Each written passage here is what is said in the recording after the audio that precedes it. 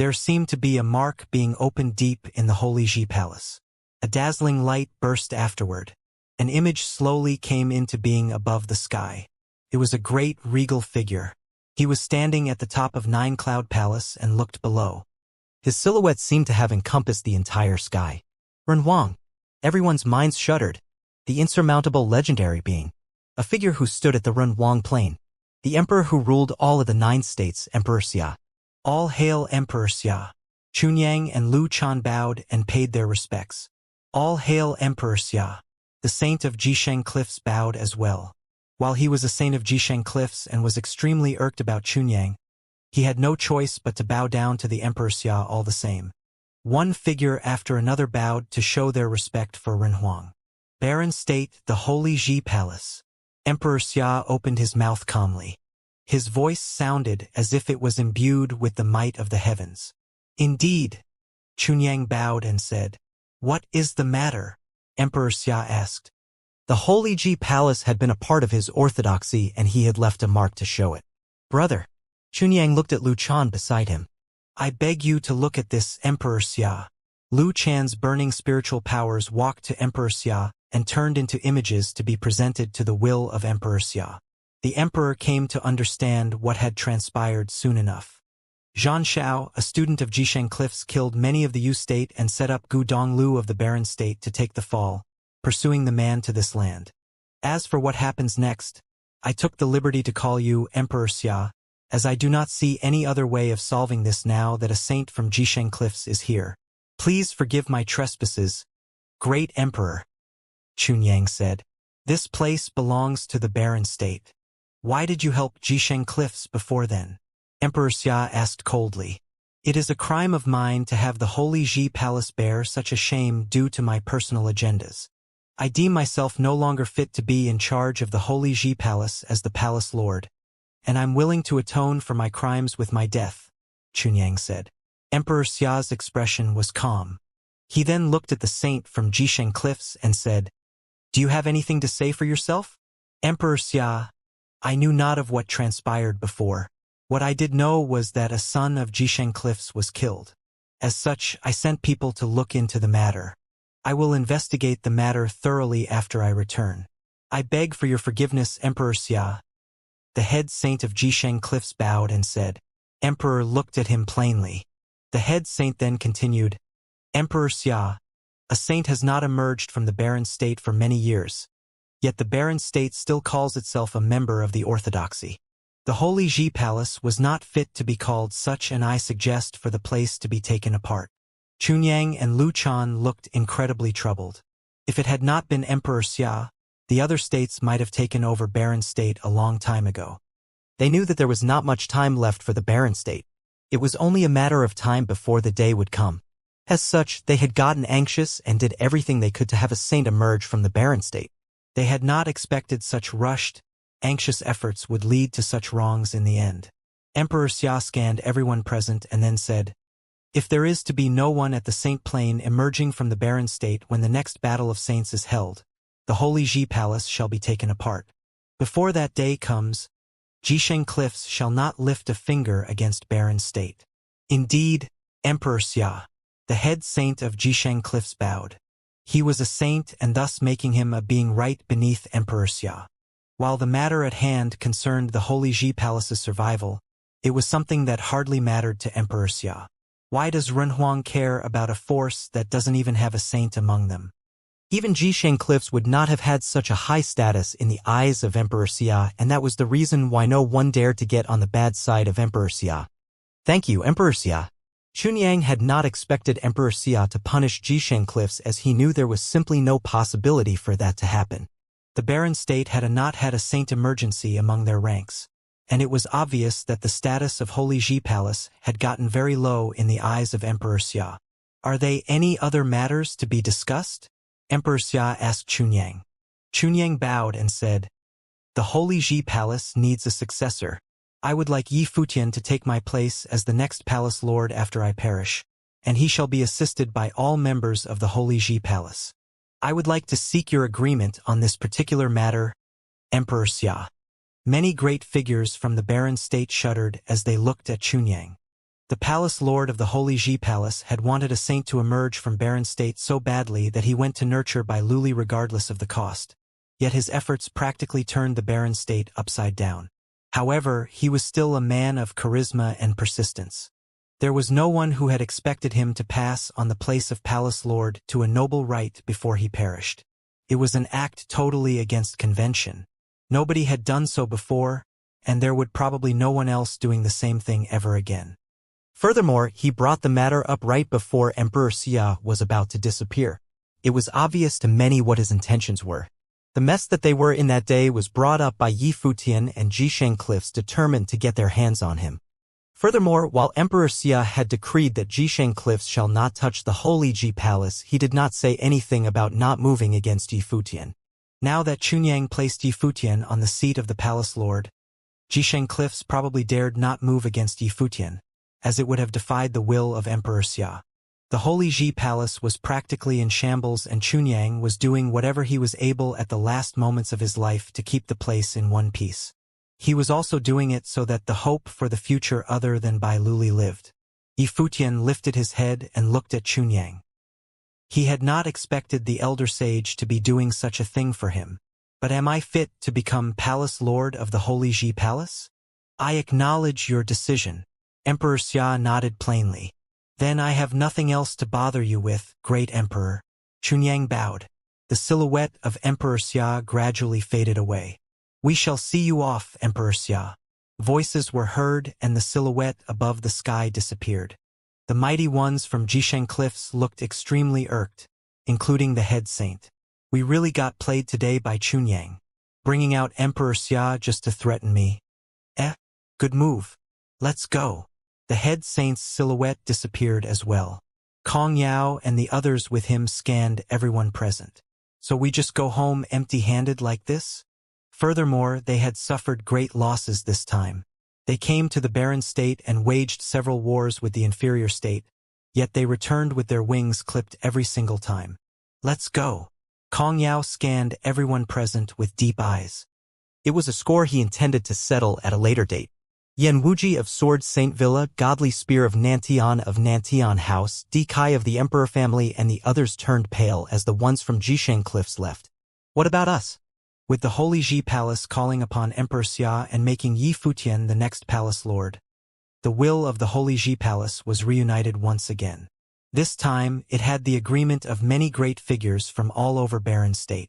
However, to those people, such turn of events spelled their doom. No one cared about what those few thought about anything. Chunyang and Lu Chan's silhouette faded as if they had indeed come to the end and turning invisible.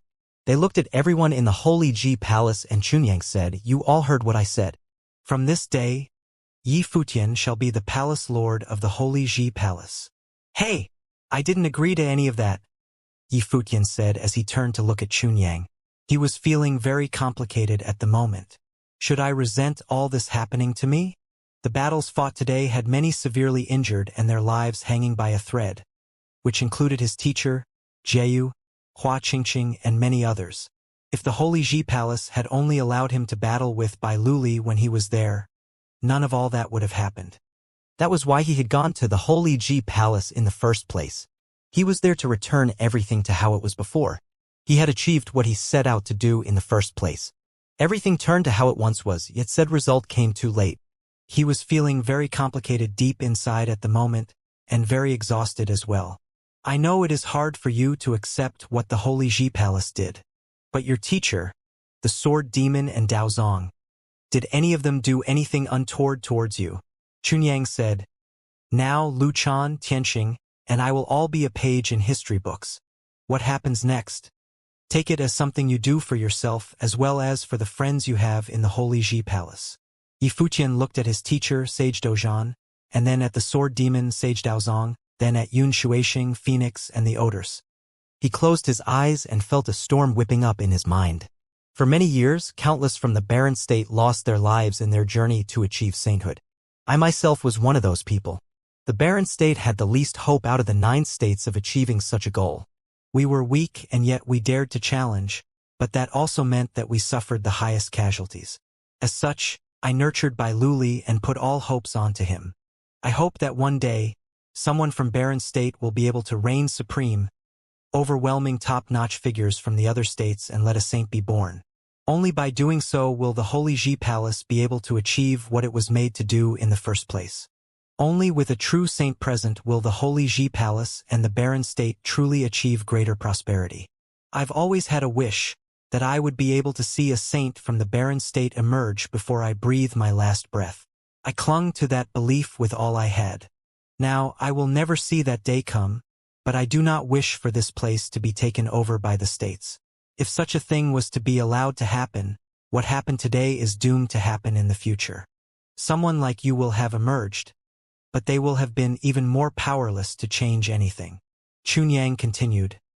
None of these would have happened if there had been a saint in the barren state. Your talents would have been discovered and you would have been a student of a saint. Bai Luli would be studying alongside you. The geniuses all over the barren state would be known throughout the 9 states. It is my fault that none of those came true. I would never see all that happen, but I hope you will bring all of the things that I have dreamed of to reality. His body gradually turned into bits of light as he talked. Palace Lord. The sword demon, Daozong, and many others listened with heavy hearts. Assist him the best you can. Long live the Holy Ji Palace. Chunyang looked at everyone present. At that moment, he recalled the hopes his teacher had for him all those years ago. It was a pity that he never had the honor to truly tutor Yi Futian. Brother. Seeing Chunyang disappearing, Lu Chan turned to Yi Futian and said, I know you hate me. I had hopes for you when I permitted you entry to the Sage Hall. I had wished for none of these events to happen. I'm ascend one of the Holy Ji Palace. Your achievements in the future will be great, while I, the sinned one, will be nailed on the stakes of shame. The world shall come to loathe what I did, and I will be very pleased if such a day is to come. He lifted his head after he finished talking. His body turned into specks of light, following Chunyang in the netherworld. Countless watched all that happening. 2 of the figures ranked on the top 3 places of Barren Sky ranking, the palace lords of the Holy Ji Palace, perished. The number 1 and number 3 on Barren Sky ranking were no more since that day. Many vaguely felt that an era had come to an end. What will the next era hold for us indeed? Outside the Holy Ji Palace, countless eyes fell on Yi Futian. The brutal battles had finally come to an end. Many had given everything they had in those battles, and great figures of untold numbers came to stand by Yi Futian's side, fighting for his sake. It was probably one of the reasons Chunyang passed on the position of the palace lord to him. Throughout the entire barren state as of that moment, only Yi Futian had been capable of consolidating the barren state and the Holy Ji Palace. The battles fought there ruined the Holy Ji Palace's reputation. Chunyang wanted to atone for what he did. As he put it himself, he was willing to do anything for the sake of the Holy Ji Palace. Even in death, his plans had been laid in the hopes of making the Holy Ji Palace thrive. Where is my third brother? Yi Futian asked. He is in the Holy Ji Palace. I'll take him here, the sword demon said. Thank you, elder. Yi Futian nodded. He had been very grateful to the sword demon for not participating in the battles. He was, after all, the lord of the sword palace. From a certain perspective, he should have sided with the Holy Ji Palace. Eldest brother. Yi Futian turned to look at the sword saint who was putting his blade away. He looked very frail. All of his powers seemed to have been sucked dry. Yi Futian helped him up and the sword saint smiled, saying, It's all right, little brother. Yi Futian lowered his head and turned around, looking at Sage Dozhan, Hua Qingqing, and the others. Teacher. Yi Futian looked at the frail Sage Dozhan and felt incredibly sorrowful. A peaceful smile was seen on Sage Dozhan's face as he said, Futian, what do you think? I feel all over the place. Yi Futian naturally understood that his teacher was asking about the matter of him becoming palace lord. I understand. Get some rest when all of this blows over. Sage Dozhan naturally understood what his student had been going through. Everything happened too suddenly. However, he still hoped that Yi Futian was able to agree to it. While it was indeed Chunyang and Lu Chan who had been in the wrong and they were the source of the disaster scene that day, it was not the same to say that the entire Holy Ji Palace was at fault. He still had a lot of feelings for the Holy Ji Palace. Yi Futian had turned into the linchpin holding the Holy Ji Palace and many forces throughout the barren state together. Did anyone allow you all to leave? A cold voice sounded, breaking the peace. Many turned to look at the direction where the voice came from. It was Wuxia talking. He stopped Yan Wuji, head of the Sword Saint Villa, from sneaking out of the place. Yan Wuji, Kai and the others were all exposed at the same time. Many stared at them and everyone looked troubled. They had sided with Jisheng Cliffs and the Holy Ji Palace. However, with Yi Futian being made the next palace lord and Jisheng Cliffs retreating, the scene before them looked like a living nightmare. Both sides were hardly on the same level at the moment. Yi Futian looked at all of them with an extremely cold expression. While Chunyang and Lu Chan had their own principles for doing what they did for the sake of the Holy Ji Palace, trying to prevent a greater crisis befalling the barren state by making him and his third brother scapegoats to bring the mess to an end. Those people had nothing but their own interests in mind, wanting to take out the Zhuge family and Taihang Mountain. Make your move here. Aren't you afraid that you'll get others involved? Yan Wuji threatened coldly. If you people even had a line that you wouldn't cross, your families might have suffered less, Yuchi said with an equally cold tone. Who do you think you are, threatening us? Yuchi Yan Wuji's expression turned bone-chillingly cold. If they had the guts to show up in the first place, I see no reason to have them leave this place alive, Yi Futian said coldly. Zhuge Qingfeng, Yuan Hong, Yuqi, Su Shang, Huang Shi, Qingdeng, Chen Yuan all stepped forward, surrounding them. There was no need to talk about principles at this point. The Lord of the Ice Temple, Sage Daozong and many other mighty ones came to stand in front of Yi Futian and the others with him, preventing them from getting harmed by those on the other side. Let's do this, Yuqi said coldly. As someone ranked 8th on the Barren Sky ranking, it was apparent that he was no pushover. Things had come this far and none of those people were allowed to leave, or they would have come back to bite them in the future. Eldest brother, little brother. Gu Donglio's voice was heard. Yi Futian turned around and saw the sword demon bringing Gu Donglu to him. There were many wounds on Gu Donglio's body and he looked frail. It was apparent that Jisheng Cliffs had not been treating him well for fear that he would escape. Jisheng Cliffs. Yi Futian's eyes looked incredibly cold. Although Xianxia was the one who had been responsible for everything, the overbearing attitude of Kong Yao and Jisheng Cliffs was something he would never forget. Many mighty great apes in Taihang Mountain were killed by the mighty ones from Jisheng Cliffs that Xianxia brought with him, after all. Zhuge Mingyue walked to his side.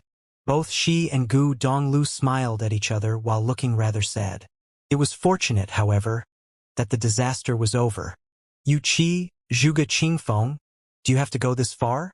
A roaring voice sounded, and Yan Wuji was no longer breathing after he said that. The Nantian House is willing to submit to the Holy Ji Palace, the head of Nantian House said. The Holy Ji Palace doesn't need you, the sword demon said coldly. A scream was heard soon enough. The Lord of the Sacred Fire sect was unable to last long and soon had his throat slit by Su Shang, who was wandering around in the battlefield. The people surrounding them looked at the slaughter taking place without sympathy. They sowed their seeds when they decided to align with Kong Yao of Jisheng Cliffs. If Jisheng Cliffs emerged victorious, they would have been able to earn themselves a powerful ally. But now that Jisheng Cliffs retreated, there was simply no way they would be able to come out of their predicament unscathed. 4 of the mighty ones ranked in high places in the Barren Sky ranking soon lost their lives in the Holy Ji Palace. The surviving figures on the Barren Sky ranking had been reduced in that day's battles. I should go get some rest. The weight in Sage Dojan's heart was settled and he fell right there and then. It was apparent that he had only been able to stand for so long due to his powerful will. Teacher. Brother. Many came up to them. Sage Jingang lifted him up. Sage Dojan's eyes were completely shut and he looked very peaceful. He needs to spend some days recuperating. Sage Jingang said. I'll take him to Battle Sage Palace. Right? Yi Futian nodded. Sage Jingang then took Sage Dojan with him and left. Qingqing, we should go get some rest too, Monk Qingdang said to Hua Qingqing. Yeah. Hua Qingqing nodded and turned to look at Yi Futian, who was bowing to Monk Qingdang saying, Thank you, Elder. Monk Qingdang put his palms together and left with Hua Qingqing. Yi Futian came to Hua Jiu's side and picked her up. She was in a coma.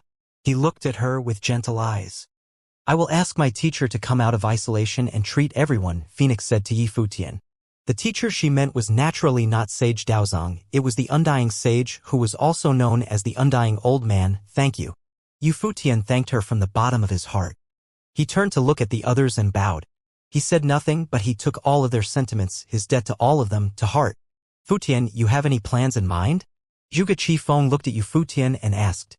I'm thinking of taking Jiu back to the Eastern Barren Territory for a while until she wakes up, Yu Futian said. He felt washed all over with exhaustion.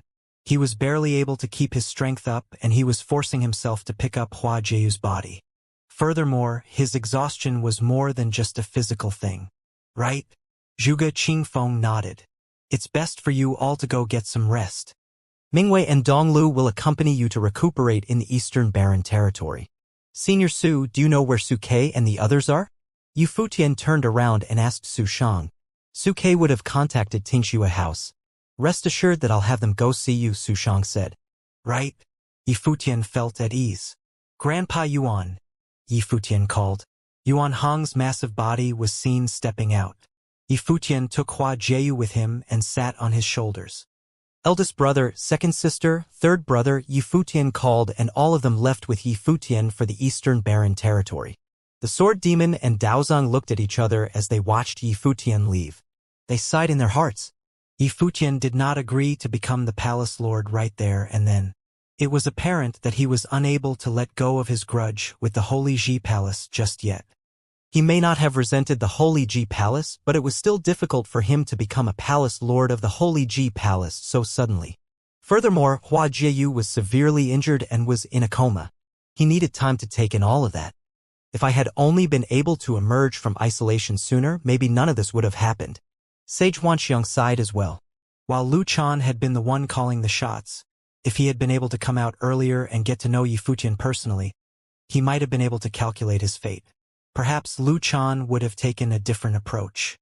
Or perhaps, if he had not calculated Bai Luli's talents or the ordeal of the Holy Ji Palace would have been put through, the trajectory of things might have been different instead.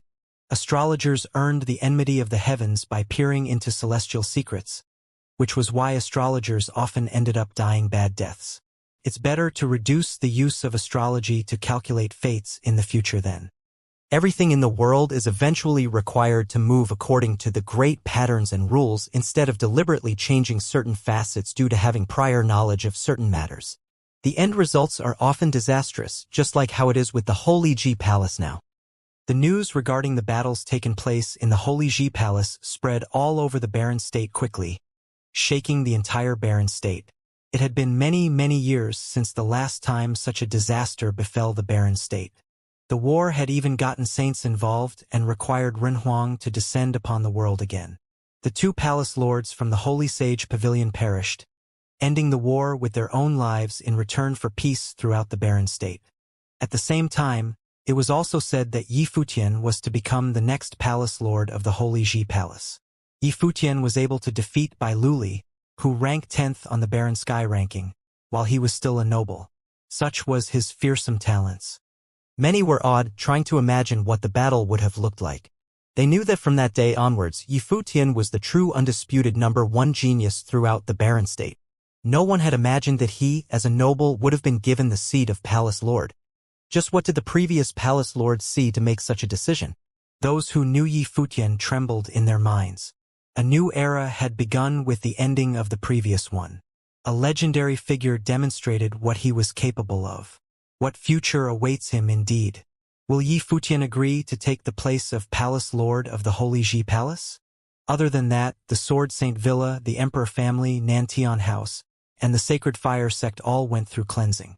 Only the Yu clan of the two top-notch forces who had been with Alchemy City for many years were left standing. Many sighed at the turn of events. The four top-notch forces which had once stood at the top of everything lost everything in one day. Their leaders were all killed, and it was a rather sad thing. All of that stemmed from little more than a single thought's difference. No one would have imagined Crouching Dragon Mountain to be able to fend off Jisheng Cliff's invasion, and no one would have been able to know that things would eventually turn out how they did.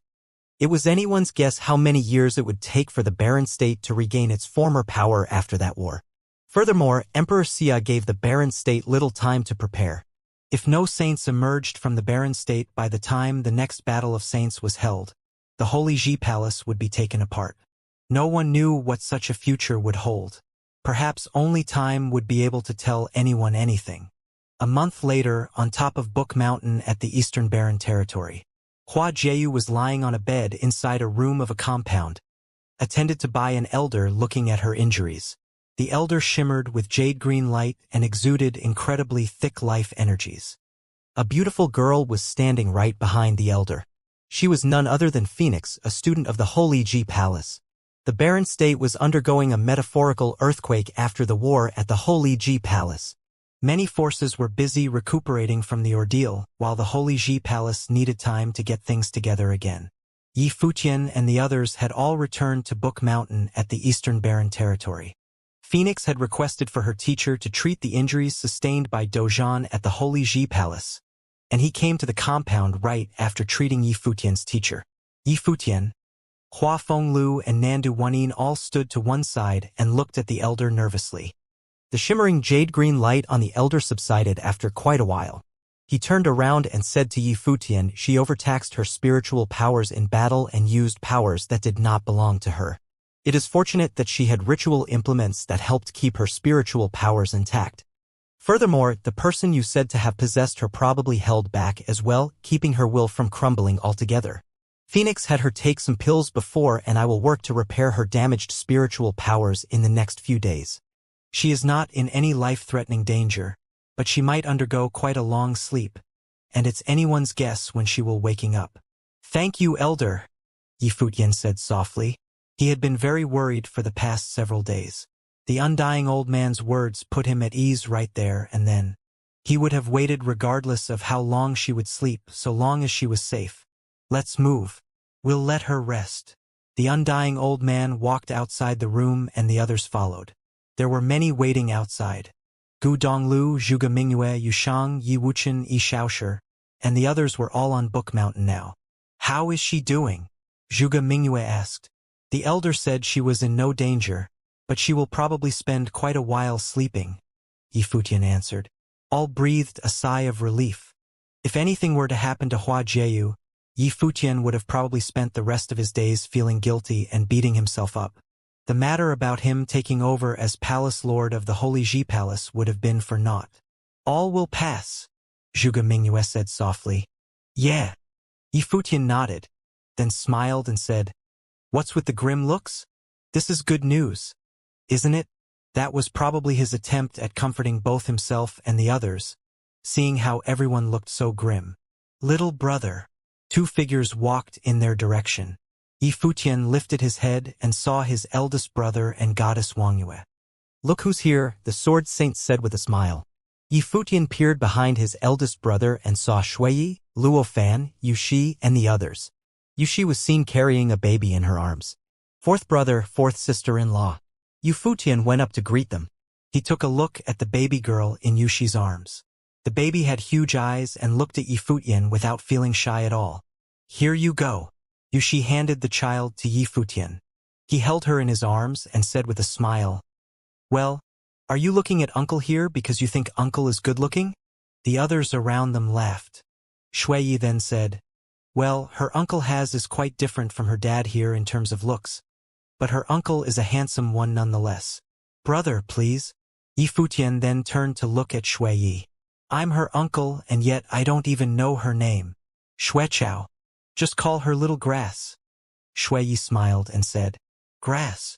Yi Futian said, So you're naming her after the cottage then? Indeed. If she has a little brother in the future, I'll name him Xuetang. Shuiyi nodded with a smile. Yi Futian looked at the baby girl in his arms and felt tears welling up in his eyes. He lowered his head and kissed Xuechao's forehead, then said with a smile, I call myself her uncle and yet I don't even have a gift for her. I'll keep that in mind then. When Little Grass grows, I'll let her come ask for it from her uncle, Yuxi smiled and said. All right then, you keep tabs for Little Grass here, sister-in-law.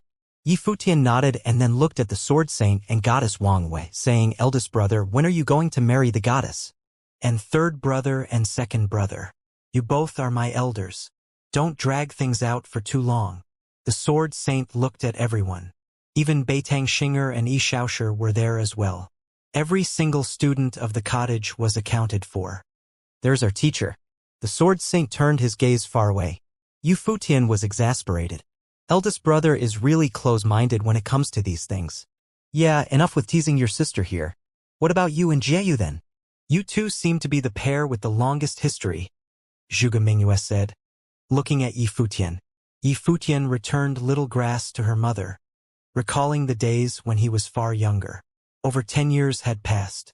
Yi Futian smiled, shut his eyes, and then took a look at the sky. He then turned around and looked at Hua Fenglu and Nandu Wanin. Teacher, mistress, I want to marry Jieyu and I seek your approval, Yi Futian said all of the sudden. Both Hua Fenglu and Nandu Wanin were stunned. When? Hua Fenglu asked. Jieyu was still in a coma at the moment. A month from now. Regardless if she wakes up by then or not, I will marry her, right here at Book Mountain. Yi Futian's words rendered everyone around him silent. It was obvious that no one had expected him to bring that up so suddenly. Futian, I don't have any objections to that. But if Jieyu were to wake up and find herself already married without knowing what her wedding looked like, wouldn't that be quite a pity? Hua Fenglu said. If Jieyu wakes up after the wedding. So long as she is willing, I'll throw her another wedding. Yi Futian smiled brightly. Nandu Wanin felt her eyes getting red and she lowered her head, not knowing what to think. Very well. Hua Fenglu nodded. Thank you, father-in-law. Yi Futian smiled and everyone around him smiled as well. But they all felt their noses wrinkling and sand getting in their eyes all of a sudden. Regardless, it was still a beautiful thing. The news of Yi Futian ready to marry Hua Jieyu shook everyone at Book Mountain. While the people of Book Mountain did not know what exactly happened when Yi Futian and the others returned, they knew that a war took place in the Barren State, a war which the Sword Saint had participated in, and Hua Jieyu returned from severely injured and in a coma. Yet, Yi Futian was about to marry Hua Jieyu.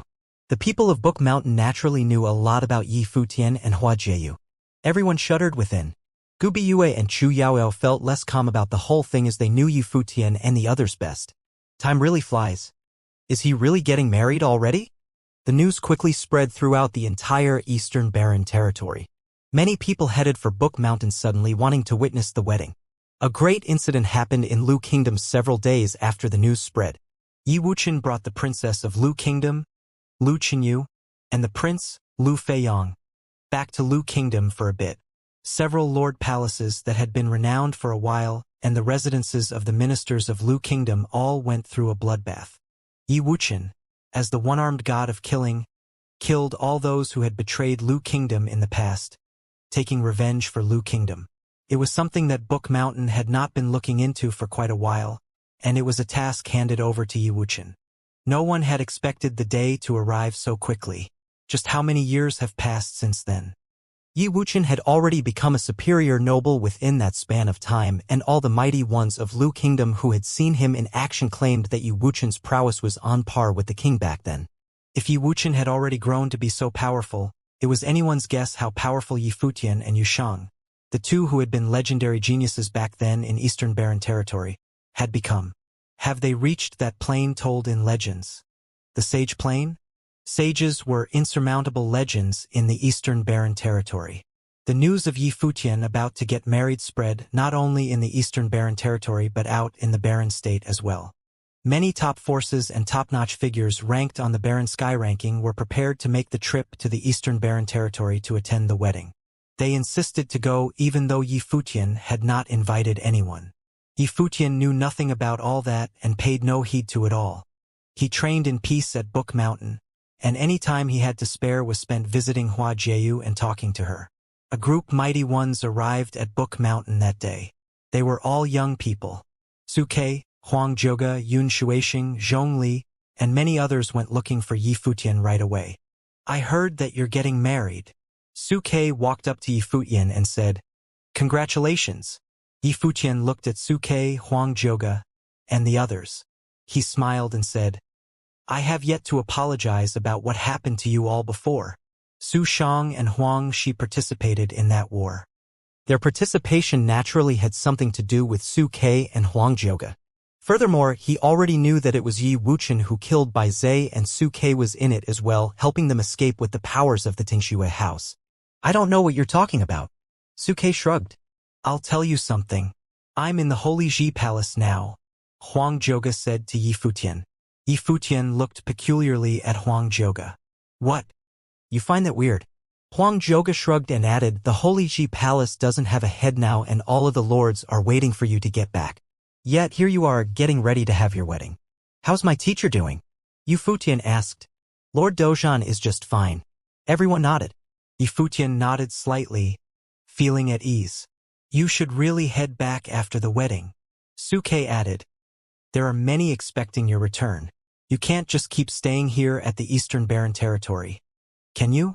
Furthermore, I'm still waiting for you to get back and grant me my permission to enter the Sage Hall. Suke said without bothering to hide anything. Yi Futian looked at him, feeling speechless. So this is why he is persuading me to go back to the Holy Ji Palace and become Palace Lord?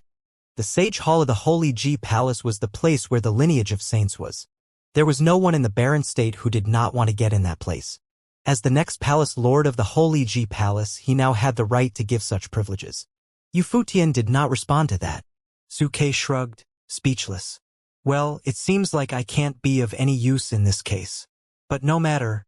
The old guys will come get you in a couple of days anyway. How many years do we have before the next Battle of Saints?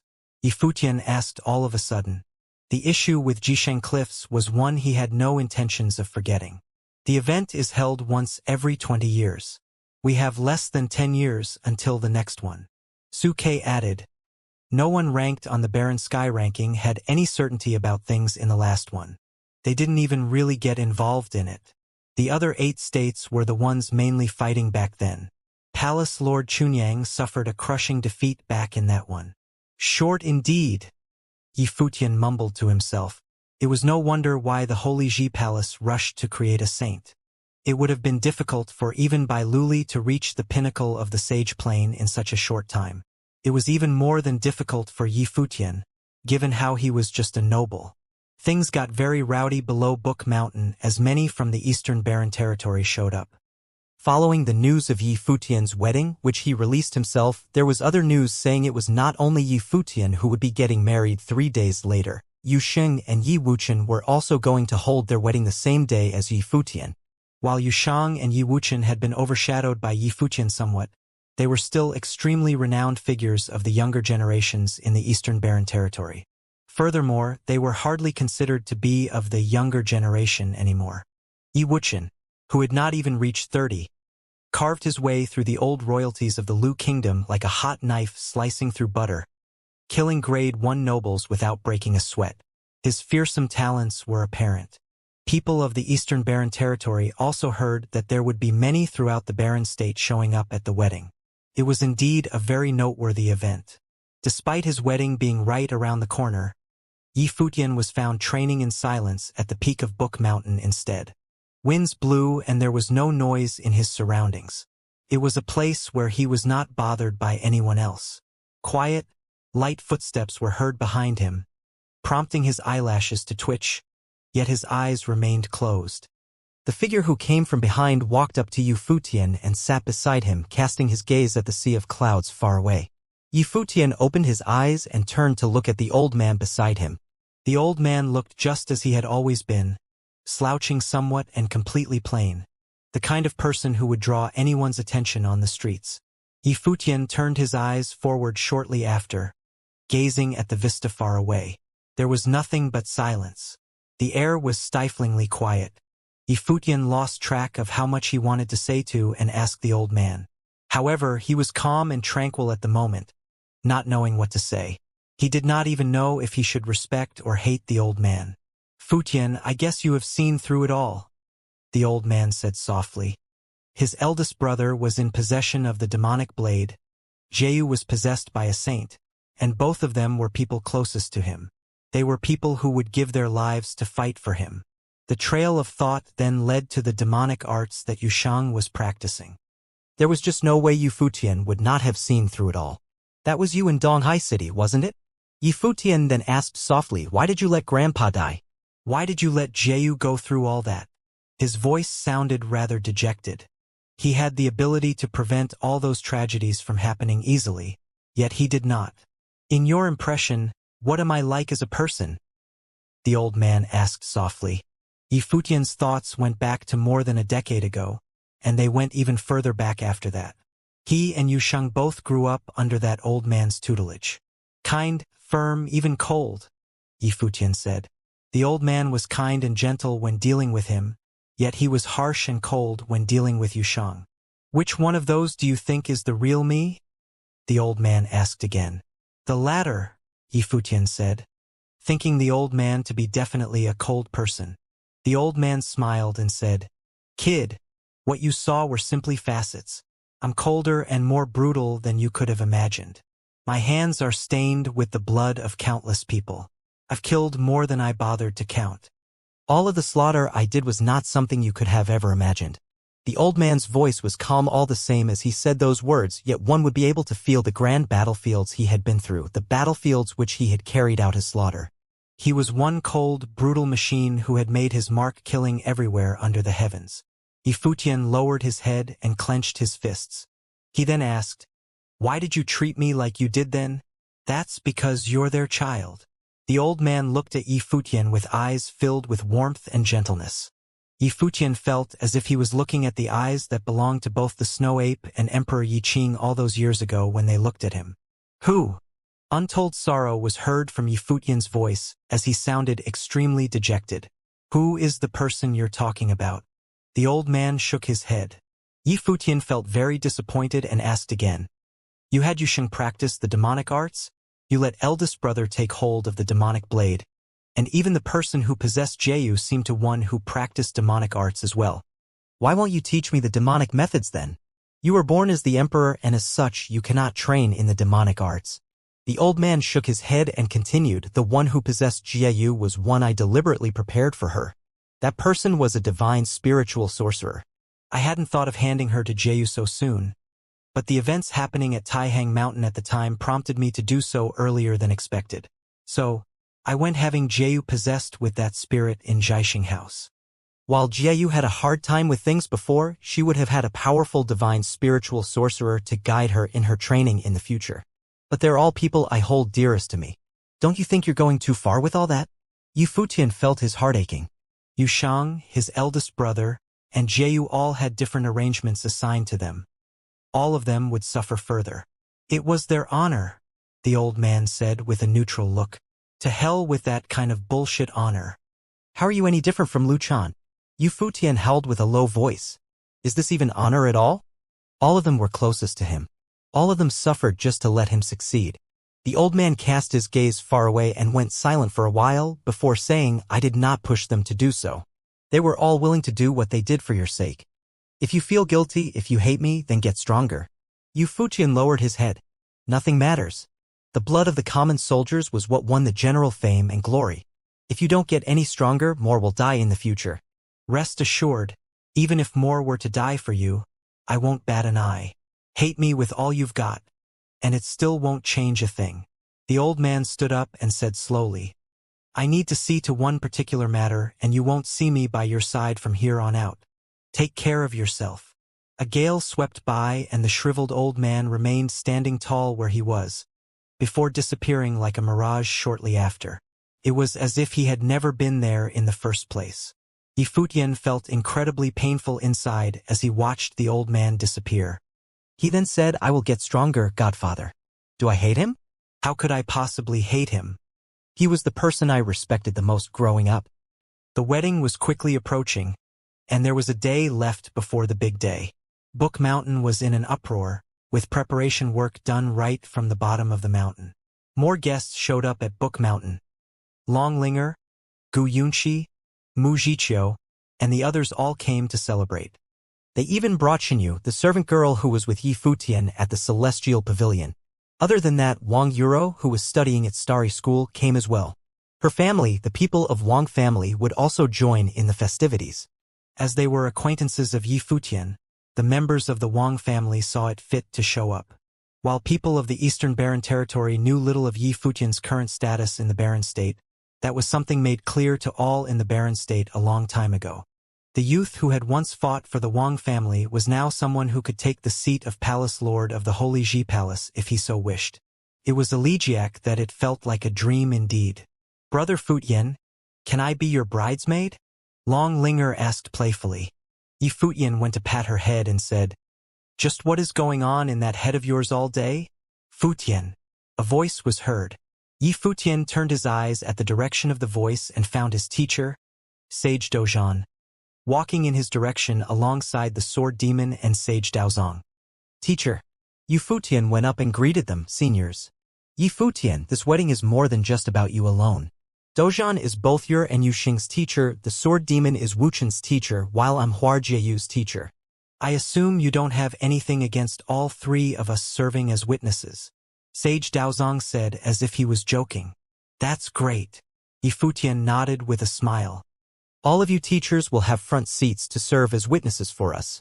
They nodded and Sage Daozong asked, "How is Jieyu doing now?" "She is yet to wake up," Yi Futian said softly. "Don't worry about it so much. I've heard from Phoenix that she is just in a coma for the time being." "She will wake in due time," Sage Daozong said to console him. "Haven't you made up your mind yet?" The sword demon asked. "The entire barren state is waiting for your answer." "I want to wait until Jieyu wakes up," Yi Futian replied. "Fine. No rush," the sword demon quipped while smiling with a nod. "Go take care of things. There seems to be quite a number of guests here today." The sword demon smiled and Yi Futian nodded. "Lulan, take care of teacher and the lords for me," Yi Futian said. "Will do." Lulan nodded.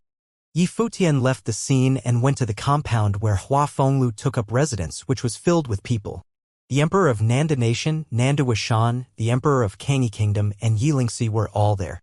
Yi Xiang was naturally there as well, giving instructions to Yi Qingxian and Yu Shang. Yi Wuchen's parents were there as well, and they were very pleased. They had not seen their son much since Yi Wuchen embarked on his journey of cultivation and left the Eastern Barren Territory. There was another guest whom Yi Futian found rather surprising. Her looks were incredibly stunning. She looked at Yi Futian and asked, "What, you don't know me anymore?" "The number one beauty of Kangi Kingdom. How would I dare not know such a person?" Yi Futian replied with a smile. "That woman was the number one beauty in the Kangi Kingdom before Lin Yueyao." "Yi Futian, you're such a dog. You have all that success and you go about forgetting old friends. Not inviting me to your wedding and all that." Lin Yueyao then continued in a sassy manner. "Well, consider me crashing the party today. I assume you're not going to kick me out." "I wouldn't dare. You alone." Yi Futian shook his head with a bitter smile. He had no time nor was in the mood to invite guests. Everyone who showed up came on their own. But he was still feeling happy to see so many old friends around. It would have been better if Jieyu woke up. "What do you think?" Lin Yueyao said jokingly. "Should I bring a guy with me?" "I'd love to. But I'd lose face if the guy wasn't as good-looking as you are." "You have a point." Yi Futian nodded approvingly. "I'm quite an exceptional being, after all. No guy would stand a chance compared to me." Lin Yueyao was dumbfounded. "Make yourself at home. I'll go check on Jieyu." Yi Futian smiled and left. Lin Yueyao glared at him and walked up to Emperor Yi, asking, "Your Highness? What is Yi Futian's plan now?" "I don't know."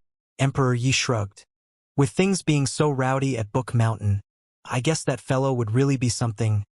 Lin Yueyao murmured to herself. Yi Futian came to Hua Jieyu's room. Nanda Wenin was there looking after her. "Masteress, allow me," Yi Futian said softly. "Right." Nandu Wenin nodded and left. Yi Futian sat at the side of the bed and held Hua Jieyu's hands. Things were still rowdy outside, but it was uncannily quiet in the room instead. "Jieyu, we're getting married tomorrow. Do you really want me to carry you all the way up there?" Yi Futian asked softly. "You've been sleeping for quite a long time. Time to get up. When we get married tomorrow, I'll sleep with you as much as you want every day." Hua Jieyu was still lying still on the bed, but her eyelashes twitched. Yi Futian's eyes were still on her hands. He held them close with both of his hands and said with a smile, "If you haven't woken up by tomorrow, don't say that I'm bullying you in the days to come." Yi Futian smiled and continued, "It's been more than 10 years. Time really does fly. You'll be my girl tomorrow, and I'm not going to go easy on you. I dare you." A soft voice was heard. Yi Futian shuddered for a bit. He lifted his head and looked at Hua Jieyu's eyes. He saw her open her eyes with tears at the corners, which fell down the side of her face. She was, however, smiling. Her smile was beaming and it looked as pretty as ever. Yifutian smiled as well. He took Hua Jieyu's hand and kissed it gently, before looking at Hua Jieyu's eyes and saying, "You'll know if I dare tomorrow." Yifutian's wedding day finally arrived. On that day, the winding staircase from the bottom of Book Mountain all the way to the top was filled with people. Most of them were people from all over the Eastern Barren Territory who showed up to celebrate the event. It was only natural for the Sword Saint not to stand in the way of all the people who attended the event and offer their best wishes, which led to the grand scene where the place became filled with people everywhere. Book Mountain was all rowdy and festive, with everyone talking about the wedding to be held, as well as the ones Yifutian, Hua Jiyu, Yuxing, and Yi Wuchen involved. Thinking back all those years ago when the Qin dynasty wanted to reign supreme all over the Eastern Barren Territory, conferring the royal prince his title and sending mighty ones out, Yifutian, who had studied in the cottage, showed his mettle for the first time and caused a massive sensation. The third student, Gu Donglu, and the second student, Zhuge Mingyue, of the cottage, followed by demonstrating their impressive capabilities, taking down the Qin dynasty and the mighty ones of the Donghua clan. Within a period of several years, Zhuge Mingyue and Gu Donglu were said to have become sages like the Sword Saint. Yifutian is about to get married as well. All that felt like a dream, and time really did fly by. The new is replacing the old. Mighty ones of noble plains are impressive like none other all those years before. Yi Wuchen went on his pilgrimage for several years and came back to cut down the Lu Kingdom's old princes and ministers. Even grade 1 nobles ended up being cut down with a single slash of the sword. So what did that all mean? I'm afraid all 3 bridegrooms of the wedding are near the sage plane. Indeed, the tide of time washes everything old away. New legends began to rise on the stage of history. I'm afraid they have all carved out their own places in the barren state now. Talk of the 3 men was heard all over the mountain. One would be able to see all of Book Mountain from its peak, and everyone below was able to see in that direction as well. The staircases were filled with beauties at the moment, and all of them were once female students of the Moon Clan, who had all now submitted. Seniors were seen above. The seniors of Yifutian, Yushang, and Yi Wuchen were all found sitting there. Hua Fenglu had a beaming smile on his face. It was, after all, his happiest day for the past several decades. He was once in love with Nandu Wanyin, and they were forced to separate. He stayed alone at Donghai Academy in Qingzhou City, yet he never expected that ordeal to have changed his fate as well. The student that he picked up unintentionally back in the academy reunited him with Nandu Wanyin, restoring his training and life spirits. Everything felt like a dream. That student that he treated as his son was now to be married to his own daughter. He was so happy that it looked like he had never been happy before. Nandu Wanyin was just as happy as he was. Both looked at each other and held their hands tightly together. Fenglu, Wanyin, you both can finally take it easy for real now, Nandu Wanshan said with a smile. I've always been taking it easy, Nandu Wanyin said with a smile. I don't think I can actually take it easy with that kid, Hua Fenglu said jokingly.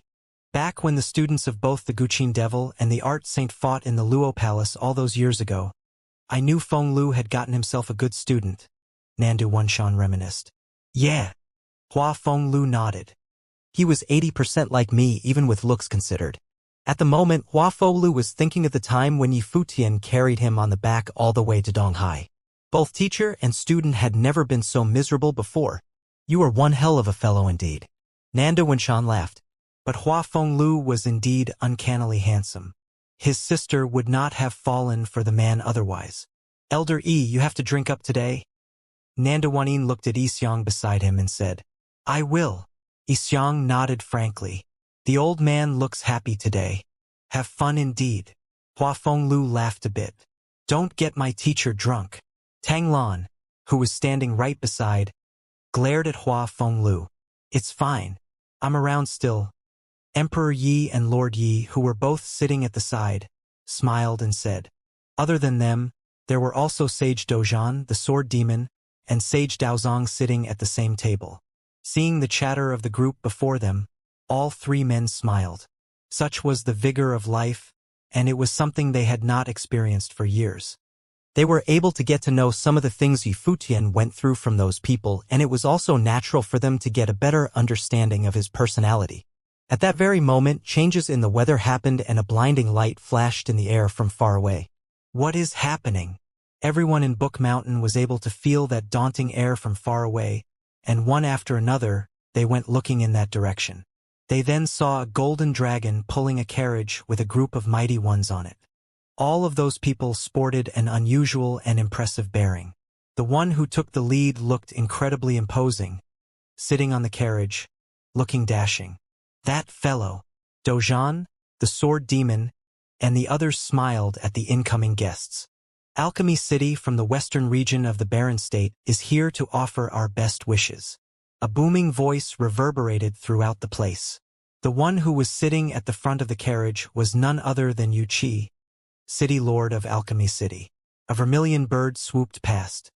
The carriage pulled by the divine bird was equally as dazzling and carried figures who were just as eye-catching. Fire Emperor Palace of the Flames is here to offer our best wishes. The group consisted of mighty ones from Fire Emperor Palace.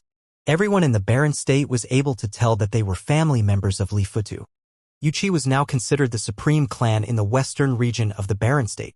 With the relationship between Yi Futian and Wuxia, as well as Yi Futian's own status and talent added to the mix, the group deemed it necessary to show. Ha ha ha! A squeamish laugh was heard, and everyone saw the group of Juqian goddesses descend from the heavens. The woman who took the lead was fascinating and glamorous like none other. The Goddess Pavilion is here to congratulate Mr. Yi on the auspicious event, the Lord of Goddess Pavilion said with a smile. Shuji, behave yourself today, Wuxia said plainly. I know. Shuji glared at Wuxia. That old fart really likes sticking his nose into places it doesn't belong. She turned off her will of seduction and everyone felt less dazed in an instant. They felt cold sweat all over them. A frightening woman indeed. One look is all it takes to seduce people so that no one is able to think straight. Just who the hell are all those people coming to celebrate out of nowhere? Boom, boom, boom. The earth beneath Book Mountain shook as if the place was experiencing an earthquake.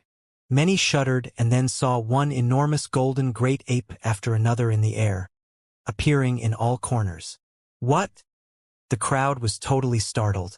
Are they here to start trouble?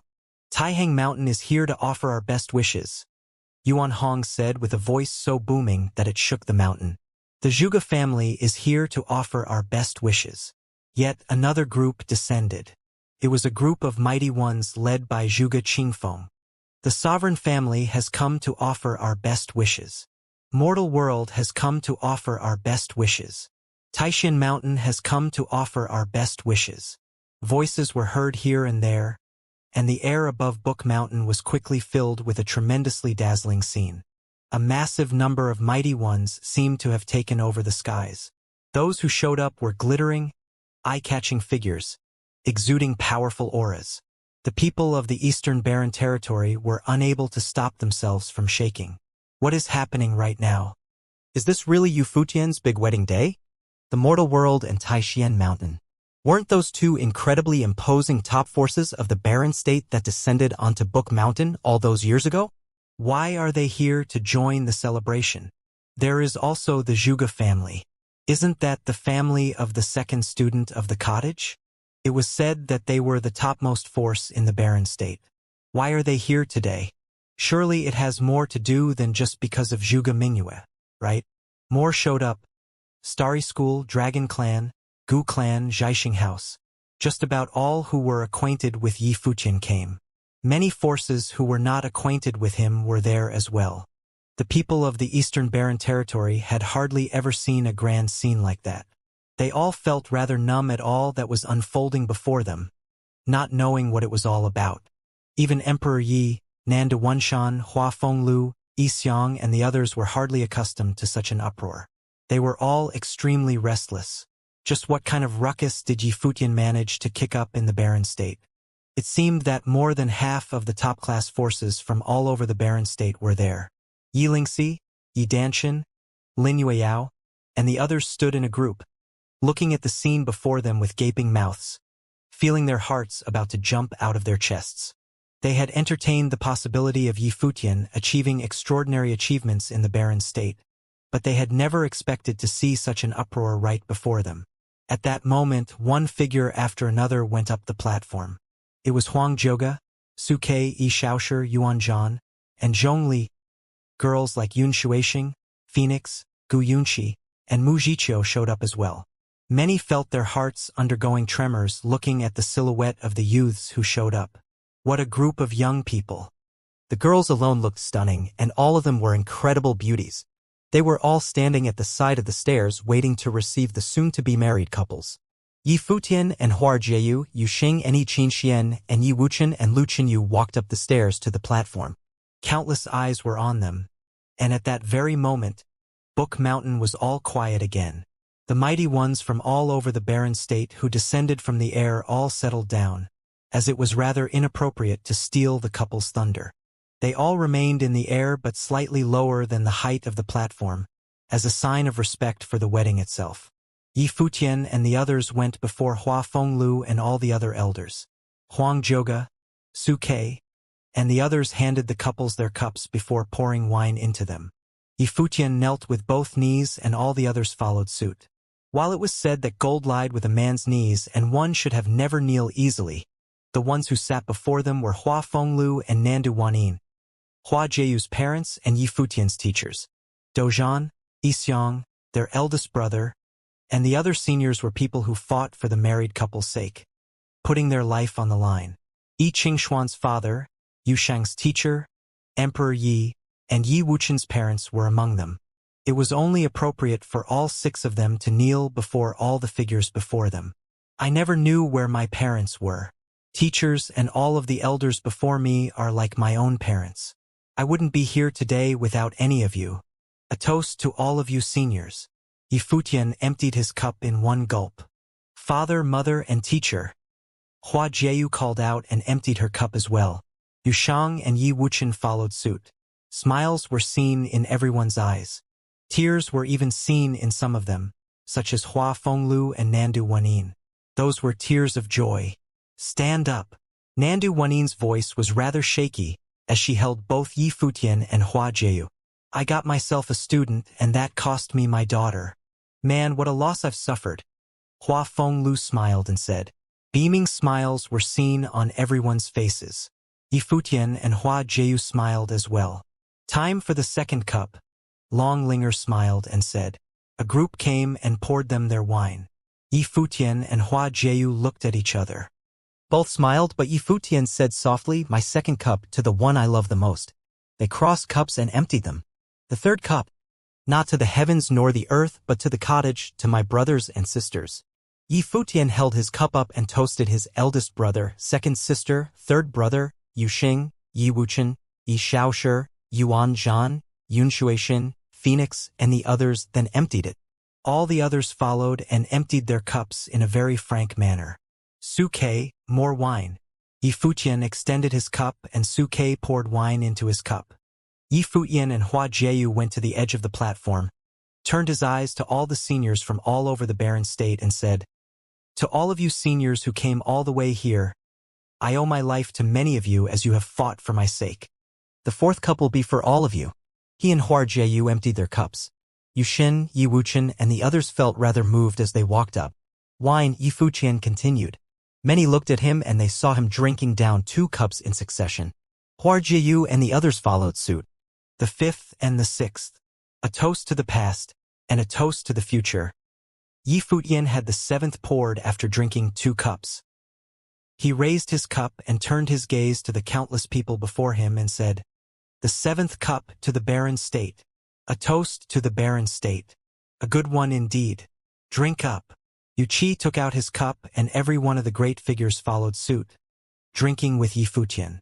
To barren state. Futian, this is your big day today.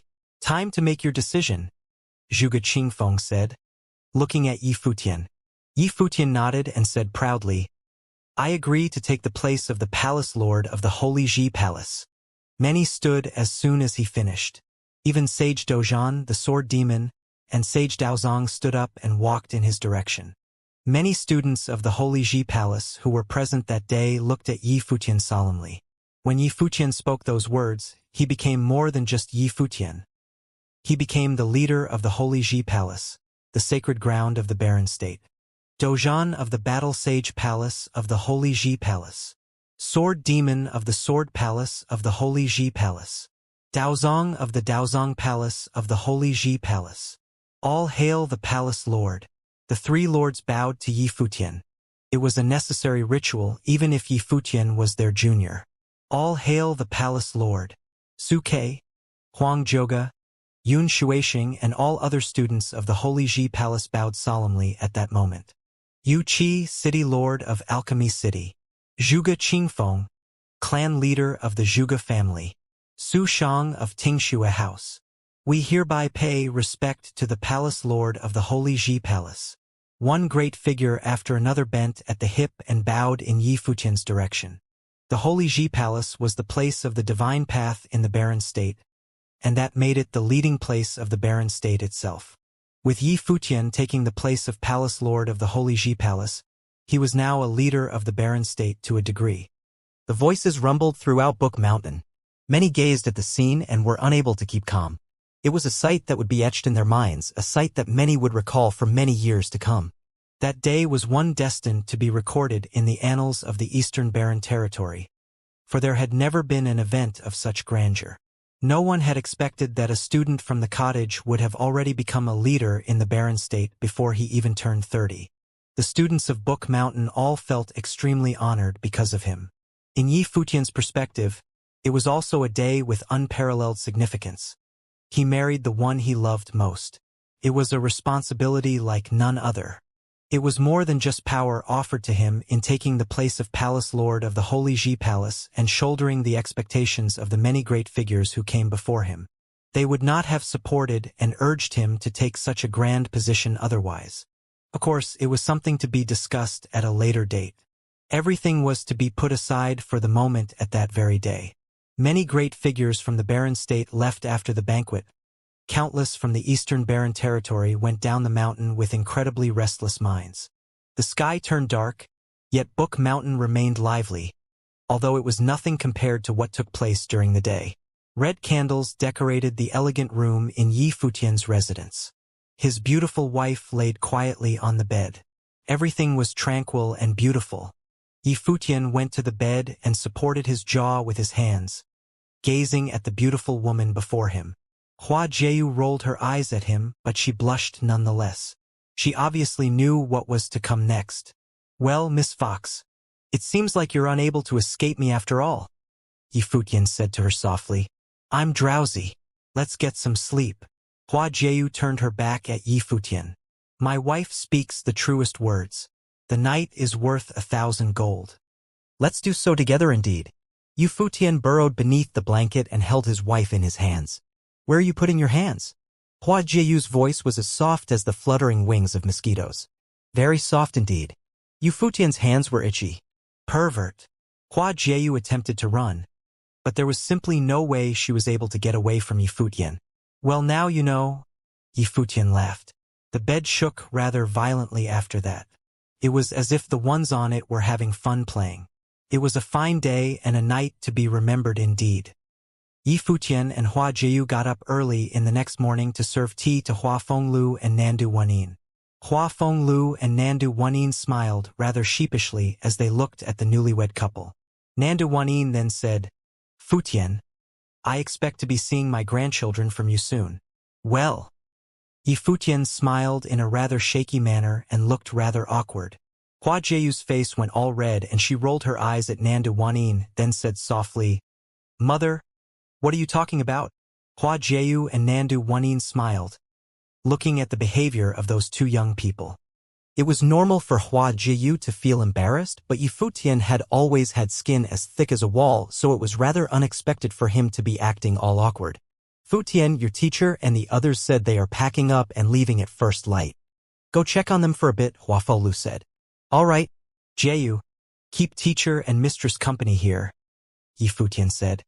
He did not change how he addressed his elders, and it was not due to him being unfamiliar with them, but rather simply because he was too accustomed to how he addressed them already. To him, they were both like his parents anyway.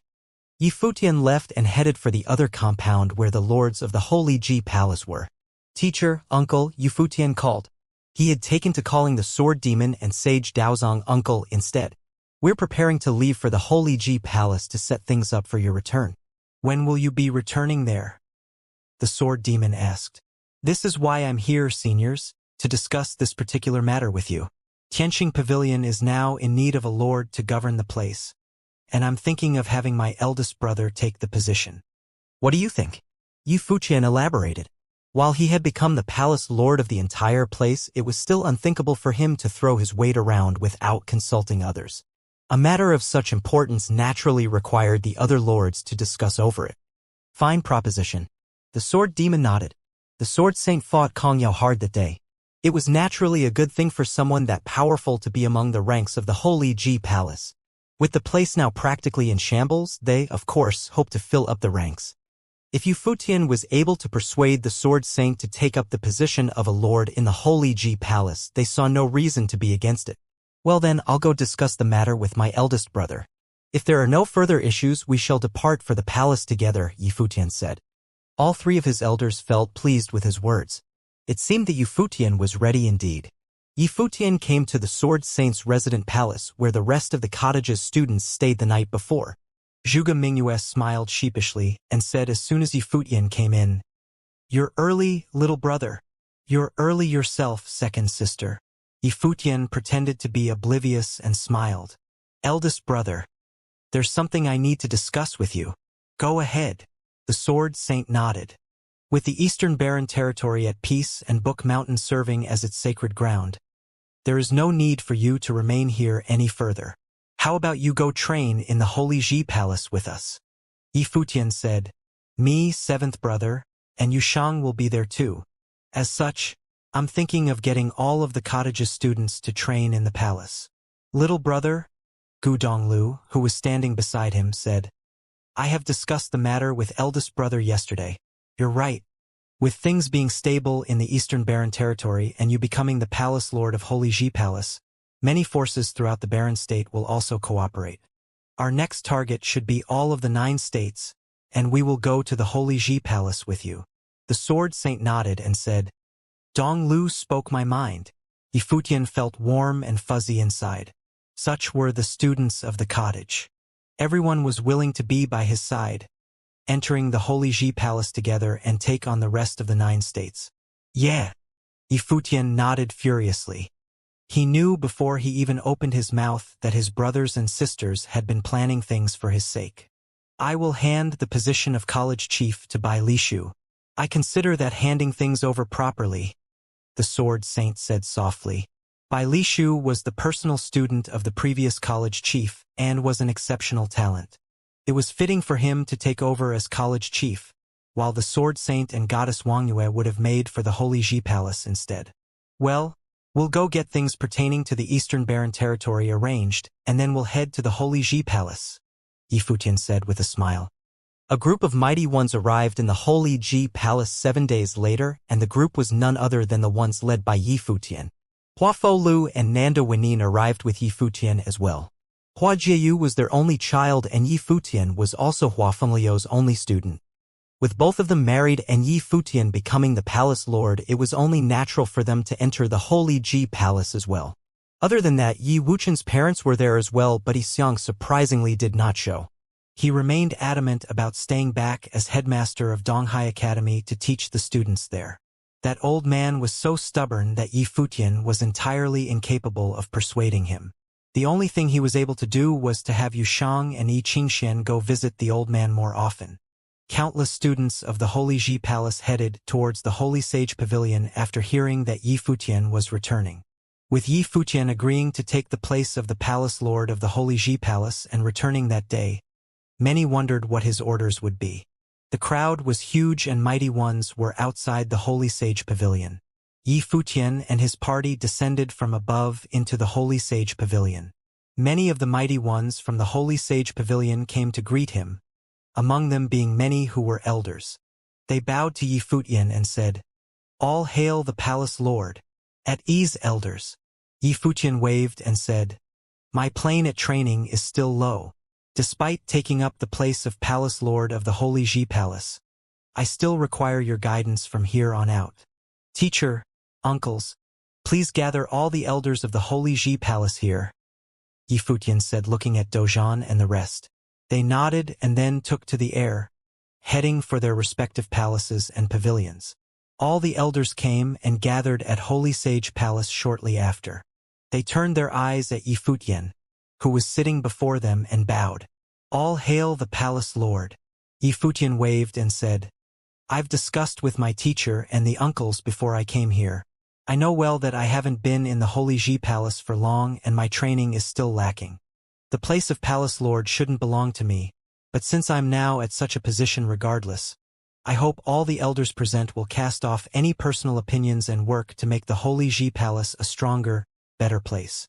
It was the wish of the old Palace Lord before you. It is only natural that we place our faith in you, someone said. Yifutian nodded. The prior battles cost the Holy Ji Palace heavily. Without a saint in the barren state for many years, we have been bullied.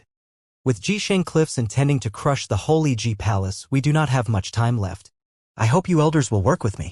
Sage Dozhan stood beside Yifutian and said, The Holy Ji Palace is the sacred ground of the barren state and we dedicate ourselves to creating a saint. We need to work harder on this goal in the coming days. If any are found harboring personal agendas as Ning Xian had, they will be cut down without question. Besides that, we have been discussing several matters with the Palace Lord on our way here, and we would like the Palace Lord to make the announcements, the Sword Demon added. Everyone was able to tell Yifutian's current status in the Holy Ji Palace. He had all the support he was able to get from the lords. First of all, Tianqing Pavilion will be henceforth be renamed as Sword Saint Pavilion and will be governed by the Sword Saint. Gu Donglu and Zhuge Mingyue will train in the pavilion, assisting the Sword Saint to reform the place into a proper Sword Saint Pavilion, Yifutian said with a brimming voice. Many shuddered to hear one of the 6 palaces and pavilions being renamed. Tianqing Pavilion was reduced to some item of the past, replaced by the Sword Saint Pavilion governed by the Sword Saint. The man was more powerful than Sage Tianqing had been. Gu Donglu, whose talent rivaled that of Bai Luli, and Zhuge Mingyue, the daughter of the Zhuge family, were to be added to the ranks of the palace as well. With that said, the new Sword Saint Pavilion would be restored to its former glory when it was called Tianqing Pavilion, eclipsing the pinnacle of its former achievements. Second, the people of Taihang Mountain will be moving into the Holy Ji Palace. Yuan Hong, the king of Taihang Mountain, will serve as assistant palace lord of Holy Sage Pavilion, assisting me. Many more shuddered as Yifutian announced his second order. It was a move to replenish the losses suffered by the Holy Sage Pavilion. Even though it was far from enough to restore the Holy Sage Pavilion to its former glory, the addition of personnel from Taihang Mountain and assistance from Yuan Hong would at least ensure that the place would not look too vulnerable. All there was left to do was to wait for Yifutian to reach greater heights. Many were secretly startled. The old palace lord had good eyes all along. Yifutian began injecting new energy into the Holy Ji Palace to make up for the losses suffered in that battle. Furthermore, with the Sword Saint and Yuan Hong among the ranks of Holy Ji Palace, Yifutian's position was further reinforced as it was only natural for them to back him with all their might. Third, it is something concerning the rules of the Holy Ji Palace. The bar for entry to the Sage Hall had been set too high, resulting in only one person or even none from a single generation to train within. Henceforth, all students who have been personally inspected by the 6 lords will earn the right to train in the Sage Hall. I have discussed the details of such inspections with the lords, and I hope we will be able to see more with potential for sainthood emerge from the Holy Ji Palace. Yifutian continued, and everyone nodded. There were still no objections. With the crisis looming around the corner, the Holy Ji Palace indeed needed to have more talented people emerge in order to fight the other states of the 9 states. Fourth, this is something that does not concern the Holy Ji Palace. The eastern region of the barren state was in a weakened state. The force that originated from a saint's lineage was divided into 3 factions, resulting in the eastern region being continuously weakened. There is now only one mighty one ranked on the barren sky ranking among them. I propose to have the 3 major schools of the divine sky city of the eastern region be reunited as one school, and Jiaxing House to be returned among their ranks. The lineage of the saint shall be made one again with students of all 3 schools studying under one roof. The position of headmaster shall be taken by Chen Yuan, headmaster of Starry School. while the chief of Xianxia House shall serve as vice-headmaster. Yang Ding of Blazing Sun School and Gong Kue of Bright Moon School shall serve as elders. Yi Futian added, I will assign someone to relay the orders to Divine Sky City. Fifth, this is my own private matter. All the forces who descended upon the Eastern Barren Territory to fight for the Guqin score, I will absolve them of all their wrongdoings. However, in return, I ask for them to trade that absolution with one of their treasures, which will be placed in the Holy Ji Palace. Yi Futian said his fifth order slowly. Once Yi Futian had given his orders, the palace immediately got to work. Tianqing Pavilion was already refurbished once before, but with the Sword Saint as its new lord, it would be renamed as the Sword Saint Pavilion.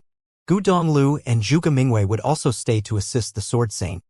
People were starting to notice that the selected people to enter the Sage Hall were all Yi Futian's closest friends. Battle Sage Palace had Yu Xing, Yi Xiaoshi, and Yuan Zhan. Daozong Palace had Yun Shuixing, Phoenix, and Hua Jiyu. Of course, Jiyu was already the Lord's wife by then, and no longer a simple disciple. Sword Palace had Yi Wuchen, Su Kei, and Zui Qianshou, and last but not least, Huang Jioga of the Holy Sage Pavilion, as well as Zhuge Mingwei, Gu Donglu, Shuiyi, Luo Fan, and Yu Shi of the Sword Saint Pavilion would not require an introduction by now. Yet, the people of the palace did not suspect that Yi Futian had made these decisions by favoritism. Upon ascending the role as the lord of the palace, these scenarios were bound to happen. Furthermore, these friends of his were also all gifted and competent in their own right. To have them cultivate their disciples in the Sage Hall, therefore, did not come as a surprise either. Additionally, these were the people that would be campaigning by Yi Futian's side in the future. The majority of them have stepped up for Yi Futian once before, supporting him through his most dire times. Without need for much further assessment, it was clear that if anything were to happen to the palace lord, they would definitely stand up for Yi Futian without a second thought. The lords also came from various backgrounds of immensely prominent forces in the Barren State.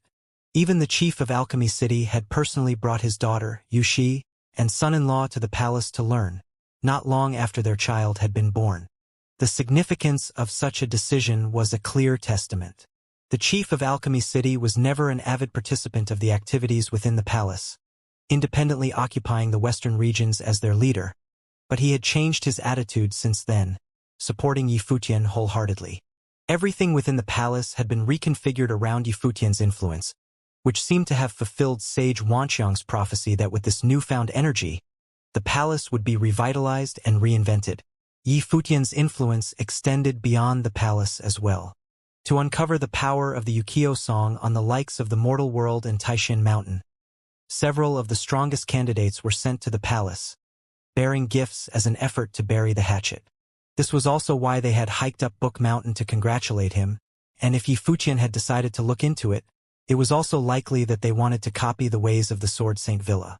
When the top 3 schools in the Divine Sky City of the East were officially merged, and Xianxia House was also to be returned to Starry School, despite the unwillingness of college chiefs Yang Ding and Gong Kue, they knew that they could never raise a finger against Yi Futian's decision. They had no choice but to accept. They wondered if they had listened to Chen Yuan and assisted Yi Futian in the past to have been a part of the 3 schools, would they be able to roam about the palace on their own by now? A month later, the number of problems started to dwindle, and the palace had returned back to its usual routine. The turmoils of the Barren State had also been fully resolved. Presently, the relationship between the people of the Barren State had become closer, with a collectively singular resolve, and it was hard to imagine that all this was brought about by someone of the younger generation, a noble descendant collectively elected by both the palace and the Barren State alike. Compared to Yi Futian, his predecessor Bai Luli was elected by people of the palace alone. At the moment, Yi Futian was having a chat at the Holy Sage Pavilion. Standing with him were Sage Dozhan, the Sword Demon, Sage Daozong, and several seniors, as well as some of the more exceptional disciples of the palace, Hua Fan and Do Kuan, both of whom were respectively first and second on the low rank. Master, Uncle Master, what is the Saint Plain? The 3 lords had gathered here to visit Yi Futian and took this chance to ask for his advice. Saint Plain. A few of them immediately looked curious. To them, the Saint Plain was of another unimaginable dimension, a realm only in fantasies and dreams. Rumor has it that the people of the Saint Plain are faultless. They'd have to experience some sort of heartbreak to achieve a certain level of perfection so as to witness the legendary plane. Even people of great perseverance and of a steady heart are said to be incapable of achieving it. If one were to even have a sliver of regret or an unstable grade in skills, it would be undeniably detrimental and unsalvageable, said Sage Daozong. Yi Futian, fully engrossed, replied, "Is the Saint Plane really that difficult to reach?" "Yup," the sword demon nodded. "It's even more difficult for the people in the barren state, as they have no experienced individuals from the Saint Plane to consult. Hence their only chance is the orthodoxy battle. The 9 states are in the same situation. The battle of the divine path that Emperor Xia had planned is one of their most significant events. For the barren state, since there are no saints in the first place, the participation numbers are low for this, and even the strongest competitors are eliminated early on. What is it about the battle of the divine path that the strongest competitors of the barren state do not dare to face?" Yu Futian asked. "There is the opportunity of attaining the status of a saint. It's a battleground for the best sages from the 9 states. The elites of the 9 states bring divine instruments that were originally wielded by saints themselves, most of whom were top candidates from Jisheng cliffs. As for our barren state, we don't have the best candidates and we also lack the capable instruments. Even if we take the chance to use one, it'll definitely be targeted and snatched away in an instant," Sage Daozong explained with an exasperated laugh. "That's devastating," Yi Futian murmured under his breath, discouraged at the sad reality of being at a disadvantage. To gain an opportunity to the divine path, those top candidates definitely would not let one off easy. Without any saint for so many years, the barren state is starting to severely lack resources. Back in the day, people of the 9 states used to visit us, but as the years have passed, the barren state seems to have been forgotten by them. In that case, all the more we should effectively utilize the resources of the Sage Hall, Yi Futian claimed. "Hua Fan, you've been at the Sage Hall for a while now. How do you feel?" Hua Fan turned to Yi Futian and said, "In time, I hope I can comprehend the rules involved upon reaching the noble plane and reach the status of a sage." Yi Futian nodded at this remark. In the past, Lu Dan also joined the Sage Hall upon crossing the threshold of the noble plane. "Joining the Sage Hall this time, you'll come out with greater revelations," said Sage Dozhan, facing Yi Futian and Do Kuan. To that day, Do Kuan was still one of Battle Sage Palace's best disciples and would also be training in the Sage Hall. "Understood," Futian nodded. "The current cohort joining the Sage Hall will define the palace's future. You should make good use of your time," Sage Dozhan claimed. He trusted Yi Futian, but Emperor Xia did not give them much time. To ask this group to excel in such a short amount of time was an incredibly difficult task. "We'll enter straight into the Sage Hall tomorrow," Yi Futian said. They didn't have much time to wait. "All right, I'll inform the rest and let them prepare for the disciples to join the Sage Hall immediately." Sage Dozhan got up and left, with a trail of his followers behind him. Futian looked on as Sage Dozhan left, expectant and eager about finally reaching the Sage Plane upon entering the Sage Hall. "My lord," a voice uttered from next to Yi Futian.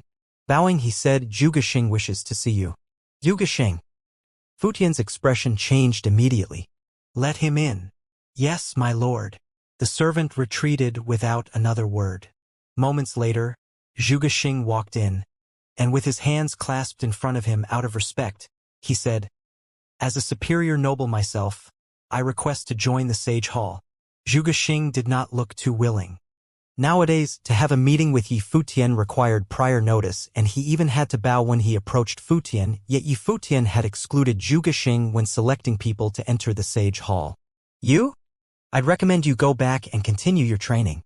Giving Zhuge Xing the side-eye, Futian coldly rejected him. Upon this remark, Zhuge Xing raised his head, unnerved. He already knew that Yi Futian did not like him, as Zhuge Xing himself used to go against him, but he was part of the Zhuge family, after all. Where would Yi Futian be today without the Zhuge family? Definitely dead. "Yi Futian, I understand your prejudice against me, but for the Zhuge family, don't think you can behave this way," Zhuge Xing asserted. "Don't forget what the Zhuge family has done for you." "Zhuge Xing, you're being presumptuous," Hua Fan quietly muttered beside him. Yi Futian stared straight at Zhuge Xing and flatly retorted, "What the Zhuge family has done for me? There is a difference between speaking of the whole family and the sole kindness of your father. Back then, Zhuge Qingfeng had protected him, yet how had the Zhuge family treated him? They would have handed Gu Donglu and Yi Futian over if they could have. However, Yi Futian would not bear this grudge. After all, Zhuge Qingfeng was the clan leader of the Zhuge family. Even so, how dare Zhuge Xing use the Zhuge family's name as an excuse? What is the difference? Zhuge Xing rebutted. If you weren't part of the Zhuge family, do you think I would have met you today? Yi Futian replied, turning to Hua Fan. Hua Fan, my brother, what is the punishment for disrespecting his elder and the palace lord? There are not many rules and regulations within the palace, but respecting your elders and teachers is vital. For punishment, it would be appropriate to expel him from the palace, Hua Fan stated. Escort Zhuge Xing out of the palace, Yi Futian softly declared. Yi Futian, how could you? Zhuge Xing convulsed in embarrassment and agitation. Leave. If you resist, your powers will be relinquished, Yi Futian said, unconcerned. A golden ape immediately stepped forward, forcefully dragging Zhuge Xing out. Zhuge Xing stared at Yi Futian in livid disbelief, his face completely white. You can make a complaint when you get back, Yi Futian remarked, before leaving undeterred. Back then, Bai Zhe and Yi Futian had decided not to take revenge on Zhuge Xing out of courtesy for the Zhuge family. Yet Zhuge Xing simply had to cause trouble for himself regardless. At dawn on the following day, there was a passageway at the back of the Holy Sage Pavilion that led to the Sage Hall. On this momentous occasion, several lords and headmasters were present to witness the entering disciples. Yi Futian, Hua Jiyu, the Sword Saint, Gu Donglu, Zhuge Mingwei, Yu Xing, Yi Wuchen, Huang Zhoge, and many others were standing at the entrance of the passageway looking expectantly at the magnificent pair of gates at the end of the tunnel. They could almost make out the majestic temple beyond the gates, and of course the sacred Sage Hall. Within that space, there were 6 different temples, each representing the 6 pavilions of the Sage Hall. Teachers, uncle masters, the palace is in your hands now, Yi Futian said in Sage Dozhan's direction. Go on. Several of them nodded. As promised, we'll be out in a year, Yi Futian reassuringly stated, before following the footsteps of the other disciples, stepping into the sacred Sage Hall. The turmoil within the barren state had been resolved, and everything had gone back to its usual state. As the seasons passed, time really had flown by. Yi Futian and the other disciples had already been in the Sage Hall for half a year.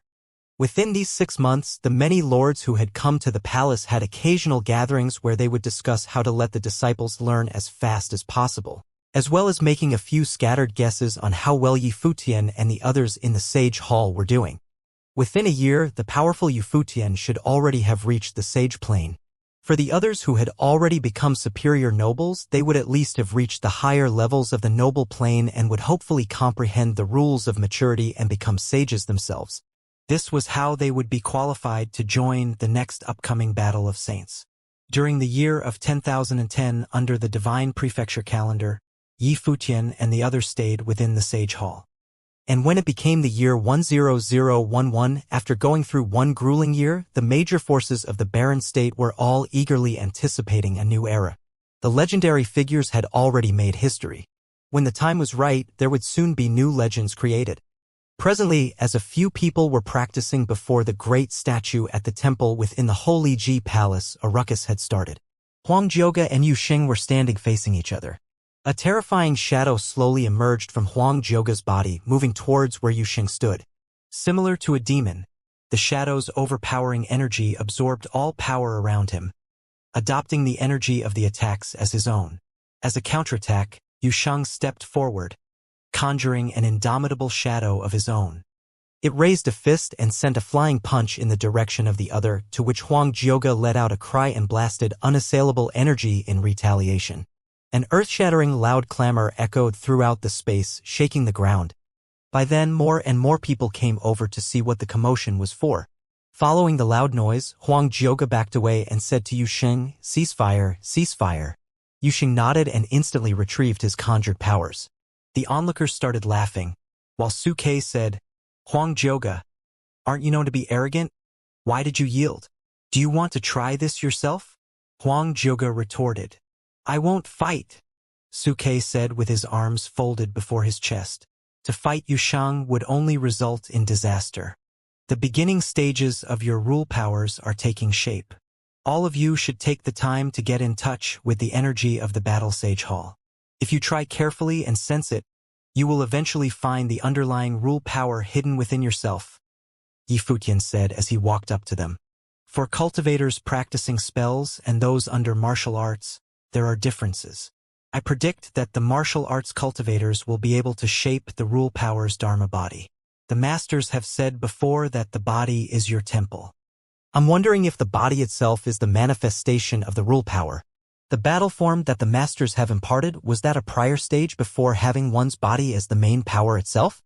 Sensing the power of the saints in the Sage Hall, he had attained multiple revelations. His intuition had never been more acute since the master's teachings, and he had been seeing more truths and realities during his freedom meditation sessions. Huang Zhuge and Yusheng nodded. Both of them majored in martial arts, and other spiritual forms of cultivation were secondary to them. What's the progress with your own practice? Zui Qianqiu asked Yi Futian. Do you want to feel what it's like? Yi Futian jokingly replied. Don't be too harsh, said Zui Qianqiu, looking at Futian cautiously. Don't worry, I'll moderate it, Yi Futian said with a smirk, making Zui Qianqiu a little uneasy. This is what I achieved from training at the main pavilion within the Sage Hall, combined with every other energy I've gained so far, fused into a single move. Feel this, Yi Futian said while looking in Zui Qianqiu's direction. His voice dropped, and suddenly, all Zui Qianqiu felt was tension around him.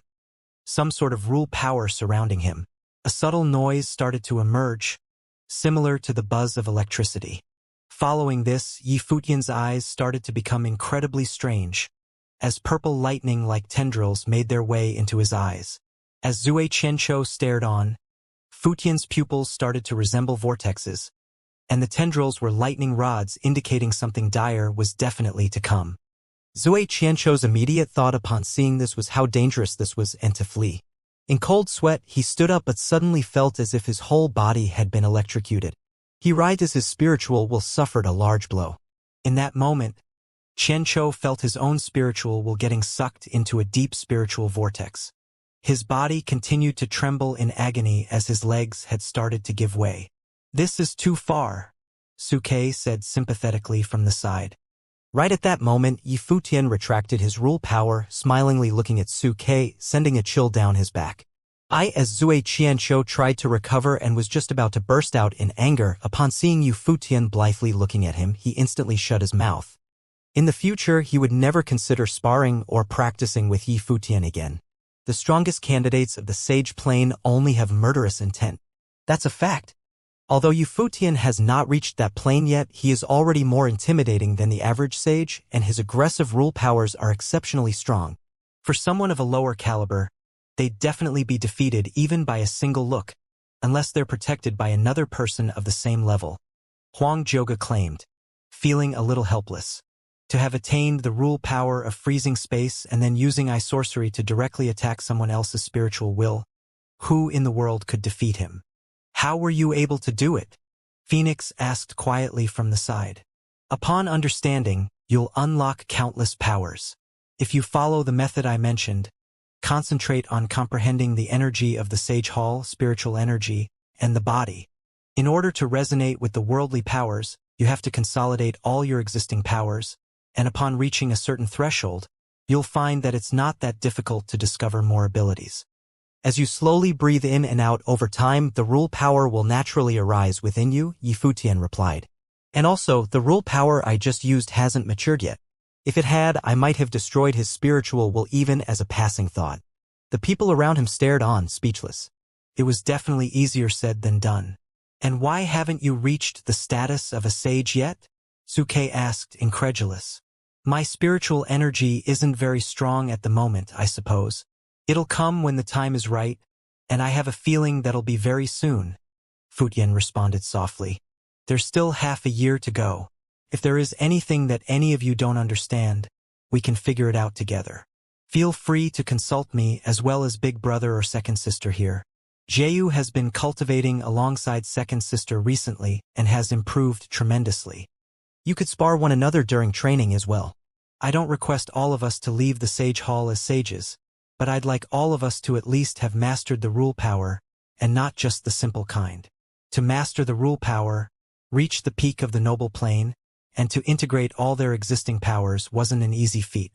Even Shimin Hanjiang, who was once at the top of the low rank, had never been able to do it. Considering these were Qin Zhong's standards as well, Yi Futian already had unattainably high expectations. However, this was the Sage Hall, and within a sacred place such as this, Futian's standards didn't veer far from Qin Zhong's. Since they could even consult one another, Futian naturally would expect more from them. If they couldn't achieve this, how would they be qualified to engage in war against the 9 states and face the top geniuses within that region?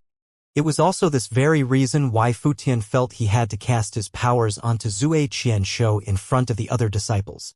It wasn't to show off, but rather to trigger them and give them the motivation to improve their own powers. "All right, continue with your training," Futian said. The people around him gradually started to dissipate. They were a little unsettled as they knew that they were the first batch under Futian's rule to enter the Sage Hall. There was pressure for them to do well. They'd have to go beyond what they already mastered to truly reach the next step. As time went on, a year had finally passed, and the day for Yi Futian and the other disciples to come out from the Sage Hall had arrived. Outside the Sage Hall, the various pavilion lords and several seniors were already waiting to greet them. A long and magnificent path extended before them where Yi Futian stood at the end. A row of people slowly walked behind him.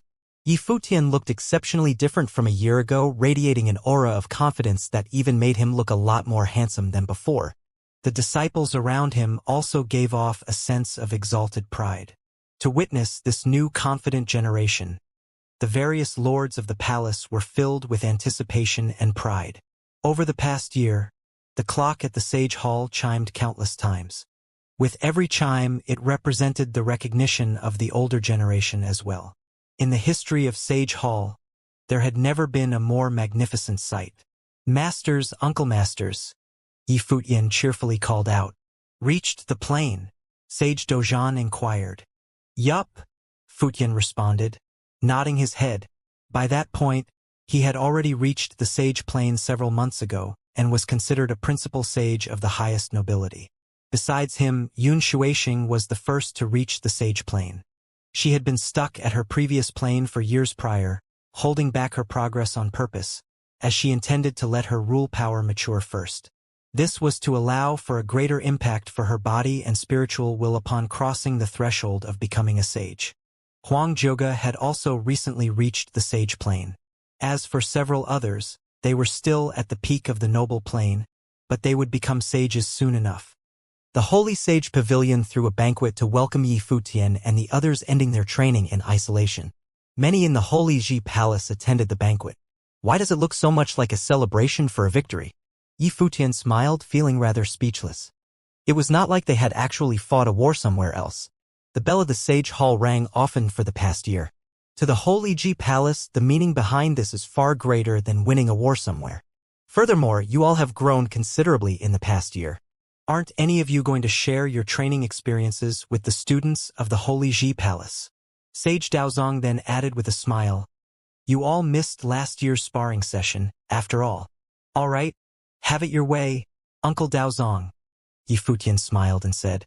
The group took their seats and Yi Futian went to take the master's seat. Yuan Hong and the other 5 lords sat beside him. The Holy Ji Palace students who attended the banquet felt things were weird. The Holy Ji Palace had never been so relaxed in the past, but ever since Yi Futian took over as Palace Lord, the entire atmosphere of the Holy Ji Palace seemed to have changed somehow. Little by little. "Palace Lord, how does it feel breaking into Sage Plain?" the sword demon asked, smiling.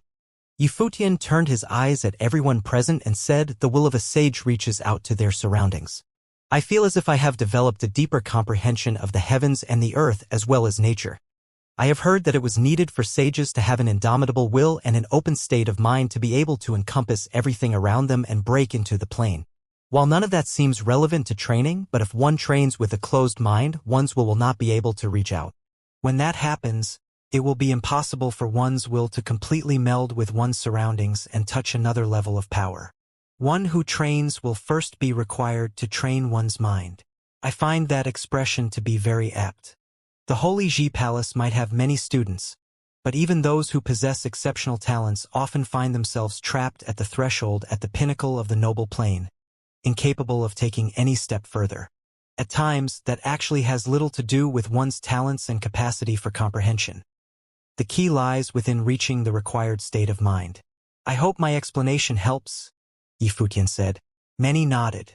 Everything in the world followed certain patterns, and it was a very curious and mystical thing.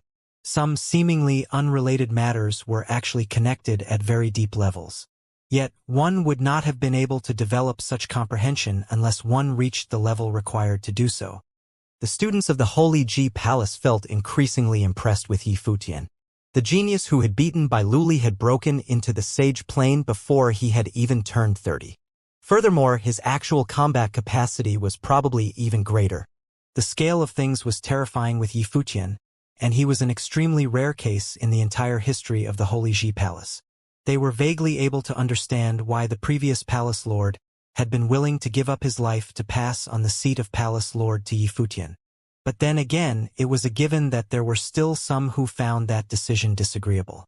They either found his plane or his agenda to be an issue. For example, the former number 1 in low rank Shimin Hanjiang. He was not chosen to be allowed entry to the Sage Hall. He was not nominated by the Holy Sage Pavilion. While he felt the extremely high requirement for entering the Sage Hall to be rather irksome, he blamed most of his failure on him not being good enough. When Yifutian was chosen over him, he battled with Yifutian, angered at such a decision. He lost and he had no choice but to admit defeat. However, at the moment, all who were able to enter the Sage Hall were those who shared amicable relations with Yifutian, yet he was still left out. He was unable to fathom why it had been so. Shimin Hanjiang asked after drinking a cup of wine. I have something that I'm unable to comprehend and I'd like to ask the palace lord. Yifutian heard Shimin Hanjiang's words and turned his eyes to the man. Yifutian was calm and composed, yet he sighed deeply in his mind as he exchanged looks with the sword demon, Daozong, and the rest. He had considered letting Shimin Hanjiang in before, and had discussed the matter with the sword demon, Daozong, and the others, before finally settling on testing Shimin Hanjiang's worthiness. When they went about choosing those to be allowed to train in the Sage Hall, they deemed one's personality and state of mind to be the most important point to be taken into consideration other than talent. The Sage Hall was an important place in the Holy Ji Palace. While the Holy Ji Palace set no limitations on who was allowed to be taught within, the candidates for entering the Sage Hall were naturally people that the Holy Ji Palace wanted to be able to handle crises with an indomitable mind and stance. At the very least, those who were unable to keep their stance were definitely not to be allowed to train inside. If one was the kind of person who would turn so easily, just like those who sided with Jisheng Cliffs after being enticed by Kong Yao, they would turn into something to come back to bite the Holy Ji Palace. Speak, Yifutian said calmly. Palace Lord, you claim that one who trains will first be required to train one's mind. A sage is one needed to have a bearing capable of encompassing all. Yet what I find is that all who are allowed to train in the Sage Hall are your friends. Palace Lord, Shimin Hanjiang said. The banquet turned quiet the very second he finished. There was a handful who shared the same sentiment as Shimin Hanjiang, and they all turned to look at Yifutian. There were many students in the Holy Ji Palace whose talents had been verified, but not their temperament. If any of my words sound offensive, I hope you will not take it to heart. Palace Lord, Shimin Hanjiang added. Zhuge Xing had served as an example before, but Shimin Hanjiang did not care. He had reached a stop in his training, but even if he ended up being expelled from the Holy Ji Palace, he would simply return to his clan to train, which was why he dared ask in the first place. That's entirely fine. Yifutian shook his head and said, many who entered the Sage Hall are your juniors, yet their plane is not weaker than yours. If you have any questions about capabilities, feel free to test yourself against any one of them. If you manage to emerge victorious, I will give you permission to enter the Sage Hall right away. Many who heard Yifutian's words froze. Shimin Hanjiang was allowed to pick any one of them all. While Shimin Hanjiang had often been considered to be the worst number 1 on the low rank in the recent generations, He was still a former number 1 on the low rank. Am I just going to be looked down on like this? Shimin Hanjiang's expression turned rather ugly. While he was still unable to break through the pinnacle of the noble plane and was currently stuck, he had developed increasingly matured rules. So I'm still getting humiliated like this? Eh? If you say so, Palace Lord, then I see no reason to refuse. Shimin Hanjiang got up and said, I train in the art of the sword. I shall challenge Yi Wuchen, a student of the Sword Palace. Shimin Hanjiang naturally would not have picked Yi Futian or Yu Shang, and it would have looked rather bad for him to pick one of the girls. Su Ke was a successor of Su Shang, and he had no certainty of being able to defeat him. As such, challenging Yi Wuchen seemed to be a guaranteed bet. You may. Yi Futian nodded as he took a look at Shimin Hanjiang. The sword demon and the others who were sitting beside him looked rather disappointed. The truth was, it was the sword demon who denied Shimin Hanjiang's entry into the Sage Hall. He wanted to test the young man since Shimin Hanjiang had already shown his dissatisfaction when Yi Futian was granted permission into the Sage Hall back then and challenged Yi Futian. As such, the sword demon decided to observe Shimin Hanjiang further. If the young man was able to endure such denials, they would have decided to nurture him further. However, it was obvious that Shimin Hanjiang turned out to be a letdown. So much so that he even went on to challenge the one who kept the lowest profile among the group, Yi Wuchen. It was apparent that he had avoided the stronger ones and picked on the one he deemed the weakest to challenge. It spoke volumes of his lack of bearing, and many deemed it normal that he was unable to progress further with his training. At the moment, Shimin Hanjiang had no idea that his outspokenness at such a place and time had cost him future opportunities. Yi Wuchen emerged from the corner where the students of the Sword Palace were. He flashed and took to the air. Shimin Hanjiang flashed and leaped into the air as well. Both were clad in overbearing sword aura, spreading throughout their surroundings. Power of rules of ice burst in an instant and crisp cracking noises were heard as the space where Yi Wuchen was became encased in ice. The icy powers went on to cover his entire body. A stream of powerful sword aura burst on Yi Wuchen, and noises of the ice shattering were heard. Shimin Hanjiang flashed and turned into afterimages as he went for Yi Wuchen. Terrifying sword will rules covered the blade in his hand, tearing at the space before him, as if he was to tear space itself apart. Shimin Hanjiang had come to develop comprehension of powers enabling his sword to cut rules, bringing frightening damage potential to bear. All defenses were rendered null before the rules of his sword, cut and shattered easily. Yi Wuchen remained standing where he was. His eyes turned incredibly terrifying in an instant as if they turned into a pair of swords. Shimin Hanjiang was stopped dead in his tracks all of a sudden. His eyes seemed to have been pulled away by something. Illusions filled his mind and he found himself inside a cage made of swords, surrounded by terrifying sword will. Yi Wuchen's figure looked increasingly huge in Shimin Hanjiang's eyes. A sword lashed out at Shimin Hanjiang, going straight for the middle of his brow. Shimin Hanjiang's expression turned ice-cold.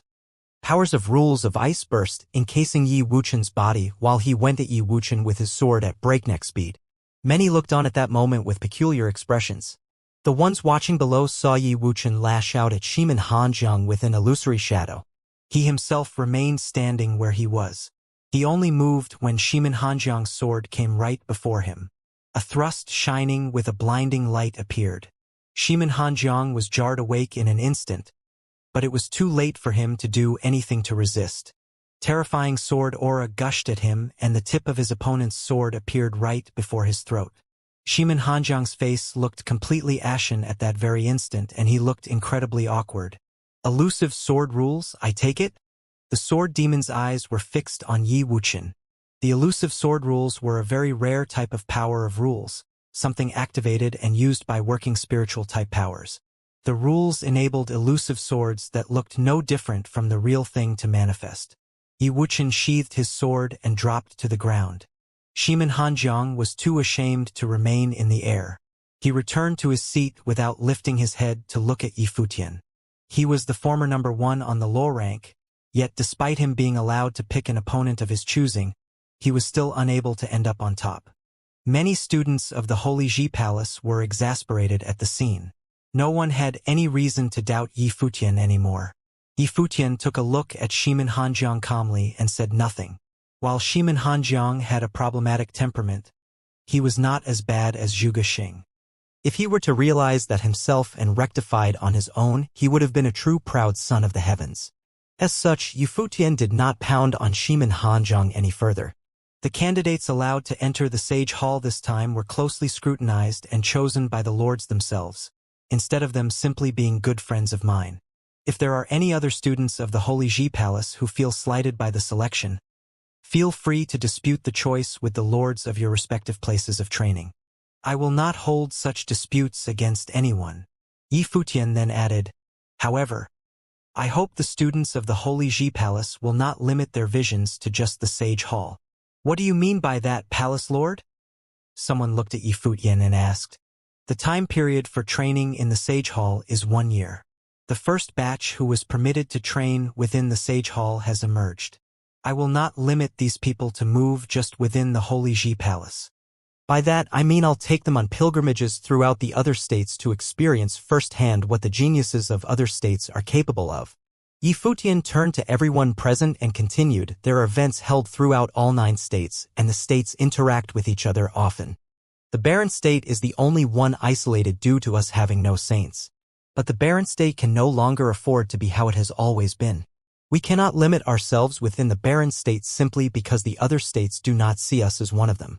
In the past, only top-notch, supreme geniuses from the Holy Ji Palace will have ventured outside. In the future, I wish to see all students of the Holy Ji Palace venturing to faraway lands. Everyone left after the banquet, but they still felt a tremor deep within their minds. While Yifutian had taken over as the palace lord, he was still young and many students of the Holy Ji Palace thought him to be ill-suited for the role. But from the looks of things at the moment, it seemed that Yifutian was already prepared for his role. He seemed to even have plans to build barren state of the future. There were only the lords and Yifutian left in the Holy Sage Pavilion. Ever since I've taken over as Palace Lord, all who assisted have been my elders and my friends, so it's not surprising that Shimin Hanjiang had such thoughts. But now, I'm afraid there are quite a number of others who share his opinion. Yifutian smiled bitterly as he shook his head. Speaking of which, it seems that there are indeed forces who try to make the Holy Ji Palace their own out there. We didn't go all the way to Book Mountain to call you out and offer our support to make you the Palace Lord for nothing. We know what is going on. If we were to split the place into factions, that would be a very wrong move. We just do what we must and make sure our conscience is clear. The Sword Demon said, now, the days where the Holy Ji Palace can just focus on teaching the students and nothing else are definitely long over. With goals and objectives come agendas. No one is exempt from that rule, be it you, me, or the others. Sage Dozhan, Daozong, and Wanxiang all nodded in agreement. Now that the Holy Ji Palace had a clear goal to make the place great again, to foster saints and to compete with other institutions of the orthodoxy, as well as having an enemy in the form of Jisheng Cliffs and others who were scheming to take the sacred grounds of barren state apart. It was no longer sufficient to take only talent into consideration when fostering their candidates. Said candidates' stances, personalities, and temperaments needed to be taken into consideration as well. What about the matter I brought up before? Yifutian asked. Sage Daozong took out several drawings and laid them out slowly, handing them over to Yifutian.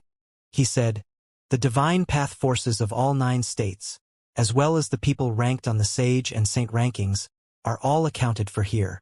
Yifutian nodded, took the drawings over and scanned them for a bit. The barren state was the only one out of the 9 states with no saints. All saints from the other 8 states were ranked on the sage and saint ranking.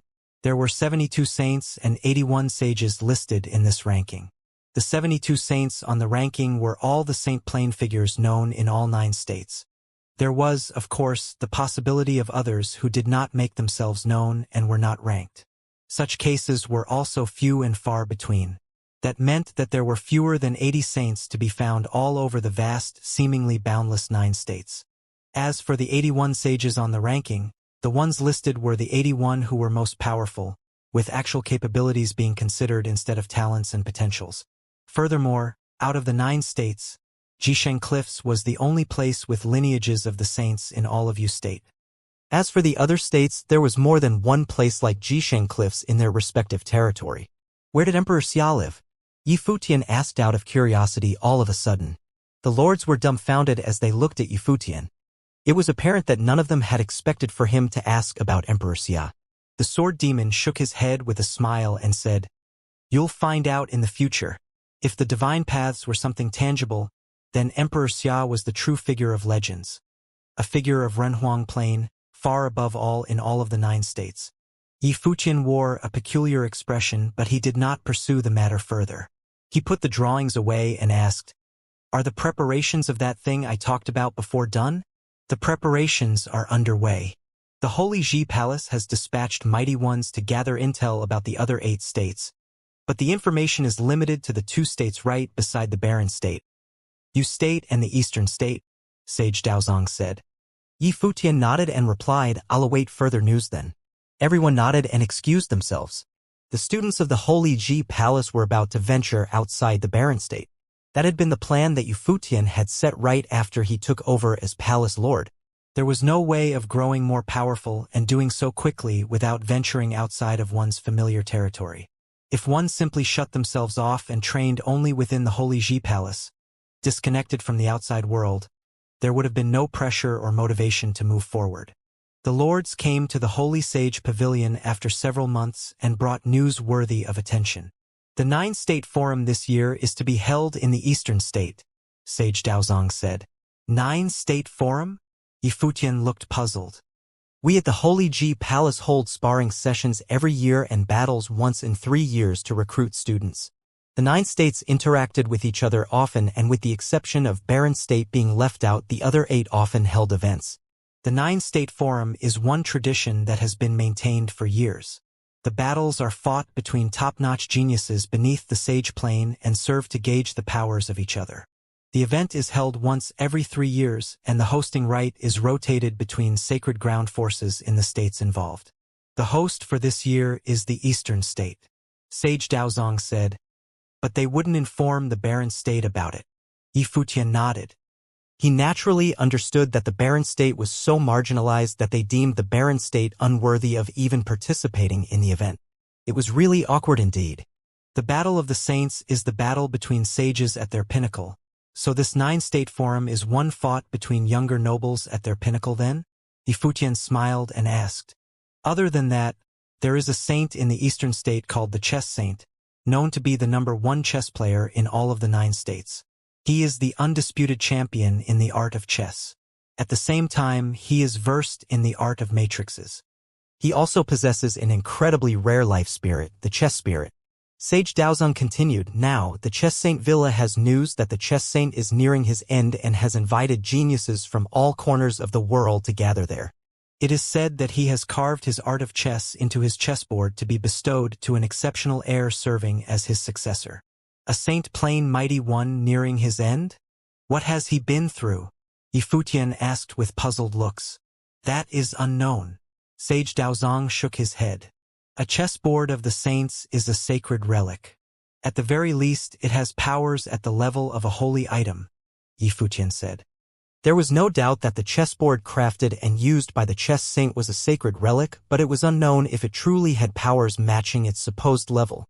However, it would have definitely made one a superb being by getting their hands on that chessboard. But then again, he was not versed in the art of chess. "We don't know for sure, but many people from top forces all over the Eastern State all began to head for the Chess Saint Villa. A sacred relic, whatever that may be, proves tempting enough after all," Sage Daozong said. "Furthermore, the offer of an item embodying a saint's way of training is tempting in itself, even if said way of training is an extremely rare one." "So the chess saint has no students?" Yi Futian asked curiously. "Why wouldn't a saint simply pass down his sacred relic to his student?" "He does. The chess saint has 9 students and all of them possess superb talents. They are also incredibly famous," Sage Daozong said. "But according to some news, none of the 9 students studying under the chess saint has a chess spirit. It is a very rare life spirit, after all.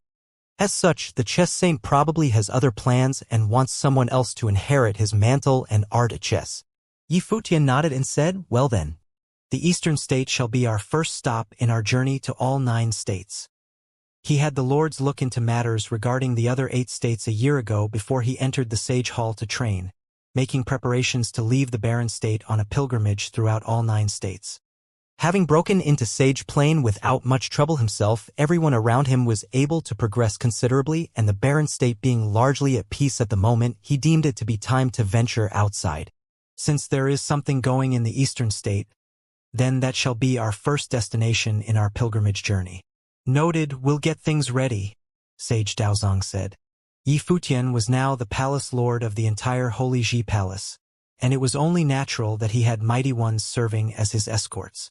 Yi Futian and his party departed the very next day in a rather unceremonious manner, but he had people from the Holy Ji Palace seeing them off. It was especially so in the Holy Sage Pavilion, where Sage Dozhan, the Sword Demon, Sage Daozong, and many other mighty ones sent Yi Futian and his party off. Yi Futian, palace lord of the Holy Ji Palace and a sage, was bringing a group of nobles with him on his journey through the 9 states. There was no telling what was waiting for him out there. There are 9 years still. The journey will be a long one. Who knows what they will run into? Sage Daozong said. We shall let time take its natural course. The only thing we can do now is to wait for the condor to rise with the wind, and a sword capable of shaking the 9 states to emerge. The sword demon cast his gaze at the air and saw Yi Futian and his party off. Yi Futian was the student with the most dazzling talent in the history of the Holy Ji Palace, as well as the youngest palace lord who began his career at the lowest plane level. No one knew what the future held, but they were certain that so long as he remained alive, it was only a matter of time before he went to shake up all of the 9 states. He has Wanxiang, the sword saint, and Yuan Hong going on the journey with him. There is no need for us to worry, Sage Dozhan said. With such a grand entourage of mighty ones by his side, no one would have been able to easily touch Yi Futian, unless the one they got on the bad side of was a saint. But then again, Yi Futian and his party were not dumb people, and they would not try to offend any saint plane figures. Furthermore, even if unexpected events were to occur, his status as the palace lord of the Holy Ji Palace would make saints think twice in order to avoid getting on the bad side of Emperor Xia. The eastern state was south of the barren state, and they needed to tread through the southernmost regions to enter the eastern state from the barren state. The region was where the ice temple was. As the sacred ground located right beside eastern state's border, the ones from the ice temple would make contact with the eastern state every now and then. Yi Futian visited the ice temple for a bit while on his way into the eastern state, showing his gratitude to the lord of the ice temple in person. Yun Shuixing also happened to be home to check on things. Yujing City, Eastern State, a month later. The city was incredibly famous in the eastern state. It was so famous because a saint had emerged from the city, and this saint was none other than the chess saint. There were 72 known saints throughout all of the 9 states, and any one of them was a figure standing at the very top. As a figure of legends, a saint was more than adequate to get a region famous. The barren state was one of the 9, and the people of the barren state yearned for a saint to emerge. Such was the influence possessed by a saint. A place with a saint in it would be extremely prosperous, and Yujing City was no exception. Yang Xiao, the city lord of Yujing City, was a mighty one ranked on the sage ranking of the sage and saint rankings, as well as the eldest student of the chess saint, possessing powers befitting of his status. Yang Xiao's wife was also the number 1 beauty in Yujing City, as well as the 3rd student of the chess saint. The chess saint's 2nd student was equally as famous and possessed incredible powers. All 9 students of the chess saint were exceptional people, and not even one of them was average. Saint plane figures tended to check on the talents of their students before taking them in. Only people of exceptional talents would be allowed to study under the saints and tutored by them personally. There was no way such people could be anything but exceptional. Yet, as of late, there were others who were incredibly exceptional arriving in Yujing City. Many hailed from all over the eastern state, and there were even some from other states. Many of those people were mighty ones renowned in their respective regions or extreme geniuses with superb talents. Everyone in Yujing City knew why those people showed up. A group of people was seen taking to the air above Yujing City at that moment. Those people bore exceptional might, and they were none other than Yi Futian and his party. We're here. A smile could be seen in Yi Futian's eyes. They had ventured through the endless regions in their journey and had arrived at the first stop outside of the barren state. Other than sage Wanxiang, his eldest brother, and Yuan Hong, Zhuge Mingwei, Gu Donglu, Hua Jieyu, Yi Wuchen, Yu Xing, and the others were also by Yi Futian's side. The first batch of students who studied in the Sage Hall had all ventured outside the barren state. Yujing City was an incredibly bustling place, and the most bustling spot in all of Yujing City was none other than Qingyu House. Jinghua Mountain had the strongest of cultivators, while Yujing House had the strongest wine. Qingyu House, however, had the greatest beauties. Of the three places, Jinghua Mountain was the place where the chess saint trained, and it was only natural for it to be the least lively. Yujing House was the city lord office of Yujing City, and only the guests invited by the city lord were worthy of drinking the wine offered. Qingyu House was the only place without such restrictions, and as such it was the place with the largest crowd. Qingyu House was not an actual house, but a boat or a floating restaurant, to be precise. It was decorated as lavishly and intricately as any place on land, as it was a place floating by the lakeside of Jade Lake. To Yi Futian, the greatest attraction was, without a doubt, the beautiful girls on board. As such, he deliberately appeared by the Jade Lake and sat at the forefront, leaning close to the boat. There were beauties playing music and dancing on the boat. The sound of their music and the scene of the girls dancing were sights to behold. A sight to behold, isn't it? Hua Jieyu wore a veil beside Yi Futian and asked with a smile. It was not just Hua Jieyu doing so. All of the girls within Yi Futian's party wore veils to conceal their faces as well. It would have caused a commotion if such a group of girls was to appear at such a place. Yes, indeed. Yi Futian nodded honestly, but then turned to Hua Jieyu and said, but of course, not as good-looking as my wife. I think their dances are more beautiful. Even I, a girl, am enraptured by their movement. Hua Jieyu smiled sheepishly at Yi Futian. Your words are true indeed. Yi Futian nodded. Hua Jieyu leaned close to Yi Futian's ear and said softly, how about I dance one for you? Yi Futian blinked and felt his heart jump. He recalled the time when they were younger, where Jieyu had actually captured a city's attention with a dance. Was something that superb going happen right here? Let's dance at nightfall, Yi Futian replied just as softly. All right. Hua Jieyu nodded with a faint smile. Yi Futian looked at her and felt her words sounded rather unbelievable. Jieyu, why do I get the feeling that he's only here to look at girls? Zhuge Mingyue sat right next to Hua Jieyu. She smiled at Yi Futian and went to pinch Gu Donglu right beside her. You brothers sure have a good time looking at the girls. Pretty women are men's bane, Gu Donglu replied seriously. Zhuge Mingyue smiled at him. Yi Futian took a look at his third brother, who sported a deadpan serious expression. He isn't my elder brother for nothing indeed. I sure as hell would have a lot to learn from him. A commotion was heard from the crowd. Another group of girls appeared when the veil at the boat was opened. The woman in the middle of the group wore thin clothes and moved as if she had no bones. She turned to look at the crowd with eyes that seemed to be able to melt people's mind.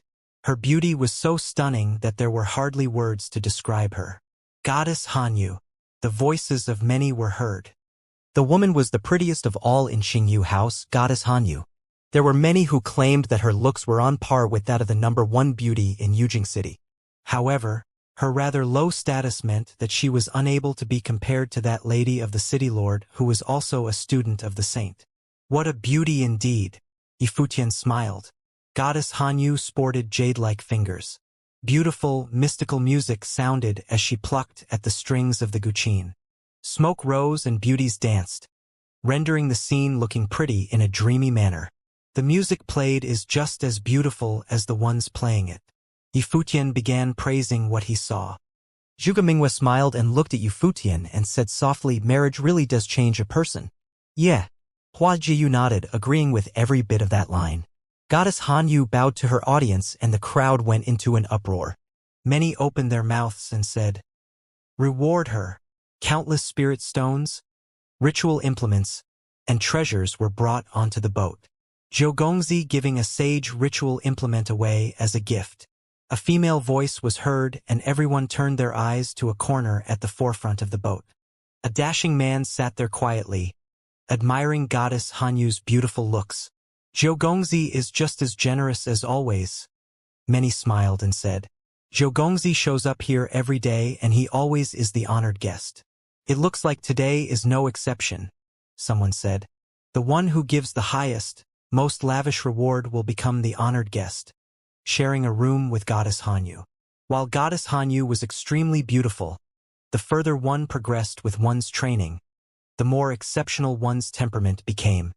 One would have had the capacity to admire beauty without succumbing to lust. To those people, their training was of the utmost importance, and those who were of high statuses had their reputation to take care of. As such, it was incredibly rare to see one giving away a sage ritual implement just like that. Uncle, give her a mid-level ritual implement. Yi Futian turned his head around and said. There was only one person he would have called uncle in the party he brought with him, and that was Sage Wanxiang.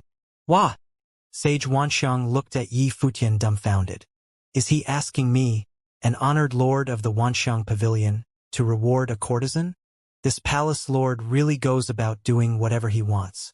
Yi Futian smiled sheepishly at Sage Wanxiang, who was probably the wealthiest among all in his party. Yi Futian had no one else to ask when it came to such requests. Sage Wanxiang smiled bitterly and shook his head seeing Yi Futian smile before taking out a ritual implement from his ring and handing it over. The girl who took the gift looked rather puzzled and inspected it carefully, asking, May I know who this gift is from? Our Mr. Yi, Sage Wanxiang said. The girl nodded and got up, saying to Yi Futian, Mr. Yi presents a mid-level sage ritual implement. All eyes turned to Yi Futian all of a sudden. Giving away a mid-level sage ritual implement? Just who the hell is this guy? Someone else like Zhou Gongzi? Many began to try to guess Yi Futian's identity. There are many from other places showing up at Yujing City now. Is he one of those outsiders? However, there did not seem to be a Mr. Yi among those renowned ones who came. After a moment, the girl at the boat smiled and looked at Yi Futian and said, Mr. You shall come onto the boat in a moment. Goddess Hanyu turned her beautiful eyes at Yi Futian and nodded, feeling rather curious who Yi Futian was. It would suffice to hear your music and admire your appearance, goddess. Yi Futian smiled and said, As for coming onto the boat, there is no such need. Thank you for your sentiments, but I'd like to give such an opportunity to Zhou Gongzi. Many looked even more puzzled. Not only did the stranger gift a mid-level sage ritual implement, but he also did not even bother coming onto the boat. Curiosity appeared in Goddess Hanyu's eyes.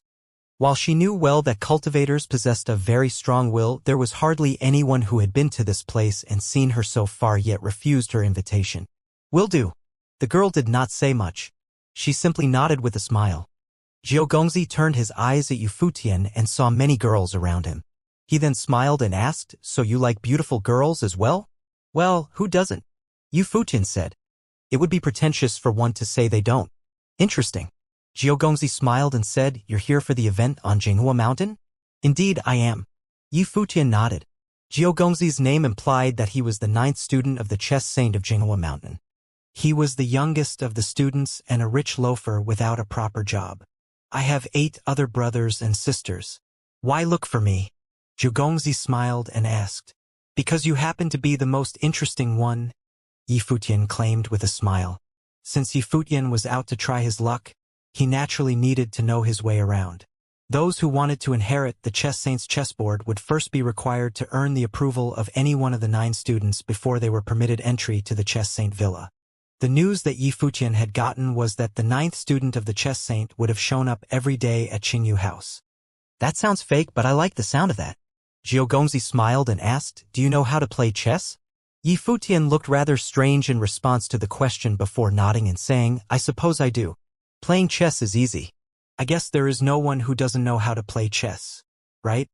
But then again, getting really good at it is something else altogether. How about you give it a try?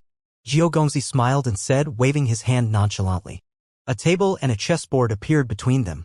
He waved again and Yi Futian extended his hand, taking a black piece before seeing Zhou Gongzi putting his piece on the board. Many came to have a closer look. No one had expected Zhou Gongzi to play with a stranger at such a place. Things had indeed gotten interesting. Yi Futian placed his piece as well. Zhou Gongzi's eyes flashed and a peculiar look appeared on his face. He did not seem to understand why Yi Futian chose to place a piece at such a spot. Is this a new way of playing? No one would place their first piece like that according to the ways of chess, he wondered. Zhou Gongzi placed his piece. Both traded blows on the board and soon, the Sword Saint, Gu Donglu, and the others behind Yi Futian looked at the game, feeling awkward. You really know how to play chess, don't you? Su Ke asked weakly, seeing how most of Yi Futian's pieces were practically chewed up by his opponent. Of course I do. Who else do you think is playing now? Yi Futian glared at Su Quebec. It's just placing pieces. Who doesn't know how to do that? All of the spectators looked at Yi Futian with astounded looks. They had anticipated the battle to be won between two adept players, but what was happening before them was truly unexpected. Wanxiang began to regret coming on this trip. This guy looked rather normal back in the palace, but he sure just went nuts after coming out. He began to think if he had judged Yi Futian wrong. Soon, Yi Futian was getting slaughtered all over on the chessboard, suffering a humiliating defeat. Good one, Brother Yi, Zhou Gongzi said to Yi Futian. It was the very first time he encountered such a formidable opponent. Zhou Gongzi is truly adept in the way of chess. It seems like I have much to learn, Yi Futian said. Cough, cough. Someone around him choked. Does anyone even need to be good to play against someone like you? The ones around Yi Futian felt like turning around and leaving, pretending that they never knew him. Let's go. Zhou Gongzi got up and said. Yi Futian was dumbfounded. Zhou Gongzi lowered his head, smiled and said, Are you not here to go to Jinghua Mountain? Indeed. Yi Futian got up, getting ready to leave. He achieved his very first goal of the trip. The 9th student of the chess saint was truly ridiculous and interesting, just like what he heard from the rumors. Jinghua Mountain was right beside the city lord office as Yujing House was built with its back at the mountain. The chess saint villa was on top of the mountain while Yujing House was at the bottom. One needed to pass through Yujing House to go up to Jinghua Mountain.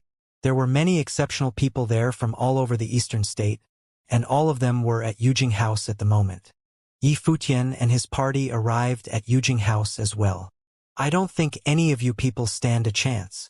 Zhou Gongzi's smile was a warm, friendly, and dashing one.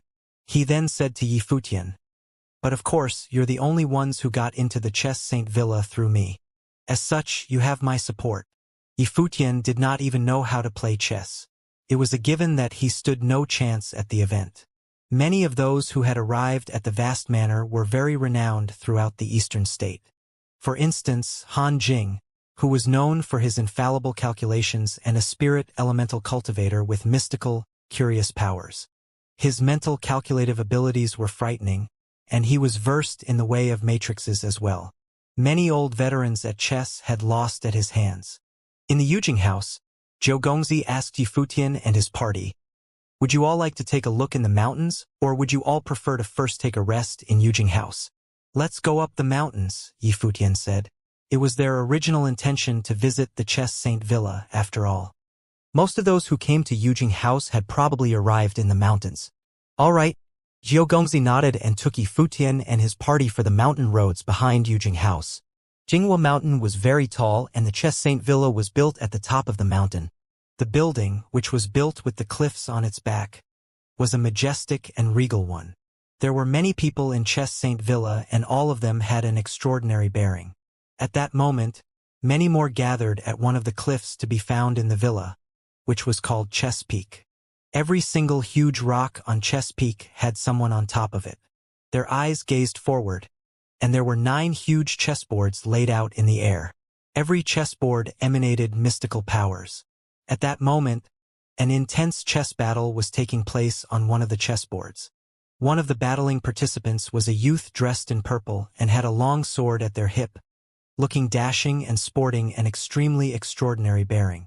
The one opposite the youth was an old man, who looked plain yet had a bearing as steady as a mountain, seemingly having merged himself into one with the chessboard before him. Both participants stood on the chessboard. The youth waved their palm and brought one chess piece from the sky, stabbing one of the spots like a sword.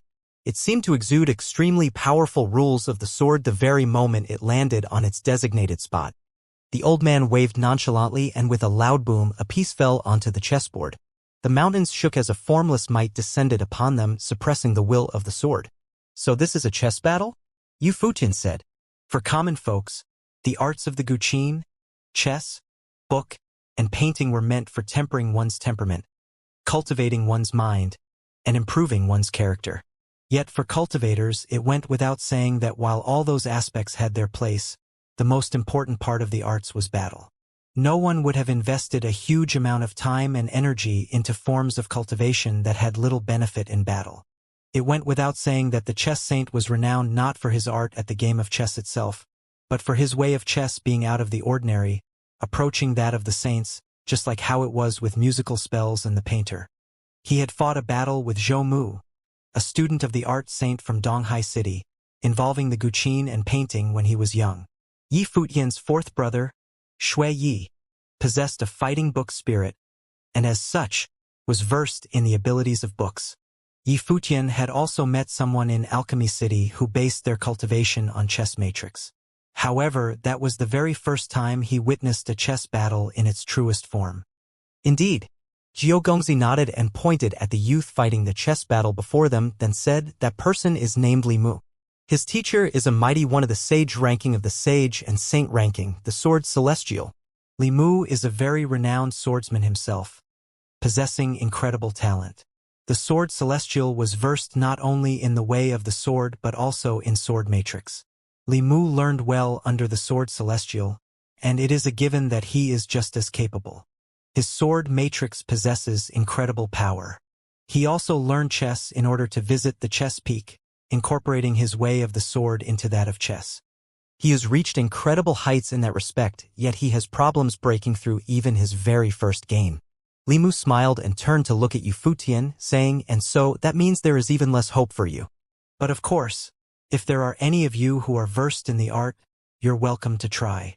It seems that Jiao Gongzi is bringing people up to the Chess Saint Villa as well." Someone smiled and said from one of the huge rocks beside them, "Just joining in the fun," Jiao Gongzi replied with a smile. That person took a look at Yu Futian and his party, deeming them to have an extraordinary bearing. However, there were hardly any who visited the Chess Saint Villa that were not extraordinary. But most of the people who visited the place came for little more than just to have fun. Yu Futian kept his eyes on the battle. As the chess pieces fell onto the board one after another, Li Mu's expression turned increasingly serious and troubled. His movements at putting down his pieces became increasingly slow, and his palms started sweating. A sword aura descended from the air as he waved his hand. Frightening power of devastation swept across the chessboard, yet it was suppressed and stabilized by many other pieces around it. The old man waved as well. A low rumble sounded in an instant, and a bunch of chess pieces manifested from sword aura were pulverized right there and then. The sword aura dissipated into nothing as it was snuffed out by brute force. A mystical feeling welled up within Yi Futian. He activated freedom meditation, and at the very next moment, he seemed to be able to see that the two were not actually having a game of chess, but were actually fighting in a battlefield that took the form of a chessboard. Sword auras crisscrossed throughout the battlefield, and every single one of them was incredibly sharp, out to cut down everything in their path. Yet another sword fell, resonating with many other swords on the board. The sword matrix rang, attempting to break open the shackle placed on it to sweep the opposing pieces away. At that moment, the old man placed yet another piece with a loud tang. Yi Futian was vaguely able to see a huge golden cauldron descending with might to suppress all, pinning down the sword auras, preventing the power of the sword auras to be unleashed. Many swords rang and trembled. It was as if they were about to fall apart and were facing the danger of being destroyed at any moment. Li Mu yelled and pointed at the front with both his hands. A sword fell from the sky, turning into a chess piece, then sat on the chessboard battlefield. At the very moment, all swords seemed to have manifested as terrifying sword matrices, and they seemed to be taking form soon. Yet, at that moment, a rumble was heard as an incredibly heavy piece descended slowly to sit in a corner. An area of swords was destroyed at the very second that piece made contact with the chessboard, snapping the sword matrix brutally. The golden cauldron unleashed dazzling lights, and with waves of light screens emanating, it suppressed all of the swords in the area, locking them down. Li Mu grunted, and blood was seen at the corner of his mouth. He looked rather pale. Sword will circled in the air, yet none of them descended. He was hesitating. A flash of brutality was finally seen in his eyes, and he placed his piece at the very center of his opponent's area of pieces, intending to go straight for the heart with one move. Formless, devastating power swept across the field, and the sword matrix materialized once again, cracking the golden cauldron. The old man waved again, unfazed. Another piece fell onto the field, and the second piece made contact with the board. Li Mu's face literally went lifeless.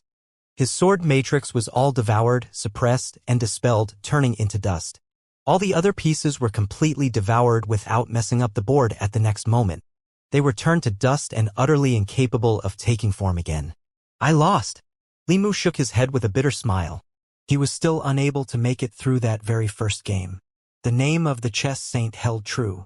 While it was true that Li Mu did not specialize in playing chess, it was nonetheless a natural thing for cultivators to learn the way of chess, enabling them to easily grasp the game's essence due to the powerful deductive capabilities possessed by cultivators in general. However, the ways demonstrated by the chess saint were literally godlike.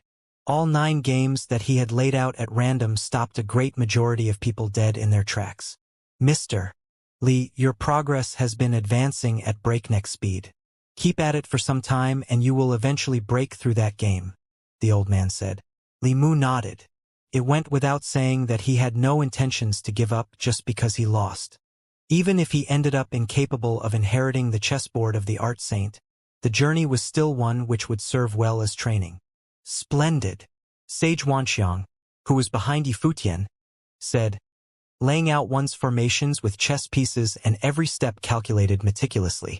Endless changes were seen within, yet at the very end, everything seemed to return to its source still. You play chess, uncle? Yifutian asked.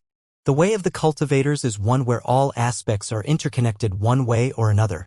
So long as one has the intention to comprehend any expectations, they will be able to comprehend it, Wanxiang answered. You fortune-telling crook, Yifutian thought to himself, having no intention of saying that out loud. How so? Yifutian felt rather curious. Playing a game of chess is akin to laying out matrices and formations, with every step needing to be calculated. The process of both sides going at each other is a process of calculation, as well as you anticipate where your opponent will place their piece as well as your way of dealing with those moves. So long as one is able to calculate all the possible changes and form a game in their mind, one will be able to keep themselves from losing, even though they have no chance of winning. As such, playing a game of chess should be very simple, Wanxiang elaborated. Sparkles appeared in Yifutian's eyes.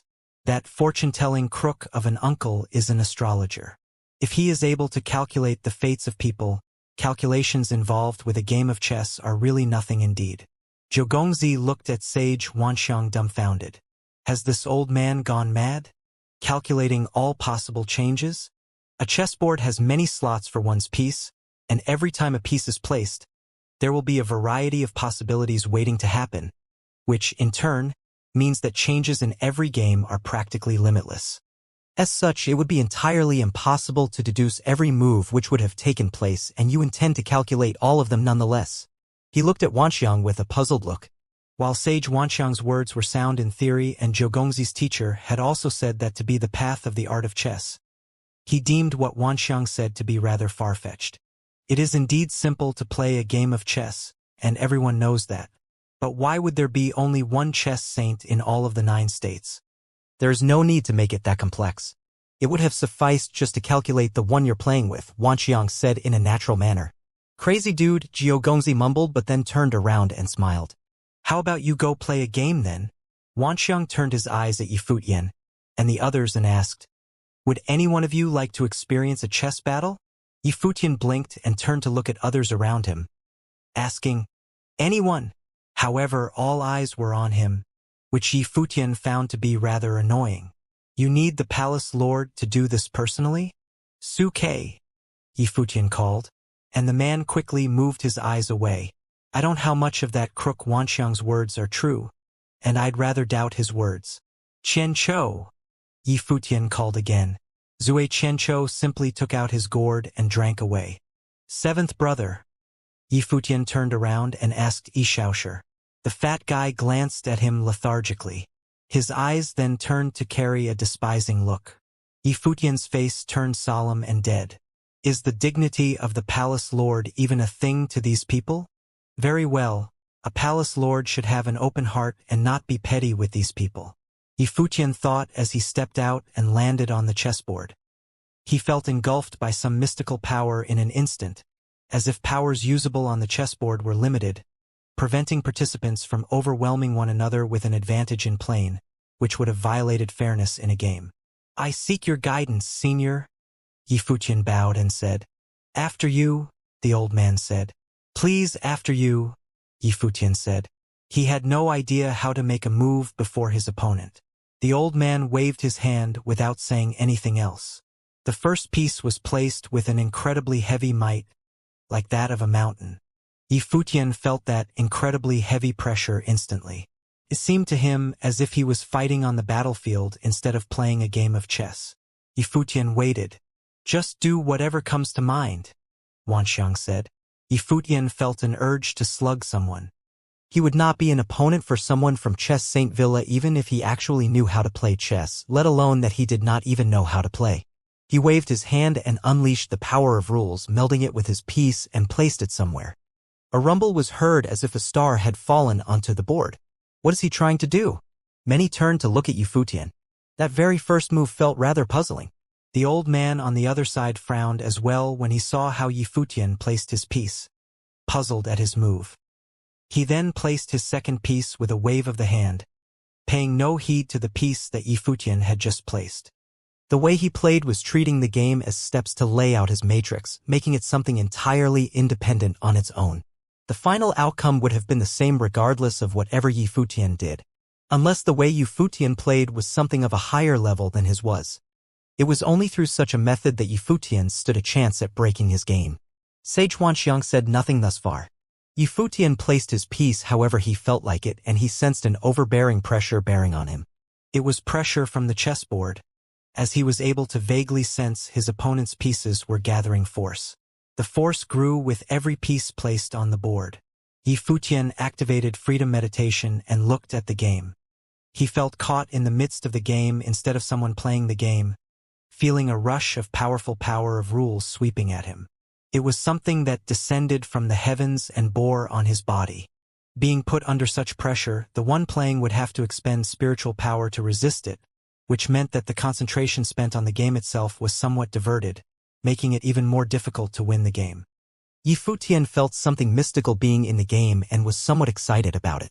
So this is chess battle, huh? I must say this all feels so new to me. He waved his hand again and dropped one star piece after another. He played the game on his own instead of waiting for instructions from Sage Wanxiang. He seemed to have entered a state of his own. Under the powers of freedom meditation, he was able to see the game a little better, and every piece he placed seemed to be able to cut down that invading force gushing at him. To put it more aptly, at the moment it felt like Yifutian was working to break his opponent's matrix formation instead of actually playing a game of chess. Go 7 by 5, Sage Wanxiang said, breaking Yifutian's excited state. He cursed under his breath, but went on to do as told and placed the piece at 7th/5th slot. The placing of that piece seemed to have broken the change the old man was trying to lay out. A sparkle was seen in his eyes as he went on to place his piece, making up for it in other ways. Go 6 by 8, Sage Wanxiang said again, and Yifutian continued placing his piece. He was able to feel that Sage Wanxiang's placing of pieces was more intricate than his. Or rather, the sage felt less morally restricted. The way the pieces were placed was very precise, with an expressed intention of breaking the gathering of the force of the opponent. Go 6 by 4. Go 9 by 7. One voice after another was heard in Yifutian's ears. The old man's frown began to look increasingly apparent and a rather irked expression was seen on his face. What kind of dirty, crude play style is this? There are no methods to be seen in this and there is no force gathered either. Worse still, this is practically just a mess. However, such play style did no other thing than messing his formations. Every piece was placed in such a way that it would have made the opponent wanting to beat the one placing the pieces to a pulp. Displeasure was seen in the old man's eyes as he went to continue playing the game. He was adamant in his disbelief that such a messy play style would have been able to break up his game. Time passed and more pieces from both sides were found on the chessboard. The power of rules grew increasingly powerful, spreading out to all corners. Many stood on the rocks not far away, looking at the game between those two with funny expressions. There was actually such a shameless way of playing? All dirty moves. Everything looked messy. Yet everything worked. The golden cauldron intended to take form in that game, yet it seemed as if the structure had cracks everywhere, and the golden cauldron remained incapable of truly manifesting. Furthermore, the messy star-powered pieces carried incredibly overwhelming power on their own, and the golden cauldron that was not yet able to take form was able to do nothing to crush them. The number of chess pieces grew on the board. The old man waved and brought a piece containing overbearing power of rules down, but he hesitated to complete the move. He looked incredibly frustrated, vaguely feeling that regardless of how the pieces were to be placed, there was simply no hope of getting his matrix up and running. No way to go about this. The old man slammed the piece on the chessboard. Rumbling noises were heard as the game was broken. A puzzled look was seen on Yi Futian's face as he turned to glance at Sage Wanxiang. The crook really is something indeed. He actually calculated all possible changes and made it impossible for the game to be continued? Everyone on Chess Peak turned their eyes to Yi Futian. You can do that? Many researched the way of chess or were versed with chess before coming up the Chess Saint Villa. However, it was their first time witnessing a play style that was so appalling. While the way it was played was rather ugly, it was nonetheless interesting if one were to really look into it. Just how powerful do one's calculative abilities have to be in order to actually anticipate the moves of one's opponent and go on to block them, affecting how the entire game is played? Yi Futian returned to his original spot, looking at Sage Wanxiang with a funny look. Jiao Gongzi naturally knew that it was not the work of Yi Futian himself, but the man was simply following Sage Wanxiang's instructions. The sage claimed to intend to calculate all the changes of the game, which Jiao Gongzi took to be little more than a joke, yet the sage actually did it. So is this considered a pass? Yi Futian asked, looking at Jiao Gongzi. Jiao Gongzi looked at Yi Futian and nodded in a rather speechless manner. Well, let's get on with the second game then. Yi Futian seemed to have gotten riled up. Many eyes turned on him as he stepped on the second chessboard, waiting to see him play. Yi Futian went placing his pieces as he fancied, just as he did with his first game. He then went on to dismantle all that was thrown his way with no finesse or grace.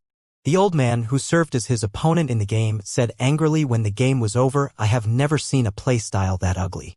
The third and fourth games soon followed. Yi Futian went on to break 6 games in a stride, and the difficult grew. Even Sage Wanxiang found it taxing to play the games as there were more and more changes to be had. Yi Futian finally lost on his 7th game, thrown out of the board by a terrifying chess matrix. However, being able to break 6 games consecutively was still an achievement that had mouths gaping, and everyone went to gauge Yi Futian's party with curious eyes. After playing 7 games of chess battle, Yi Futian actually felt himself to have been truly initiated, gaining an understanding of the way of the chess. He felt chess was increasingly fun, and he became very interested. Too many changes to be calculated? Yi Futian asked Sage Wanxiang. It seems that I have underestimated the way of the chess. I have never thought one small board would be able to have so many changes capable of being executed on it. It was like a great path, and I never expected every play style and chess matrix to have that much difference in magnitude of power between them. Sage Wanxiang said, impressed enough that he stopped looking down on chess as he did before. It went without saying, however, that being able to rely solely on calculations without having ever learned to truly play chess and still was able to carry Yi Futian all the way to the 7th game was something incredibly terrifying. The games were not ordinary games. They were games laid out by the chess saint, and difficulty grew with each of the 9 games. I thought the games were interesting as well. I'm getting rather interested in chess. Yi Futian turned to Jiao Gongzi and said, "So one is only able to acquire the lineage of the chess saint after breaking all 9 games?" Jiao Gongzi shook his head with a smile and said, "Yes and no. After breaking all 9, there is still one of even greater difficulty to be broken, and one would be considered to have completed the games after that." Yi Futian and Sage Wanxiang looked at each other. The ability demonstrated by Sage Wanxiang enabled him to break only 6 games, which spoke volumes of the difficulty of the remaining 3 lying in wait behind. Furthermore, there was one more with greater difficulty after breaking through all 9. Just how terrifying would that game be? He had no answer to that question as it was beyond his imagination. Regardless, if you were able to pass, there's no need to fret. Han Jing excelled in both ways of chess and matrix, and his calculative abilities were extraordinary as well. Despite so, he was only able to pass the 7th game. Breaking all 9 chess games of Chess Peak is not something that can be done in a day or two. Zhou Gongzi smiled and said, "There is just no way the games laid out by teacher would be so simple." "Well, in that case, it's better that we go down the mountain then," Yi Futian said, getting ready to return to Yujing House for the time being. "All right." Zhou Gongzi nodded. He turned to Sage Wanxiang and said, "If you were to learn to play chess, old sir, you would definitely be able to break all 9 games. My interests lie elsewhere." Sage Wanxiang shook his head, smiling. Despite astrology not being something capable of being used all the time, that was where his interests lied. The way of the chess was the study of the myriad of changes taking place in a game of chess. Astrology, on the other hand, was the way of the heavens and the earth, for it was the study of all changes taking place in the world. They met an old man after coming down the mountain and arriving at Yujing House. The old man was of common bearing and looked common as well. He looked friendly and said to Yi Futian's party with a smile, "Ninth brother, I heard that you have invited some people. Are these friends who you mean?" "Yes." Zhou Gongzi nodded and said, "This is my second brother." Yi Futian looked at the man and saw him smiling at them, without leaking any bit of aura. However, Yi Futian was able to tell that Li Kaishan, the second student of the chess saint, was a very terrifying sage who sported tremendously powerful combat capacity. Yi Futian returned the courtesy and said to Li Kaishan as well, "A pleasure to meet you, Mr. Heir. Whoever is here is our guest. You can relax and make yourselves at home at Yujing House." Li Kaishan replied with a smile and left.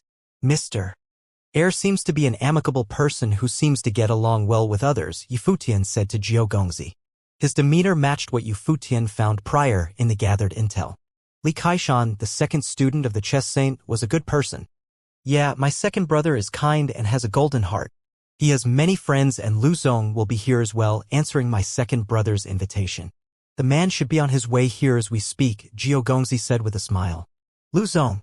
Yi Futian looked rather suspicious. "You are not telling me that you don't know Lu Zong?" Zhou Gongzi looked at Yi Futian with a funny look. Lu Zong's renown was such that it would have been impossible for anyone from the eastern state not to know him. Just where the hell are these people from? "Who?"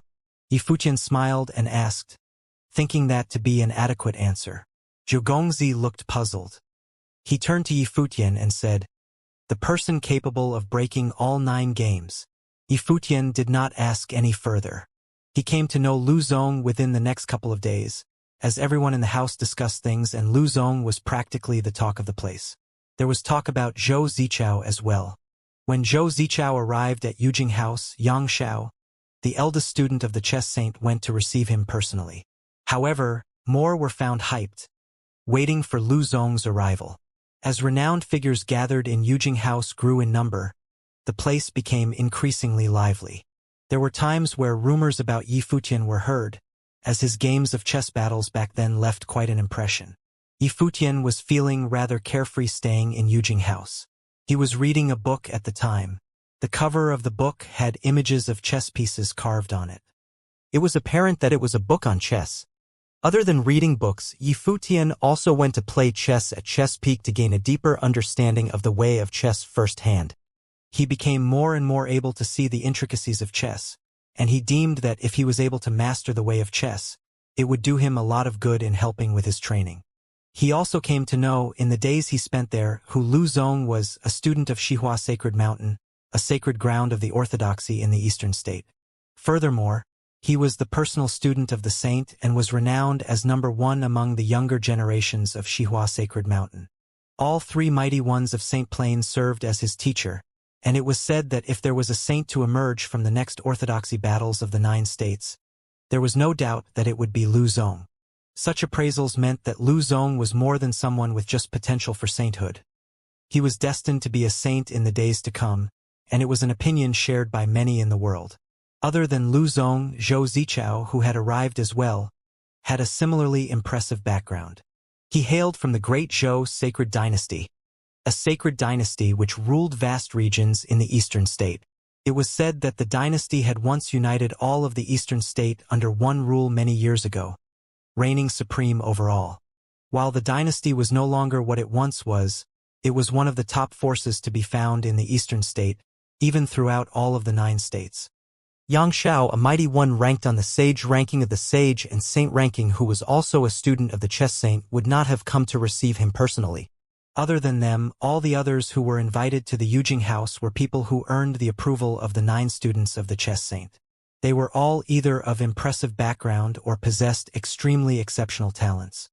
It was, after all, about the item symbolizing the lineage of the chess saint, and as such it naturally drew attention. Xianxia, head of the Yujing house, threw a banquet at his place to entertain his guests. The place was incredibly lively, and all who were present were people of exceptional bearing. Yi Futian's party took their respective seats after arriving, and their seats were far from eye-catching. Yi Futian turned his eyes forward, finding Xianxia, the eldest student of the chess saint, to be a dashing, exceptional middle-aged man. His wife, however, looked young, seemingly in her early 30s. She sported incredible looks. She was the #1 beauty in all of Yujing City, and her looks naturally matched what her reputation suggested. However, there were many women among the guests who actually had looks on par with that #1 beauty in all of Yujing City. The girls in Yi Futian's party also looked exceptional. Other than that, a young man and a young woman were seen sitting near Yang Yao's seat, which was at the front. Both of them exuded an air of elegance, as they were none other than Zhou Zichao and Zhou Zi, siblings who hailed from the Great Zhou sacred dynasty. And Zhou Zi was extraordinarily beautiful herself. Both siblings were extremely regal and elegant. There were many mighty ones found around the two of them. While every one of those people exuded a mild and peaceful air about them, the air of elegance about them was unmistakable. They were all people from the sacred dynasty. Furthermore, the people who were sitting opposite them were also exceptional figures. Today's banquet is just for fun and chatter. It is an honor to be able to meet so many proud sons and daughters of the younger generations. Xianxia, who was sitting at the host's seat, smiled and said to everyone before him, "My wife and I would like to propose a toast with everyone here. Your reputation precedes you, Chief Yang. It is a pleasure to be able to meet you today," someone said with a smile. All 81 who were ranked on the sage and saint ranking were exceptional people, and Xianxia was especially so, given how he was a student of the chess saint. I assume all of you have gone up to the chess peak and experienced the games laid out personally. What do you think about the games? Xianxia asked with a smile. Difficult. Li Mu, a student of the Sword Celestial, said, "I'm versed with sword matrices and began looking into the way of chess before I even came here, but I was still unable to make it through even the first game when I arrived. I'm now able to make it to the 5th game after spending so much time here. It will prove rather difficult to break through all 9 games. Han Jing has broken through 8 games thus far, and he should soon break the 9th in due time." Xianxia looked at Han Jing and said, "I will do so as soon as possible and go on to experience the Celestial Dragon chess game for myself," Han Jing said as he turned his eyes to Xianxia. The Celestial Dragon chess game was the ultimate game, one which was laid out by the combined efforts of all 9 students. It was more than just a game, as an intense chess battle was expected to take place within that game, so much so that even the rules were made different. "I look forward to it," Xianxia smiled and said. He then turned his eyes at a very dashing, handsome young man and asked, "Mo Jun, when will your brother, Lu Zong, be here?" Mo Jun was another exceptional student from Xihua Sacred Mountain, and was a personal student of a saint as well. He was an extremely exceptional young man with a lithe figure and incredibly handsome looks. One look was all that was needed to tell that the young man was meant for great things, and he enjoyed a prestigious status among the youths of the eastern state. Even so, when the people thought about the younger generation of Xihua Sacred Mountain, his brother Lu Zong came to mind before him. Of course, Mo Jun admired his brother Lu Zong greatly as well. His brother was one destined to be a saint in the future, and Mo Jun had, of course, believed himself to be the same as well. "My brother likes keeping to himself. As such, I have no idea where he actually is," Mo Jun replied. Xianxia nodded and added, I'm rather excited to see this exceptional young man from Xihua Sacred Mountain who reigns supreme among all the youths. He then took notice of a woman of exceptional appearance who exuded an air of holiness. So much so that she looked even more exceptional than the #1 beauty in all of Yujing City. Xianxia smiled and said, I'm rather surprised to see you here, Goddess Qingni. You're being too kind, Chief. Goddess Qingni was also a student of a saint, a younger generation with links to the 8 great ones of the Saint Plane in the eastern state. Many such people were present at the banquet. Brothers, how about you introduce the guests you have invited here? There are some that I don't even know, Xianxia said as he looked at his younger brothers. All 9 students of the chess saint were present that day. Yes, eldest brother. Some of them nodded and went to introduce the mighty ones they invited to the house. All of them were exceptional figures from the eastern state. When it was Jiao Gongzi's turn to do so, he looked at Yifutian with a rather peculiar expression and said, I don't actually know where you're from. Yifutian smiled and shook his head. It is really either very generous or clumsy of him to have only remembered such things now. Yifutian of the Barren State, Yifutian said softly. It sounds rather familiar. I think I've heard about it somewhere, Jiao Gongzi said. He then turned to Xianxia and did his introductions. Eldest brother. My friend Yifutian is from the Barren State. Barren State Yifutian. Xianxia murmured to himself. All of the younger generations of the saints turned their eyes to Yifutian suddenly. While people of the Barren State hardly mingled with those of other states, the people of the sacred ground would still concern themselves with the great incidents of the Barren State, especially involving Jisheng Cliffs of Yu State. As such, they had heard of Yifutian's name more than half a year ago. I didn't expect the Palace Lord of the Holy Ji Palace, sacred ground of the Barren State, to be here. My apologies. Xianxia raised his cup, smiled and said, Please help yourselves. You're too kind, Chief. Yifutian raised his cup and emptied it. Oh, so you're that noble plain palace lord. Zhugongzi had only just realized. He vaguely remembered something about Yifutian being talked about more than half a year ago, but as he had little interests in such affairs, he did not take it to heart.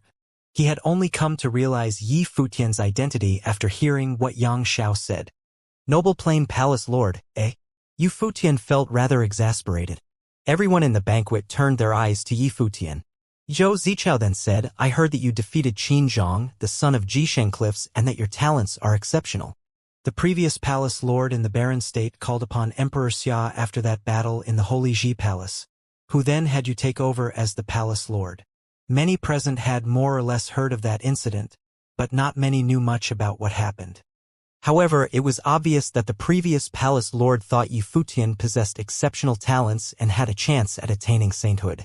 Given how Yifutian was able to defeat Qin Zhang of Jisheng Cliffs and how the previous palace lord gave his life to call upon Emperor Xia, they knew a thing or two about Qin Zhang of Jisheng Cliffs, but were hardly familiar with Bai Luli, as they hardly cared about what happened in the Barren State.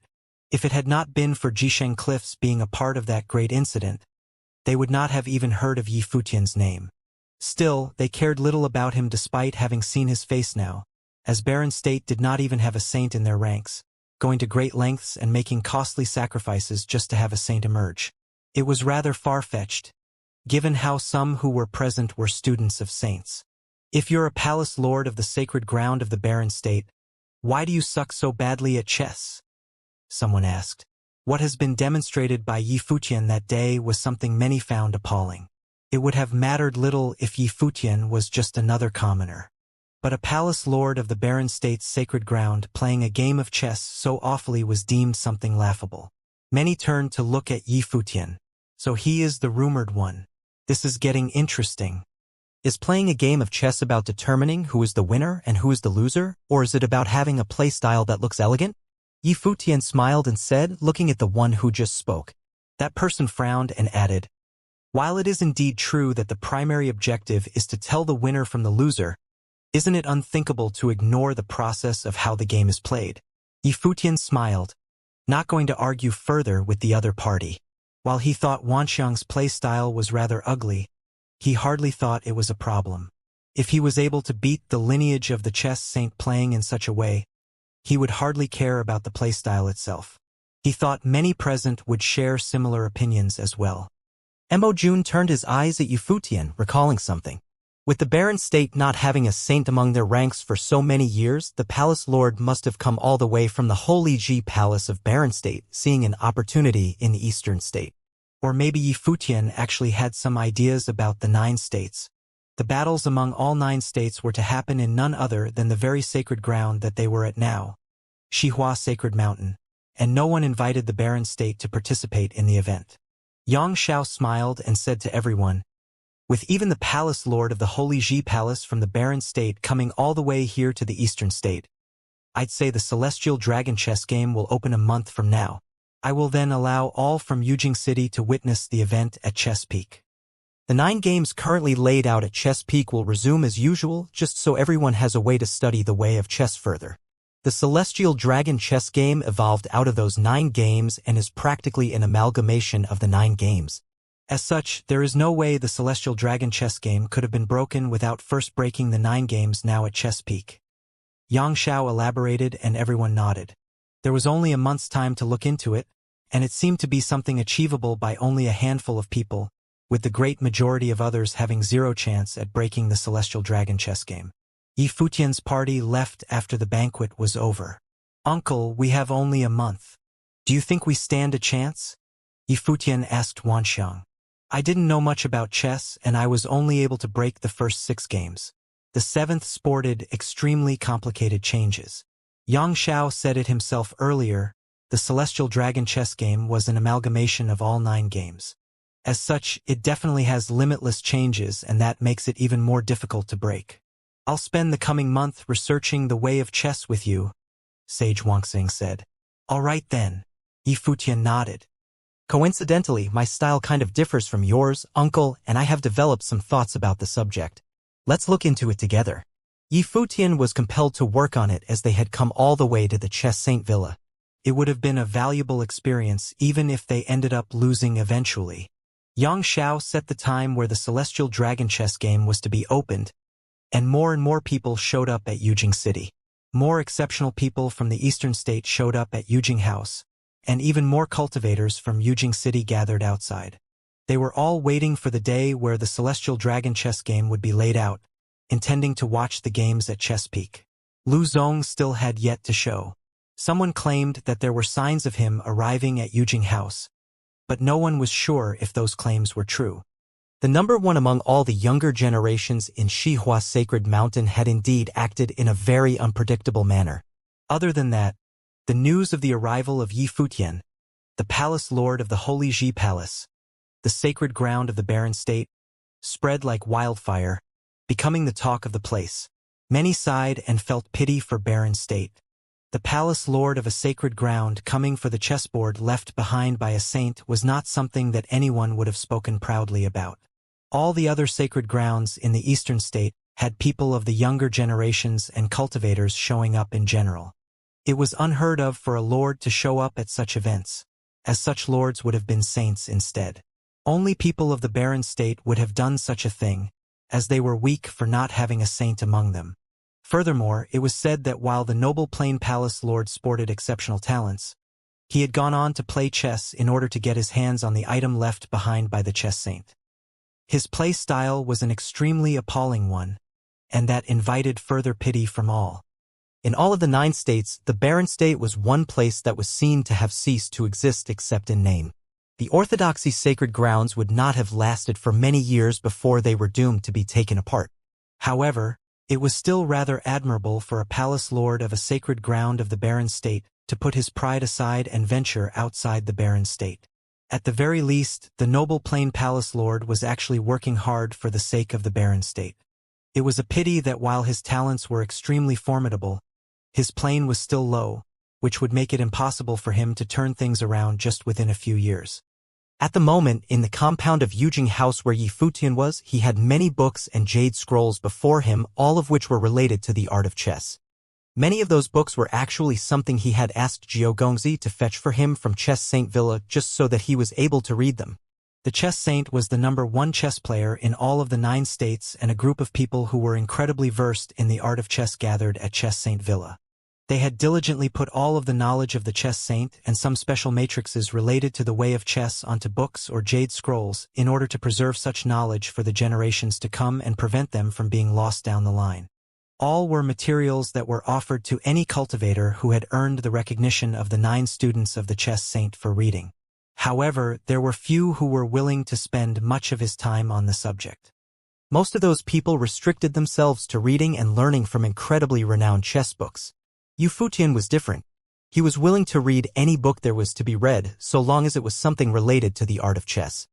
It was a habit that he had developed during his days in the cottage. He had been reading books like a mad ant in the book cave of the cottage. His teacher tutored him back then by having him read books and learn spells doing so. His teacher also had him learn all spells there were to be learned, regardless of difficulty, and it eventually proved that his teacher had been doing the right thing. A book's true essence would reveal itself after being read over 100 times. And it worked the same for training. Yifutian's mind was practically filled with chess games at the moment. It was as if there was a book of chess etched into his mind and there was nothing he could do to dispel it. It was probably due to him being so interested in the subject for the past few days. It was fun learning new things, especially in Yifutian's case. He was able to sense the exceptional traits of the art of chess simply from reading the books, and he was then practically addicted to it. Someone walking by at that moment dumped a book before Yifutian, who then said, "Are you planning to read all the books in Chess Saint Villa?" That someone was none other than Xianxia. Despite having been learning the art of chess from his teacher, he had never gone as crazy as Yifutian. The books he had read were a small fraction compared to what Yifutian had read. One's innate weaknesses are to be compensated with hard work. Yifutian smiled and said, "Thanks for the hard work. It was fortunate that cultivators were unlike common people, whose spiritual aptitude was far behind that of cultivators. That made learning difficult for common people. People at sage levels like Yifutian needed only to scan a book to comprehend its contents. They needed only to learn how to use their acquired knowledge. It's no big deal. It's just that I haven't been able to go see my baby at Qingyu House for quite some time now," Xianxia said rather dejectedly. "If I knew this would have happened, I wouldn't have brought you up here." "Well, too late for regrets now," Yifutian smiled and said. Xianxia shook his head and said, "Just what are you, the great palace lord of barren state's sacred ground? Like as a person? Are you a horny flirt? Or are you a hard-working student?" Yifutian looked like a playboy more than anything else when he was in Qingyu House. Xianxia had not expected him to be so into learning. "Me?" Yifutian smiled and said, "Just a dashing, handsome young man whose talents are like none other. Have you no shame?" Xianxia was speechless. Just what is the skin of this guy made of? Seriously though, time is almost up and I wonder if you have any confidence in doing this. You're still the only guy I've invited to our place since I need not worry about matters given that my brothers and sisters are there to take care of things. I need only to be a playboy and little else. I never had any hopes about you being able to achieve anything before, but I'm starting to wonder if you actually have a shot at this, seeing how diligent you are in studying and all that." Xianxia looked at Yifutian and found something off with his eyes. But then he shook his head and said in a dismissive tone, "And yet, here I am, getting crazed with you as well. My second brother invited Lu Zong, Zhou Zichao, Han Jing, and the others. Even if your progress is developing at the speed of a lightning bolt, I don't think you'd have any chance at breaking the Celestial Dragon chess game before they do, or maybe none of us will be able to break the game." He shook his head and left after he finished saying all that. "Just how do I come to have such wild ideas about things?" "Interesting young man indeed," Sage Huanxiang said as he looked at Xianxia leaving. "Interesting guy indeed. He is the last of the 9 students and it's only natural that he is all carefree and laid back." Yifutian smiled and said, "Wasn't I the one who kept getting looked after back in the cottage? How have you felt lately?" Sage Huanxiang asked. "I feel as if I'm ready to simulate the games myself.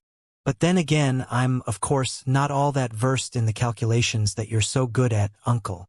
My playstyle is leaning more towards judgment guided by my guts," Yifutian said. "What everyone sees and feels is different even if they were to learn the exact same thing. There is no need for you to be like me." Huanxiang said, "I broke 6 games armed with what little knowledge I had about chess. Having now read all those books with you, I've come to the point where I can say I've mastered the way of chess. This allows me to calculate the games in a broader yet pinpoint manner, simulating all the changes to take place in my mind. If I keep it, I'd be able to break even the 8th game, conservatively speaking. My chances of breaking all 9 are rather high as well, Wanxiang said.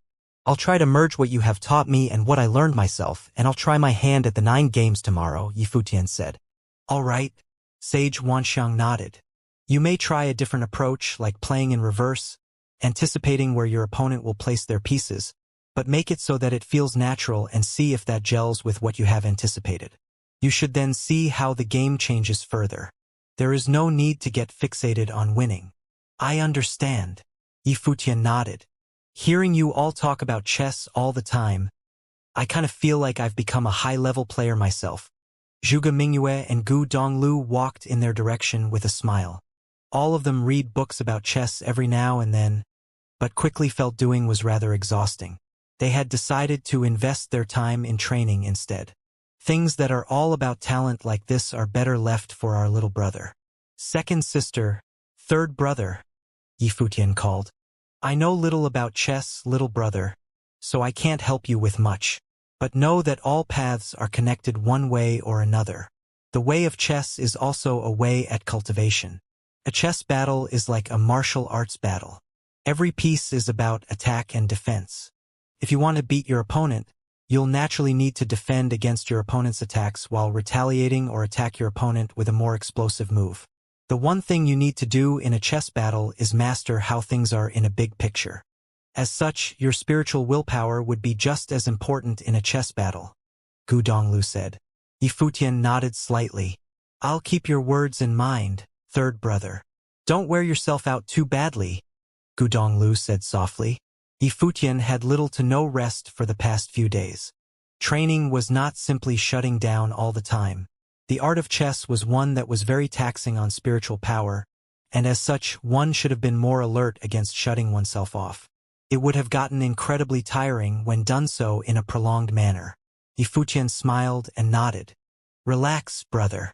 I like chess anyway. Gu Donglu nodded without saying much. Yifutian went up to Chess Peak first thing in the morning the next day. The 9 games were all still there, and some were even found sitting cross-legged on huge rocks. They had been looking into and challenging the games to prepare for the upcoming Celestial Dragon chess game. Although they knew that they stand little chance at winning, but they were compelled to try, given how they had come all the way there. Furthermore, they got to see the best of the top-notch geniuses to be found in the Eastern State, making it quite an experience. The old man guarding the game stepped onto the first game and said to Yifutian, "You have already broken through 6 games and will start with the 7th. There is no need to repeat all of the games." He was very displeased playing against Yifutian that day. Yifutian smiled. He looked at how the old man behaved and said, "I deem it necessary to start from the beginning. I look forward to your guidance." "All right then." The old man nodded impatiently and then waved his hand without a care.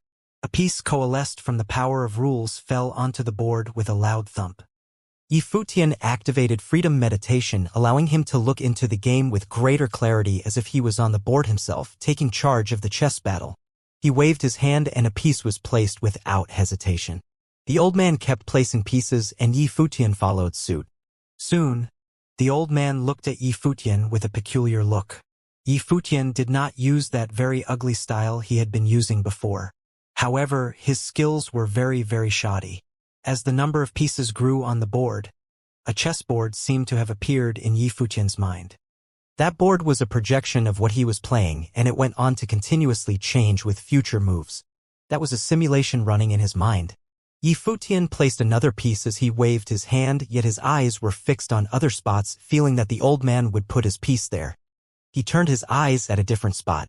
As anticipated, the old man placed his piece with a hard thump, building up a powerful force. A precious cauldron went on to pressure Yifutian's spiritual will, intending to crush him. Yifutian lost a moment later, but he did not leave. He instead asked, "Elder, can we have another game?" The old man frowned, but he continued nonetheless. "Elder, can we have another one?" Yifutian repeated again and again. The old man got rather fed up and said angrily, "Your way of chess sucks. Why bother wasting your time and mine?" Yifutian did not mind at all. smiling as he asked to continue. He was verifying what he had learned through actual battle. At Chess Peak, everyone's eyes were on Yi Futian at the moment. That guy really knows nothing about playing chess. He is just wasting time there. It was probably the old man with him that day who guided him and enabled him to break through 6 games consecutively. Yi Futian had been verifying what he had learned with all 9 games for the next few days. He tried different play styles with every single game, yet he ended up losing every time. Even the elders who were playing with him were able to see that he had been seeking defeat intentionally, observing the changes in their play style through his own. It was the first time for any of them to see someone learn in such a way. There was not even a single person in Chess Saint Villa who had done so before. They were secretly impressed at how Yi Futian indeed had thoughts about things. Yi Futian observed the changes of the 9 games through doing actual battle, just to verify what he had learned for the days past. He felt himself progressing at breakneck speeds in chess. Everyone else other than Yi Futian had progressed as well. There were even a few who were able to break all 9 games. Han Jing, Zhou Zichao, Zhou Zi, Goddess Qingni, and Mo Jun of Xihua Sacred Mountain.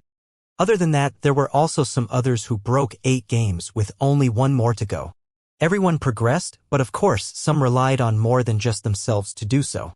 For instance, Zhou Zichao and his sister Zhou Zi had elders from Xihua Sacred Mountain providing guidance.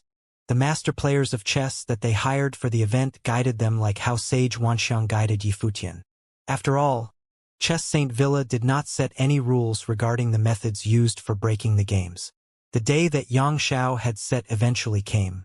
Many mighty ones from Yujing City came to witness the event on that day. People flocked to Jinghua Mountain, landing on Chess Peak. Countless silhouettes were found on ancient peaks and huge rocks. All of them were people who came for the event.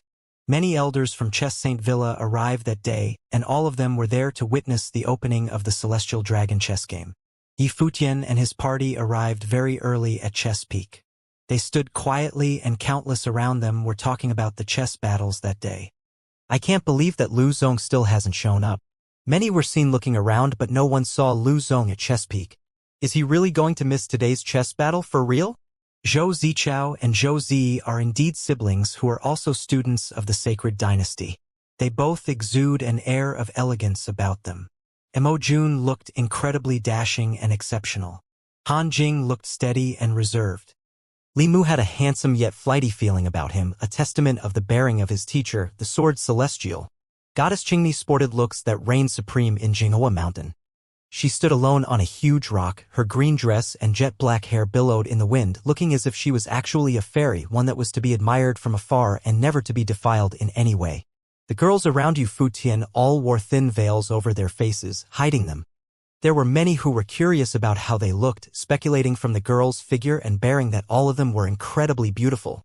There were also many who talked about Yi Futian.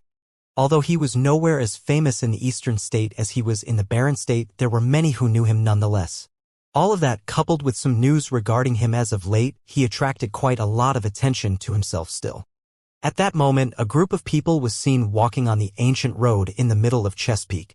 Many made way for them, seeing Yang Xiao and 8 of his juniors walking in their direction. They're here. Many turned their eyes at Yang Xiao and the others. The Celestial Dragon chess game was about to be opened. The group made it to a cliff at Chess Peak and slowly took to the air, saying the Celestial Dragon chess game was something left behind by our teacher, passed on to all 9 of us. As such, the game is one that has limitless changes and it will now be laid out by all 9 of us. We present to you the Celestial Dragon chess game. Yang Xiao turned around and looked at the many elders standing on both sides of the cliff, saying, "Open!" The elders from Chess Saint Villa moved and went on to blast the huge cliff. Explosive rumble was heard all over the place in an instant, and dazzling lights were seen on top of the cliff as if it was something forged out of matrices. Many were found with startled looks on their faces. They never expected a matrix to be hidden in the cliff itself. The matrix shone increasingly bright, spreading out to the inside of the cliff. Beams of terrifying light shot out of the cliff from inside out. Countless cracks were seen on the cliff in an instant. Patterns lit up, and with a loud rumble, the rocks of the cliff turned to dust and dissipated. Blinding light shimmered in that very instant, which drew the eyes of many. The light emanated from a huge chessboard, which hovered in midair. Xianxia and his other juniors stepped forward and landed on the shimmering chessboard. Their bodies seemed to have melded with the board in an instant, being covered in light. This would be the Celestial Dragon chess game, one that all 9 of us brothers and sisters will hold together. Any of the invited ones are welcomed to try to break the game. Xianxia stood on the chessboard and said, looking at everyone, "Of course. I advise all who intend to step onto the Celestial Dragon chess game to first break the 9 games prior. The pressure will prove too great to bear otherwise." Many eyes looked at Xianxia and the other 8 of his juniors. Who would be able to break a chess game held by the 9 students of the chess saint? No one moved and everyone seemed to be hesitating. "I'll try." A voice was finally heard. Han Jing was seen stepping forward and countless eyes gazed at him. Han Jing, the first to challenge the Celestial Dragon chess game. "Please," Xianxia said. "Please," Han Jing said, returning the courtesy. Xianxia waved his hand and placed a piece at the center of the board, containing incredibly terrifying power of rules. Han Jing waved his hand as well and placed his first piece. However, the second piece was placed by Li Kaishan, the second student of the chess saint. A streak of golden lightning seemed to have descended upon the board as he waved his hand, making all who were watching shudder. "Is it that all 9 of the students of Celestial Dragon chess game place a piece each?" Many asked themselves in silence, and they quickly got their answers to that question in no time. All of the first 9 moves were placed by all 9 students. An extremely violent power began to whip up on the board with just the 9 pieces placed, vaguely intending to devour all the might Han Jing had about him. Such incredible might! Many shuddered. It was no longer a simple chess game. It looked more like a battle fought through a chess game. Such a terrifying force was already whipped up with only 9 pieces placed by Xianxia and his people. Han Jing felt the looming might the most as he was the one playing it. He came to look incredibly serious as he kept placing his pieces. The pieces he placed seemed resonate with one another, intending to form a matrix. Both sides kept playing and the number of pieces on the board grew. Sweat appeared on Han Jing's forehead. The chess game contained 9 types of great changes as if it was played using different play styles. Worse still, every play style seemed to contain limitless changes, making it impossible to see through them. Whoosh! Sword aura whooshed about and a sword matrix appeared on a corner of the chessboard, formed by the rules of the pieces. Han Jing wanted to place his piece there, but surprisingly he was unable to do so. The piece was devoured by the sword aura before it even landed on the board. So this is the rules of chess battle of the Celestial Dragon chess game then? One which enables one to block the play style of the other. Everyone present shuddered. Han Jing was practically drenched in sweat. He held the piece in his hand but had no idea where to place it. At that moment, he had only been able to feel overwhelming exhaustion and tired in his spiritual power. He waved his hand and placed another piece. Han Jing is going to lose. Some among the audience who were versed with the art of chess murmured to themselves. Han Jing had made a mistake under the huge pressure, which was one that should not have happened to him. At that moment, the 4th student of the chess saint placed a piece. Many shuddered the very second the piece landed on the board. A ferocious-looking bone dragon appeared on the chessboard, baring its fangs as it went for Han Jing. Han Jing went all pale and with a grunt spat blood onto the chessboard. He flashed and backed away from the chessboard, then sat down to restore his damaged mind and regenerate worn spiritual power. Many turned their eyes on that game.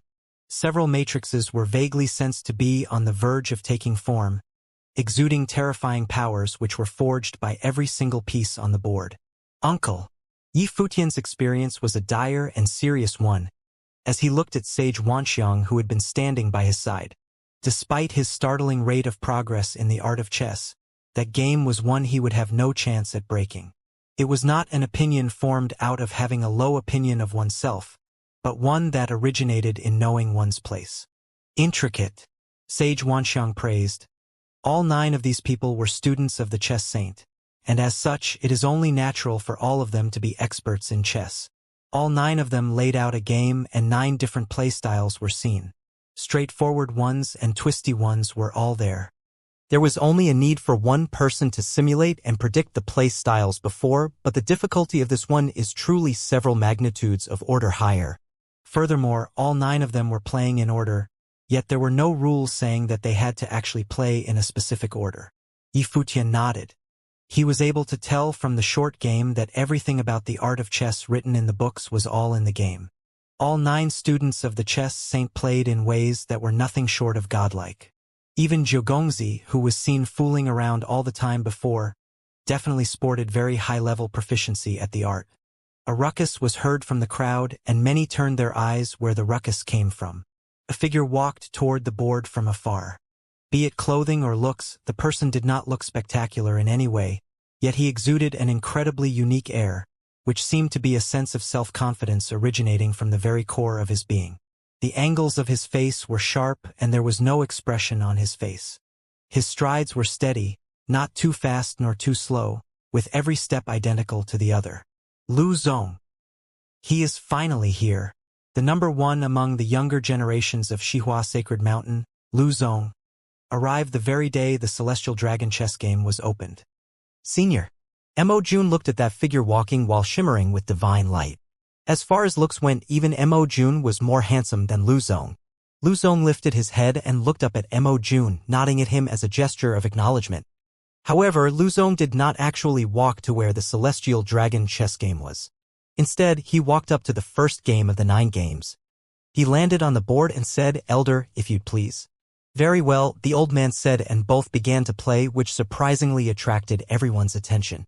The game between both of them looked very tranquil in comparison. Be it the old man or Lu Zong, none had any angst. What felt terrifying with the game was that the play style of the old man grew increasingly powerful as the game went, forming a matrix with the pieces, yet Lu Zong's play style looked extremely plain instead. However, the game that the old man played did not seem to pose any threat. Soon, the old man was cornered with no way to place his pieces adequately. He was slowly being cornered to the point of no return. He looked at the game before them and said, "Young people are truly ferocious. I admit defeat." "It has been an honor," Lu Zong said calmly, and then went on to challenge the second game. He played full out and beat all 9 games soon. The 9th game was the only one that proved somewhat threatening to him. Countless eyes fell onto Lu Zong, the Lone Ranger genius. He broke all 9 chess games consecutively as soon as he arrived, before walking up to the Celestial Dragon chess game. That is Lu Zong indeed.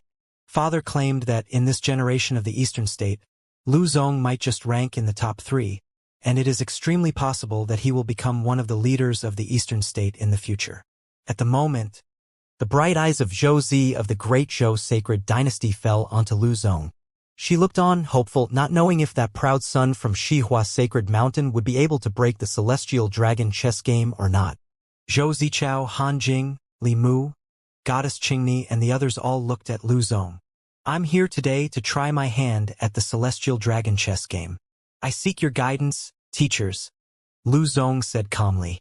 "Your reputation precedes you, Lu Zong of Xihua Sacred Mountain. You do look as extraordinary as you're rumored to be." "Please," Xianxia said as he pointed. Lu Zong took his steps and went onto the Celestial Dragon chess game hanging in the middle of the air. "Please," Lu Zong said. Xianxia nodded and began to place his pieces. His first piece was placed onto the very same spot as when he played against Han Jing before. Lu Zong then waved without hesitation.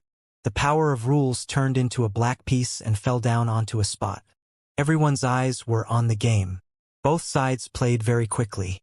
Be it the 9 students of the chess saint or Lu Zong, none of them showed any hesitation as they placed their pieces. They traded blows intensely, and before long, a good number of pieces were seen on the chessboard. A powerful aura of rules washed all over the chessboard. Lu Zong looked as if he was being surrounded and attacked by 9 mighty ones, just standing where he was. Despite his circumstance, he remained composed. His pieces were dropped in a firm, powerful manner. His play style had limitless changes to it, and when faced with 9 different play style changes, he had actually come to divide his way of playing into 9 different styles to counter his opponents, which spoke volume of his frightening capacity at the art. Fame is held by those who are formidable. I'm inferior compared to Lu Zong. Han Jing had opened his eyes to focus on the game and felt inferior. Many took a look at Han Jing, feeling that he had an extraordinary temperament for being able to admit that in front of everyone. Still, it was not all that humiliating to admit one's inferiority when compared to Lu Zong. While many geniuses had gathered there was no one who would be able to claim themselves superior compared to Lu Zong. Manifesting 9 different changes in play styles to play against 9 top-class players at chess all on his own, and furthermore, every single play style was developed to counter a specific style of his opponent. This Lu Zong fellow must have been trained in a variety of arts, Sage Wanxiang said softly as he gazed at the game.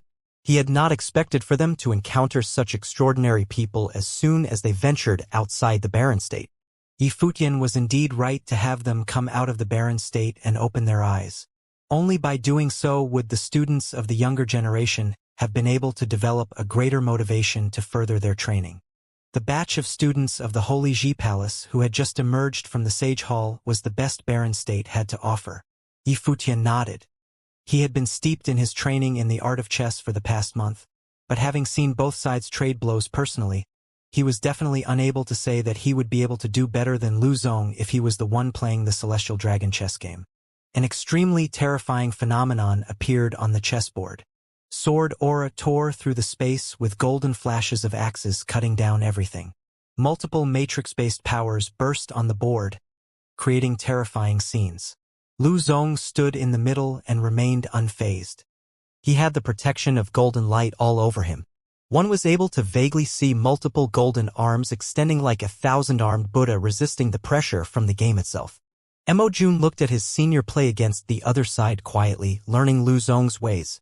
The level his senior was at was not something he could even dream of. He remembered his teacher saying that Lu Zong had read all kinds of old books and collections within 3 years after enrolling into the sacred ground.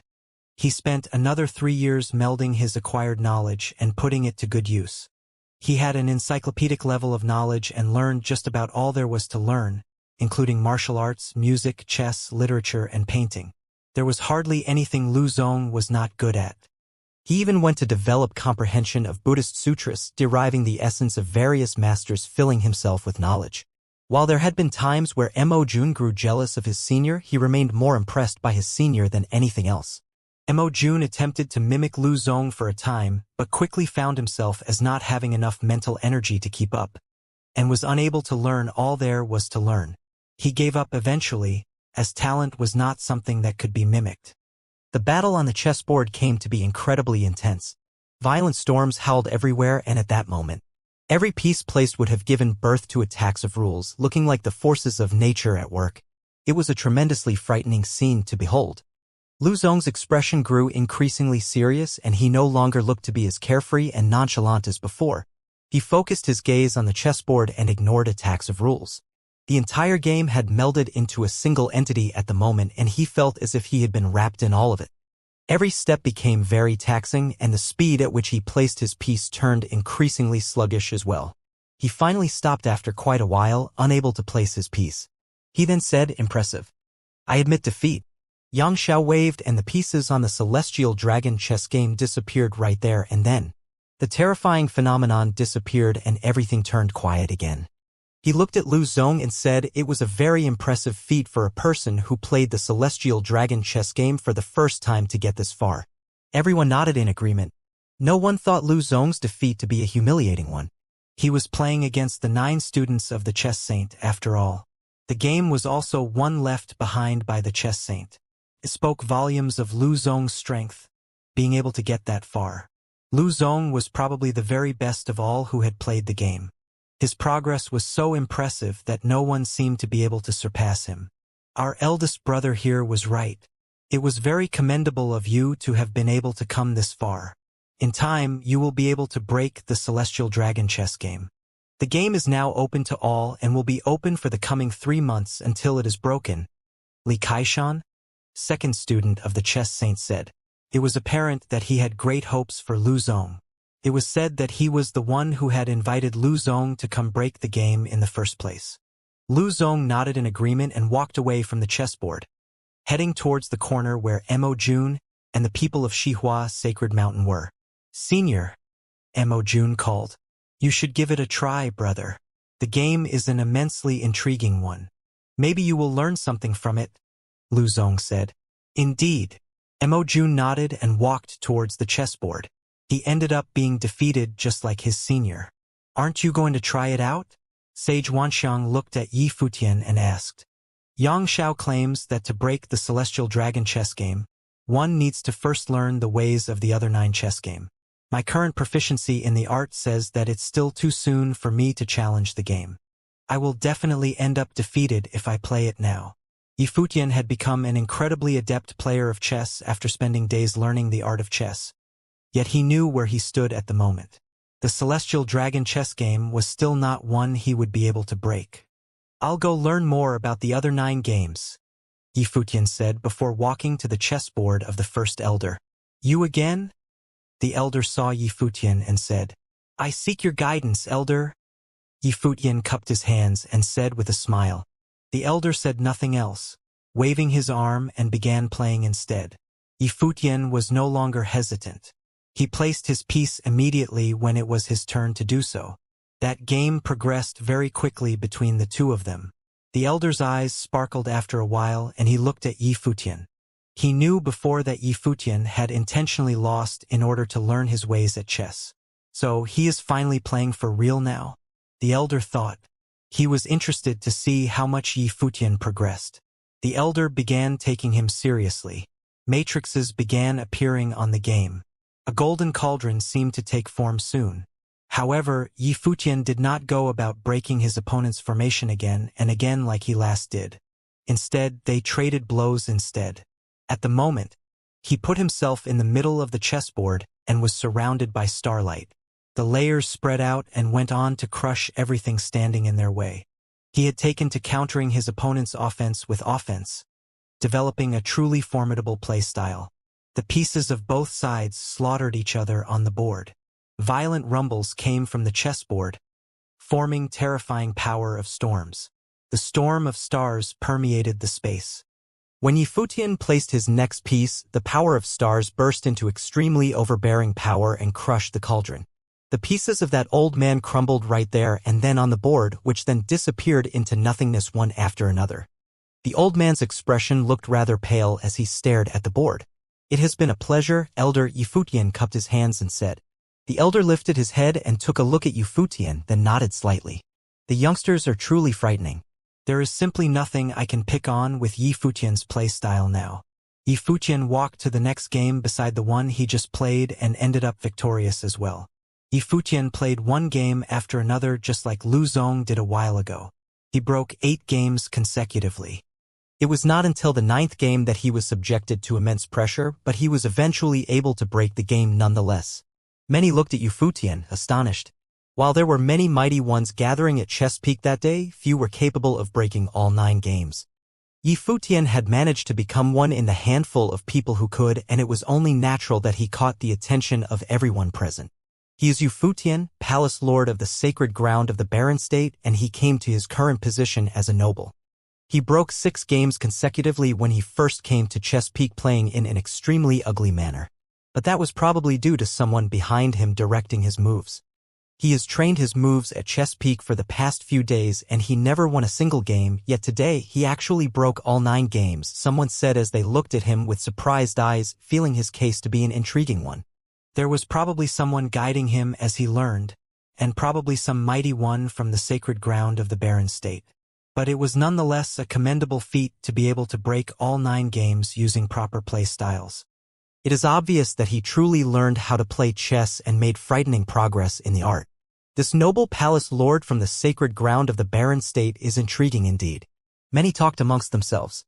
Yi Futian did not go straight to trying his hand at the Celestial Dragon chess game after he broke all 9 games. He went back to his seat and sat cross-legged instead, pondering in a serious manner. He had run into some trouble with the 9th game and it took him great effort to break through. He came to learn something from those troubles. There were many who attempted to break the chess games afterward. There were people challenging the 9 games as well as the Celestial Dragon chess game. However, the Celestial Dragon chess game remained an immutable one. Everyone's attention, including Lu Zong's, was caught every time someone went to challenge the Celestial Dragon chess game. He remained observant of the game. He suddenly came to develop some thoughts. He closed his eyes and ran simulations in his mind.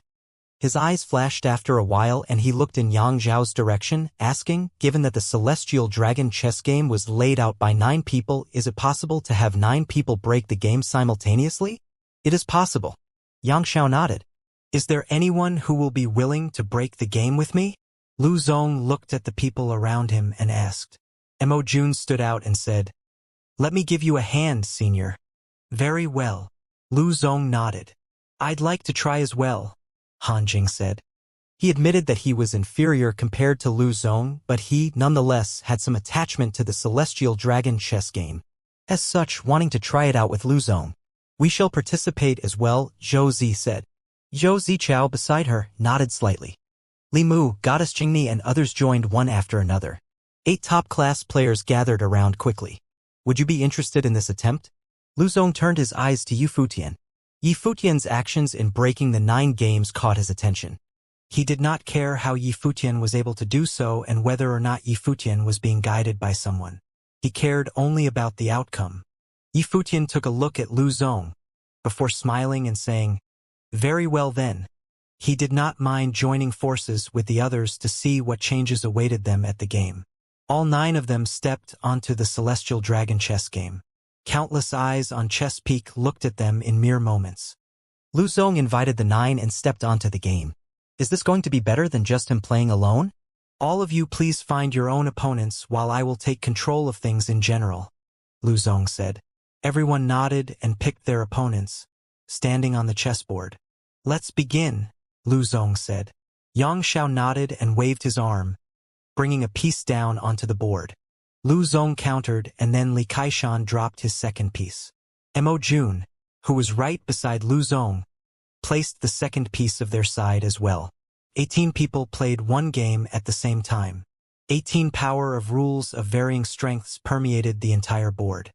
Yi Futian picked Jiao Gongzi as his opponent.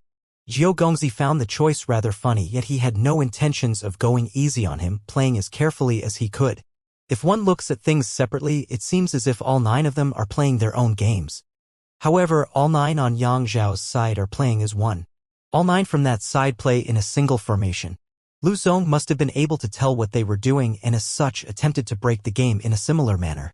Now, his play style remains the highest throughout the entire game, keeping his opponents in check. Things will get very intriguing. Someone who was knowledgeable about chess said. The game became obvious quickly.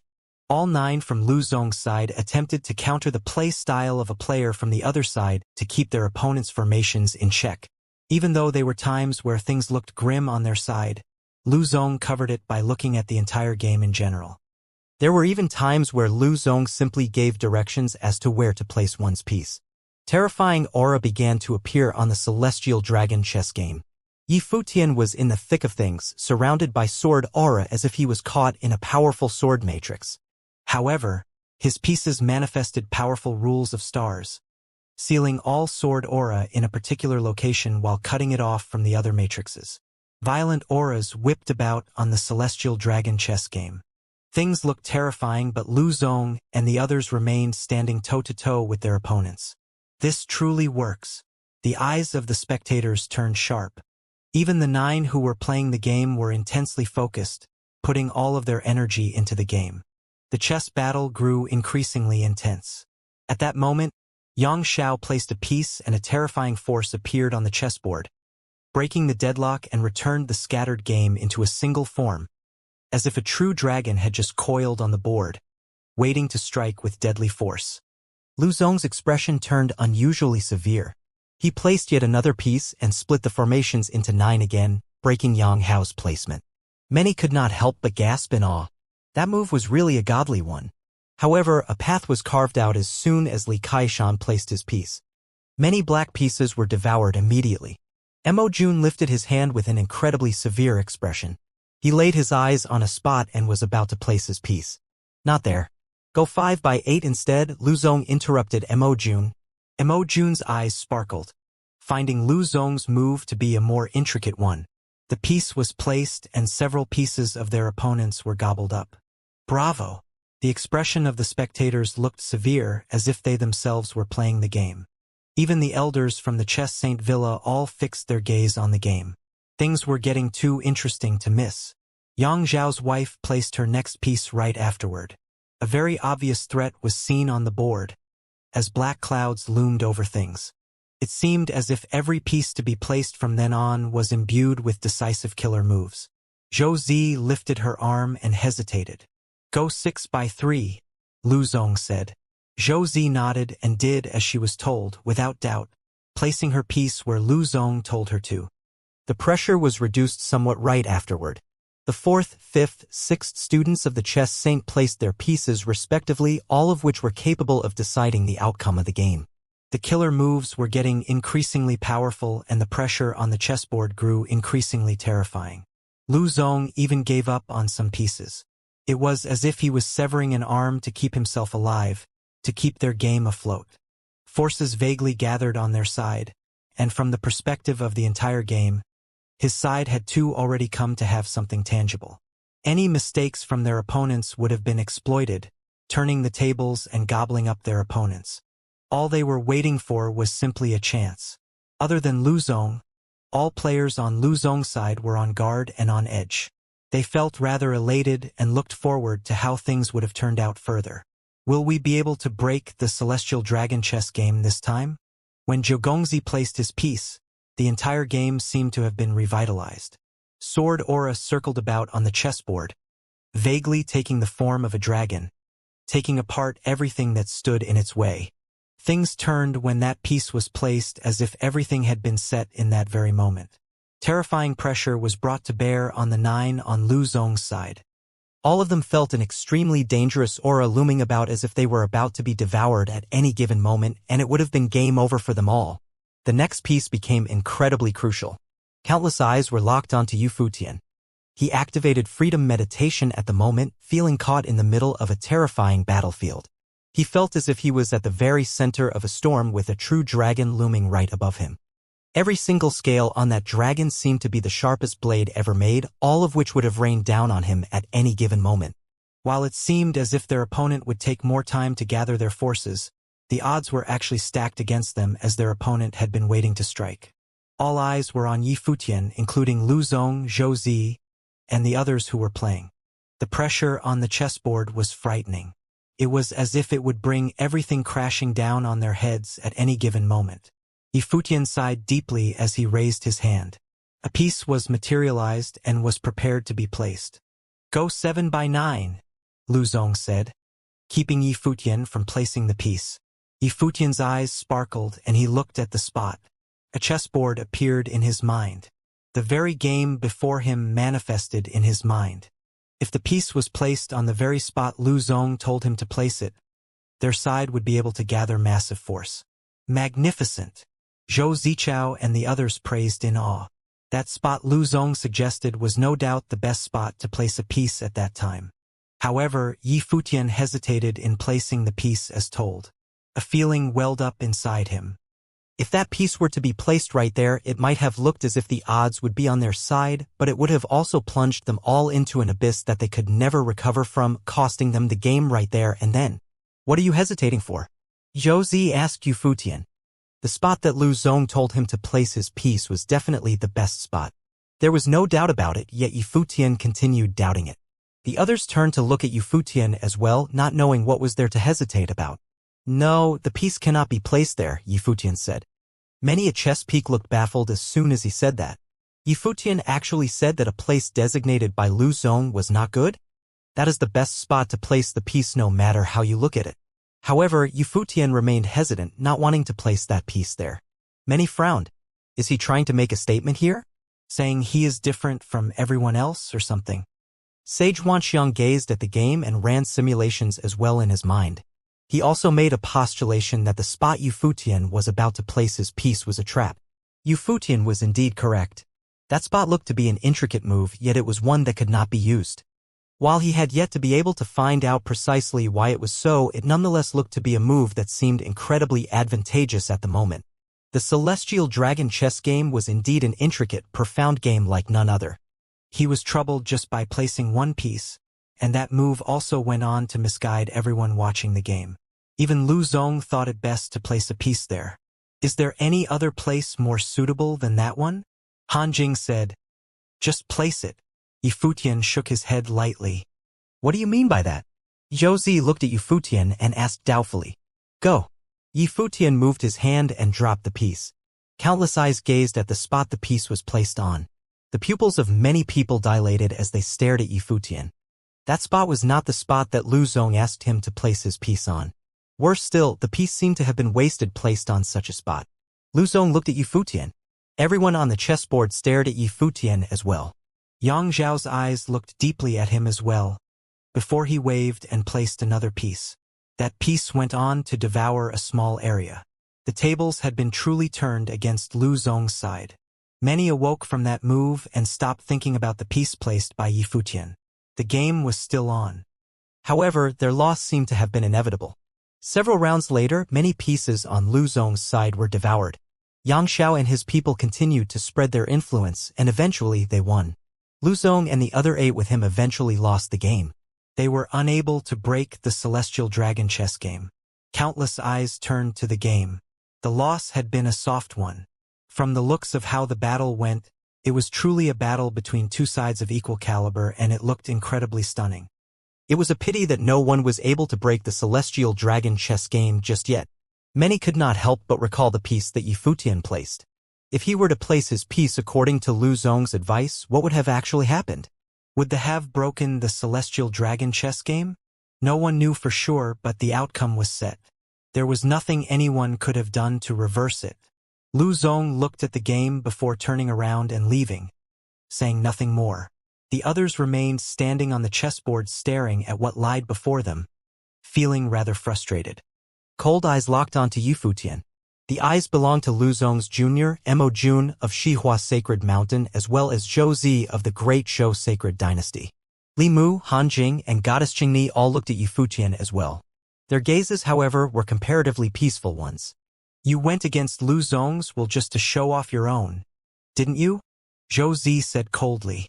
She felt that they were near breaking the Celestial Dragon chess game at that very turn, and everything had been ruined by just one move. Her mood was extremely bad.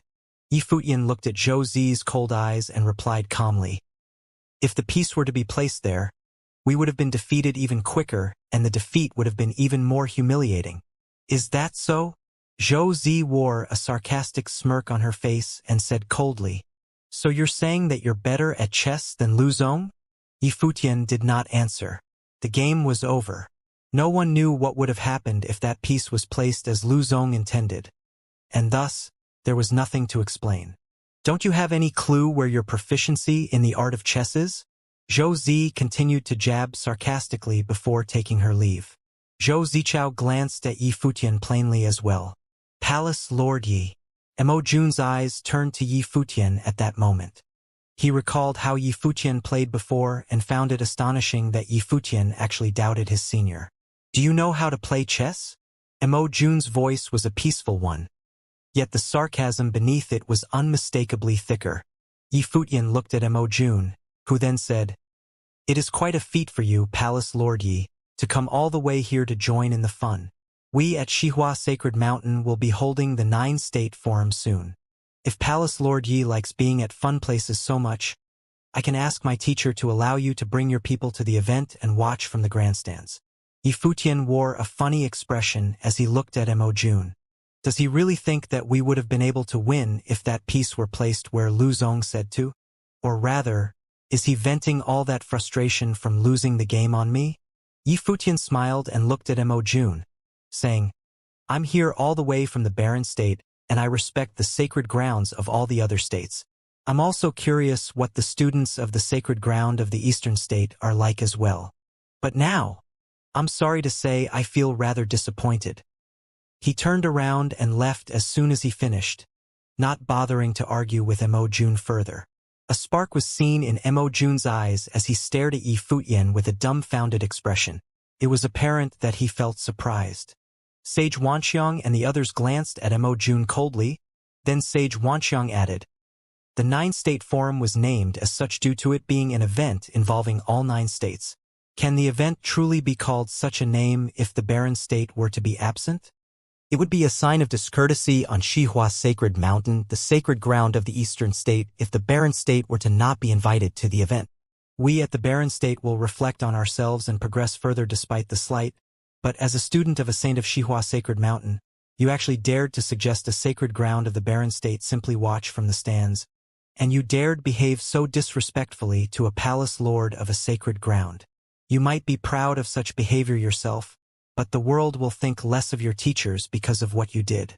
As such, I advise you to choose your words wisely.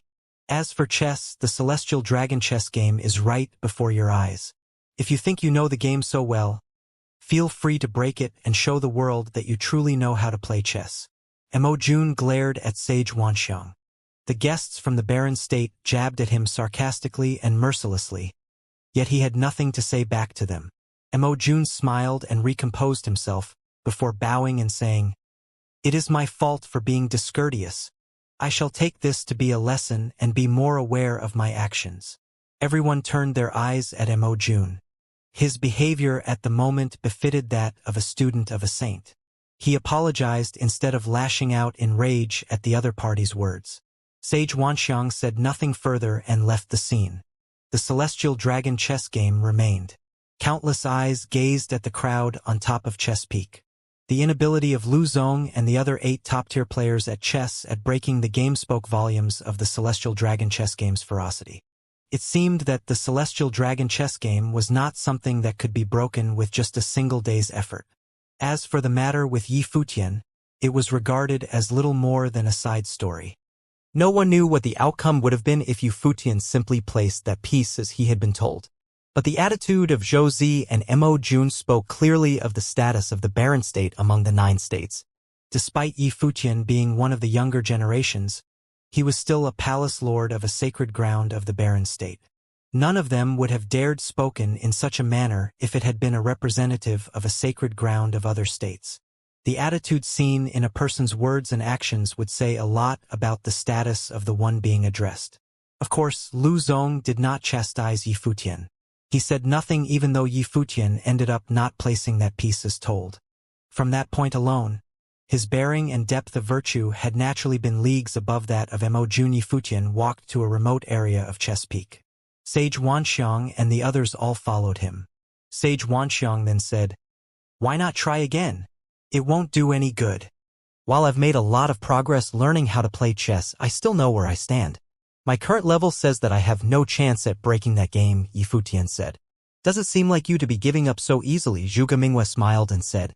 Hua Jiu walked to Yi Futian's side, and he seemed rather solemn. Was he affected by Mo Jun's words? Not quite. Just look at how long I've been playing chess. Yang Xiao and the other 8 are students of the chess saint. It's completely normal for me to be unable to break it. Yi Futian smiled while shaking his head.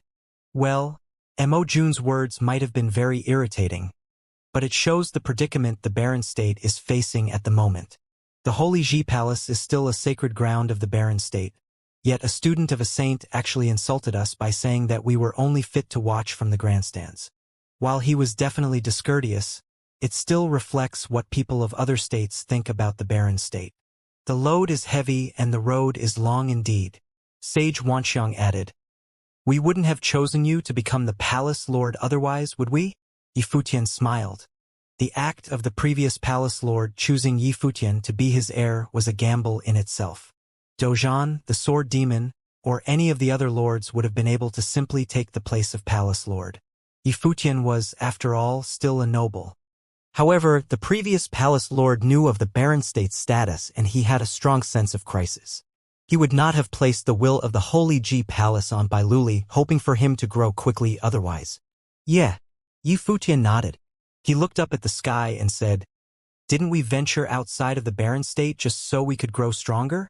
He smiled and added, "I'll remain behind at Chess Peak to continue learning about the game. There is no need for any of you to be concerned." "Will do." Wanxiang nodded. Yi Futian had been through a lot back in the barren state and naturally would not get upset over some trivial matters. He was simply thinking about things. Mo Jun's attitude probably said more than Mo Jun himself. It also spoke volume about the sacred ground Mo Jun trained in, as well as how the other states looked at the barren state. That was the pressure Yi Futian faced at the moment. Everyone else but Hua Jieyu and Yu Shang left. Hua Jieyu remained by his side, while Yu Shang sat behind nonchalantly with Yuan Hong. The other side of Chess Peak was still bustling. There were many geniuses who attempted to break the Celestial Dragon chess game. None succeeded, yet there was always someone from the crowd trying. Lu Zong remained there still, but he did not continue breaking the game. He simply sat there and learned. A day passed quickly and Yang Xiao announced that they were done for the day. The crowd dispersed gradually. Yang Xiao and his people left as well, while the chessboard remained hanging in midair, shining brilliantly and emanating mystical aura like some mystical treasure. Many mighty ones from the chess Saint Villa stood guard over the chessboard, but none dared do anything untoward against it. While rumors had it that the chess saint was about to pass, none were certain that the saint was indeed going to pass on. No one dared pull anything funny in a saint's domain. Furthermore, even if the chess saint was truly not present, Yang Xiao was still a mighty one ranked on the sage ranking of the sage and saint ranking. Yu Futian did not leave. He continued training on one of the stone platforms on Chess Peak. The sky turned dark and many left one after another, with only the mighty ones guarding the chessboard. Yi Futian remained sitting on the platform quietly, recalling the game that had been played earlier that day. He felt rather exhausted after having run the simulations for quite a while. He opened his eyes and gazed at the sky before him. The chessboard was still there, and it continued to shine brilliantly with a mystical sheen. He activated freedom meditation and felt as if he was seeing what had taken place during the day. 18 people standing on the chessboard at the same time. Pieces placed on the board one after another. The scenes continued to be played in his mind. At that moment, rustles of the world tree within his life palace were heard. Lines crisscrossed above the tree and something appeared. Those lines vaguely manifested into a chessboard. The images in his mind came to be played directly on that board itself. Yu Futian seemed to have felt something. His expression changed a little bit and he closed his eyes once again, sending his consciousness back into the life palace. At that moment, his silhouette seemed to have appeared in his life palace. Looking at the chessboard, changes took place on the chessboard.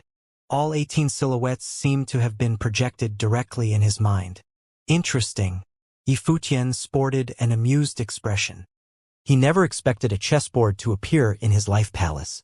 Yi Futian looked at the chessboard in his life palace.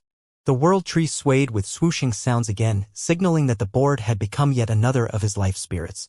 It had been quite a while since he had last constructed a life spirit using freedom meditation, and the reason behind it was he had been second-guessing himself. All the life spirits he had within him covered all the elements. He even had a spirit-type life spirit, the Guqin spirit. Emperor Yi Qing then bestowed him with another life spirit, and that enabled him to have 2 spirit-type life spirits.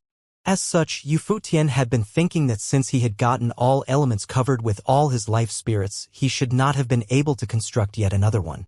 That was until one of said life spirits was destroyed. However, it went without saying that he had never attempted such a thing. To have a life spirit destroyed was to damage one's roots. Even if he were to be put into a situation where he was near death and there was no way out of his predicament, it was something so crazy that he would not have dared pull off, even though he might have such thoughts at such moments. And yet, another life spirit emerged, and it was one that did not absorb the powers of the world to do so. The life spirit simply emerged in his life palace. He thought that it might have been due to the fact that the chess spirit that emerged was one without a corresponding element. He had no idea if the chess spirits of others carried elements, but the one before his eyes was devoid of any elemental powers. Regardless, it did not matter. The emergence of the chess spirit enabled him to spend less spiritual power on imagining the games in his mind. Furthermore, it also enabled him to run simulations in a more accurate manner. He flashed and his consciousness appeared on the chessboard. The game began to change. He stood in Lu Zong's shoes instead of his own to look at the entire game. Observing the game from another perspective enabled him to acquire yet another kind of experience. Lu Zong was indeed a genius at chess, and it seemed that he indeed was able to pull the best moves. Yi Futian continued switching his perspectives afterward, going on to stand in the shoes of Yang Lan, Li Kaishan, and the other 9 students of the chess saint, observing their way of playing and how the game unfolded. It was a totally new feeling for him. Interlocking matrix. Yifutian walked around on the chessboard. He was able to see in greater clarity after a while. In the world of martial arts, there was no way that the way of chess would have been something simple. The way of chess and matrices were interconnected, simulating matrices using a game of chess, making playing a game of chess seem like laying out a matrix. Every single one of the 9 students was laying out their own matrices, which meant that there were 9 matrices. However, all 9 matrices were interlocked instead of existing independently, merging one's matrix with that of the other, enabling attacks and defenses to be pulled in a single move, thus making it invincible. Such was the true essence of the Celestial Dragon chess game. Lu Zong was an impeccable genius. He seemed to have realized that very trait of the game, and as such, had gone on to use their powers to restrain the 9 matrices, employing 9 different play styles. At the same, Lu Zong himself served as the core of such workings, enabling the matrices to truly fuse. After all, they were incapable of merging as one single mind, unlike the 9 students who laid out the matrices who were the students of the chess saint. While all 9 of the students had 9 different play styles, they seemed to work as one at the same time, without a clear distinction between one another. Looking from their perspective, the 9 who were playing then were destined to lose. The interlocking matrix needed to be broken if there was to be any way to break the game. However, the 9 matrices were interlocked in such ways that there was hardly any weaknesses to be found. How are we going to get through this? Yifutian then recalled the piece that Lu Zong had him place during the day. His thoughts went into overdrive and the pieces on the board flew about in great speed, turning into how it had been back then. He placed the piece as per Lu Zong's instructions. From a certain perspective, placing the piece at such a location was a godlike move, a move which forcefully tore a rift in the formation of matrices of the opponent. It was no surprise why Zhou Zi and the others glared at Yifutian furiously back then. They knew the intricacies behind that very spot. He then switched to Yang Zhao's place, wanting to see how he would have placed the next piece. He waved his arm and the game began to unfold at great speeds per his will, where a myriad of changes appeared on the board. Yifutian finally stopped and he then looked at one of the spots with a startled expression. So this is how it is, eh? He finally knew where that sense of crisis originated from. He had never expected the game to have one such lethal move hidden away. That one move was simply unbelievably frightening. Is there actually a way out of this game?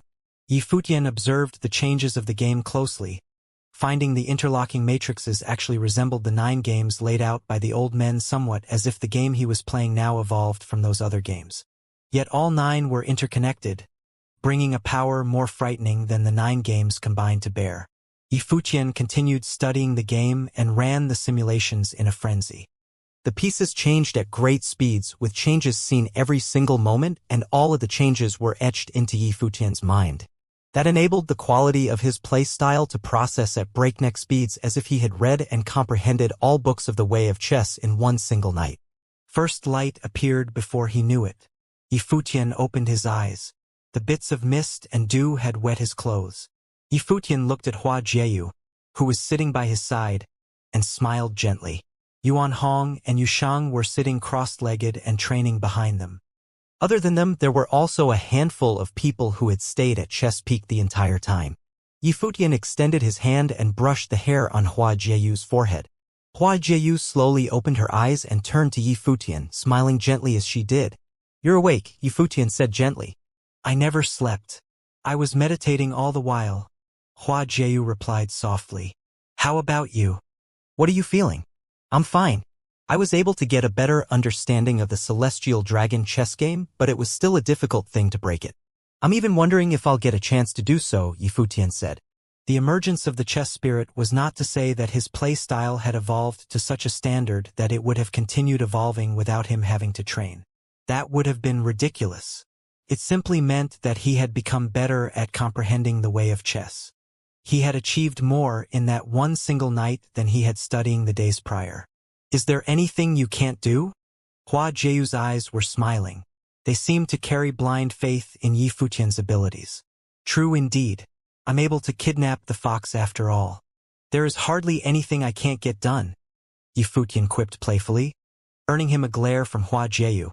The sun rose gradually as the new day unfolded before them. More and more people came up to the mountain. Chesapeake was once again a rowdy place. Many were discussing if there was a chance of breaking the Celestial Dragon chess game. There perhaps was no way to break the game even after 3 months had passed. It was, after all, something left behind by the chess saint, and it was no surprise that there was still no one capable of breaking it. Zhou Zichao, Zhou Zi, Han Jing, and the others arrived one after another. They saw the chessboard as well as Yu Futian, who was near the board. They glanced at him plainly, probably still rather irked over what happened the day before. After all, they felt that they had been close to breaking the game. If they were to do it all over again, there was no way Xianxia and the others would have given them another chance.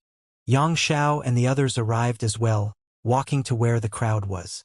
He was seen smiling and saying, "This is the second day. All are welcome to try to break the game at any moment." They stepped onto the dazzling chessboard after that, waiting for someone to break through it. However, there was no one who was in a hurry to do anything. Everyone knew that as of that moment, Lu Zong was the only one who proved capable of doing anything against the Celestial Dragon chess game. Anyone else would have been able to do little but try. Lu Zong, Mo Jun, and the others from Shihua Sacred Mountain arrived, and all eyes were on Lu Zong. He stood where he stood the day before. Mo Jun stood below, and the others from Shihua Sacred Mountain stood silently behind. "We have been able to threaten the game with 9 working in formation. Lu Zong, are we going to try again today?" Zhou Zi said as she turned to look in Lu Zong's direction. "The 9 students of the chess saint are of one mind. 9 different play styles, and yet they look like one. Even if we were to try again, it would still be difficult to break the game." Lu Zong said, "I will not be playing the game today." He was there on that day to watch. If there had not been some accidents, there would still be a chance for us. If we were to replace him with another, we might still stand a chance, Zhou Zi said. That accident she was talking about was naturally Yi Futian. Many instantly turned their eyes to Yi Futian. Lu Zong glanced at Yi Futian. He had reviewed the game after going back the day before. He had doubts about things. While there was still deliberations to be made regarding if that move of his had been correct or not, he had too felt a danger lurking somewhere. However, he had not been able to figure out where that sense of crisis originated from. He took all the steps Xianxia would have taken next into consideration, but he had not been able to be certain of where Xianxia would have actually placed the next piece. Yi Futian looked at Zhou Zi. Hua Jiu, Yushang, and the others were rather irked. That girl had been accusing Yi Futian since the day before and went on to bring the issue up again. The person she meant to replace was Yi Futian. "Out of the 9 who played yesterday, your play style was the worst. It was full of weaknesses," Yi Futian said as he looked at Zhou Zi. His voice was calm, without even the slightest tinge of anger. He was simply making a statement as he saw it. Having reviewed all the play styles of everyone the night before, he had indeed found Zhou Zi's moves to be the worst. If it had not been for Lu Zong covering up for her again and again, they would have lost a lot sooner. Zhou Zi turned her eyes at Yi Futian and said with a displeased look, "So you're blaming me for the loss we suffered then?" "Of course not." Yi Futian shook his head. "It was a game played by all 9 of us on one side, and the loss was because of all 9 of us. Everyone had a part in failing the game, which meant it was naturally not the mistakes of any one individual. But your play style was indeed the worst out of the 9. The strength of the Celestial Dragon chess game lied within all 9 players playing as one, complementing each other and melding 9 play styles into one. However, they never had such trust in each other to begin with. They were doomed to fail right from the very beginning." Many looked at Yi Futian dumbfounded. His voice was a calm, light-hearted one, yet it carried certainty within like none other. It was as if his words were nothing but the truth. Zhou Zi glared at Yi Futian with cold eyes. "He actually comes back and bites me in the face, accusing my play style to be worst in front of everyone." However, that calm, tranquil attitude seemed to be one making a conclusion, as if what he said was the very truth. "What do you base your words on?" Mo Jun looked at Yi Futian and said. Yi Futian turned to look at Mo Jun and said calmly, "Try it out and you'll know." He had not responded to Zhou Zi the day before, and he did not argue with Mo Jun over anything. He indeed had not placed that piece per Lu Zong's instructions, and on the surface, it seemed that he was the one who caused the loss they suffered as the game went on, even though there was no way they would have won. It was completely normal for them to be irked. However, Zhou brought the matter up again that day and went on to diss him further and repeatedly. If he, the palace lord of the sacred ground of the barren state, were to simply let her continue doing so, no one would be impressed of his generosity. They would have simply joked about the palace lord of the sacred ground of the barren state being an incompetent fool. Many eyes fell onto Yi Futian. Is he trying to challenge Zhou to a chess battle? The actual implementation was indeed the best way to verify anything. Both sides would have stuck to their own opinions otherwise, and none would have been able to convince the other. However, as the palace lord of a sacred ground of the barren state, it would have been rather inconvenient for Yi Futian to challenge a member of the younger generation of the sacred ground of the eastern state, despite the fact he was technically of the same generation. If they were nitpicking his age, he was actually even younger than Mo Jun and the others of his group. Mo Jun turned his eyes at Yi Futian and said, "The princess of the sacred dynasty is a girl. If you, Palace Lord Yi, feel like trying your hand, I'd be more than willing to serve as your opponent, if that is all right with you." Yi Futian turned his eyes at Mo Jun. Although Mo Jun had apologized for his discourtesy the day before and presented himself as courteous and polite as possible without any signs of anything being off anywhere, Yi Futian still was unable to help but feel that deep within Mo Jun's mind. He still looked down on the sacred ground of the barren state. Despite Mo Jun keeping his arrogance tightly wrapped, Yi Futian was still able to feel it seeping through. "All right." Yi Futian nodded and turned around, saying to the old men, "Would you seniors mind lending me a spot? No need for the fuss. If both of you feel like playing chess, just come onto this board." Xianxia, who was standing on that chessboard in midair, said to Yi Futian, "Well, in that case, you have my gratitude, senior." Yi Futian bowed and said. Xianxia and the other 8 walked down from the board and let the 2 have the place for the moment. Mo Jun flashed and stepped onto one side of the board. He then said to Yi Futian, "Palace Lord Yi, if you'd please." "Yuxing," Yi Futian turned around and called out. Yuxing walked up and looked at him. "You're up," Yi Futian said. Yuxing nodded and landed on the chessboard without asking anything. Since it was Yi Futian who had him play, he would have to just oblige. Everyone was dumbfounded and they all wore funny expressions. Mo Jun looked at Yi Futian and asked, "Palace Lord Yi, may I know what is the meaning of this?" "Yushang is one of the junior students at the Holy Ji Palace. He will be in charge of the pieces in my stead," Yi Futian replied. Everyone looked at Yi Futian and they were all surprised at what he pulled. No one, however, had anything to say about it, as both players were students of sacred grounds. It was obvious, however, that he was saying that his status made it inconvenient for him to face Mo Jun directly. Mo Jun frowned slightly and looked somewhat displeased. He had answered Yi Futian so as to face the man himself. However, what Yi Futian pulled was truly intricate, and it seemed that he had been putting the way of chess to good use. As you are here to play in Palace Lord Yi's stead, it stands to reason that the game will be played as if Palace Lord Yi was playing himself. "Well then, please," Mo Jun stated in emphasis and then gestured at Yushang. Yushang turned to look at Yi Futian, seemingly waiting for instructions from him. "Just play as you see fit," Yi Futian said. The dynamics between him and Yuxing at the moment resembled the one between him and Sage Wanxiang back then. Yuxing nodded and placed his first piece without any regard for strategy. Many looked on with funny expressions. "Isn't that what Yi Futian did before? Yi Futian and Mo Jun are playing the game in such an official manner, yet he actually goes about playing in such a laid-back manner?" Mo Jun looked increasingly displeased, feeling Yi Futian's actions to be little more than a slight against him. Mo Jun waved his hand and placed his piece at the center of the board. The origin of heaven. That move intrigued many watching. Mo Jun's playstyle had surprisingly gone against convention as well. It was very rare for anyone to place their first piece at the origin of heaven. Mo Jun seemed to have placed his piece at such a spot as a gesture of provocation, seemingly stating that he was the star of that game. Many claimed that a game allowed one to see into the character of their opponents. If one style was a noble, unsullied one, the person would be one with such character as well.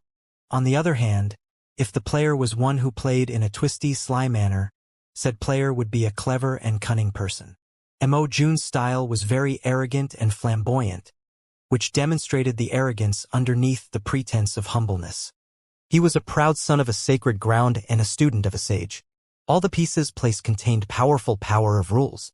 The pieces seemed to have mystical powers connecting one another, making the entire chessboard filled with incredibly overbearing force. Go 2/8, Yifutian said. Yuxing placed his piece without any hesitation. Mo Jun responded right there and then placing his white piece in a snappy manner. Go 3/9, Yifutian continued, seemingly without any hesitation as well. At the same time, the game before him was projected perfectly within his life palace. Changes happened on that very board in his mind like a storm. The pieces were placed and changes kept happening as if to simulate all moves that could take place. That is quick.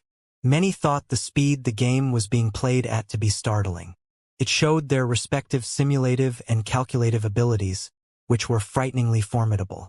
It was due to such abilities that they were able to place their pieces without hesitation. It was as if everything was under their control. Scattered stars. Many who were watching the game gasped.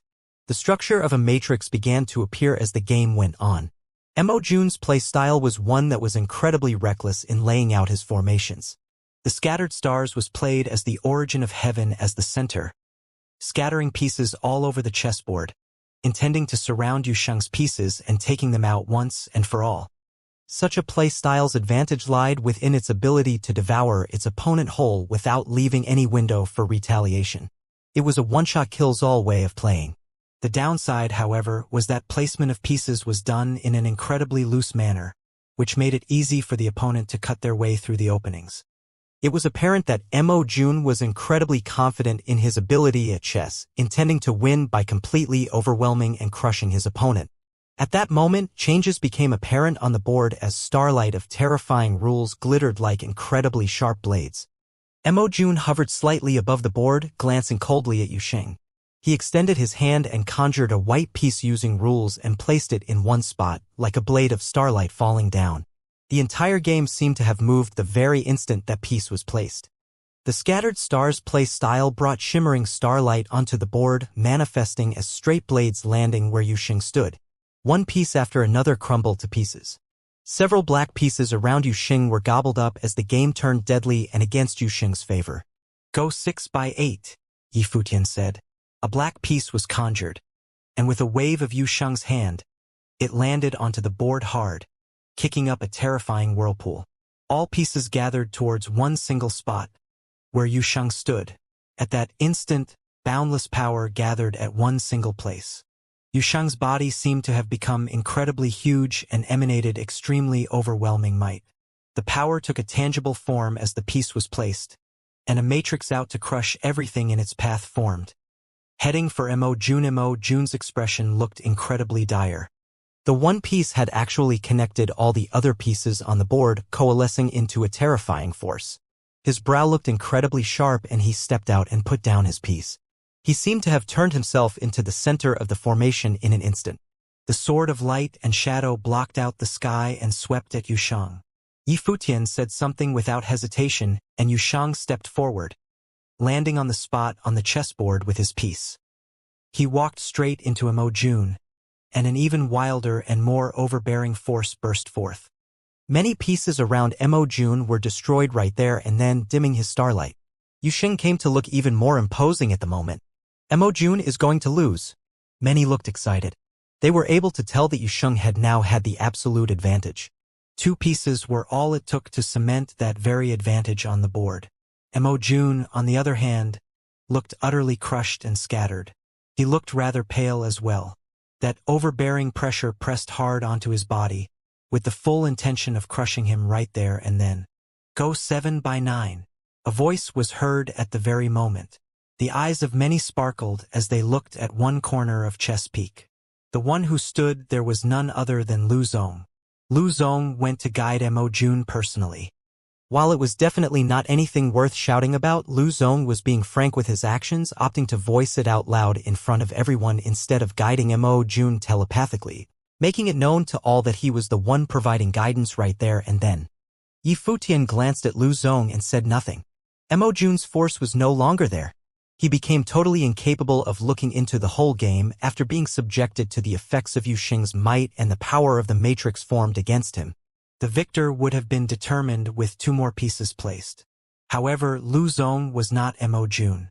That very move, he said, was one that was immeasurably intricate, so much so that one could consider that position to be the best at the moment.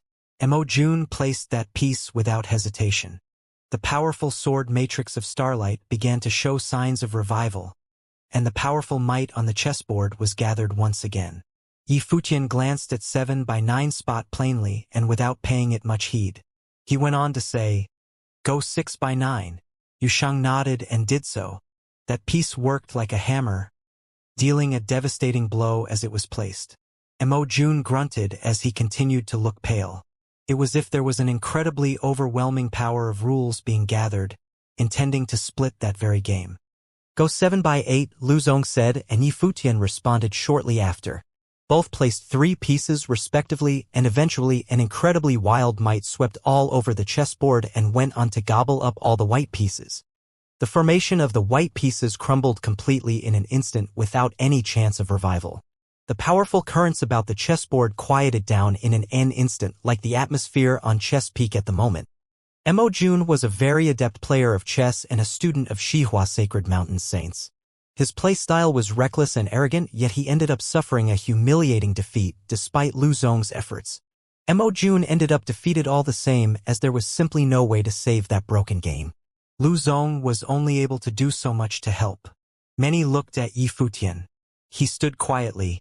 His robe and black hair billowed with the breeze, making him look incredibly handsome. Many seemed to truly acknowledge the might of a palace lord of a sacred ground at that very moment. Does Yi Futian really know nothing about chess? Mo Jun looked up at Yi Futian. He had dissed Yi Futian after that game the day before, deeming him someone who knew nothing about chess. What about now then? Who is actually the one who knows nothing about chess? "I apologize for my reckless words yesterday," Mo Jun said, looking up and cupping his hands. He then turned around and walked off the chessboard. Despite suffering a defeat, he kept his bearing as a student of the Saints intact. There was another person who looked rather displeased at the turn of events. Zhou Zi. It was a chess battle that happened because of her. Mo Jun was simply playing in her stead. With Yi Futian emerging as the victor, it had indeed proved Yi Futian's words that her play style was indeed the worst among the 9. "What do you think?" Yi Futian asked as he turned his eyes to her. Zhou Zi looked up at Yi Futian and said, "Even if you won this game, were you really saying that it wasn't you who caused what happened with the battle at the Celestial Dragon chess game yesterday?" Yi Futian glanced at her plainly, walked up and said, "If you are unwilling to give up, I guess I'll just show you then." Everyone's eyes were on Yi Futian. He walked up to that chessboard hovering in the air, puzzling all who were watching him. What is he up to? Yi Futian appeared above the chessboard and Zhou Zi looked at him as well, frowning slightly. Yi Futian extended both his hands and chess pieces instantly appeared one after another in midair. All of the pieces contained the power of rules. He waved his hands and crisp sounds were heard. The chess pieces fell onto the chessboard one after another, in patterns which many found familiar. Yi Futian extended both of his arms again and many black pieces appeared, dropping onto the chessboard as well. The Celestial Dragon chess game. Many were able to tell where the sense of familiarity came from at that very second. The game that Yi Futian had laid out was apparently the Celestial Dragon chess game that was played the day before. The black pieces were placed in a way resembling the very moment Yi Futian placed his piece. It was there where a difference of opinions had taken place. The moment Yi Futian defied Lu Zong's will. Yi Futian recreated the game played the day before at that moment, without missing any details. He then turned his eyes at Zhou Zi and said, "Would you mind placing the piece?" Yi Futian went to stand where Xianxia and the others stood the day before. Zhou Zi glared at him coldly and glanced at Lu Zong. She flashed and landed on the chessboard as well.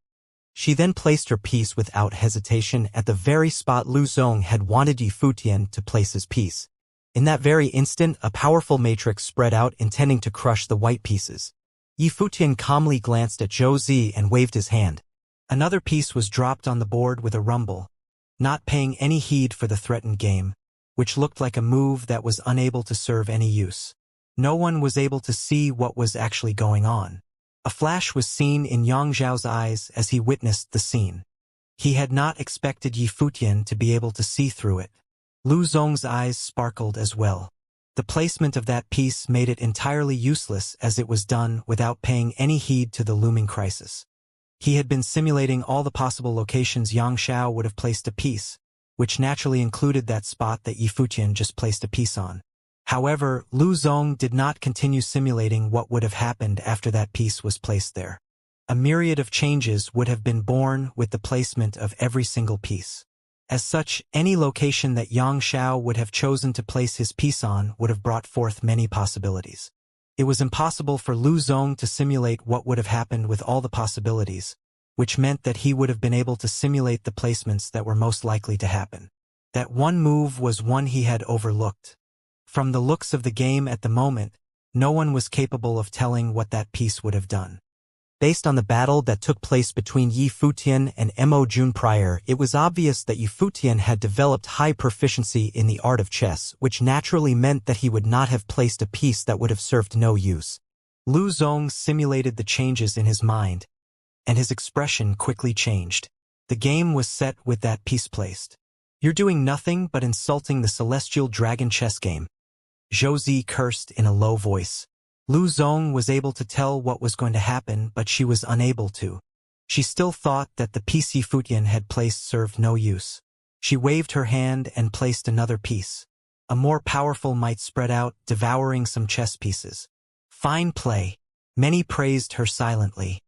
There was nothing wrong with the placement of Zhou Zi's piece, as anyone would have done the same to break the opponent's play. Yifutian glanced at her silently and then waved his hand nonchalantly. Yet another piece was placed, and at that very moment, the entire celestial dragon chess game changed.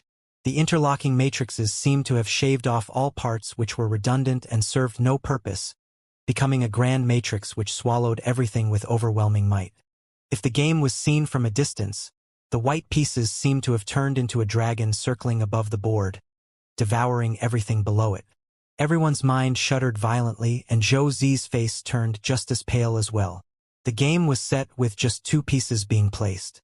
Furthermore, judging from the greater picture of the entire game, some of the weakest pieces would have been devoured first, exposing the weaknesses for all to see. Zhou Zi looked at those pieces and felt her hands shaking slightly. All of those were the pieces that she placed the day before, exposing the openings for her opponent.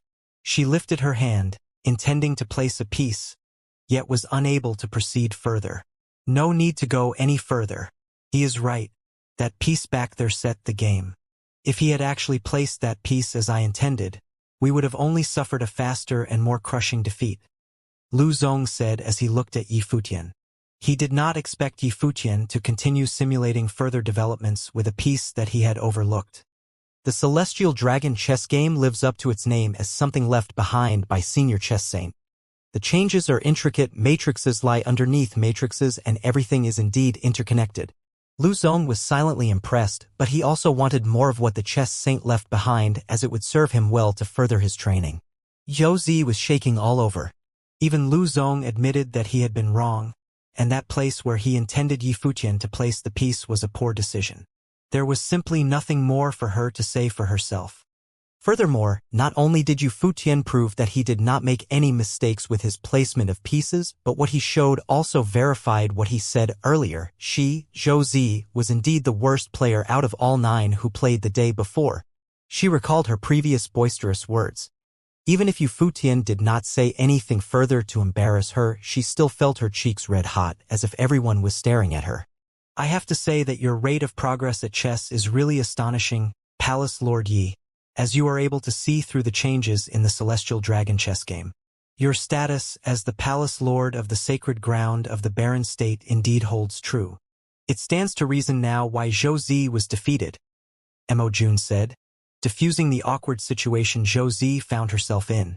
Having sung praises at Yifutian in such a manner, Mo Jun made it appear as if Zhou Zi's defeat was something entirely natural. Furthermore, Yifutian borrowed the might of the Celestial Dragon chess game to do so. Her defeat was naturally within reason. However, one of the noblest qualities of people lies within their ability to know themselves.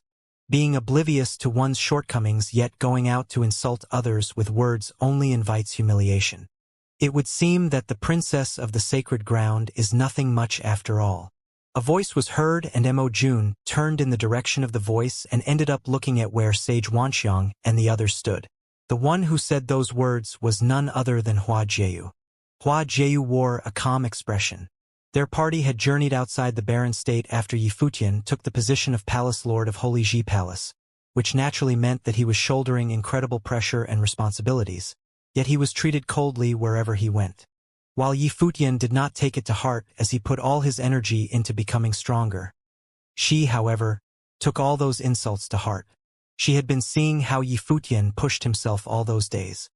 Zhou Zi had not been reserved with her use of sharp words directed at Yi Futian, and she had done so repeatedly.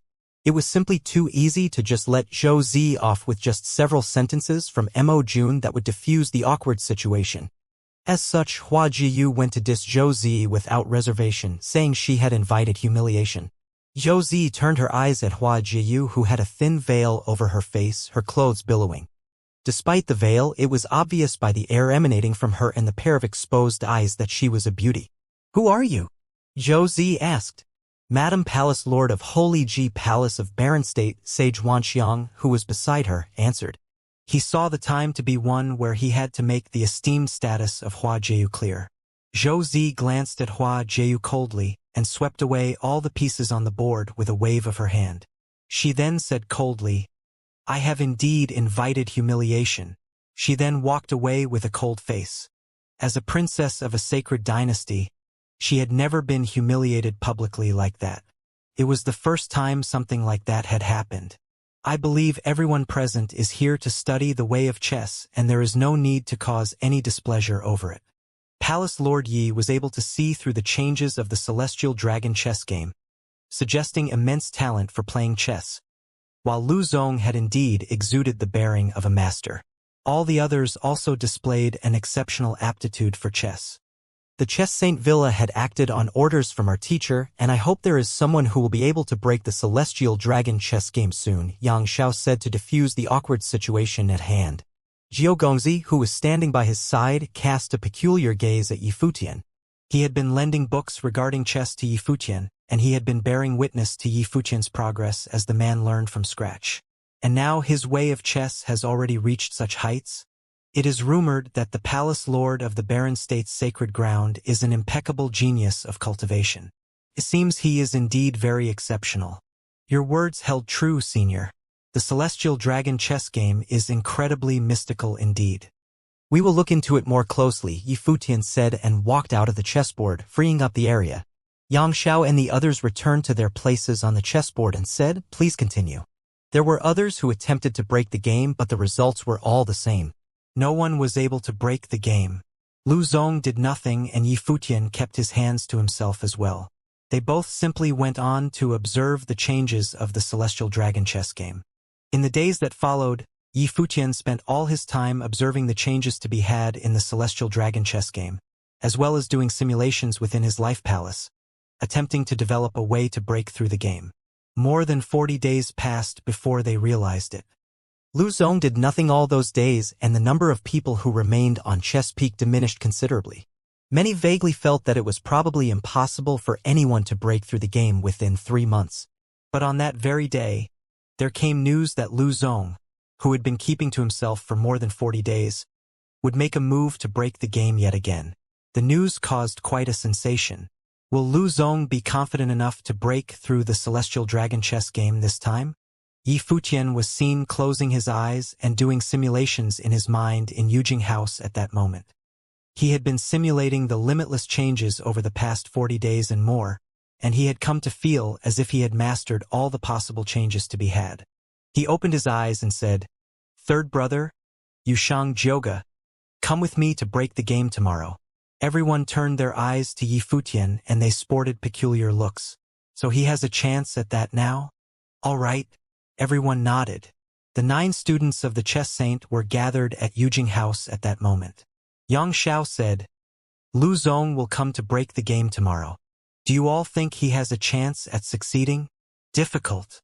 Yang Xiao's wife, who was sitting beside her husband, said, "He would be able to do so only if he works with several others who are incredibly adept at chess. If Lu Zong can't break the game, Will the Celestial Dragon chess game just remain unbreakable? Li Kaishan added, Eldest brother, our teacher can't wait for too long. I figure that Lu Zong has what it takes given his mastery at chess and martial arts. We'll just wait for a bit still. Xianxia said. Yi Futian was able to see through the intricate changes of the game. His chances are not entirely nil. Yi Futian might have demonstrated an incredible aptitude for chess, but he was still coping with the changes of the game at the basics.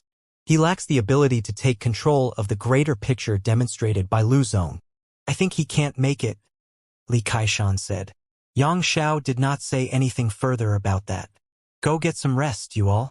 We'll see if Lu Zong is able to break the game tomorrow. He then got up and took his leave with his wife. The others left as well.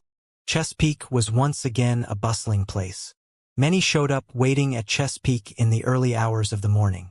Lu Zong was finally going to play the Celestial Dragon chess game again after going quiet for so many days. It was possible that he had been making a lot of preparations. The Celestial Dragon chess game left by the chess saint and mastered by the 9 students remained unbroken even after so many days. Will Lu Zong be able to break it today? Everyone looked forward to it. Many turned their eyes at a single place. It was where Lu Zong was standing, and there were many other top-tier chess players gathering around him. His junior Mo Jun, the Zhou siblings, Han Jing, and others were all there. The only one absent among the ones who had attempted to break the game with Lu Zong was Yi Futian. However, there was someone else to take his place. The reason why those people were willing to attempt to break the game with Lu Zong was that they found themselves incapable of breaking the game even after repeated attempts for days. In that case, they stood a better chance of letting Lu Zong take the lead. If they ended up breaking the game, they would have probably been able to meet the chess saint nonetheless, despite Lu Zong being the one to take most of the credit. Even if none of them were able to get anything from the chess saint villa, they would have still done Lu Zong a favor.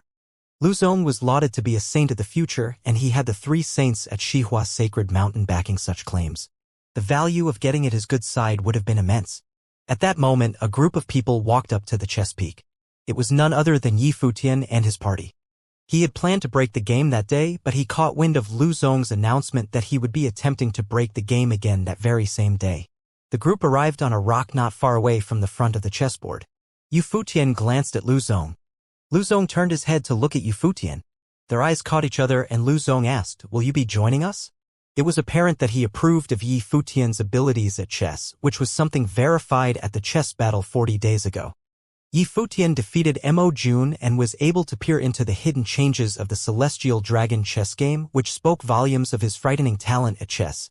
Many claimed that of all those who challenged the Celestial Dragon chess game, Yi Futian was probably the second strongest at chess, right below Lu Zong. As such, Lu Zong cared not for the feud or grudges between Yi Futian and Mo Jun, as well as Zhou Zi, extending an invitation to break the game with him. It was only within reason that Lu Zong did so. Nope. Yi Futian looked at Lu Zong and said, "Very well." Lu Zong glanced at Yi Futian and then turned his eyes away without saying another word. Communication between both of them was done very simply. It was considered a conversation with both sides saying just one line. Mo Jun, Zhou Zi, and the others at Lu Zong's side all glanced at Yi Futian as well. Mo Jun's eyes were calm, while Zhou Zi's looked somewhat cold. Yi Futian had no beef with the others, and as such, none of the others looked at him any differently. "They're here." A group of people walked from the direction of the Chess Saint Villa. The 9 taking the lead were none other than the 9 students of the Chess Saint. Xianxia led them to land directly on the chessboard and scanned the crowd. His eyes then fixed on Lu Zong. They knew that all who showed up were there to see if Lu Zong was capable of breaking the Celestial Dragon chess game. "Lu Zong, are you ready?" Xianxia asked without beating around the bush. Lu Zong nodded and said, "I will be challenging the Celestial Dragon chess game again." Xianxia nodded slightly and gestured. "Please." All 9 students took their places and Lu Zong walked out. The other 8 followed him onto the chessboard. "It's starting." Everyone in the audience looked on with anticipation, locking their gaze onto the chessboard. If the Celestial Dragon chess game remained unbroken that day, there was probably no hope for it to be broken ever again. Yi Futian too cast his gaze on the chessboard. He had not expected that he and Lu Zong would have chosen the same day to break the Celestial Dragon chess game. And now, Lu Zong was the first one to challenge the game. However, it was probably difficult for either of them to break the game. Xianxia made his first move, placing his first piece onto the board firmly. Lu Zong waved and a black piece was dropped, going head-on with Xianxia. Sounds were heard on the chessboard as pieces continued to be placed onto the board. Every single piece placed was imbued with the formidable power of rules. Soon, a drawing appeared across the entire chessboard. Yifutian could not help but activate freedom meditation as he gazed at the chessboard. He saw both sides set their formations into place. Lu Zong stood at the center of the 9, at the side of the black pieces. He looked to be like a large ancient tree, and all black pieces extended from his side. The games that the other 8 were playing looked like 8 major branches, and every branch was imbued with a different aura, yet interconnected and inseparable from each other nonetheless. Lu Zong's position enabled him to take control of changes across the entire game. On the other side, Xianxia and the other 8 looked just like how they looked before. All 9 were interconnected with each other. All 9 matrices looked as if they were separate and independent, yet they formed a whole matrix together. Sword matrices, spear matrices, axe matrices. All 9 worked closely with each other, as if 9 dragons coiled on the chessboard ready to lash out and crush everything in their way. At that very moment, Yifutian felt he was watching a battle instead of a game of chess. The 9 matrices tore at the branches and leaves that Lu Zong had laid out violently. Yet the broken branches and leaves continued to regrow, looking extremely adamant and resilient. The black pieces continued to encroach their opponent's territory, feeding on them and forcefully tore into their matrices. At that moment, Yifutian felt an extremely mystical aura emanating from Lu Zong. It was a very formidable spiritual power. He then felt that all the other 8 around Lu Zong seemed to have melded into a single, inseparable entity. Spiritual sharing. Yifutian wore a concerned expression. Lu Zong was a terrifying spirit elementalist cultivator, and he was learned in many arts. At that moment, Yifutian felt as if he was holding all 9 of them together as one with his spiritual powers, enabling all of them to communicate their wills effectively. Furthermore, their play styles complemented and reinforced each other's. Powerful indeed, Yifutian said to himself secretly. It seemed that Lu Zong was just how Yifutian thought him to be. If it was something that he was able to figure out, then Lu Zong would have been able to arrive at the same thought. Lu Zong and he shared certain thoughts, after all. Streaks of lightning sword aura descended from the skies, the flashes disappearing in an instant, incredibly sharp. A terrible gust of sharp aura whipped throughout the chessboard. Many looked at the chessboard and trembled within. Are they really playing chess here? The chessboard at the moment looked like a true battlefield instead. 18 mighty ones all stepped onto the board and played as pawns themselves. Their bodies dropped with every piece placed. 2 extremely violent ori clashed with each other. Celestial Dragon chess game. At that moment, many were vaguely able to see a boundlessly terrifying dragon coiling on the chessboard. Its claws were as sharp as blades, shimmering with cold light. Dazzling sword matrix appeared at its abdomen.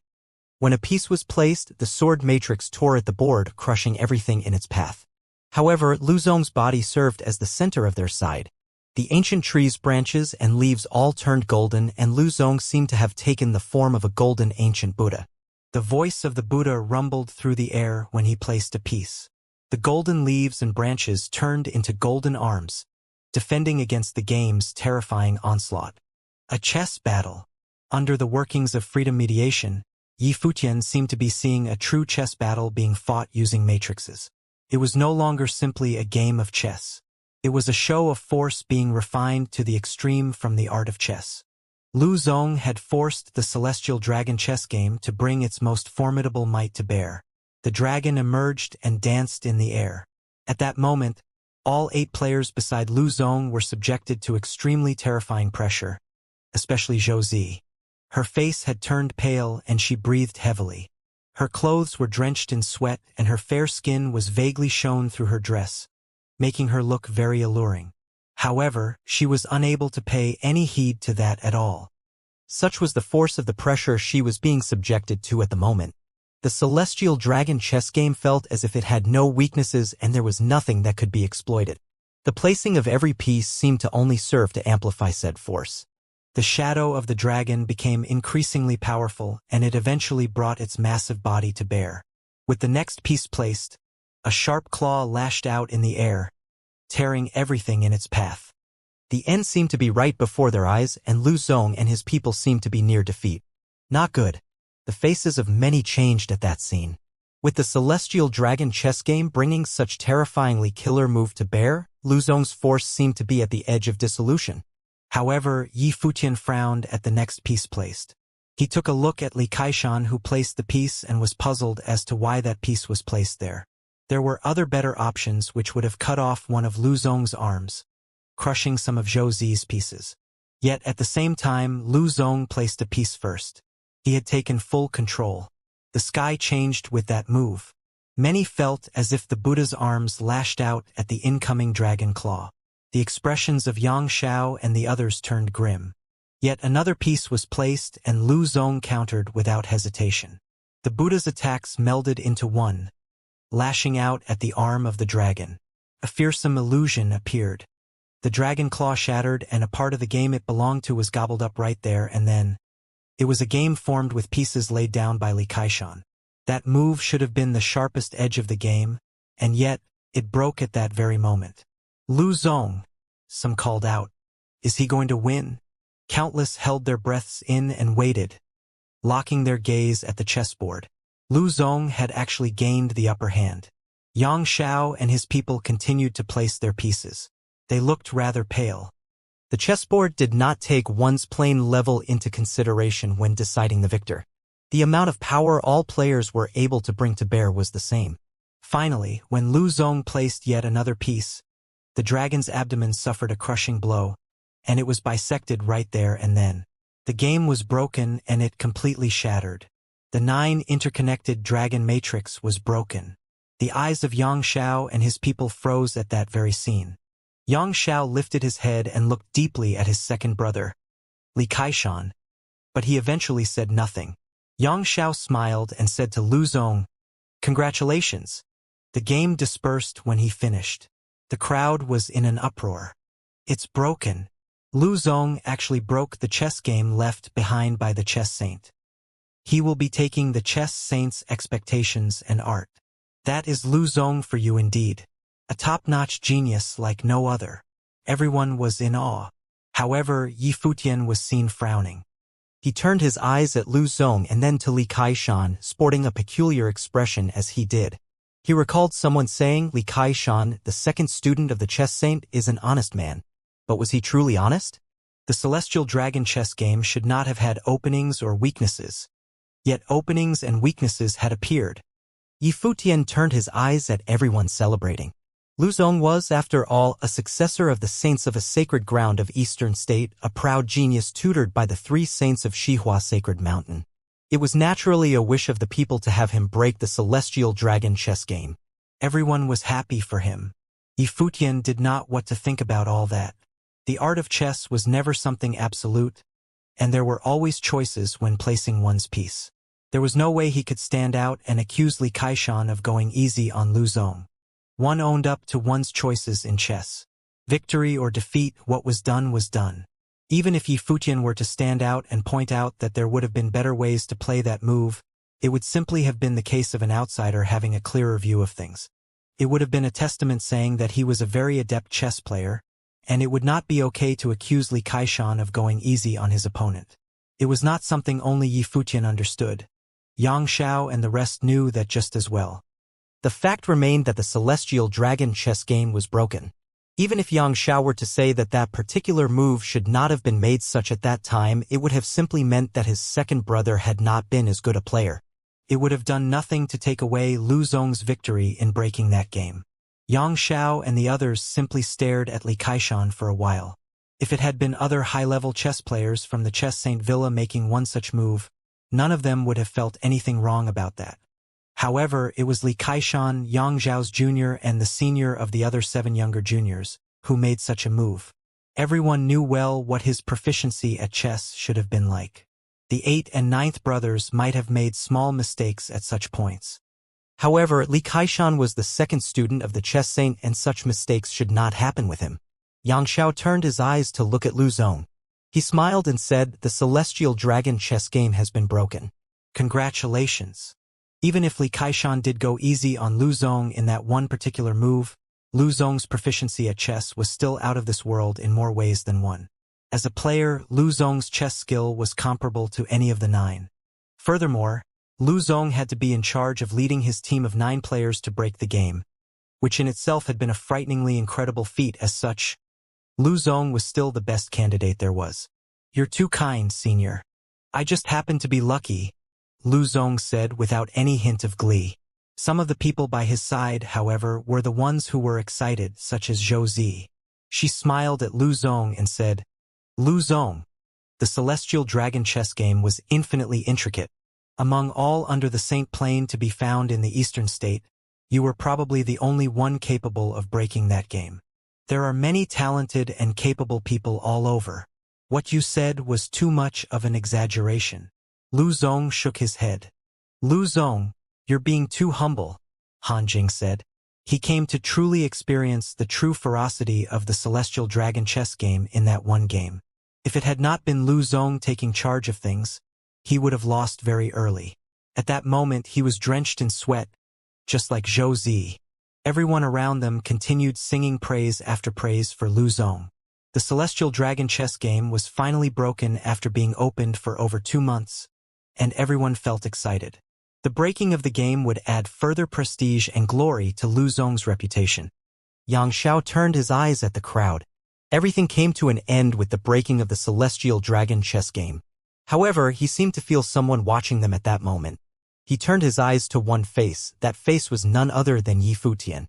"Is there anything you'd like to say, Palace Lord Yi?" Xianxia asked. Yi Futian nodded slightly. "Truth to be told, I'm planning to try my hand at the celestial dragon chess game today, but with the game already broken, I shouldn't be bothering you any further. However, if I were to simply leave without giving it a go, I'm afraid I'd have regrets. So then." Yi Futian shook his head and wore a bitter smile as he elaborated. He had spent so long running simulations and doing preparations, but in the end, he did not even get a chance to try the game. It was indeed something to feel regretful about. The celestial dragon chess game was ingeniously intricate. He had spent tens of days working hard on perfecting his way of chess, not only because he wanted to get his hands on what the chess saint left behind, but also because he had developed a genuine interest in chess. And the celestial dragon chess game was considered the pinnacle of the art of chess at his current level of proficiency. Xianxia smiled and said, "Well, since you have been preparing for the challenge for so long, Palace Lord Yi, I suppose you can try one game." "Brother, the game has been broken. There is no need to keep the game around. Why all the extra work?" Li Kaishan said calmly without a hint of emotions. "Second brother, everyone here are our guests, and Palace Lord Yi has been preparing for the celestial dragon chess game for a very long time. Regardless if he were to actually be able to break it, I see it necessary to give him a chance at it." "One game wouldn't have taken very long after all," Jiao Gongzi said. Li Kaishan did not say much after hearing that. He looked at Yu Futian and nodded plainly. "Palace Lord Yi, if you'd please." Xianxia waved and smiled. Brilliant lights shone on the chessboard. "Thank you, senior." Yi Futian stepped forward, and 8 others beside him stepped onto the chessboard as well. Like how it was with Lu Zong, Yi Futian intended to challenge the game with a team of 9 players as well. Lu Zong looked at the chessboard with rather amused eyes. Back in the day when Yi Futian battled Mo Jun and Zhou Zi in chess, he had learned of Yi Futian's frightening proficiency in the art of chess. It had been many days since then, and he was curious if the Palace Lord had learned anything new since. The ones who stepped onto the chessboard with Yi Futian were incredibly formidable in their own right. The Sword Saint, Gu Donglu, Zhuge Mingyue, Hua Jieyu Yushang, Huang Zhouge, Su Ke, and Yi Wuchen were on the board with him. There were others who did not play, as the team was chosen based on who Yi Futian thought was most suitable to play the celestial dragon chess game. The game was like a chess battle, and therefore they were to challenge the game as if they were to go to battle. The pieces were weapons coalesced with their respective power of rules. All 9 of them were on the chessboard. Gu Donglu and Yu Shang went to the front while Huang Zhouge and Yi Wuqian took the back. Yi Futian stood at the center, Zhuge Mingyue and Hua Jieyu by his side. The Sword Saint took the rear, and Su Ke was assigned to a corner behind as well, looking rather awkward. Yi Futian activated Freedom Meditation. The chess spirit appeared within his life palace. All 18 players stood on the board of the chess spirit, reenacting the scene before Yi Futian's eyes in his life palace.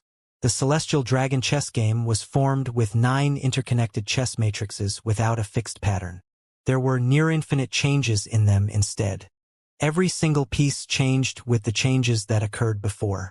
As such, Yi Futian needed to run simulations at real time, but what was more important was for him to lay out his own matrices properly, keeping them from being gobbled up by the game itself.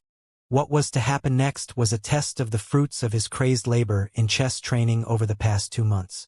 "After you, senior," Yi Futian said to Xianxia as he was prepared to play. Countless eyes locked onto the chessboard at that moment. Yi Futian and his party looked incredibly solemn, and simple matrices began to appear on the respective corners they took, making everyone feel that the game was indeed a serious one. The mysterious, intricate mood made it clear to the spectators that Yi Futian and his party were truly there to break the Celestial Dragon chess game. Xianxia waved and placed his first piece. The second game to be played on that day began right there and then. Yi Futian waved his hand and placed a piece as well, exuding incredibly mystical power of rules as if the space around that piece was to be frozen. Li Kaishan placed another powerful piece. Gu Donglu placed a formidable piece after that. While it was Gu Donglu who placed that piece, it had actually been Yi Futian who had instructed him where to place his piece. Gu Donglu and the others did not train in the art of chess. One person to play a game of chess for 9 players? Everyone's eyes sparkled and stared at Yi Futian. The thought was soon verified as Yi Futian was indeed playing a game of 9 all on his own. However, his game consisted of 9 different power of rules and was played in 9 different styles. While it was actually one person who was manning the pieces, it seemed like 9 different people were playing in a team instead. Lu Zong locked his eyes on Yi Futian. It was apparent that Yi Futian shared the same thought as him. Both understood that the Celestial Dragon chess game was not something that could be broken by a single person. Only a play style that mirrored his would have a chance at succeeding at the challenge. As one piece after another was put onto the board, a formidable power of rules emanated just like before. The game brought its greatest might to bear in a short period of time. Lu Zong fixed his gaze on the game, and his eyes turned increasingly serious. He had never thought that such a formidable genius would have emerged from the barren state in his generation. The pieces placed by the 9 players on the board came to manifest in 9 different styles and 9 different formations. The pieces placed by Gu Donglu felt like a river of swords with incredible force, and the ones at Yu Shang's corner brought incredible raw strength to bear. Both players complemented each other and resisted the Celestial Dragon chess game's attacks at the forefront. Huang Zhouge's matrices felt like a tremendously powerful volley of arrows. Every single piece he placed felt threatening. Yi Wuqian's pieces on the right looked as if they were flickering in and out of existence, tangible and intangible at the same time, waiting to strike with lethal force by exploiting the smallest weakness found. Every single player's playstyle was unique, yet their powers and abilities melded perfectly as if they were the smaller parts of a machine that was the whole game. In truth, however, it was Yi Futian who was doing almost all the work. He alone played 9 different roles, playing 9 different styles to fight the Celestial Dragon chess game. Such abilities made him something like a grandmaster in the art of chess. Sage Huanxiang looked at the chessboard and his eyes shone with mystical light. Yi Futian was truly the palace lord of the Holy Ji Palace, chosen by the shared will of the barren state itself. He embodied the future of the barren state. That one game would be the very first time he truly shone in the eastern state. While his plane was low, it was only a matter of time before all throughout the 9 states learned his name, and in time no one would have dared look down on him like how he was being treated in Chess Saint Villa. Xianxia, Li Kaishan, and the others looked on with sharp eyes as they grew increasingly serious, taking on the game with all they had. They never expected to feel such pressure on them, the magnitude of which did not pale in comparison to the last match in the slightest. Li Kaishan placed his piece with incredible might. It was as if a wild, violent bat leaks was brought down on his opponents, cleaving a straight line. "Suke, go 3 by 9, Yifutian said. The 9 at Yifutian's side did not take turns to place their pieces, manning their own positions per Yifutian's instructions.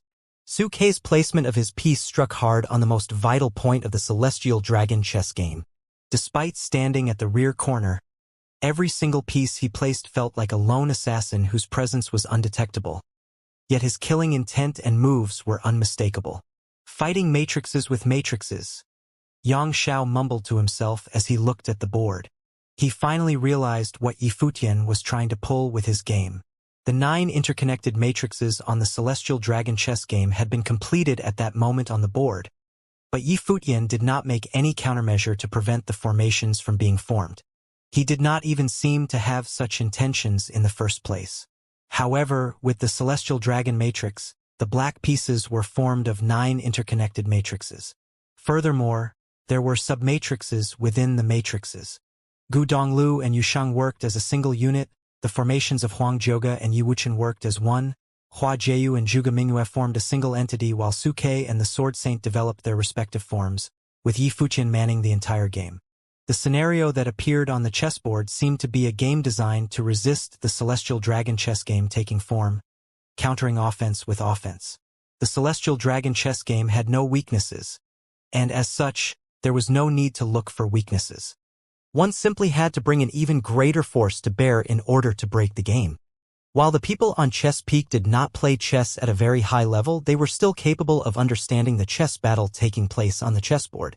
Two opposing forces continued clashing with one another, looking like an actual battle as opposed to when Lu Zong broke the game. How is he able to do all that? Zhou Zi looked at what was taking place on the chessboard, feeling rather irked. Princess Zi, Yifutian's chess skills aren't too bad. That much had been proven when he was battling Yu and Mo Jun. This game here will become a classic. Lu Zong said to Zhou Zi, who was standing beside him. There's no need to be prejudiced towards him, Princess Zi. Zhou Zi's dark eyes looked at Lu Zong on that warm smile on his plain-looking face. She smiled and nodded slightly, feeling impressed by Lu Zong's bearing. Just call me by my name, Zhou Zi said gently. Lu Zong looked at her and she turned her eyes away. Her shy demeanor brought a smile to Lu Zong's face. Zi, just appreciate the game, Lu Zong said. Zhou Zi shuddered and her smile grew increasingly bright. Things on the chessboard turned increasingly intense. At that moment, Yifutian had been running the simulations on the chessboard in his life palace at full force. Possible later moves based on the actual game were being simulated at breakneck speeds. It was as if the board intended to calculate all possible changes. A rumble sounded as the 4th student of the chess saint placed his piece. An intensely heavy pressure bore on the chessboard in an instant. The body of the dragon leaned heavily on the matrices that Yifutian and his party had laid out. Yifutian and the other 8 all felt incredibly powerful pressure on their shoulders. It was as if a true dragon was circling right above their heads. Yushin, Yifutian called. Yusheng placed a piece on the central region of the chessboard.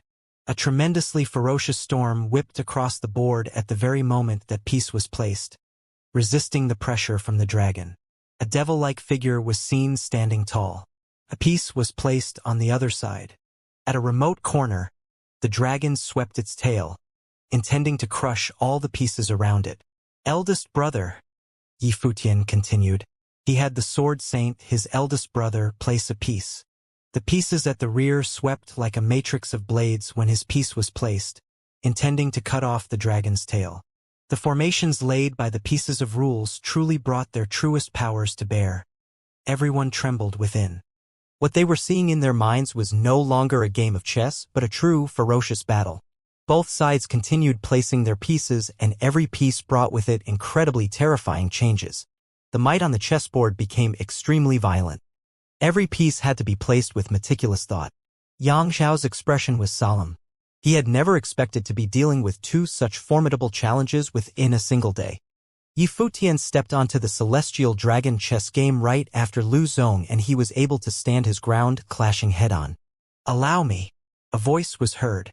It was the voice of Li Kaishan. He stepped out and used his own body as a piece, landing in a corner. One piece after another crumbled in an instant. Li Kaishan's silhouette was seen at a spot right between Yusheng and Gu Donglu. facing Yi Futian. Many pieces were devoured right there and then. "Third brother," Yi Futian called. Gu Donglu made a move. He took a small step forward and stood at a spot. Tremendously powerful sword aura swirled and shot forth like a river of swords, crashing down on many pieces on the other side, returning fire with fire. Yang Zhao's wife stepped out and landed on a spot. When her piece was placed, Yi Futian and the others vaguely felt a powerful chill. It was as if a bone-chilling force intended to freeze the game as it was. Zhuge Mingwei took one step forward, leaving Yu Futian's side. She stood beside Gu Donglu. Her move merged the pieces of a huge region into a single entity, breaking the freezing seal right there and then. One silhouette after another was seen walking out. All 9 of them were no longer placing pieces on the game. They were making themselves into pieces and clashed with the other side personally. Both sides continued to trade blows and yet, none were able to break the formation of the other. The Celestial Dragon chess game was at its completed form right there and then. A true dragon seemed to have taken its place on the chessboard, and it was a force materialized by the formation of the pieces on the board. Li Kaishan placed a piece that went straight for the core of Yi Futian's formations.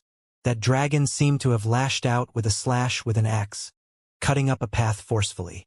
Yi Futian had Yusheng placed yet another piece, resulting in the entire force at his side to concentrate on Yu Shang's location.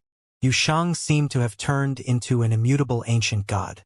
The Celestial Dragon chess game did not have weaknesses, but there was no way Yi Futian would simply let the game exploit his openings without a fight. The other side continued placing their pieces, and Yi Futian dealt with them seriously. He seemed to be able to see 9 boundless figures of ancient gods on the chessboard, which were manifestations of the players on Yi Futian's side. Not only did the formation they had weaved not have any weaknesses, but they had also gone to lean on their opponents, forcing their hands. "A game of chess with weaknesses to exploit," Xianxia said. The game that Yi Futian played was unexpectedly similar to that of the Celestial Dragon chess game. 9 matrices interconnected with each other, enabling the power of the entire game to be focused on one single player. The spectators watching the game felt their minds tremble. They were, of course, able to see that the game that Yi Futian and his party was playing was no weaker than the Celestial Dragon chess game itself, with both sides resisting each other with equal force. The pieces on the chessboard grew in numbers. Yang Xiao looked at the game at hand with an unusually serious expression, hesitating to place a piece. Despite his formidable capabilities at chess, it became incredibly difficult for him to place a piece right there and then. Any missteps would have easily cost him the entire game. "Brother, I'll leave this move to you," Yang Xiao said to Li Kaishan. Li Kaishan's expression was an alarmed one. He gazed at the game and stayed silent for quite a while. A tremendously powerful pressure washed throughout the entire game. Chess Peak was unusually quiet at the moment. Everybody stared at the terrifying illusions on the chessboard. Li Kaishan made a move after a while, placing his piece at one spot. With that piece placed, the Celestial Dragon chess game brought its most lethal move. The dragon, which was coiled up on the chessboard, opened its mouth wide, chomping down on everything below. Its claws tore at the air before it. The sword aura below its abdomen swirled and its tail swept about. A piece was placed, triggering the entire Celestial Dragon matrix. It brought the most powerful attack to bear, intending to thoroughly crush Yi Futian's game. The spectators held their breath.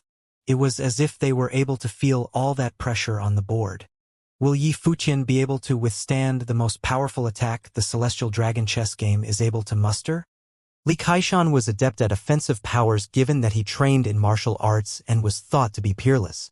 At that moment, his capabilities manifested on his way at chess. Yi Futian looked at Li Kaishan calmly and called out, ordering Yusheng to place a piece somewhere, blocking the trickiest attack from the other side. "Eldest brother, allow me to continue," Li Kaishan said again. "Very well."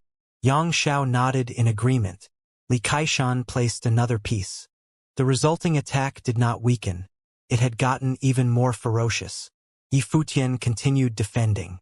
All 9 figures seemed to have taken their places, controlling the dragon on the board, resisting its attacks. "We shall end this," Li Kaishan said calmly. His eyes looked incredibly sharp and he brought an extremely overbearing might to bear, unbefitting of his usual peaceful demeanor.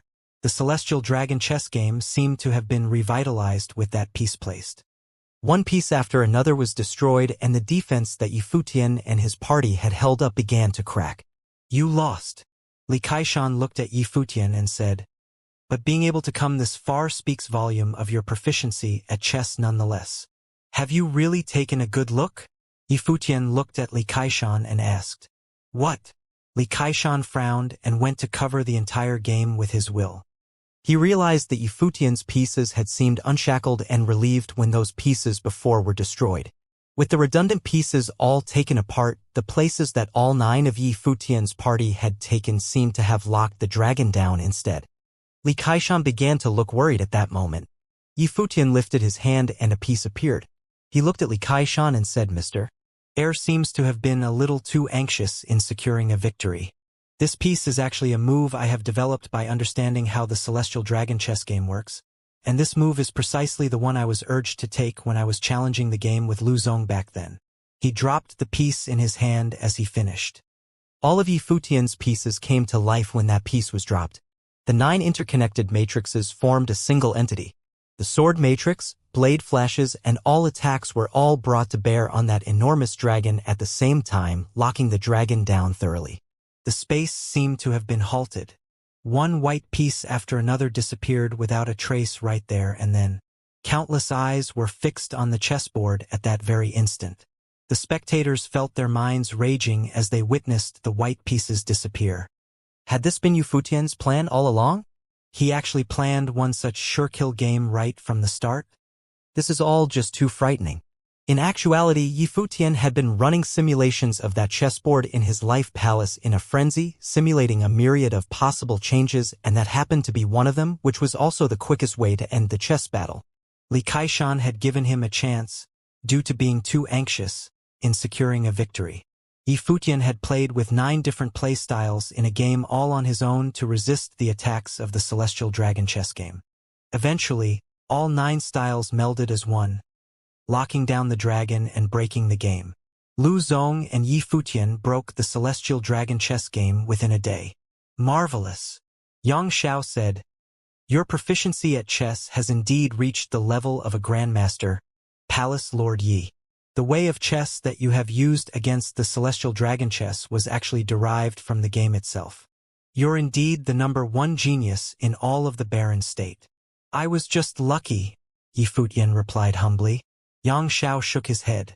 If the game was continued, and even if second brother did not play as he had, I still wouldn't have had any certainty of being able to beat you, Palace Lord Yi. In the end, you probably have other tricks up your sleeve. Xianxia had actually acknowledged that Yifutian's proficiency had reached such heights. That was marvelous. That game was indeed incredibly well played. It could have even been the most splendid chess battle I've ever seen in my life, Lu Zong said with a smile. Everyone looked at Lu Zong, seeing how he did not seem to mind Yifutian having broken the celestial dragon chess game. Everyone on Chess Peak was feeling that they had not seen enough yet. 2 people broke the celestial dragon chess game consecutively within just a single day. No one thought that things would have come to this. With 2 people having broken the celestial dragon chess game, it was now a question of who the item left by the chess saint should belong to. Many wore peculiar expressions on their faces as they looked at Xianxia and the others. Probably Lu Zong. After all, according to the rules, Lu Zong was the first one who broke the game. At the very moment the celestial dragon chess game was broken, the requirements were already fulfilled, which meant that the item that belonged to the chess saint should have been bestowed upon Lu Zong. However, since Yifutian wanted to try his hand, the 9 students of the chess saint gave him the chance at it. The rules were still as they were. It was something that the chess saint set, after all. Palace Lord Yi, you're indeed extremely talented in chess. I was reluctant to believe it when 9th brother brought it up before, but you have indeed proven to be more exceptional than what 9th brother described. We at the Chess Saint Villa will always welcome you here should you find any chance to visit us in the days to come. You're welcome to borrow any materials related to chess found in Chess Saint Villa, Li Kaishan said to Yifutian in a calm, composed tone, showing immense admiration for him. Yifutian glanced at Li Kaishan and knew what Li Kaishan meant behind those words. While his talent at chess was acknowledged by all in Chess Saint Villa, There was simply no way he would be able to inherit the lineage of the chess saint. This had also verified Yifutian's speculations that Li Kaishan had indeed intended to help Lu Zong out.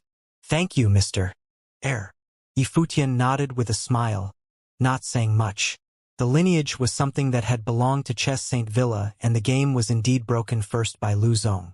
As such, he saw no reason to forcefully demand the lineage, thinking only that the lineage was not fated to be his. However, their trip to Chess Saint Villa and him staying behind to learn chess, neither proved to be a waste. Having developed such superb skills at the art of chess, Yifutian felt he had gained a great deal out of the trip. The rules set by Chess Saint Villa state that the one to break the Celestial Dragon chess game is to be bestowed with an item belonging to our teacher. However, since both Lu Zong and Mr. Yi have both broken the game, I have to admit that it is quite troubling for me. Xianxia smiled and said, "Eldest brother, all requirements were already fulfilled the very moment the game was broken.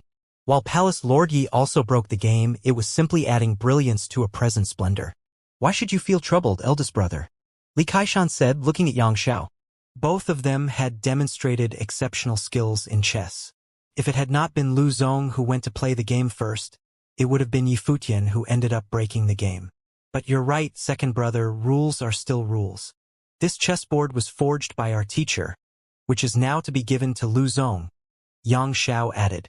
Li Kaishan nodded and said, "In that case, let's invite Lu Zong to come to Chess Saint Villa with us." Xianxia did not respond to that comment and went on to look at everyone present. It was indeed a fortunate turn of events for Chess Saint Villa to have the Celestial Dragon chess game broken twice today. Any who have participated in breaking the game today are welcome to head to Chess Saint Villa with me. As for all the others, I will throw a banquet at Yujing House to entertain guests for all corners of the world, and you will be welcome to stay. Chess Saint Villa had always been the place where the chess saint trained in peace. Yujing House below the mountain was Xiao's territory, and it was indeed the more suitable place to throw large-scale events for entertaining guests. All right, everyone present nodded and smiled. They too would have liked to see the ending of the event themselves. It was rumored that the chess saint was to sit silently and pass in peace soon. However, it was something that had yet to be verified. No one actually knew much about the truth even now, and Lu Zong was probably going to find out soon, which piqued the interests of those present. "Both of you, if you'd please," Xianxia said, looking at both Lu Zong and Yifutian. They nodded and headed for Chess Saint Villa. The 9 elders went on to clear their respective games. Everything thus far had ended. The Chess Saint Villa was hidden in Jinghua Mountain, surrounded by matrices and shrouded in misty clouds. If there was no one from the villa itself providing guidance, it would have been near impossible for anyone outside to find out the true location of the Chess Saint Villa. After passing through the matrices which generated the misty clouds, they saw a grand villa before their eyes, standing regal and divine. They arrived beneath the stairs, and Xianxia looked up as he walked up the stairs, which led to the great hall at the highest point of the Chess Saint Villa. The place was the Chess Saint Palace, the very place where the Chess Saint trained in peace.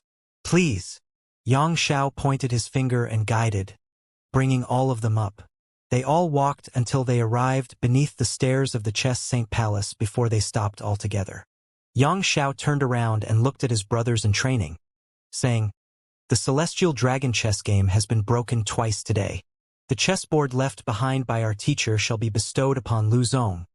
But since Yifutian also broke the game, I'd like to bring both of them to visit our teacher.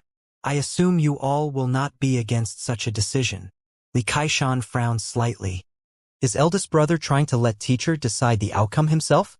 "I don't. There is any reason for us to doubt your decision, eldest brother." All the other students nodded in agreement. They saw no reason to object to having the chess saint make the decision instead. Even Li Kaishan found no reason to object to such a decision, and he stayed silent instead. "Well then, since none of you are against the decision, that settles it." Xianxia looked at the others and said, while 18 people were involved in the breaking of the game this time, the ones who gave the instructions were Lu Zong and Yifutian. "As such, I can only bring those 2 to see my teacher. I assume none of you will mind that." "Naturally," Zhou said, and all the others nodded. While all of them had indeed wanted to see the chess saint, They knew that the ones who broke the game were indeed Lu Zong and Yi Futian. Going to see the chess saint personally was akin to having a shot at inheriting the lineage of a saint, and it was only natural for them to stay out of it. The Grand Palace felt like stars scattered all over the heavens. The entire place felt like a game of chess with no boundary, with unpredictable changes lying about everywhere as soon as one stepped into the place. Lu Zong and Yi Futian were both able to feel that the place was a terrifying grand matrix. If one were to simply intrude, there was no doubt that they would end up dead. A figure was seen sitting on the floor at the front of the palace, looking like a statue totally devoid of life. "Teacher." Lu Zong bowed and greeted the figure sitting crossed-legged on the floor. Dazzling lights shimmered all over the place soon after. Blinding lights shone about the figure as if a great matrix had just been activated. "Why are there two?" the figure said in a fleeting voice. He opened his eyes and gazed at Yi Futian and Lu Zong. Both were able to feel an extremely powerful pressure weighing down on them.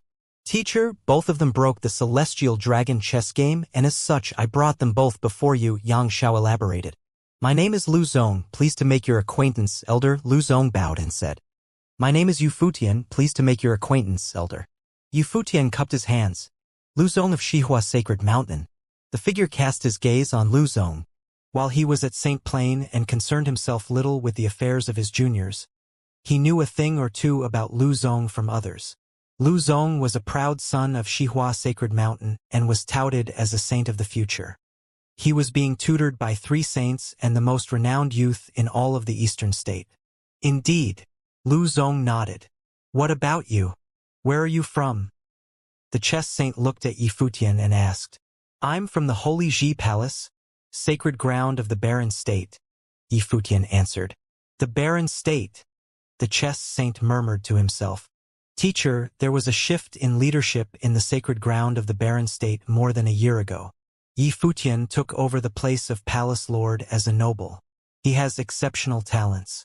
He single-handedly gathered people with 9 different play styles in one place and went on to break the Celestial Dragon chess game." Xianxia elaborated. The chess saint glanced at Xianxia. It seemed that his first student held Yi Futian in very high esteem, which meant that the young man indeed sported incredibly exceptional skills at chess. "For someone to inherit the place of palace lord while still a noble, I'd assume you to be of exceptional talent." "What made you come all the way here to Chess Saint Villa in the Eastern State?" the chess saint asked. "Barren state, is it a weakened state for not having produced a saint for years?" "Having taken over as palace lord of the sacred ground of the barren state, I'm compelled by my responsibilities to venture outside of the barren state," Yi Futian said with a calm voice, even if the one he was talking to was a saint. Of course, he already felt that the one he was talking to was not the actual saint. The truth probably differed from the rumors which said that the chess saint was about to pass in peace. The chess saint nodded slightly and said, "Your responsibilities are heavy and the road ahead of you is long. If you're willing, you're welcome to remain in Chess Saint Villa to train as one of us. There are many items that I have left behind in Chess Saint Villa, and you're welcome to use any of them to further your training." Yi Futian was dumbfounded as he looked at the chess saint. He had a sense of peace inside, knowing the choice of the chess saint. The chess saint had allowed him to remain in the villa to train as one of his students, making him the 10th student in Chess Saint Villa. To many, the opportunity to become one of the students of the chess saint was incredibly tempting. "I thank you for your generosity, but given that I now am the palace lord of the Holy Ji Palace of the barren state, it would be rather inappropriate for me to train here as one of your students." "I hope you understand." "It is fine." The chess saint nodded. "Please leave us for the moment." "Indeed, Elder." Yi Futian nodded and retreated, turning around to walk outside the hall. Xianxia gazed at Yi Futian's silhouette, which he thought looked rather bleak. He must be very disappointed. However, it was an ending that Xianxia had predicted as well. Lu Zong of Xihua Sacred Mountain was taught personally by 3 saints. His prestige and status in Xihua Sacred Mountain, even in the Eastern State as a whole, were unlike any other. Talent aside, Lu Zong's network of acquaintances and resources for training were not something Yi Futian would be able to compete with. While it was true that Yi Futian was exceptionally talented and a palace lord of a sacred ground in the barren state, anyone in the chess saint's shoes would have picked Lu Zong instead in such a situation. Regardless of the ending, Xianxia believed he had given his best to intentionally speak in favor of Yi Futian. As he said, His teacher was the one to make the final decision. Lu Zong was calm throughout the entire conversation. It was not a surprising end to him. While Yi Futian indeed had top-notch talent, and Lu Zong admired him as well, it was hardly able to change anything. Yi Futian walked outside Chess St. Palace and looked at the sky far away, taking a deep breath. While he never hoped for much out of this visit, he would have been lying to himself if he said that he did not feel dejected in any way. However, that feeling of dejection had little to do with not earning the lineage. It was instead because, despite him being a palace lord of the Barren State, he was deemed insufficient compared to Lu Zong in the eyes of saints of the Eastern State. Like the chess saint said, Yi Futian's responsibilities were heavy and the road ahead of him was long. Yi Futian walked down the stairs after adjusting himself mentally. The ending was something entirely out of his hands, but at the very least, he worked hard and he got something in the end. He was able to tell that what he saw was not the actual body of the chess saint himself. The chess saint probably held secrets. Everyone beneath the stairs saw Yi Futian walking down, and Zhou Zi smirked plainly. Things proceeded as expected and nobody was surprised. Sage Wanxiang and the others sighed silently. He gave all he had and it still was not enough? This is probably the reality of things, and things look brutally real. Yi Futian walked down the stairs and came to Sage Wanxiang and the others. The others knew what it meant, seeing Yi Futian walking out first. Hua Jieyu went up and held Yi Futian's hand. She felt rather dejected. She had been paying close attention to all that Yi Futian had done. His efforts, persistence, and finally, his achievements. However, in the eyes of the saints of the Eastern State, he still paled in comparison to an heir of sainthood who was being taught by 3 saints. They will know how excellent you are, Hua Jieyu said softly. She had no idea what she should say to console him, but she believed that Yi Futian would, in time, become the brightest light to shine in all of the 9 states.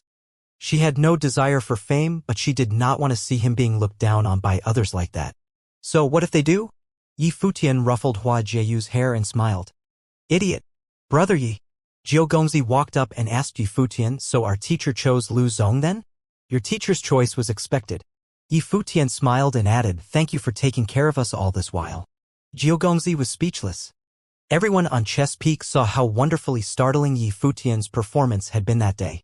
Yi Futian's skills at chess were definitely on par with Lu Zong's. From the way he held himself, he might have even been the better of the two, but Jiao Gongzi also understood that it was entirely normal for his teacher to have picked Lu Zong instead. I'm sorry, Jiao Gongzi said rather apologetically. You indeed performed excellently. What's there to be sorry about? Yi Futian smiled and said, you're good yourself. All students of the chess saint played excellently. Brother Yi, if you're not in a hurry, please stay for a little while longer. There will be a banquet thrown in Yujing House today. I have to go drink with you. Consider this as a way to bring closure to it all, Jiao Gongzi said. Yi Futian looked at Jiao Gongzi. With the event over, he had initially thought of packing up and leaving soon. He had learned to play chess here, and as such, he deemed the trip worthwhile. The fact that he was unable to get his hands on the item of the chess saint simply meant that he and the chess saint were simply not meant to be acquainted further. In that case, he saw no reason to cling to it and was preparing to leave. However, Jiao Gongzi had indeed been a good person and this host had been good to him. As such, he saw no reason to refuse, nodding and saying, all right then. Yeah. Jiao Gongzi nodded. So will you be waiting at Yujing House, or will you be waiting here with me for them to come out? I'll head to Yujing House myself. Just stay here and wait for your brothers, Yi Futian said. Don't bother. I'd have nothing to do with them around anyway. I'll just walk you down the mountain then, Jiao Gongzi said nonchalantly. Third sister, we'll be on our way. Just go, the third student of the chess saint said, exasperated. But both she and her husband, Xianxia, were very accommodating to their 9th brother. He was the youngest, after all. Li Kaishan and the others remained where they were, waiting. Zhou Zi and the others were there as well, glancing at Yi Futian's party plainly as they left. Yi Futian was simply out of luck having to compete with Lu Zong in breaking the Celestial Dragon chess game. If Lu Zong had not been around, that lineage of the chess saint would have been Yi Futian's. Inside Chess Saint Palace, the chess saint turned his eyes to Lu Zong and said, Lu Zong, you're a cultivator from Shihua Sacred Mountain and a student of 3 saints. Now that you're here in Chess Saint Villa, I assume you know that I'm not actually here then. Yes, indeed. Lu Zong nodded and said, from what I heard from my teacher, you seem to have ventured into that place and have never come out since senior. Indeed, the chess saint nodded. My physical body remains trapped there even as of this very moment. Lu Zong turned his eyes at the statue-like figure before him. He had not expected someone as formidable as the chess saint was trapped too. That place might have actually been as terrifying as it was rumored to be. But still, he would conquer that place sooner or later. I will pass down part of my lineage to you. All 9 of my students will be following you starting from this very day to work with you. You'll also be welcome to use all resources in Chess Saint Villa as you see fit. The chess saint added, and Lu Zong knew what he meant. He nodded naturally, seemingly to have understood that this was part of everyday life, not in the least bit surprised. The chess saint went to address some other matters, talking not just to Lu Zong but to Xianxia as well.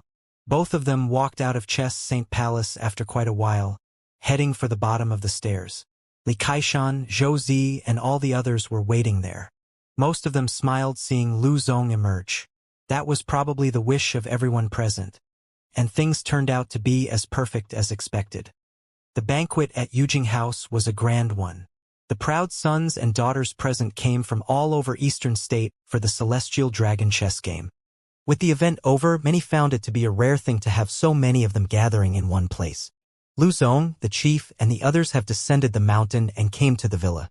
I heard from the chief that he was walking half a step behind Lu Zong. Do you all know what that means? Someone said. Everyone was seen with a smile on their faces. They all knew what such a phenomenon naturally meant. That meant that the chess saint had picked Lu Zong to be his true heir instead of any one of his students. Even Xianxia, the eldest student, would need to follow Lu Zong's orders from there on out. Lu Zong of Shihua Sacred Mountain, a legendary figure under the tutelage of 3 saints. What happened today is considered to be what everyone wanted to happen, and all that took place at Chess Saint Villa will probably spread far and wide, becoming the talk of the Eastern States soon enough. Indeed, I'm rather curious about how far Lu Zong will be able to go in the future. At the moment, many turned their eyes in another direction. Yi Futian, Zhou Gongzi, and the others were sitting. Many of those who were looking at them silently sighed. Being able to break the celestial chess game meant that Yi Futian was indeed an extremely rare genius. At the very least, he had superb talent in the art of chess. It was indeed a pity that Lu Zong was around as well. A group of people was seen emerging, and it was none other than Xianxia, Lu Zong, and the others. Yi Futian turned his eyes at them, and Lu Zong's eyes coincidentally met his. Lu Zong then nodded at him with a smile. Yi Futian returned the courtesy. Regardless of what happened, Lu Zong had never offended him. Yi Futian was still feeling that he was unable to figure Lu Zong out even at that very moment. It was said that Lu Zong was knowledgeable in a lot of things and had many abilities. He had even researched old Buddhist sutras and knew his books well. He was an extremely comprehensive, well-rounded genius. Yi Futian was able to tell from how Lu Zong had broken the Celestial Dragon chess game that the man was exceptional. Lu Zong was able to go that far without having a chess spirit doing all the simulations in his mind. That feat was extremely formidable.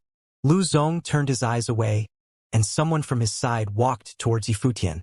The handsome figure came to Yi Futian's side. It was none other than Mo Jun, Lu Zong's junior.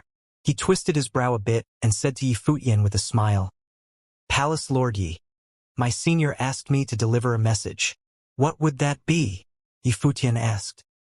He said that he wanted a word with you after the banquet. I will come to get you in due time, Mo Jun said. Yi Futian's expression turned funny, puzzled at why Lu Zong wanted to see him. All right. Yi Futian did not refuse. He felt curious about Lu Zong as well. Just what kind of a person is he? He was wondering if he would get a glimpse of Lu Zong's personality from that meeting. Thank you, Palace Lord Yi, Mo Jun said. He nodded and smiled before turning around to leave.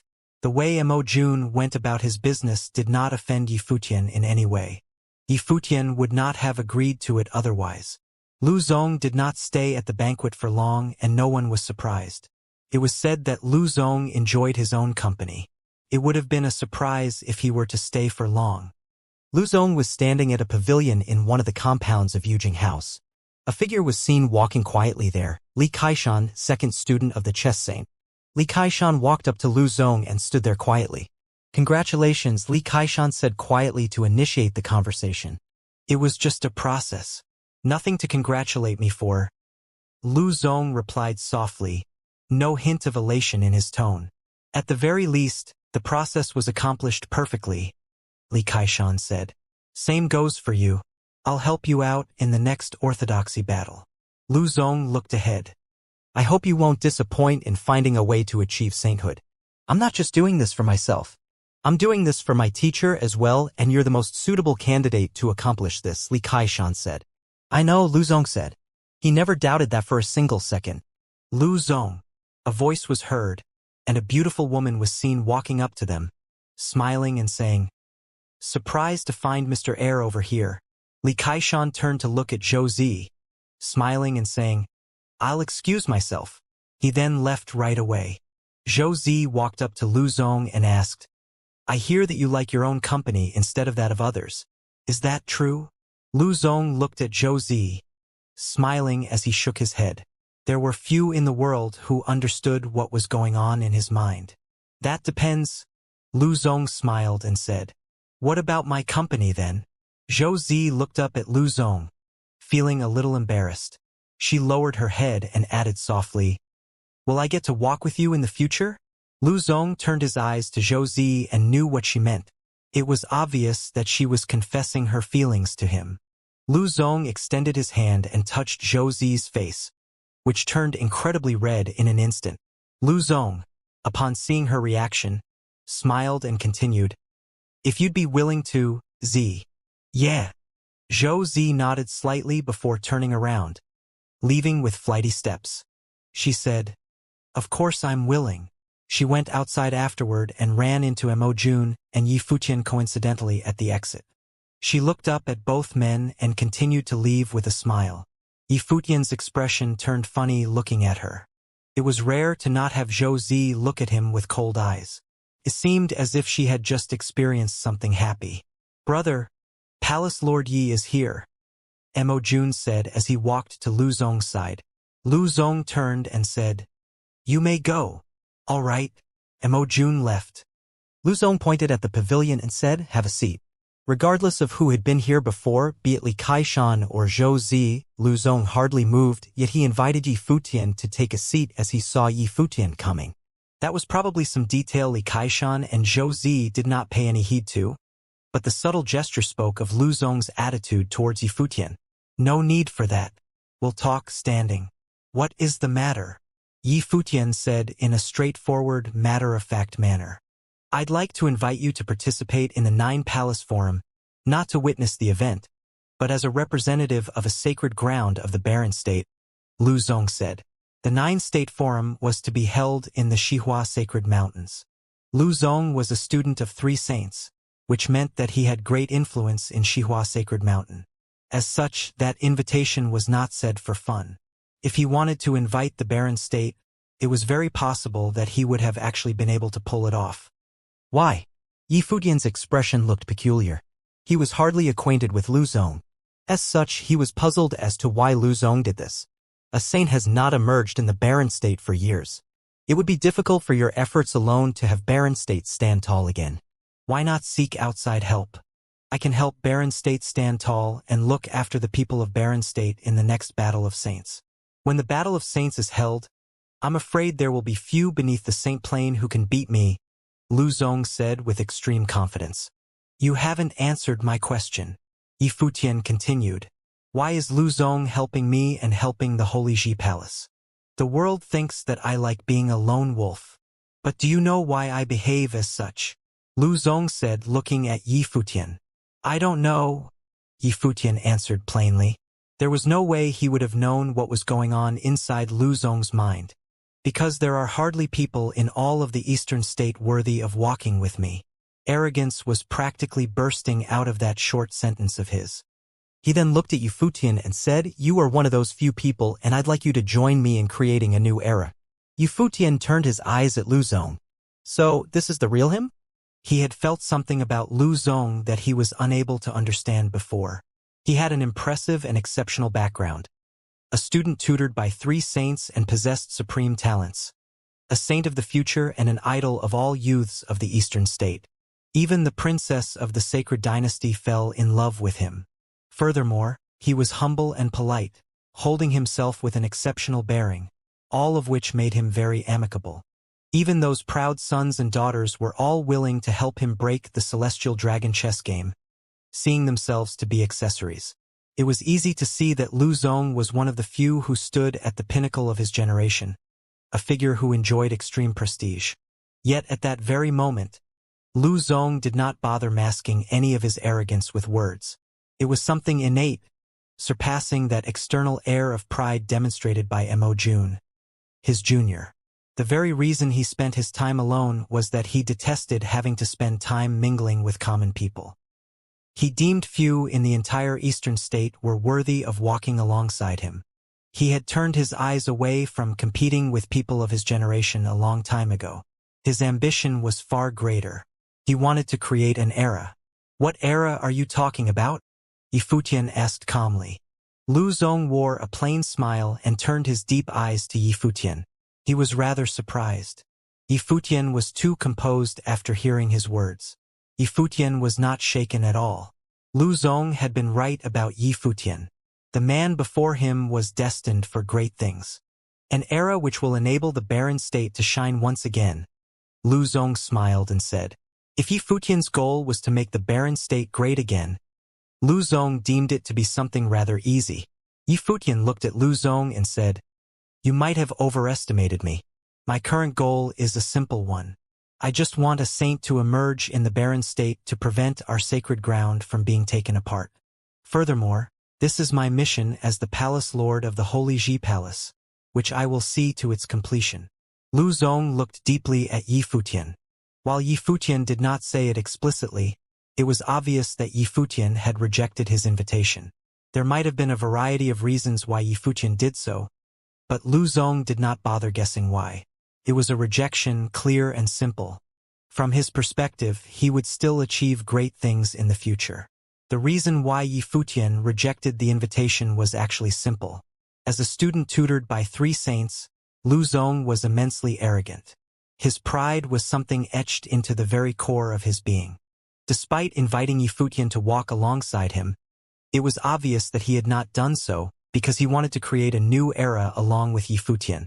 That much was obvious from how he had invited the Holy Ji Palace to participate in the forum, making promises to help make the barren state great again. The point where he talked about helping mighty ones from the barren state in the Battle of Saints made it apparent that Lu Zong was drawing people to his side. If the barren state indeed became great again, the barren state would become part of his power base.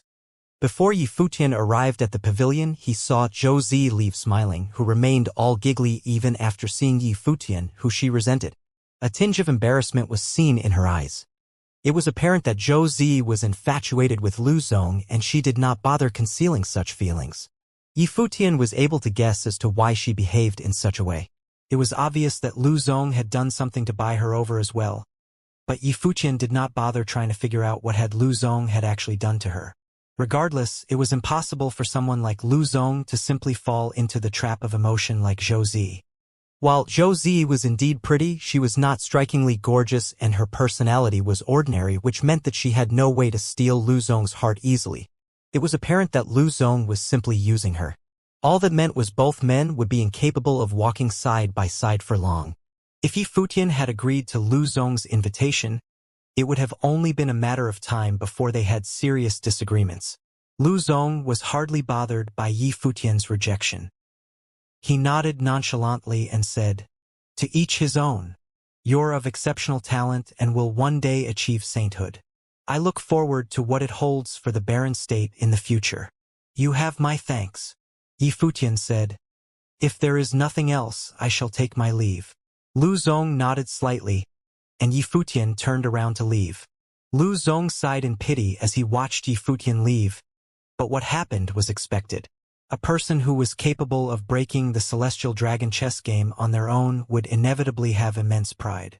Only someone who had broken the game knew how difficult it was to do so. Lu Zong had studied it for many days, and he knew what Yifutian being capable of breaking the game meant. All paths were interconnected. If one was capable of such feats in chess, they would be just as impressive with their cultivation training. After Yifutian returned, Zhuge Mingyue asked curiously, "What business did Lu Zong want with you?" "Second sister, Lu Zong's ambitions are terrifying. He wanted me to join him in creating a new era. Maybe he doesn't like the era where the sacred grounds in Eastern State are on par with each other." Yifutian smiled and replied, "He has good eyes, knowing to come for you and all." Zhuge Mingyue smiled faintly and said, "What did he offer you?" "He offered to make the barren state great again and to help with the Battle of Saints," Yifutian answered. "Sounds interesting." Zhuge Mingyue smiled. "With the event in Chess Saint Villa over, what do you plan on doing next? Are you going to participate in the Nine-State Forum?" "The Nine-State Forum will be held in Xihua Sacred Mountain, but since they look down on the barren state, there's no need to go be a part of the ruckus," Yifutian said. "Right?" Zhuge Mingyue smiled as she nodded. She was thinking the same thing. The ordeal they had gone through on this trip irked them somewhat. Xihua Sacred Mountain was a sacred ground of the Eastern State. There was simply no reason to go kissing up to them and be part of an event that the barren state was not even invited to. It would have made them look more desperate instead. Emissary from Xihua Sacred Mountain seeking permission to see Palace Lord Yi of the Holy Ji Palace. A voice was heard from outside. Yifutian and Zhuge Mingyue were both dumbfounded. Everyone around them lifted their heads to look outside. Yifutian then said, "Please come in." A figure was seen walking in from outside. It was a middle-aged man whose aura was reserved, yet he sported incredibly bright eyes. He looked at Yifutian and the others around him. Yifutian and the others had seen him before.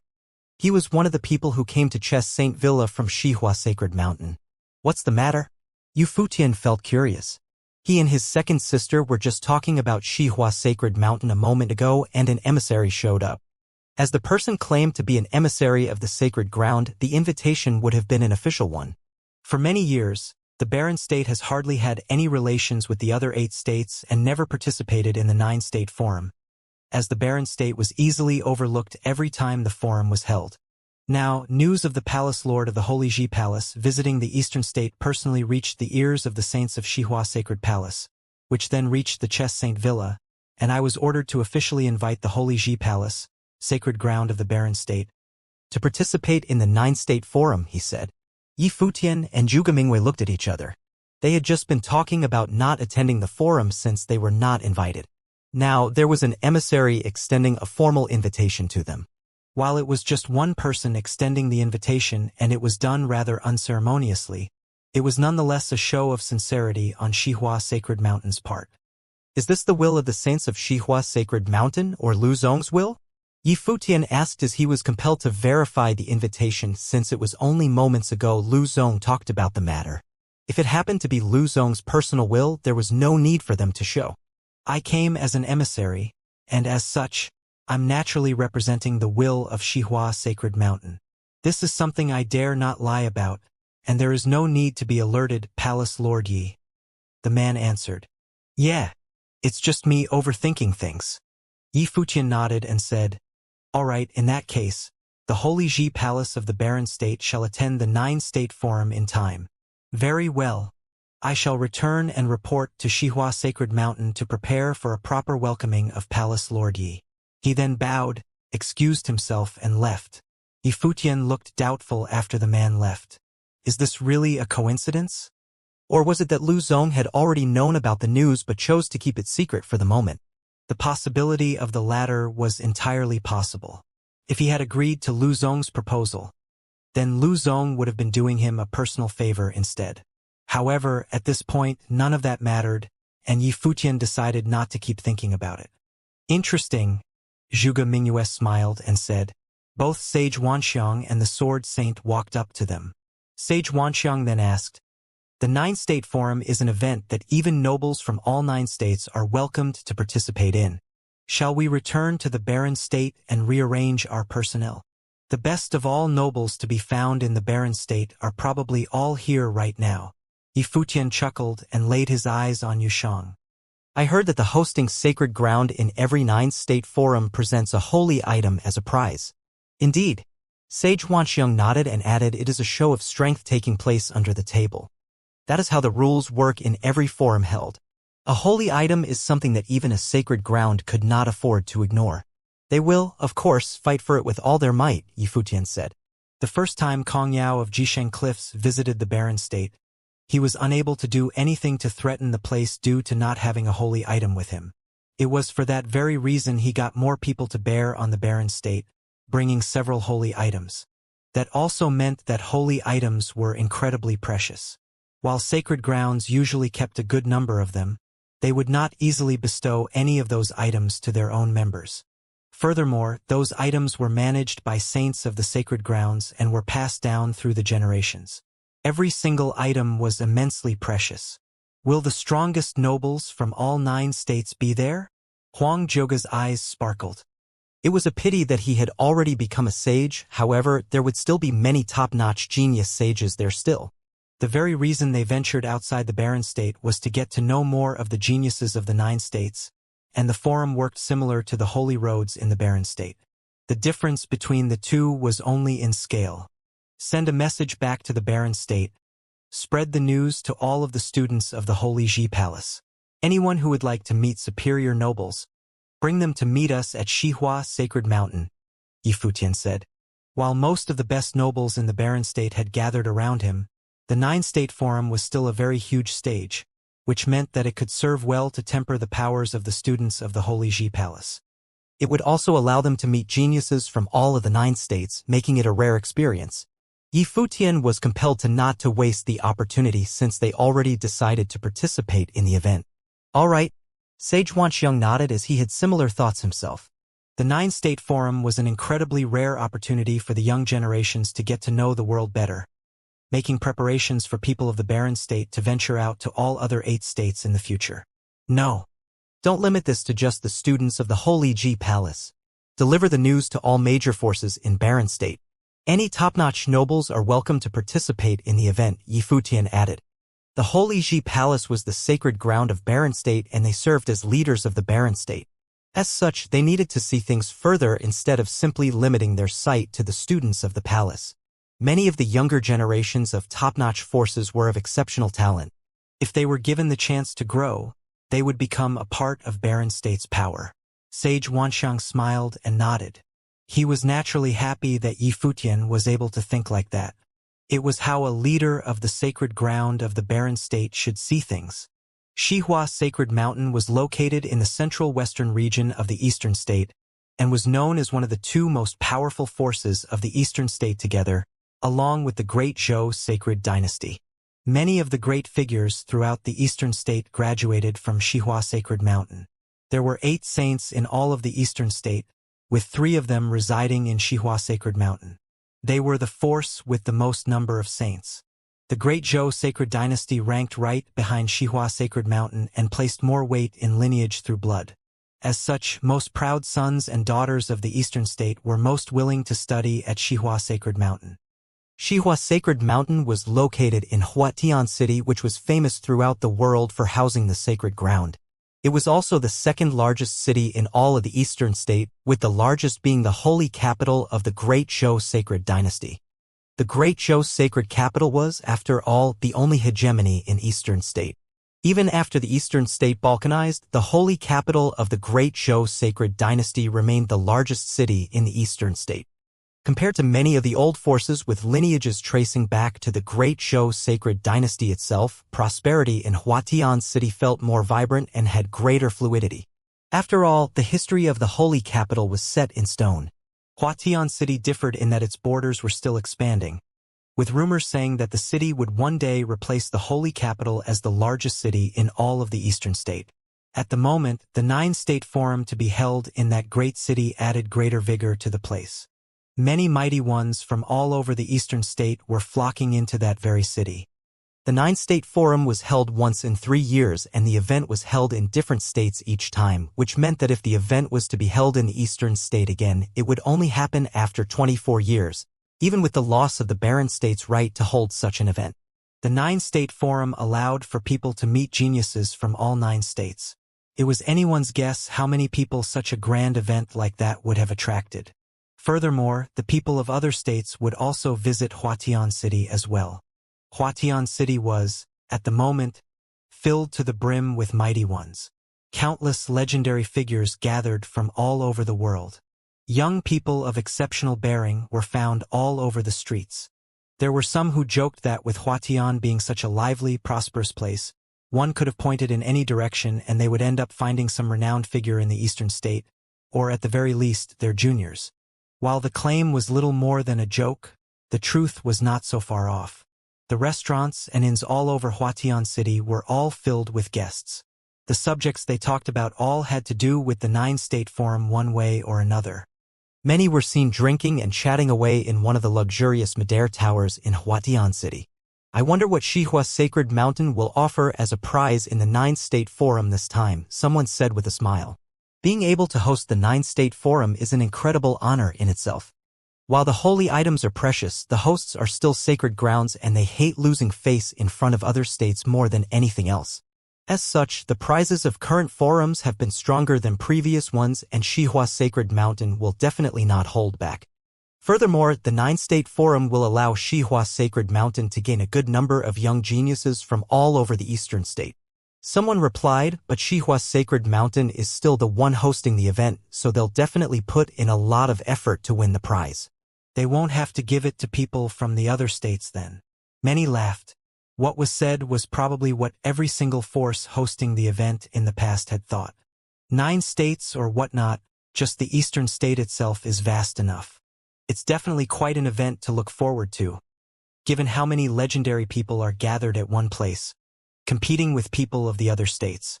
I wonder who will reign supreme in this 9-state forum. Where will that person be from? I sure hope it's someone from our own eastern state, someone said enthusiastically. Beating geniuses of other states and enjoying glory like none other, that is probably the dream of every single genius out there.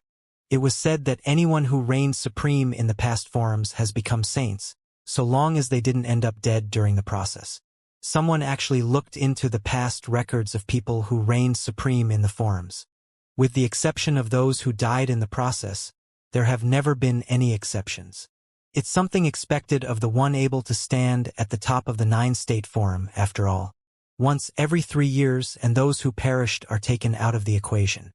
You can easily tell how few and far between these people are. I heard that even the Barren State is going to participate in the forum this time. The Barren State has not produced saints for many years and seldom mingled with the other states. It seems like they're somehow being isolated by the others. And this is the first time in many, many years that they are participating in the 9-state forum. I wonder how far they can go this time, someone said all of a sudden. News from Yujing City had reached Huatian City. That will sure be difficult. Someone added, the Barren State is isolated from the other 8 states and they don't have saints. One can already tell how difficult it is for them to fight geniuses from other states. Although I've heard that the current palace lord of the Barren State was of exceptional talent and even defeated Qin Zhong of Jisheng Cliffs. Just how many years has it taken the Barren State to produce that one noble plain palace lord? It's due to his exceptional talents that they made an exception to make him a leader of the Barren State, right? Great things are expected of him. This is apparently something that cannot be replicated. Furthermore, even Qin Zhong of Jisheng Cliffs could hardly be considered top-notch at the stage of the 9-state forum. You're right. While Qin Zhong is indeed known to be the #1 noble of Jisheng Cliffs, the other states are far bigger than Yu State alone. Yi Futian was also said to be the most talented person to have emerged from the Barren State in many years. Even if he was able to defeat Qin Zhong and participate in the forum, there was no guarantee that he will be able to go all the way to the top.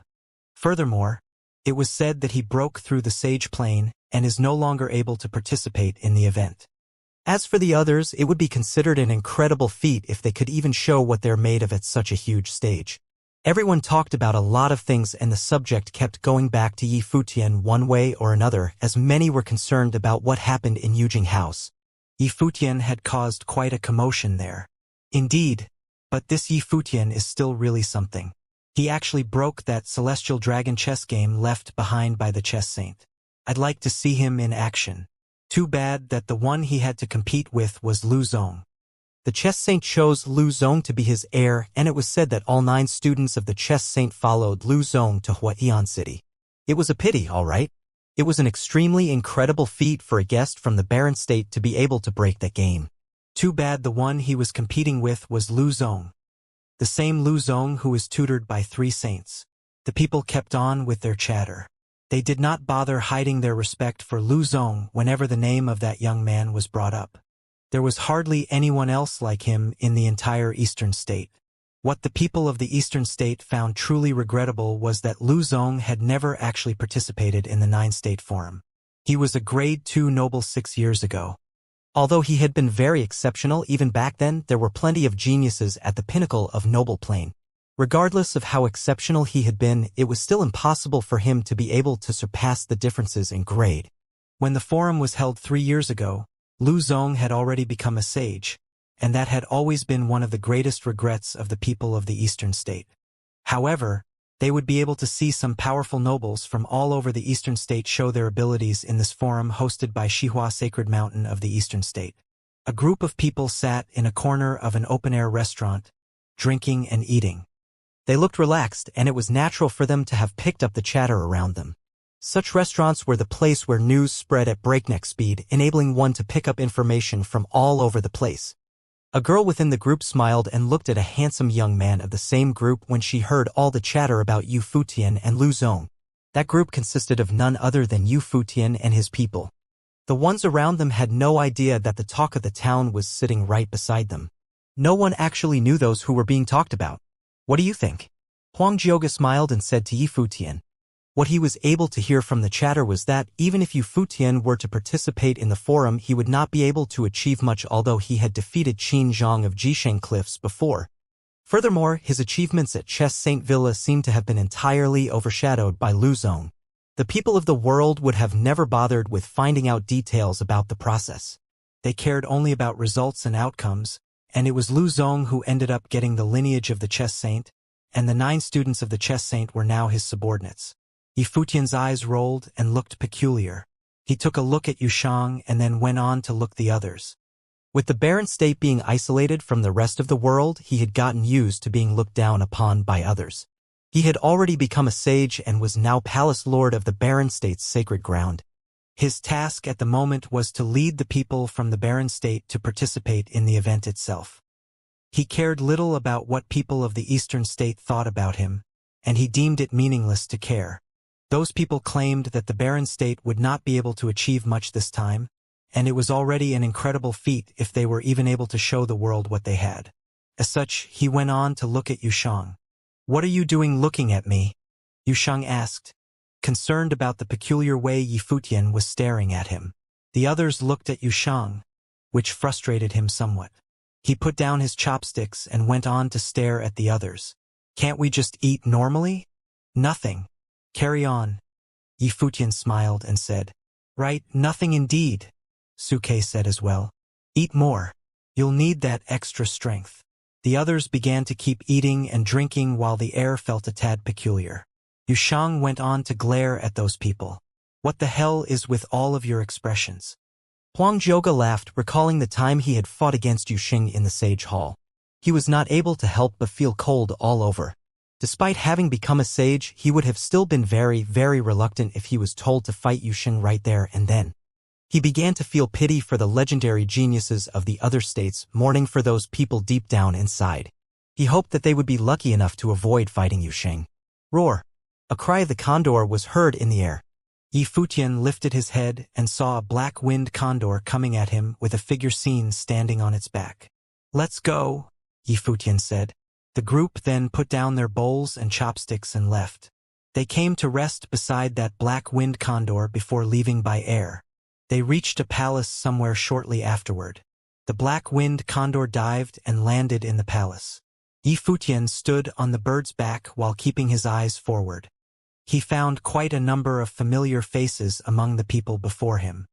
For instance, Zhuge Qifeng Yan Jun, Palace Lord of Fire Emperor Palace, as well as his son, Li Futu.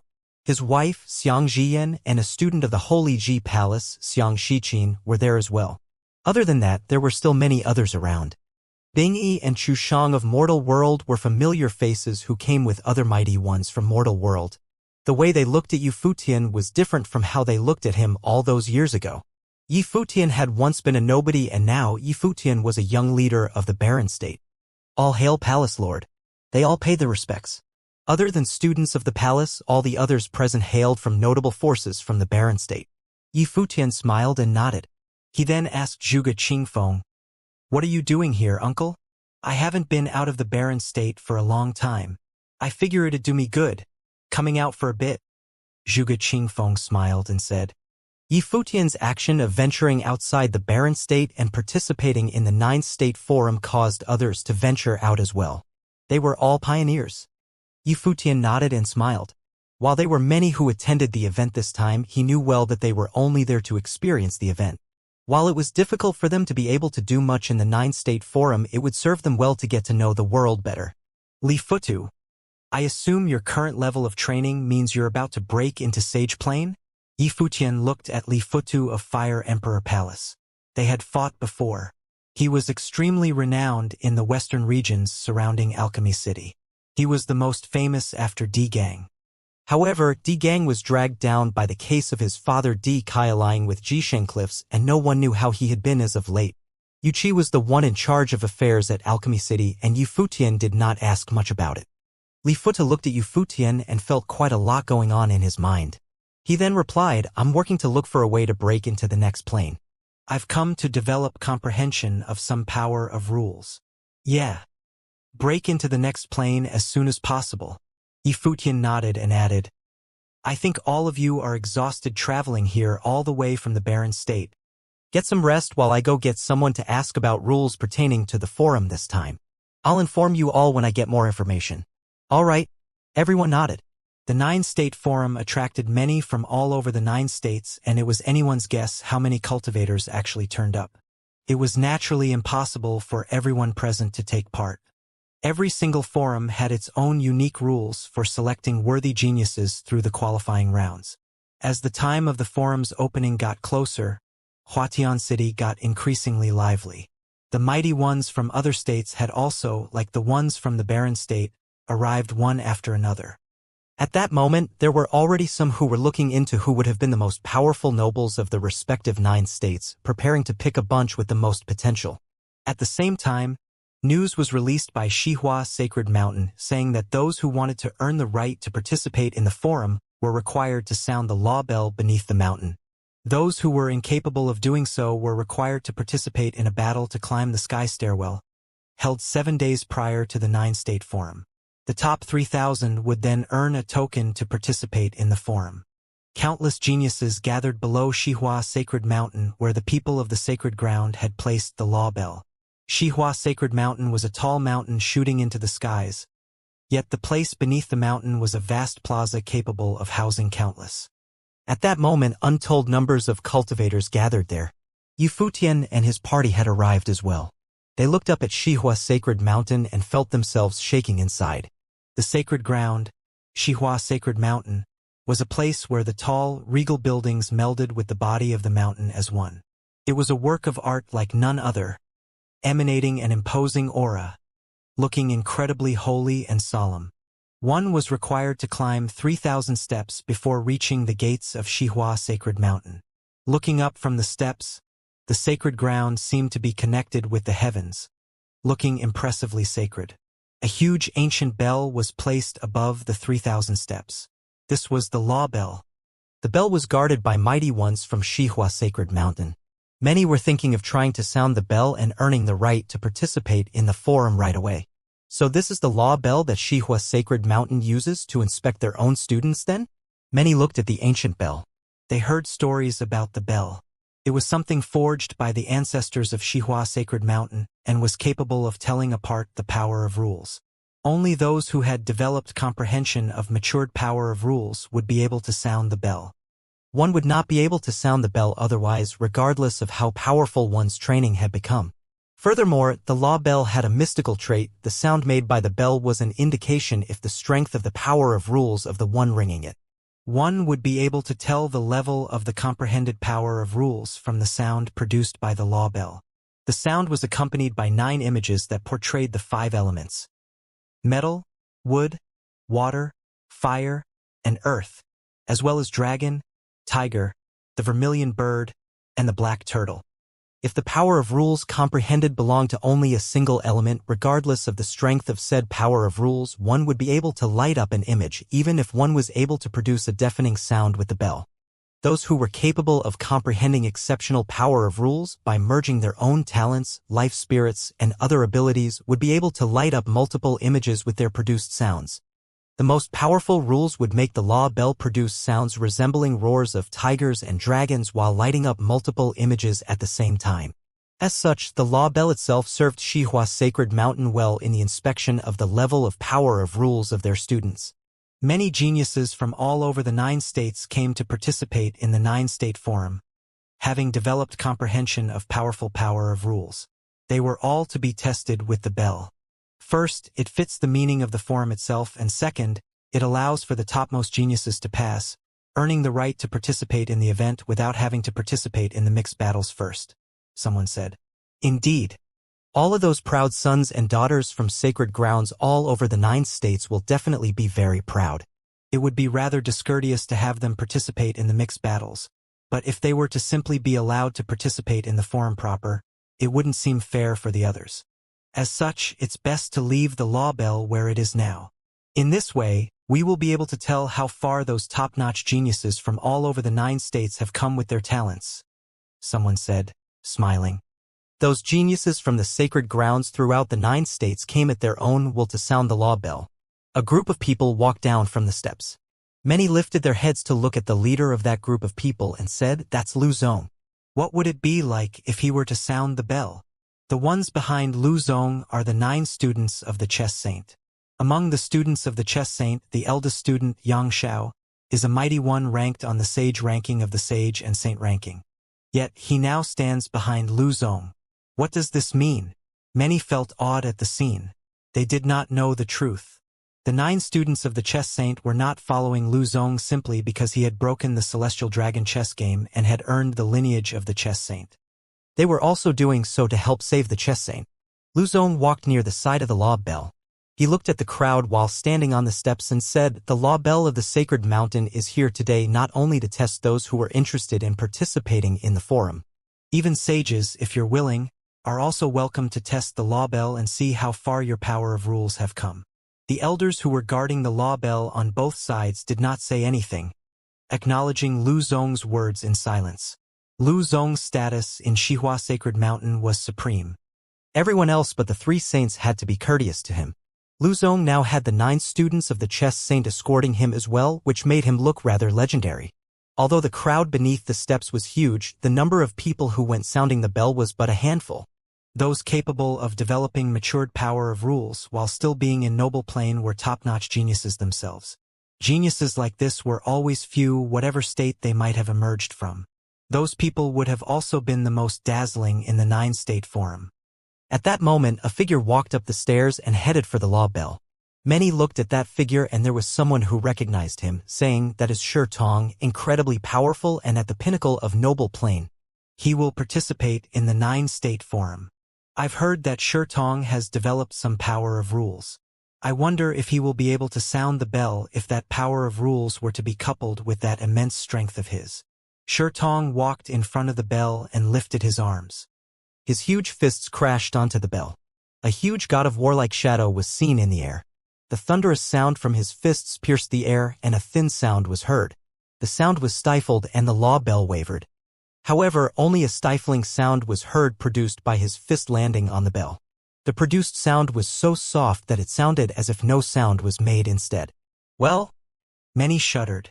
It was a surprise that such immense power had proved inadequate at sounding the bell. Things were indeed like the rumors said. The law bell would only sound when attacked using the power of rules. Furthermore, it had to be matured power of rules. If one only comprehended a sliver of rules, the law bell would react like how it just had, with only a soft, stifled sound. The clashing sound between the fist and bell had been covered entirely. Shi Tong was extremely angered and his expression turned ferocious. He shouted, and a storm whipped up around him while his body turned rock solid. A huge shadow of a stone ape was seen. He stepped forward, steadying himself, then threw his arm at the bell. Another violent clash was seen, yet the stifling sound produced was still not that of the bell. The law bell wavered as if to tease in a brutally sarcastic manner. Shirtong's face turned red as he clenched his fists, feeling frustrated. He thought himself to be powerful enough to earn the right to participate in the forum by sounding the bell. "I'll have a go," a voice said from the air. Many turned their heads up and saw a carriage making a flashy entrance. A woman was seen standing in front of the carriage, looking sharp and dashing. The princess of the great Zhou sacred dynasty. "It seems like people of the sacred dynasty are here," someone said. The one who had said she wanted to try was none other than Zhou Zi. She walked down and came in front of the bell, smiling at Lu Zong. She said, "Lu Zong, we meet again. So you'll be participating in the 9-State Forum as well, Princess Zi?" Lu Zong asked. Zhou Zi's plane was currently at the pinnacle of the noble plane. "Yeah." Zhou Zi nodded. Her talents were exceptional and she had developed matured power of rules. As such, she saw it fit to participate in the forum. It was not just her. Many from the sacred dynasty were participating in this forum with her as well. "Let's try then," Lu Zong said. Zhou Zi looked at the law bell, gathering a powerful might about her and unleashing it. Her dress billowed and a holy golden fire was showered on her in an instant. A golden divine bird appeared and it was an incredibly rare golden phoenix. Its wings glittered with golden colors, and at that moment, she looked incredibly regal, pure, and divine. She extended her slim hand and then struck the law bell with one finger. That dazzling golden phoenix sounded the bell right there and then. A crisp sound was heard from the bell and powerful air of rules even emanated from the sound of the law bell itself, which was none other than her own power of rules. 2 images lit up on the law bell. "Not bad. You're actually capable of that much despite being a noble," Lu Zong smiled and said. A beaming smile was seen on her face as she was praised by Lu Zong. She looked up to him with infatuated eyes. "Princess, here is the token for the 9-State Forum." An elder at the side of the law bell handed her an ancient token. Being able to sound the bell meant that she had earned her right to participate in the forum. "Thank you, senior," Zhou Zi said with a smile. She was regal and she held her manners well. The elder nodded in approval. "Will there be anyone else attempting to sound the bell?" Lu Zong turned his eyes at the massive crowd. "All from throughout the 9 states should be here. What are you all waiting for?" The very reason Xihua Sacred Mountain chose to use the law bell as a selection tool was to see how capable the people of the 9 states actually were. There have actually been quite a lot of cultivators from all over the 9 states mingling among the vast, massive crowd there. Those foreigners were hardly eye-catching among so many people, as it was impossible to tell who was from where from appearances alone. "This ritual implement looks interesting." Light-hearted laughter was heard. A path was carved out in the crowd and the people actually moved aside. A group of people was seen walking slowly up there, all of whom exuded a flighty, near undetectable air, yet there actually manifested enough power to repel everyone around them. From the way they were dressed and the bearing they exuded, everyone knew that people from others were finally on the stage. The group of people was dressed in azure garb, which looked incredibly eye-catching. They were all very good-looking and their skin looked incredibly supple despite being men. "Go try it out," the leader of the group told a young man at his side, who nodded and walked up to the bell. He emanated his aura, which was that of a noble. It was apparent that the young man was a cultivator who came to participate in the 9-State Forum. Violent sounds of waves were vaguely heard as the man approached the law bell. He extended his hand and terrifying scenes seemed to have appeared around him, seeming like massive waves swallowing the earth as they crashed through. He struck the bell and it sounded as if that huge ancient bell was being hit by tsunamis within an instant. Dong. A clear, loud sound reverberated in the heavens and the earth, which also swept through the crowd like a violent wave, making some grunt. Furthermore, everyone saw the images on the law bell light up one after another. There were actually 3 glowing images, which meant that he was even more powerful than the princess of the great Zhou sacred dynasty.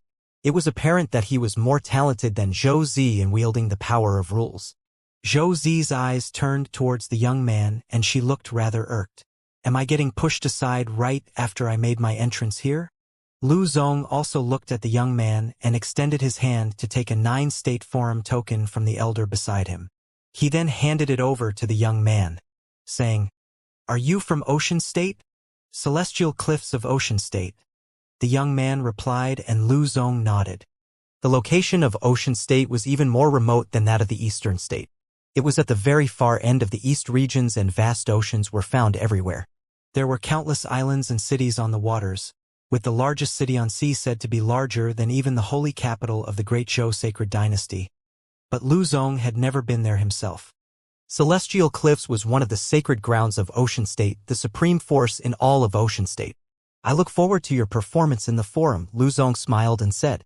Many were impressed by Lu Zong's bearing as a representative of the hosting force. "Thank you." The young man retreated, and there were others coming up to test themselves. The one who came next was bathed in dazzling light as they were being clad in holy armor, which was blindingly bright. That person struck the bell without saying anything. A glittering fist will pounded on the law bell right. The sound produced was loud and clear, reverberating for quite some time before subsiding. For images lit up on the bell. Such power! Many who were watching were deeply impressed, so much so that the youth who was bathed in blinding light felt like a god of war descending upon the earth. Lu Zong took another token and handed it to the youth, asking, "You're from War State, I presume?" "Indeed." The youth took the token and nodded quietly before returning to his own place. Many more came out to test themselves, and many other mighty ones from both Ocean State and War State came forward to sound the bell, earning themselves tokens. Many were awed seeing the many mighty ones make their moves. Those foreigners seemed to be wrestling with each other without actually fighting. The clash of titans seemed to have taken place before the forum even began. At that moment, mighty ones from Jisheng Cliffs of Yu State arrived as well. Another came up to sound the bell when the noble plain students came out. Yi Futian, who was among the crowd, lit up as he saw the person who walked up, Qin Zhong of Jisheng Cliffs. Other than him, Yi Futian had also seen other mighty ones from Jisheng Cliffs, such as Kong Yao. That old man showed up as well. Qin Zhong had already become a sage, but he still wanted to see what level had his power of rules reached, and so he showed up before the law bell. He gathered the power of rules and launched a punch at the bell. Dong. Terrifying sound waves threatened to rupture the eardrums of all within earshot. Some even hallucinated, feeling as if their bodies were being torn apart. For images lit up in extremely dazzling lights on the law bell.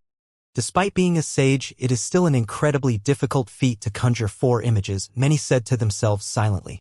The images on their bell were not used for testing the strength of the power of rules but their level. For instance, Yi Futian's time freeze rules were apparently of a higher level than the most basic rules of the 5 elements. Having more images meant that the might of the power of rules developed was of a higher level. "Are you going to try it out?" Qin Zhong turned his eyes to look at one corner in the crowd. Many followed his gaze and found Yu Futian's party standing where Qin Zhong's eyes were focused. It was apparent that Qin Zhong noticed Yu Futian's arrival. There was no way Qin Zhong would have been able to forget the supreme genius who had beaten him in the barren state. That battle left a deep impression on him. The memories were so fresh that it felt as if it all happened the day before. After being defeated in that battle, Qin Zhong returned to Jisheng Cliffs to reflect and train in seclusion. He gained a new understanding and broke into the sage plane after spending half a year seriously pondering. Even so, he had not forgotten that battle. It was one thought he held on to obsessively. Lu Zong, Zhou Zi, and the others turned their eyes to Yi Futian as well. The 9 students of Chess Saint all did the same. Yi Futian lifted his head and looked at Qin Zhong before turning to look at Kong Yao in the crowd. Yi Futian held no enmity to Qin Zhong of Jisheng Cliffs, but he hated Kong Yao to the bone. Kong Yao glared at Yi Futian with equally cold and extremely sharp eyes. That genius of the barren state had Sage Chunyang covering for him. Even the sage even sacrificed his life to call upon Emperor Xia just so to keep Yi Futian alive and have him take the place of Palace Lord of the Holy Ji Palace. He wanted to kill Yi Futian very badly to tie up loose ends. However, the decree of Emperor Xia meant that he would dare to move against Yi Futian haphazardly, as even he did not have the right to see the emperor. Emperor Xia was an emperor of humanity like no other. His words held such weight and power that no one throughout all 9 states dared defy him. It was said that Emperor Xia was at a level capable of feats threatening the heavens and the earth. Palace Lord Yi, you have broken the celestial dragon chess game before. Why don't you demonstrate a bit of what you're capable of? It is not an opportunity that is easy to come by, after all, Lu Zong said with a smile. Many looked puzzled at those words. That young man is Palace Lord Yi Futian, who came all the way here from the Holy Ji Palace of the Barren State? Everyone in Huatian City had heard of the name of the noble plain Palace Lord of the Barren State by now, a young man who had broken the celestial dragon chess game left behind by the chess saint. If it had not been for Lu Zong, he might have been the one to earn the chess saint's lineage. I've been invited here by Xihua Sacred Mountain to bring the young geniuses of the Barren State to participate in the 9-State Forum. As for the bell, you may continue without me, Yi Futian said. He was now the Palace Lord of the Holy Ji Palace. With his every move representing the palace, he naturally had to be careful of the way he spoke and acted. The law bell was for the noble plain students who were to participate in the forum. It would have been improper if he went to show off before the others at a place like this, even though all those here hailed from sacred grounds all over the 9 states. You're planning to bring people of the Barren State to participate in the 9-State Forum? Zhou Zi's eyes were set on Yi Futian in an amused manner. She then turned to look at those around Yi Futian. She was about to participate in the forum this time as well. So the ones from Barren State are going to join the fun? In that case, I guess there is a possibility I will end up facing them. If things turn out that way, it will be interesting. Yi Futian turned to look at her. That woman seemed to still be holding a grudge against him. He looked at Zhou Zi rather pitifully. He thought her to be rather pathetic. It would have been better if she was not of any worth, yet she had to be a princess of the sacred dynasty, which meant that someone would have to find her useful. Zhou Zi saw Yi Futian's brow furrow slightly. What is this guy trying to say? Yi Futian turned his eyes around without replying to Zhou Zi, deeming her not worthy of his time. Li Futu, you're up for it? Yi Futian said to Li Futu, who was standing right by his side. While Li Futu's capabilities and talents were all incredibly powerful, his power of rules was still far from mature. While Yi Futian had no worries about him even having what it took to participate in the forum or otherwise, if Li Futu had the ability to get a token himself remained to be proven. Okay. Li Futu walked up and stood before the bell. Many eyes fell onto him, wanting to see how good genius-level nobles from the Barren State were. The light of the divine bird glittered and Li Futu made a fist lightly. Powerful flames washed all over his body in an instant. The bird cried in the sky before shooting down like a bolt of lightning, hitting the law bell. A thin, stifling ting was heard. Li Futu's fists clenched without him realizing as he watched the scene before him unfold. He was not even able to sound the bell. Yi Futian looked just as troubled. Such a soft ting was truly no different from not making any sound at all. The law bell was something that only matured powers of rules were able to sound. It was apparent that even Li Futu, the most exceptional proud son of the Alchemy City regions, was incapable of such a feat before he developed matured rules. Many wore peculiar looks on their faces. The Barren State was still Barren State. They were still the weakest. All of the first ones who came up from the other states had been able to sound the bell. All but the Barren State. The way I see it, it's still better for you to do it yourself. Zhou Zi looked at Yi Futian and said, Me? I'm afraid it'd be too much for you, Yi Futian said, smirking. It was a move that startled many present. That fellow actually made the princess of the sacred dynasty the butt of his joke? Zhou Zi frowned coldly as she glanced at Yi Futian. Too much for me? What insolence! Go get the Barren State's right of entry for the forum. Will you? Yi Futian said in a muffled voice to Yushang and the others who were right beside him. They nodded briskly and walked to the bottom of the stairs. Many watched with peculiar faces at the scene of several people walking out at the same time. All from the Barren State are trying out at the same time? Who's up first? Su Ke asked in a rather lazy tone. Have it your way? Yi Wuchen said as he walked up a few steps. Sword aura whooshed about in the air in an instant. He pointed with his finger and thousands of sword wills gushed in the direction where his pointed, hitting the law bell. Dong! A crisp clear sound flowed with the sword will reverberating throughout the place. Well, let's do it together then, Zui Qianqiu smiled and said, walking up like Yi Wuchen did before the sound of the bell subsided. Dong. Another trembling sound of the bell was heard, as if there was a torrent of sword aura gushing about. Suke shrugged and sword aura coursed throughout his body. He opened his eyes all of a sudden, throwing his arm out, sending thousands of killing sword will through the air. The law bell sounded 3 times. Its echoes reverberated throughout the surroundings. Zhou Zi looked on with incredibly amused eyes, staring at that ancient bell that kept being rung. Many people looked at the sight in front of the law bell. 3 swordsmen at the pinnacle of the noble plane had caused the bell to ring simultaneously.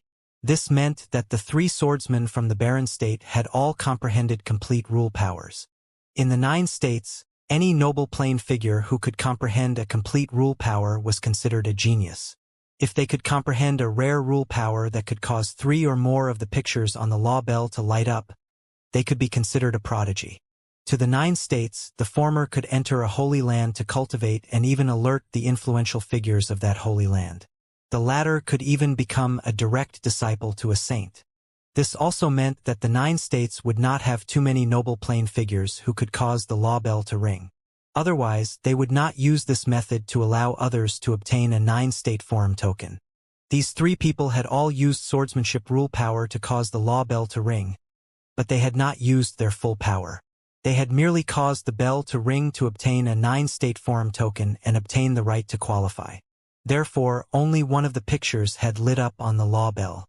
Even so, this caused many people to be surprised. After all, they were from the Barren State. The Barren State that was renowned for having no saints could groom so many genius-level figures shocked many. Many people looked at Yi Futian. This young leader from the Barren State had led the people from the Barren State to attend the 9-state forum. He must have used the strength of the entire Barren State. For multiple geniuses to emerge from a state was not surprising. As the people thought of this, their surprise gradually waned. However, the end had not come. At that moment, Yuan Zhan stepped forward and with his burly body and struck out with his fist. The air felt like it was about to implode as a resounding ring was heard. Following that, Phoenix stepped forward with phoenixes circling the air. She was bathed in divine flames and struck out with her fist as well. The law bell shook as a wave of flames spread alongside the sound of the bell. Xiaoshi also stepped forward and struck out, causing the law bell to ring once again. As the sound of the bell reverberated around the area, the crowd was unnerved. Could it be that most of the nobles around Yu Futian had comprehended some form of complete rule power? The Barren State was this prepared for this time's 9-state forum? The ringing sound of the bell continued as though it would never end. A long time later, Yu Sheng's fist landed on the law bell. Everyone around Yu Futian had taken their try on the law bell. After a long while, the echo finally dissipated and the area fell silent. Looking at the group of people beside Yu Futian, if only 3 of them were able to sound the law bell, it would not be that shocking. However, all of them had sounded the law bell. Yu Shang and the rest returned to Yi Futian's side silently. They had not used their full strength to sound the law bell. They were only there to obtain the qualification to enter the forum. To Yu Shang, he had no interest in showing off. Interesting. Lu Zong looked at Yu Futian's group and complimented, the Barren State has not participated in the 9-state forum for many years. It looks like you're well prepared this time around. I look forward to the Barren State's performance in the 9-state forum. Many people in the surrounding crowd nodded. With the strength that the nobles around Yi Futian had shown, they could already rival a holy land for cultivation. Of course, it could not match up to factions like Xihua Sacred Mountain. However, they were talking about the Barren State after all. It was already an outstanding achievement. The elder at the side passed Yu Futian the 9-state forum tokens, who accepted them. He smiled and looked at Lu Zong, saying, I look forward to it too. At that moment, a figure in black stepped forward, giving them a cold feeling. He stepped in front of the law bell, strands of black qi flowing towards the bell at the same time. When the black qi current struck the law bell, a dull sound made many people uncomfortable. However, they also saw 4 pictures light up on the law bell with a brilliant light. Where is this person from? Someone asked in astonishment. The great Zhou Sacred Dynasty's Princess Zhou Zi had only lit up 2 pictures, but this person could casually light up 4 pictures on the law bell. Before this, only the Jisheng Cliff's Qinzhong had been able to do it with his Sage Plane cultivation level. Are you from the Feng State? Lu Zong looked at the person and asked. The figure in black nodded silently, accepted the token, and returned into the crowd. There, a group of people waited for him like shadows, giving people an extremely dangerous feeling. Following that, other people from the Feng State stepped out and sounded the law bell to obtain the 9-state forum token. That's the law bell? A voice sounded from the air.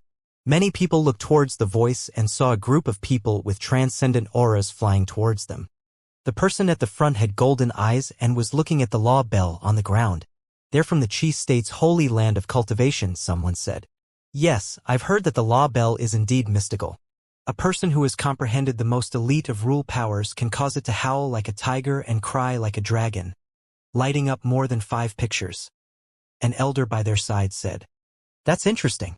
The teen smiled faintly, then turned to a person beside him and said, You go and try it. Okay. The person beside him looked somewhat similar to him and was even younger than him. He had the aura of a noble and he walked towards the ground from the air to the law bell.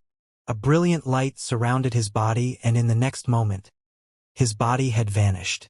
Clang. A deafening sound echoed into the crowd's ears and many people were shocked as they stared in the direction of the law bell. A brilliant light burst forth from the law bell as 5 pictures lit up. How strong. Many people had appalled expressions. Who was this person? He was only a noble, but he was already this strong? What was that light surrounding his body? At that moment, he appeared to turn into a flash of light and disappeared. The next thing they heard was the sound of the bell. If this was a battlefield, how would they deal with this kind of enemy? They would be killed in one hit. The Qi State's holy land, Hall of Holy Light, Lu Zong looked at the oncoming person and said. He looked at the teen in the air with a glint in his smile. Among the 9 states, the Summer State was the strongest and occupied the central position, surrounded by 6 other states and countless regions. Next in strength was the Qi State. The Qi State's holy land, the Hall of Holy Light, was an extremely strong holy land. It could be ranked in the top 5 among all the 9 states' holy lands.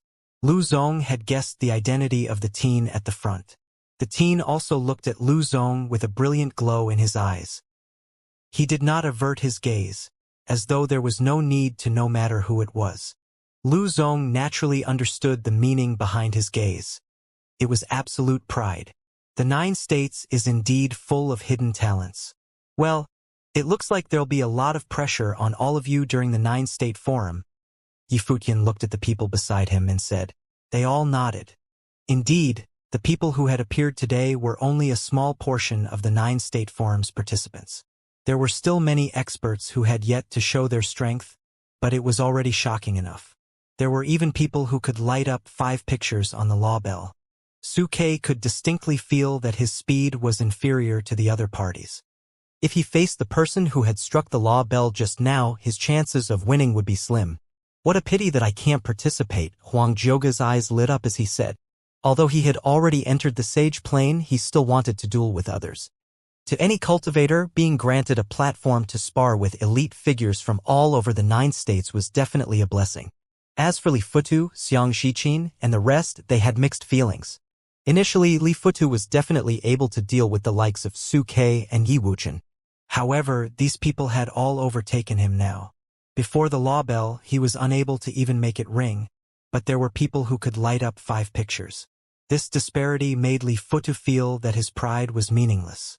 If placed into the context of the 9 states, it would be worthless. He needed to work harder. Following that, there were experts who came forward successively to sound the law bell. The ringing did not stop as more experts stepped forward. Lu Zong, aren't you going to try? At that moment, a voice sounded from the sky. Everyone looked in the air and saw a figure with his arms around his chest as he spoke coolly to Lu Zong. Han Yu. When the crowd saw who it was, they shuddered as they thought to themselves. He was here too. Lu Zong also broke into a smile. Han Yu's reputation in the eastern state was not inferior to his. This was a person who enjoyed the same fame as him and they were often compared. He had outstanding potential and was taught by 3 saints and reputed to be a saint in the future. On the other hand, Han Yu was the sole successor to one of the eastern state's 8 saints, the Sky Saint. If a person in the Eastern State were to select a sect of his choice, the first choice would definitely be the Xihua Sacred Mountain. However, if they were to choose a single person to be their master, more people would probably choose the Sky Saint. Not only was the Sky Saint extremely strong, but he only had one disciple. It was obvious what it meant to be able to have the Sky Saint as one's master. Han Yu, the only disciple of the Sky Saint, had a huge reputation in the Eastern State. You want to try? Lu Zong looked at Han Yu and asked. Han Yu continued to cross his arms and replied, smiling, I don't see why not. When the crowd heard his words, their eyes lit up. Han Yu was going to sound the law bell. Please. Lu Zong guided with his arm as he moved back slightly. The elder by his side also stepped back, leaving the area around the law bell empty. At that moment, countless gazes landed on Han Yu. Around his body, threads of golden light appeared around him, yet appeared elusive. Spatial rule power. Many people were astounded as they thought. Moreover, the spatial rule power was almost corporeal. The Sky Saint specialized in spatial rule power and was one of the most terrifying figures in the Eastern State. His only disciple Han Yu had inherited his mantle and comprehended an extremely high-leveled spatial rule power. The Jisheng Cliff's Qinzhong looked at Yi Futian. He knew the Yufutian had comprehended spatial rule power as well. Back when he was still a noble, he had already comprehended it. Naturally, it would not be as strong as Han Yu's spatial rule power. A faint golden spatial power rampaged around his body. With his body as the core, a spatial storm brewed and slashed towards the law bell like blades. A spatial blade flew through the air and slashed on the law bell. Clang! An explosion sounded as the sound of the bell reverberated throughout the area. Pictures started to light up successively, accompanied by the cry of vermilion birds and the roars of tigers. 7 pictures had lit up on the law bell. How strong! Countless people looked at Han Yu as they commented. This was the only disciple of the Eastern State Sky Saint. 7 pictures had lit up on the law bell. What a dominant display of rule power. This meant that if he battled with someone of the same cultivation level and both of them used their rule power to attack, his rule power could dominate the other's rule power and kill his opponent. There were many extremely strong sage plane figures who could not even make 3 or more pictures light up on the law bell, not to mention 5 pictures. Beyond that, only prodigies could achieve it. Evidently, Han Yu was such a prodigy. Excellent. Lu Zong raised his head and looked at Han Yu, complimenting him. As expected of Han Yu, your spatial rule power has become stronger. With that as an attack technique, nobody would want to meet an opponent like you. Many people heard his words and looked at Lu Zong. Although this disciple of 3 saints was courteous and kept complimenting others, what about himself? As a disciple of the Xihua Sacred Mountain, Lu Zong likely knew how many pictures he could light up on the law bell, but the crowd was curious. Lu Zong was probably not weaker than Han Yu. Aren't you going to try? Han Yu looked at Lu Zong and asked. The 9-State Forum is organized by Xihua Sacred Mountain. As the host, there is no need for me to do so. I'll leave the time to the rest of you. Lu Zong smiled and continued. Anyone who wants to try their hand on the law bell, please go ahead. Even the sage plane cultivators who are not eligible to enter the 9-State Forum can test their rule power's strength here. This is a rare opportunity. Many people nodded silently. Lu Zong's words were true. It was indeed a rare opportunity for them to be aware of the gap between their rule power and the 9 states prodigies. As such, sage plane cultivators started to step forward and ring the law bell. However, the majority of the cultivators were only joining in the fun and were unable to light up many pictures. Only those from the 9 states' holy lands could raise a commotion. Yi Futian continued watching for a while and saw many visitors from the 9 states. However, he also knew that the people here were only a portion of the entire turnout. Even so, they already left a deep impression on him. Let's go, he said. They had already achieved their objective and obtained the 9-State Forum tokens. All they had to do was wait for news. Coming through, please give way. At that moment, a voice sounded from behind. Yi Futian turned around and saw 2 figures passing through the crowd and walking towards him. What is this old fellow squeezing through for? Someone berated in a soft voice. He's so dirty, what's he doing? Many people were unhappy as they muttered. The 2 figures squeezed through the crowd and walked up to Yi Futian's side. As they walked by, Yi Futian looked at the 2 of them. They were one elder and one young girl. The elder's clothes were ragged and he looked exceptionally unkempt. The young girl looked like she was only 15 or 16, dressed in plain apparel and black-faced, like she had not washed her face for a long time and was travel-worn. It was indeed glaring for such a duo to appear at the foot of the Xihua sacred mountain. The two of them walked by Yifutian, only to see Yifutian stop and turn around to look at the young girl with a suspicious gaze. His instinct told him that something was off. Using his freedom meditation, Yifutian locked onto the young girl in plain robes. However, at that moment, the young girl turned around and looked at Yifutian. With that one gaze, Yifutian felt a stinging sensation in his eyes and rescinded his freedom meditation. A glint appeared in Yifutian's eyes. This was the first time he had been spotted using his freedom meditation. The young lady's reaction made him feel as though the young girl had felt him using his freedom meditation to peer at her. However, how could that be possible? He had used his freedom meditation on elite sage plane figures in the past.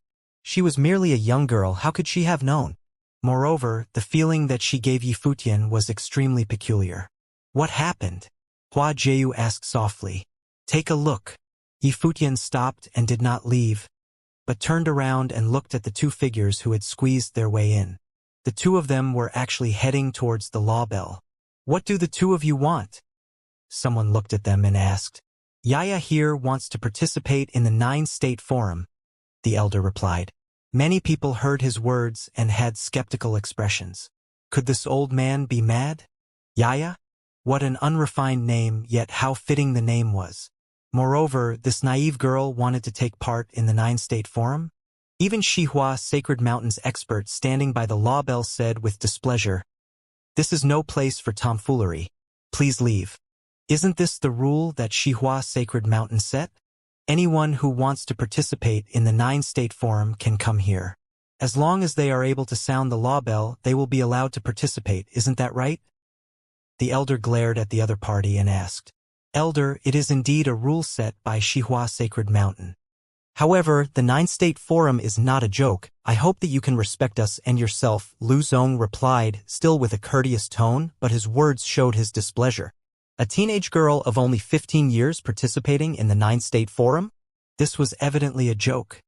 They were treating the 9-state forum and the law bell like child's play. Since they want to sound the law bell, why not let them try? At that moment, a voice sounded. Lu Zong looked towards Yifutian, and the rest of the crowd also looked towards him. What was the Barren State's palace lord thinking? Letting a young girl sound the law bell? You're not willing to sound the bell, but you interfere with other people's affairs? Zhou Zi looked coldly at Yifutian and said. Lu Zong had already rejected them. What was Yifutian interrupting for? Princess Zi, Palace Lord Ye's words hold reason. It will not take long. Elder, go ahead. Lu Zong smiled and said. The elder glared at him and replied, That's more like it. Go ahead, Yaya. Okay. The young girl nodded and walked to the law bell. All of a sudden, her eyes looked like meteors had glided past and were extremely brilliant. She raised her palm and her little fist punched the law bell. Many people saw the scene and thought this little girl isn't going to injure her fist by punching on the law bell, is she? Clang. At that moment, a crisp sound echoed in everyone's ears, causing their gazes to freeze as they faltered. In the world of cultivation, was there anyone who could comprehend rule power at the age of 15 or 16? Perhaps there was, but they had thought that they would never meet someone like that. Could it be that she had cultivated in some secret arts? Recovering her vitality? Along the path of cultivation, the first 20 years of one's life was a growing stage. Even if one had exceptional potential, they would keep growing older until a certain age. As long as a cultivator continued their cultivation, they would be able to maintain eternal youth. In fact, many saints looked like teenagers. However, no matter how fast one's cultivation was or how high their potential was, they would still grow up. So, it was impossible for anyone to stop growing at the age of 15. So, they could not understand. Even Lu Zong and the 9 states experts could not understand. The people from the 9 states were all knowledgeable and had seen many geniuses. However, they had never heard of someone who could comprehend rule power at 15 or 16 years of age. Could it be that she had started cultivating in her mother's womb? What are you looking at? Where is the token? The elder's voice brought all of them back. The expert beside the law bell then passed the token to the young girl. "Yaya, let's go," the elder said. The young girl turned around and walked to his side, and both of them started leaving. "Please wait a minute, elder." Luzong asked, "Could I know your name?" Could such a figure be an expert in seclusion who had decided to re-enter the secular world?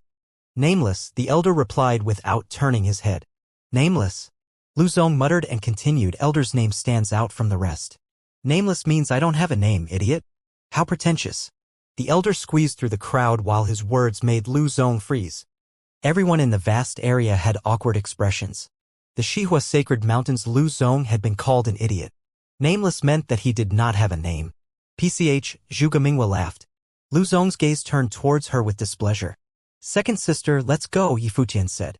His followers nodded and they turned around to leave. Along the way, Zhuge Mingyue could not stop herself from laughing and commented, "That elder sure is interesting." Indeed. Yifutian thought about the young girl's gaze and had a pensive look on his face. "Little girl, who are you talking about?" At that moment, a voice sounded. Sage Wanxiang and Zhuge Qingfeng looked forward and saw the two of them appear and walk towards them.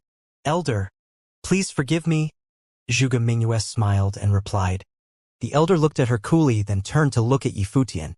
The young girl beside him also looked at Yifutian. Evidently, she had told the elder what had happened. "Who are you?" the elder asked. "I am the Barren State's Holy Ji Palace Lord, Yifutian." Yifutian saluted and replied. "Ridiculous. The Holy Ji Palace is the Barren State's holy land. After all, even though it is declining, how could they have such a weak palace lord?" The elder evidently knew about the Holy Ji Palace, but his information was outdated. "Everything I'm saying is the truth," Yifutian replied. "He is the palace's new lord indeed.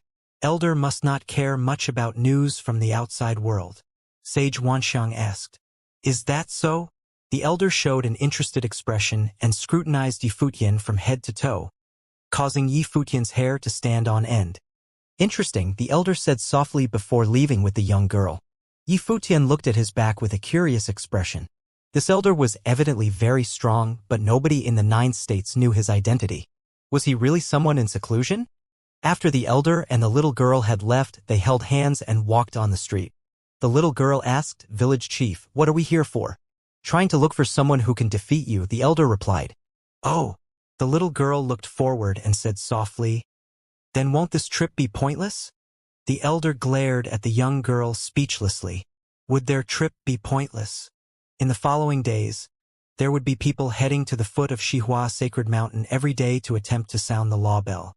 Among them were geniuses from the 9 states who wanted to participate in the 9-state forum. There were also sage plain cultivators from all around who wanted to use the law bell to test the level of their rule power. Every day, a batch of outstanding figures would emerge and win the amazement of the onlookers. The people from Huatian City even created a list for the most outstanding prodigies in the 9 states. Of course, this list disregarded those who did not give their best effort when sounding the law bell and only did it for the 9-state forum token, so as to not be embroiled in the chaos. Yifutian did not go and watch the proceedings in the past few days.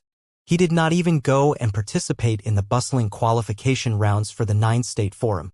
However, Zhuge Qifeng, Yin Jun, and many of the Barren States experts went to watch it. After they came back, they were rather overwhelmed. These people were all unable to ring the law bell unless they had special abilities. It was difficult for them to defeat the elite nobles who had comprehended complete rule powers and could sound the law bell. Li Futu had obtained the right to enter the 9-state forum. The Zhuge family also had a person from the younger generation who had entered. There were also many elite nobles from the palace and the Barren State who had passed the qualification rounds. As the 9-state forum approached, the mood in Huatian City had reached a climax.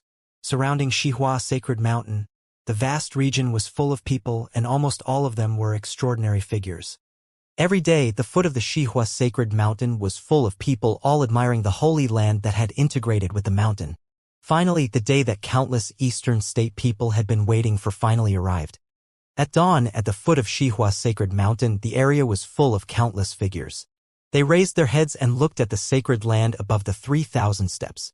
The light from the sunrise fell on the holy land, making it look even more divine, as though the entire sacred mountain was enveloped by holy light. At that moment, at the top of the Xihua Sacred Mountain's 3,000 steps, 2 rows of figures lined up neatly, heading downwards. They looked like a group of people moving down the steps, creating a grandiose sight. Soon, the 2 sides of the 3,000 steps had people standing to welcome them. This was a huge visual impact on the crowd. At the top of the 3,000 steps, an elderly figure stood there, his gaze looking downwards. He said in a bright voice, "This time's 9 State Forum is organized on the Eastern State's Xihua Sacred Mountain. The people from the Eastern State are all the hosts of this time's 9 State Forum and are inviting all of you into the Sacred Mountain." The Eastern State had 8 saints and 5 holy lands. They were Xihua Sacred Mountain, where the 3 saints were the Great Zhou Sacred Dynasty that had 2 saints, and the other 3 places were the Floating Mountain, where the Sky Saint was, and the lapis lazuli Holy Temple, where the Glass Saint was. A place where a saint was would be considered a holy land. Even though the Floating Mountain only had 2 people, the Sky Saint and his disciple Han Yu, it was still considered a holy land because of the presence of a saint. Holy lands became famous because of saints. Only a faction that had a saint could be referred to as a holy land. As such, the people from the 9 states all felt that at current, the barren states' holy lands were not worthy of the name. At that moment, phoenix cries could be heard in the skies as phoenixes flew in from the distance with golden carriages, sprinkling light onto the area. On the carriage in the middle, there was a figure dressed in magnificent golden robes. His eyes looked as though they could pierce the air as he sat there quietly, causing others to feel the urge to pay homage to him. On both sides of the brilliant phoenix carriage, there were 2 rows of armored warriors standing in line. Although there were not many of them, each one of them gave off an extremely sharp feeling. The Great Zhou Sacred Dynasty's majesty has come personally. Many people were alarmed. The person in the carriage was the Great Zhou Sacred King. A saint had come. Is this the reputed Golden Phoenix army that dominated the entire Eastern State? The crowd was shocked as they thought. The Golden Phoenix army was the Great Zhou Sacred Dynasty's royal troops. Only those who were part of the royal bloodline were qualified to enter. Not only did they have to be part of the royal bloodline, but they also had to awaken the Golden Phoenix life spirit and have the blood of the Golden Phoenix. The Golden Phoenix was the symbol of the Great Zhou Sacred Dynasty. The phoenix carriages flew in the air towards Xihua Sacred Mountain. A saint had personally come, so he naturally did not need to get off and walk. He had the right to ride into the sacred mountain. At that moment, a ray of golden light flashed in the sky. The Great Zhou Sacred King looked to the side, and in the next moment, 2 figures appeared in the air. One of them was Han Yu, the person who had sounded the law bell a few days ago, and the other did not have a speck of dust on him. His eyes were deep and boundless. The Sky Saint. The crowd was astounded. This was the charm of the 9 State Forum. It could make saints attend it personally.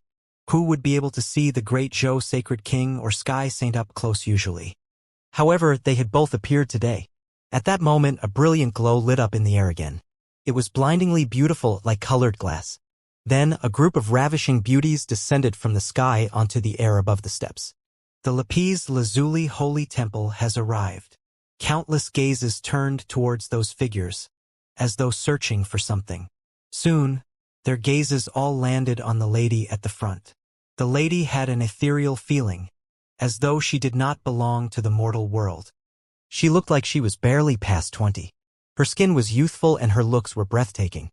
Her aura was exceptionally divine, causing nobody to dare to even think of defiling her. Glass Saint.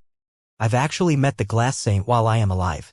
Many cultivators had crazed expressions as they proclaimed. That was the Glass Saint, a lady with a legendary story and also the most beautiful woman in the Eastern State.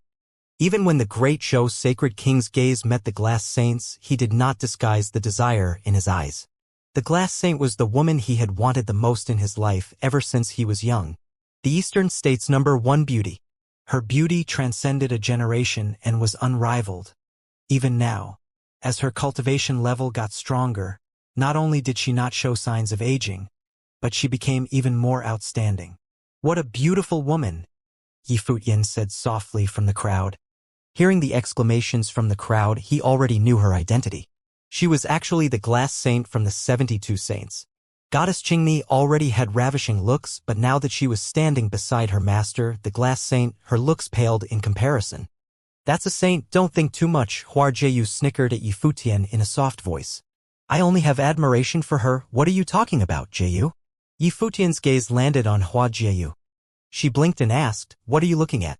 If cultivators with outstanding potential are able to cultivate fast enough, they will be able to maintain their everlasting youthful looks and their aura will become even more phenomenal.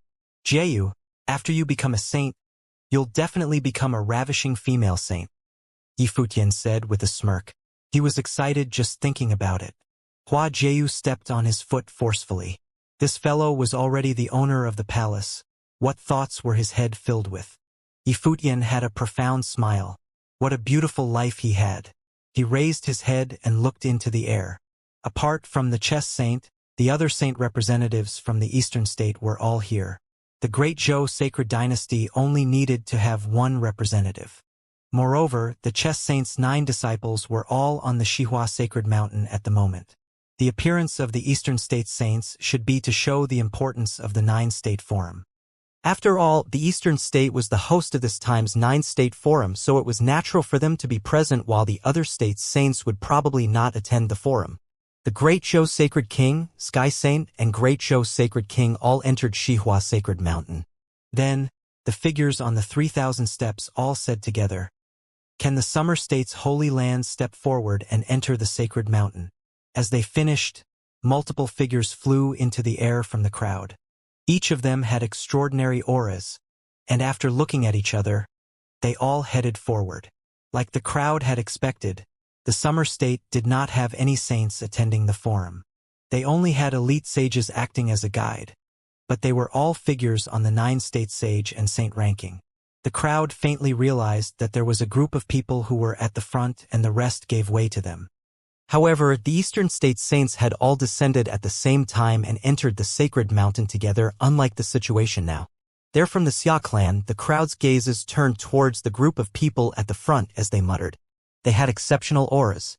There had been rumors in the 9 states that the Xia clan were the descendants of Emperor Xia, carrying on his bloodline. However, they were only one out of many, but they were respected in the Summer State. Of course, the rumor had never been proven because neither Emperor Xia nor the Xia clan had confirmed it. However, from the Xia clan's position in the Summer State and the Holy Land's attitudes towards the Summer State, it was likely to be true. Can the Qi State's Holy Lands step forward and enter the sacred mountain? Can the Cloud State's Holy Lands step forward and enter the sacred mountain? Can the War State's Holy Lands step forward and enter the sacred mountain? Can the Feng State's Holy Lands step forward and enter the sacred mountain? Can the Ocean State's Holy Lands step forward and enter the sacred mountain? Can the U State's Holy Lands step forward and enter the sacred mountain? Voices sounded one after the other, sounding throughout the foot of Xihua Sacred Mountain. How grand it was for the 9 states to have gathered as experts from the 9 states' Holy Lands walked through the air and entered the sacred mountain. Those who were not from Holy Lands did not have the right to enter the sacred mountain. Only those from the 9 states' Holy Lands had the right to have a seat and watch the 9-state forum. Seeing the experts from all the Holy Lands entering the sacred mountain, the crowd bustled as the event began. Can the Barren State's Holy Lands step forward and enter the sacred mountain? Another voice sounded and many people whispered secretly among themselves that the rumor had been real. The Xihua Sacred Mountain had invited the Barren State, who had been absent from the 9-state forum for a very long time, to participate. However, the Barren State was the last to be invited, so they were probably just invited to emphasize the other state's brilliance. At that moment, within the crowd, beside Yi Futian, Sage Wanxiang, Yuan Hong, Zhuge Qingfeng, and many others were unhappy, but they did not say anything. A cold glint flashed in Yu Sheng's eyes. "Jieyu, we're going ahead first," Yi Futian said to Hua Jieyu. She had also decided to participate in the 9-state forum. Although there was a saint within her body guiding her now, she still wanted to gather more experiences for herself. Yu Sheng, Wuchen, 7th brother, Yuan Zhan, Su Ke. Do your best? Yi Futian looked at the people preparing for the 9-state forum and said to them. They all nodded, then flew into the air towards Xihua Sacred Mountain. Many people's gazes landed on Yi Futian's group. Were these people from the barren state? There were more and more guests arriving at the sacred mountain from sacred grounds of all of the 9 states. Yet the elder remained standing at the top of the 3,000 steps. He looked down and said, "The ones who will participate in the 9-state forum shall enter the sacred mountain. All from the eastern state who currently possess the right to participate in the 9-state forum shall enter with the 9-state forum token in their hand." One figure after another walked out as soon as the elder finished his announcement. All of them were participants of the forum from Eastern State. It was only natural for the number of participants from the Eastern State to be the most numerous, as the forum was held in the Eastern State. There were some from the other 8 states who were reluctant to cross the endless regions to get there. The Eastern State was the hosting state and closest to those who were currently entering the mountain. As such, there were simply too many of the proud sons and daughters from Eastern State participating in the event. "Father, I'll be going up the mountain." "Go. I'll be watching from outside the sacred mountain later. I look forward to your performance." "Teacher, I'll be off." Sounds were heard from the crowd as many exceptional people stepped forth. "Village chief, I'm going up." There was one young girl who seemed to be 15 or 16 years of age and very eye-catching. She was the mysterious girl, Yaya, who sounded the bell that day. Many were able to recognize her as they saw her walking up the stairs. It was apparent that she was really going to participate in the forum, and many wonder how she trained. The figures seen walking up the steps in droves all had their tokens in hand. Servant girls lined up beside the steps, escorting them into the sacred mountain. Participants from Summer State, Qi State, Cloud State, and others all walked on the steps to enter the sacred mountain in order. The ones from the barren state were the last to walk. Yuxin, Huajiyu, and the others stepped onto the steps only once everyone else went up. The rather scattered-looking group of people, numbering a little over 30, looked rather dismal. The ones who earned the right to participate in the forum numbered in hundreds, while there were 3,000 who entered through the sky stairwell battle, which meant that out of the total number of over 3,000 participants in the 9-state forum, only about 30 came from the barren state. The number truly seemed pitiful in comparison. However, it had been many years since the last time the barren state participated in the 9-state forum. Other than the handful of elites who gathered around Yi Futian, there were probably few who came all the way from the barren state. Everyone felt at ease at that thought, as the barren state had only participated out of respect for Xihua Sacred Mountain's invitation. They were actually there as little more than decorations and tokens for the event. The elder looked at those below him after the ones from the barren state entered the sacred mountain, then said, "Xihua Sacred Mountain is holding the 9-state forum today and has prepared grandstand areas outside the stage for the event. All are welcome to watch the event from there. However, as saints are present today and the event is a gathering of representatives of sacred grounds from all 9 states, any who wish to watch the event will be required to observe the rules and refrain from wreaking havoc in any form, and are forbidden to venture outside the grandstand area and take to the air. Anyone who finds the terms acceptable shall enter the sacred mountain and watch the event." In another corner, Yi Futian walked all the way through the mountain and soon arrived at the place where the forum was held. It was an enormous forum stage which was built at the hillside. The east corner was the noblest place and had the best view for people from all over sacred grounds of all 9 states to watch the event. The 3 saints of Xihua Sacred Mountain were seen there, while Lu Zong and other students of Xihua Sacred Mountain stood behind the saints. People from the Great Zhou Sacred Dynasty and the Lapis Lazuli Holy Temple, as well as the Sky Saint and Han Yu, all took their spots near that eastern corner of the 3 saints, standing in the same line. People from other states all had their own independent areas, which were extremely wide. The ones from Summer State were assigned to the eastern corner, which made them stand on the same line as the host of the event, the people of the eastern state. The southern side of the grandstands of the forum state was taken by people of the sacred grounds from the 3 major states: Qi State, Cloud State, and War State. The northern corner was also divided into 3 areas occupied by people from sacred grounds of Feng State, Ocean State, and Yu State. Yi Futian and the ones from the barren state were assigned to the west side of the forum stage. As the barren state had only one sacred ground participating, there was then only one force in that area, the one from the barren state, which made them stand out very much. Yi Futian glanced at the mighty ones of sacred grounds in other corners. Throughout the continent of the 9 states and out of the 4 corners of East, South, West, and North, the East was thought to be the noblest, the South and North considered the next after the East, while the West was taken to be the most mediocre, which was considered a place for servants. Such notions would have hardly mattered if the areas were not divided deliberately in such a manner. However, Xihua Sacred Mountain had divided the areas as such.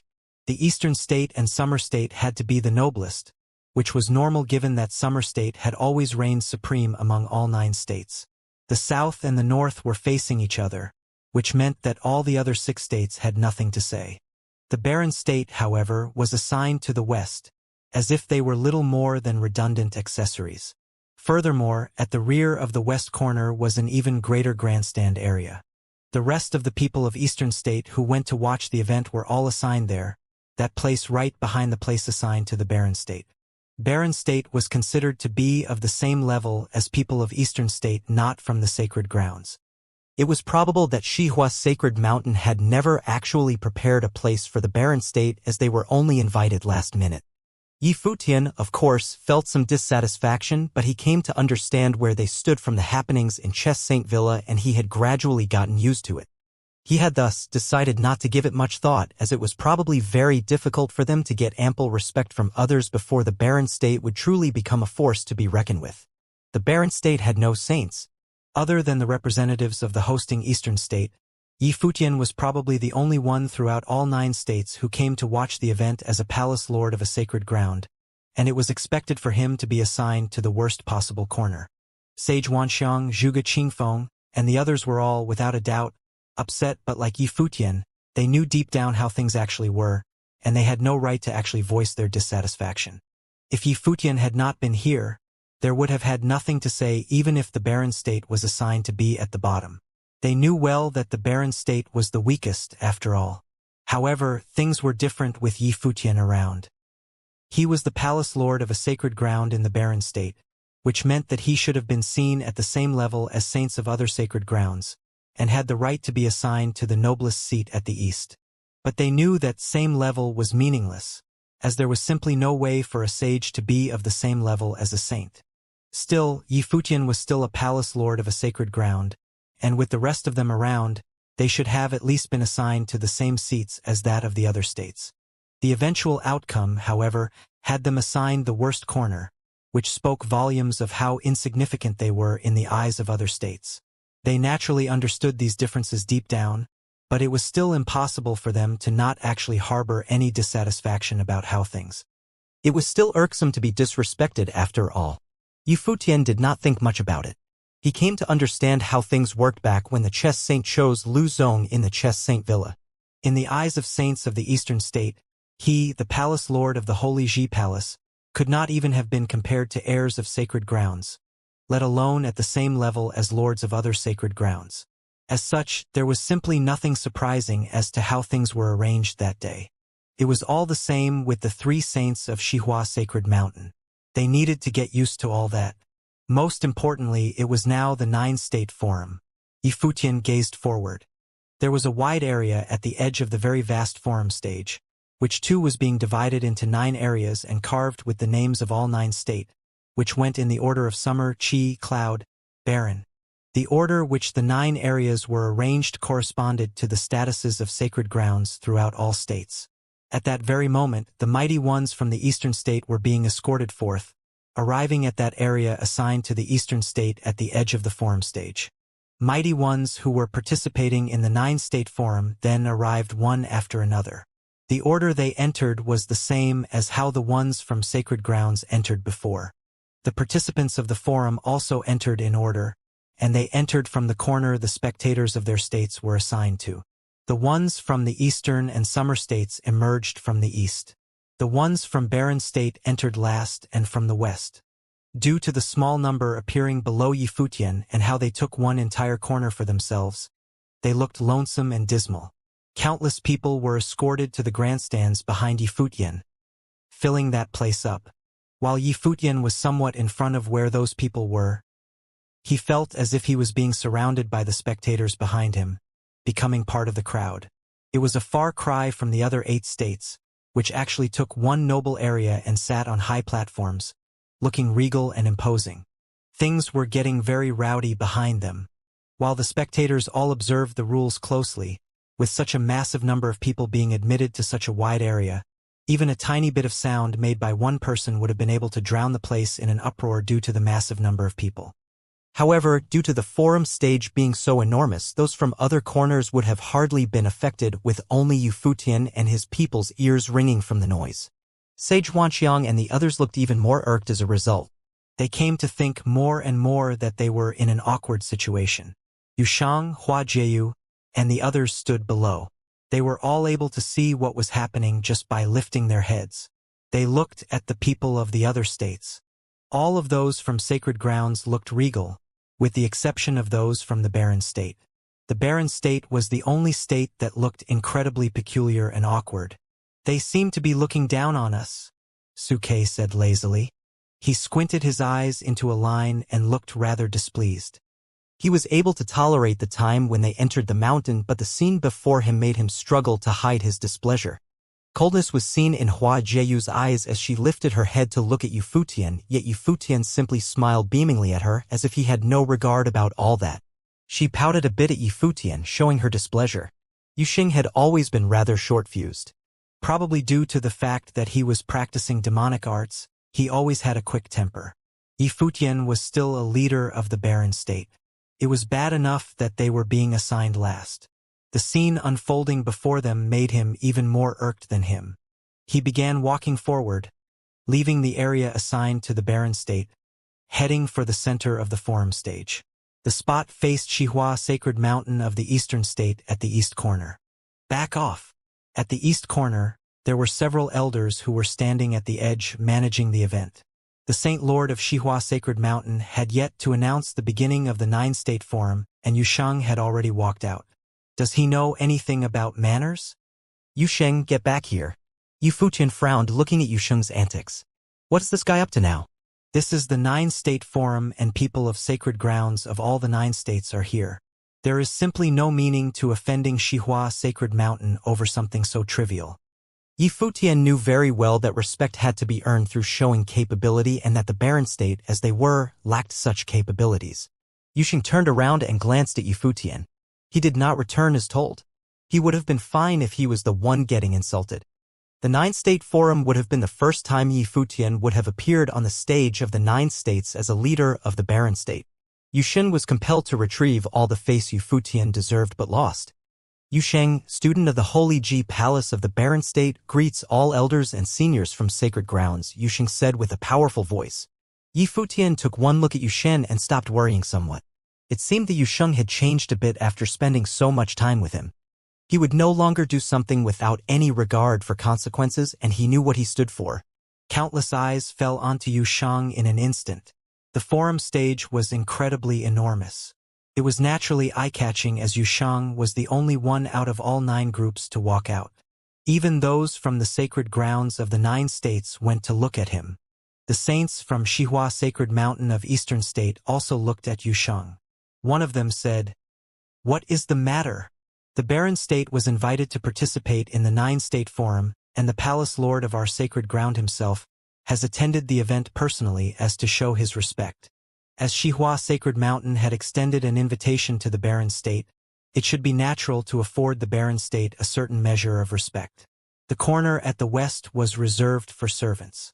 I feel ashamed as a student of the Holy Ji Palace to see our palace lord treated in such a way. If all the elders and seniors present feel that the barren state is weak enough to be beneath being treated as equals, I am willing to withdraw from the event. Yushin spoke eloquently, and his voice reached to all areas where the event was held. He held the 9-state forum token before him with both his hands extended, as to demonstrate that he meant what he said.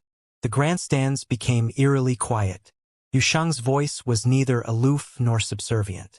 The insult to the Holy Ji Palace was akin to one directed at him as a student of the sacred ground, and he intended to withdraw from the 9-state forum. No one expected to see such a spectacular scene right before the 9-state forum even began. Yushang's words were proper and courteous, said without explicit disrespect nor to chastise Xihua Sacred Mountain. It was an undeniable fact that the barren state was weak. The west corner was reserved for servants, and it was a fact that the Holy Ji Palace was disrespected. He had no right to ask for anything, but no one was able to say anything about him feeling insulted and wanting to quit the event. There were even some elders and seniors who found his actions impressive. That stout young man has an exceptional bearing and some guts indeed. There was an old saying that went, "When a monarch is put to shame, the ministers die for it." While the relationship between him and the palace lord of the Holy Ji Palace was not that between a monarch and a minister, he was nonetheless a student of the Holy Ji Palace. His actions, while rather feeble and futile, were a show of admirable integrity. The people from the Holy Ji Palace and Yi Futian all went to look at Yu Sheng. At that moment, Yi Futian felt that he did not know Yu Sheng well enough. He had been accustomed to having Yu Sheng, who was by his side all the time, around, yet the Yu Sheng he saw before him was not the same Yu Sheng. He sat and watched everything unfolding in silence, no longer asking Yu Sheng to back away. Yu Sheng was probably right. Despite the fact that the barren state was weak, they should have made their stance known regardless. The people from the sacred grounds looked in the direction of Xihua Sacred Mountain, wanting to see how they, as the host, would deal with that matter at hand.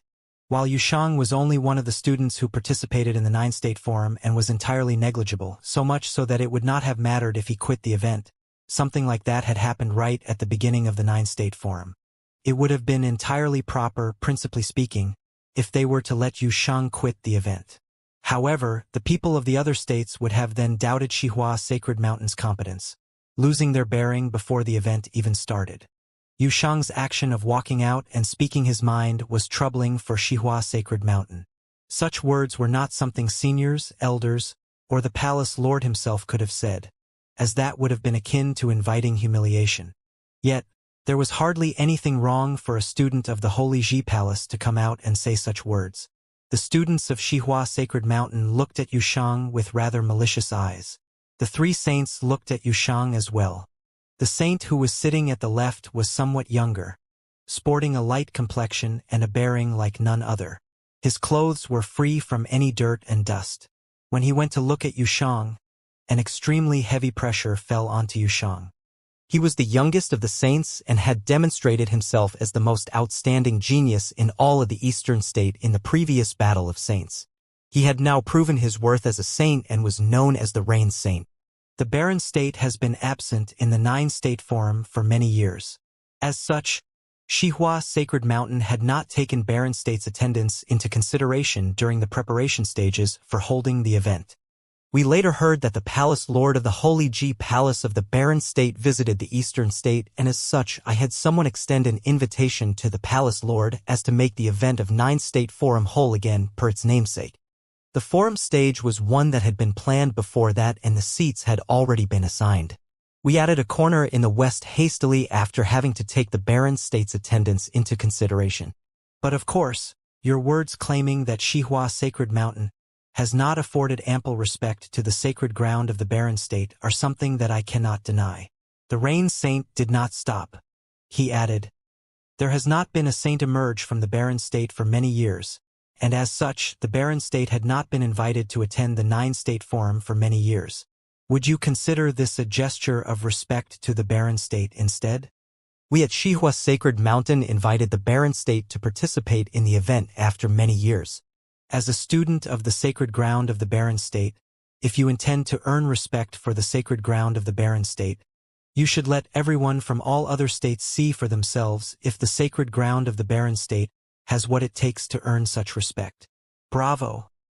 Many looked at the Rain Saint.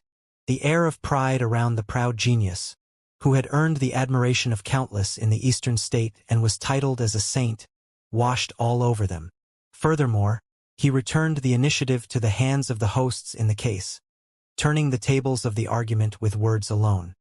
He admitted freely to indeed not having afforded barren state ample respect. However, it was not just something that Xihua Sacred Mountain had been doing. For the many years the Nine-State Forum had been held, there was hardly ever any respect for the barren state. Xihua Sacred Mountain retaliated with one such forceful attitude. Yu Sheng stared at the saint and wanted to say something before hearing Yi Futian say behind him, "You are right indeed, senior." Yu Sheng turned around and saw Yi Futian on the grandstand, who then continued, "There hasn't been a saint in the barren state for many years. As such, the barren state has no right to demand respect. I'm the palace lord of the Holy Ji Palace, and I know where we stand. If it hadn't been for Xihua Sacred Mountain's invitation, we of the Holy Ji Palace wouldn't have attended the 9-state forum. Many went to look at Yi Futian. Is the palace lord of the Holy Ji Palace someone so spineless? The students of Xihua Sacred Mountain were snickering coldly at the forum stage. People of the barren state doubting Xihua Sacred Mountain? You people have really outdone yourselves. The Rain Saint, however, looked at Yi Futian calmly. He had heard that the newly appointed palace lord of the Holy Ji Palace had fought for the right to the lineage of the chess saint with Lu Zong, a student of Xihua Sacred Mountain. They both broke the celestial dragon chess game, and Lu Zong was the chess saint's eventual choice. Regardless, being able to accomplish what Lu Zong had done was in itself something to be proud of on the young palace lord's part. Not only do we not have a saint among us in the barren state, but our students of later generations also do not have guidance from saints to further their training. As such, few of us came, and it was quite a shame. That was also the main objective behind my participation in the 9-state forum, so as to allow the younger generations of the barren state to see for themselves how capable those from other states are. Yi Futian yapped away with an incredibly humble attitude, talking as if those from the barren state was truly cheaper than dirt. Even those around Yi Futian found his actions startling. That really doesn't quite seem like Yi Futian. Kong Yao, Qin Zhong, and the others from Jisheng Cliff stared at Yi Futian as well. They were acquainted with Yi Futian, and they all knew that he was anything but humble back in the barren state. He behaved nothing like that when he fought Qin Zhong and brought people into the Holy Ji Palace. To be conscious of shame is to be close to fortitude. It's a good thing that you understand that. The saint sitting in the middle of the three said. The person who spoke was none other than the head saint of Xihua Sacred Mountain, Saint Xihua. To be conscious of shame is near to fortitude. Wise words to take to heart, elder. Yi Futian nodded and turned his eyes at Yuxing, saying, Yuxing, I brought you here to participate in the 9-state forum held at Xihua Sacred Mountain to have you open your eyes to the world. There are so many legendary figures here in Xihua Sacred Mountain who are of supreme talents, let alone those from other states. If you see any of them, you should ask them for guidance and reflect on yourself humbly instead of behaving in such an insolent manner. Yuxing was completely dumbfounded. His bronze, bell-like eyes blinked as he looked at Yi Futian. Just why do those words sound so fake and pretentious? Huang Zhouge, who was sitting right behind Yi Futian, was thoroughly exasperated, looking at Yi Futian before him, feeling rather speechless. Yu Sheng stood up and made his dissatisfaction known when Xihua Sacred Mountain went disrespecting the sacred ground of the barren state. Yi Futian went in the opposite direction instead. The others went about disrespecting them, and Yi Futian went agreeing with the other party instead, talking as if their side was truly cheaper than dirt, then went on to make Xihua Sacred Mountain holy and mighty. This is just indescribably shameless. Huang Zhouge naturally knew what Yi Futian was trying to pull, yet people from the other states were unable to fathom all that. The spectators looked at Yi Futian, feeling rather puzzled, thinking that the palace lord of the Holy Ji Palace of the barren state did know where they stood and knew how to make themselves look weak. While such actions seemed rather spineless, they did know how to keep their thoughts to themselves. The barren state, as they were now, truly had no right to argue with Xihua Sacred Mountain. Indeed, Yuxing said. The others then turned their eyes to Yuxing. So you're giving up now? What are you still standing there for? Yi Futian asked. Yuxing glared at Yi Futian with rather irksome eyes, but he did as he was told. He knew from Yi Futian's words what the best course of action for him to prove himself, to reclaim the lost respect and dignity for Yi Futian, and for the barren state as a whole was. Yi Futian turned his eyes to the east corner where the people of Xihua Sacred Mountain were after Yuxing returned, saying, The insolence demonstrated by the student of the Holy Ji Palace is my fault as the palace lord. The elders here have taught us that if we are to gain respect, we need to prove ourselves to all from the other states if we deserve such respect. Few truer words have been said. If one does not have the power to win such respect, one does not have the right to stand out and make demands. As such, I have decided that if no one from the barren state is capable of making it to the top 10 of the 9-state forum, the Holy Ji Palace will present a ritual implement of the saints to one from Xihua Sacred Mountain with the highest rank in the 9-state forum. This will be my apology for the insolence demonstrated today. as to make the incident a lesson to myself as well as to encourage students of the barren state to work harder in their training. Everyone was dumbfounded hearing those words. Isn't the Holy Ji Palace of the barren state the one to have the least number of holy items? Yet this guy is offering to give one out as an apology to the one from Xihua Sacred Mountain with the highest rank in the 9-state forum this time. As for the top 10, nobody even considered the possibility. The event is called 9-state forum. Yet just how many sacred grounds are there from all over the 9 states? The ones from barren state bagging a place in the top 10? That is utterly ridiculous. Or rather, as Yifutian put it himself, he is willing to pay such a price to remember the insult he suffered today. So as to encourage the students of the barren state to move forward? The saints of Xihua Sacred Mountain looked at Yifutian. The young man was actually humble enough to present a holy item as a token of his apology. And that gesture made them feel rather awkward about the whole thing. They did not expect that the palace lord of the Holy Ji Palace of the barren state had such an impressive bearing after all. In that case, if there are any students from the barren state who are able to make it to the top 10, Xihua Sacred Mountain will present a holy item as a gesture of encouragement as well as a token of apology to where we have placed the barren state, Saint Xihua said calmly. There was no way for them of Xihua Sacred Mountain to lose to the Holy Ji Palace of the barren state in any way. Furthermore, he saw the words he had spoken as impossible to be true, meaning that Yifutian was destined to present a holy item to them. In that case, why not demonstrate how generous Xihua Sacred Mountain can be? I do not deserve such a generous token of goodwill and an apology from saints. I hope you will not rescind those words, elder, Yifutian said, remaining humble throughout. It's fine. If the barren state is indeed able to make it to the top 10, then you would have proven yourself to be deserving of such a gesture of respect, Saint Xihua said plainly. In that case, you have my thanks, elder. Yifutian lowered his head. Beaming smiles were seen from his eyes. In that case, thank you very, very much indeed. A small incident like that dissolved to nothing. While there were others who jabbed sarcastically at the Holy Ji Palace of barren state not knowing where they stood. Neither Xihua Sacred Mountain nor the Holy Ji Palace actually behaved disrespectfully in that incident. However, the Holy Ji Palace was probably doomed to give one holy item away, which would have been a windfall for one of the geniuses from Xihua Sacred Mountain. Sage Wanxiang, Zhuge Qingfeng, and the others from the Holy Ji Palace looked at Yifutian and felt rather speechless. However, the incident was nonetheless handled well. If the students of the barren state were to perform admirably in the event, it would have been earned them respect. Furthermore, Yifutian did not directly challenge Xihua Sacred Mountain to a gamble. Yushang might be able to make it to the top 10 with holy items as bets. He instead went to politely claim that if Yushang was unable to make it to the top 10, he was willing to offer a holy item for the highest-ranked student of Xihua Sacred Mountain. As such, Xihua Sacred Mountain would have been compelled to do something in return, as they were dealing with the barren state which was the weakest in the first place.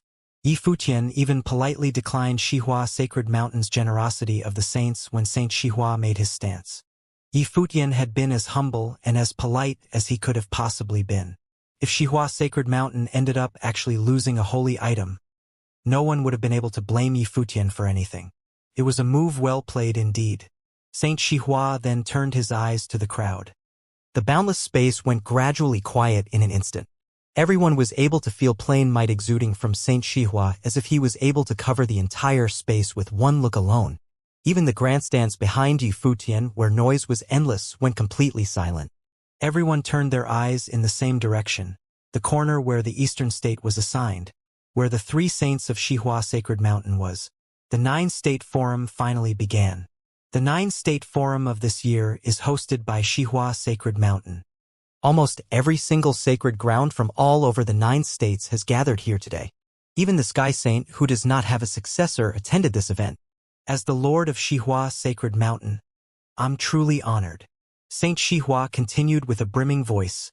All 9 states hailed from Emperor Xia's orthodoxy. The 9-state forum has been held for many years, implementing the will of Emperor Xia. There have been many legendary figures emerge from each generation past, and I believe there will still be countless remarkable people who will emerge this time.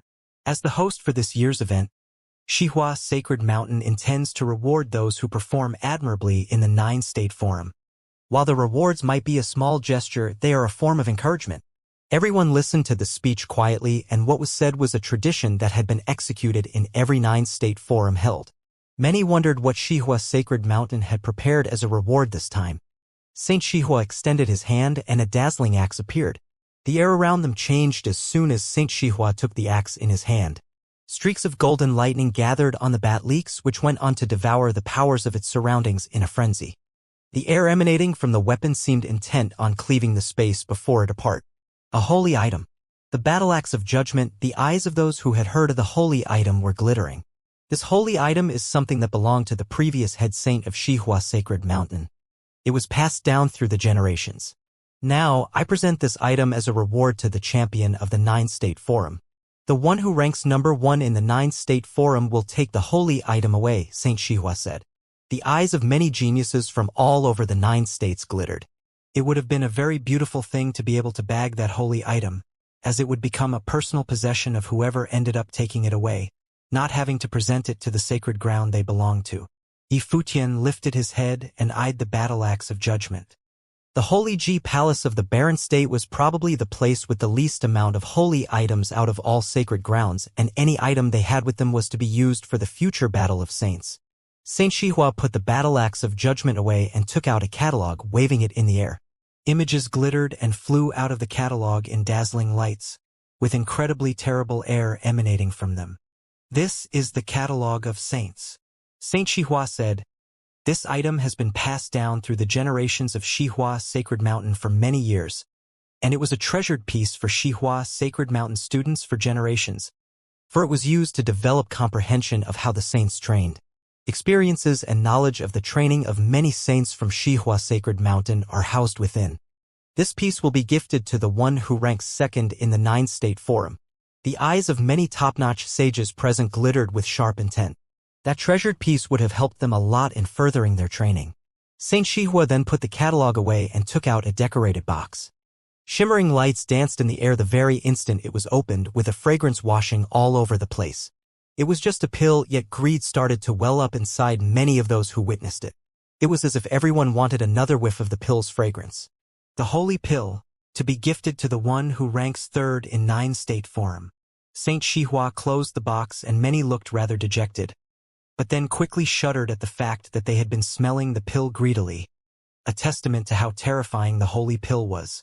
Saint Xihua went on to announce the prizes to be given to the ones ranked in the rest of the top 10 places. All of the items had one thing or another to do with saints, which meant that they were all holy items. Even though some might not have actually had saint-level powers, they were items used by saints before, or they had deep connections with saints. There were many who lamented their lack of power, which robbed them of their right to even participate in the event itself. Saint Xihua was not done.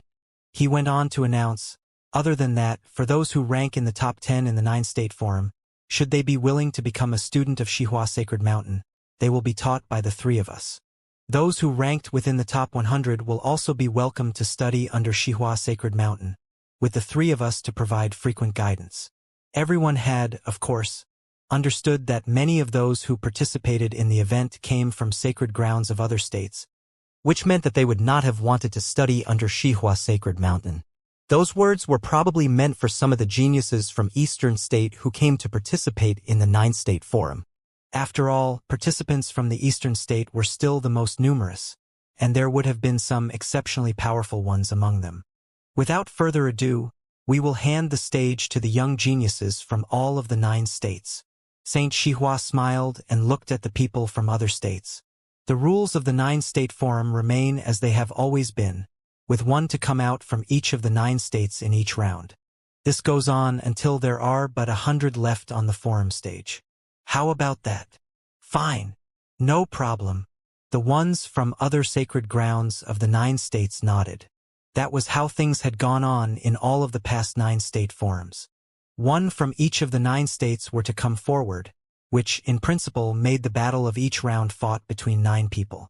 In actual fact, however, with the barren state absent, every battle had been one fought between 8 participants. The battles this time would be restored to ones fought between 9 participants. However, as there were only over 30 participants from the Barren State, it was feared that Barren State would not last for long before running out of participants. Everyone would be disqualified early. Even getting into the top 100 would have been incredibly difficult for the Barren State, let alone getting a place in the top 10. Due to being the smallest, they would have encountered geniuses from all over the 9 states. They would have the opportunities to fight people from all sacred grounds. Saint Xihua nodded. Well then, the rules of the event are the same as every past 9-state forum. Every battle will have 1 participant from each of the 9 states, with the final victor remaining while the other 8 are disqualified. The rounds will continue and every single participant will be required to fight. As the sacred ground of the Barren State was in the opinion that they deserved to be respected as well, we will make no exceptions for them even though they have the smallest number of participants. Every participant shall be treated fairly, with the last one remaining in every round or becoming one of the top 10. Indeed. Yi Futian nodded and went to look at Yushin and the others below. The pressure was indeed huge. The Eastern State had the most participants, and many were only required to fight 1 battle. Such was the home advantage of the hosting state. The Barren State, on the other hand, all were required to fight round after round before making it to the top 100. However, there was little to lament over. The qualification rounds of the 9-state forum had always been executed fairly. It was the Barren State's fault for fielding so few participants in the first place. The people of all 9 states agreed to the rule in silence. Let the rounds begin, Saint Xihua said plainly. Several elders walked onto the forum stage to the edges right afterward, saying the 9-state forum does not allow for participants to fight using external implements. Those who violate the rule will be severely punished. The battle stops when one party loses fighting capacity or yields. If both sides choose to fight to the death, the consequences will be borne by the participants, and the 9 states shall not pursue such matters further. Furthermore, as this year's 9-state forum is held in the Eastern State, the hosting state shall be given priority in selecting their combatants. The selection shall be executed in the following order: the Eastern State, Summer State, Qi State, Cloud State, War State, Feng State, Ocean State, Yu State, and finally, the Barren State. The elder continued, "The rounds shall begin." The eyes of many were on the forum stage at that very moment. The 9-state forum had officially begun. The air in the vast space seemed to have changed. The nonchalant, relaxed feeling was no longer around. The air had gone thick with solemnity instead. With geniuses from all 9 states gathered, many wondered which state would have had the most number of participants making it to the top 100. And then, there were speculations about who would be able to make it to the top 10. And finally, who would reign supreme in all of the 9 states. Many were excited at the event. The forum stage was basked in mild sunlight as a breeze blew by. A figure was seen walking out from the side of the Eastern State. That figure was one from Xihua Sacred Mountain. As the host of the event and the very first battle to be fought in Eastern State, the one who emerged first had to be one from the Xihua Sacred Mountain. That's Su Shi. Many from the grandstands gasped in surprise. Su Shi, from the Xihua Sacred Mountain of Eastern State, was to fight the battle. Su Shi's powers ranked at the forefront when compared with those from Xihua Sacred Mountain participating in the forum. As such, he was made to fight the first battle, and it was apparent that Xihua Sacred Mountain was hoping to take the very first round. Summer State was next. One from the Xia clan. A youth was seen walking onto the stage, making many who were watching shudder. It seemed that the Summer State had the same idea. Mighty ones from Qi State, Cloud State, Battle State emerged and walked to the middle of the forum stage. Every single participant who emerged made the hearts of spectators shudder somewhat. The one who walked out from Qi State hailed from the Qi clan. The history of the Qi clan was similar to that of the great Zhou sacred dynasty of the Eastern State. Qi State had been ruled by the Qi clan before, and Qi State was once known as the Qi Kingdom and had established the Xianxia Holy Palace, recruiting capable people from all over the world. Currently, the Xianxia Holy Palace was at a level of power comparable to that of the Qi clan, and both were sacred grounds for training in Qi State. Regardless, the Qi clan had incredible depth. Each of the participants of the 8 states who walked out was exceptional. It seemed that the upcoming battle would be incredibly intense. A battle that was fought between titans. Such was the stage of the 9-state forum, and many already felt their blood boiling in anticipation. Who will be the first one in the barren state to fight?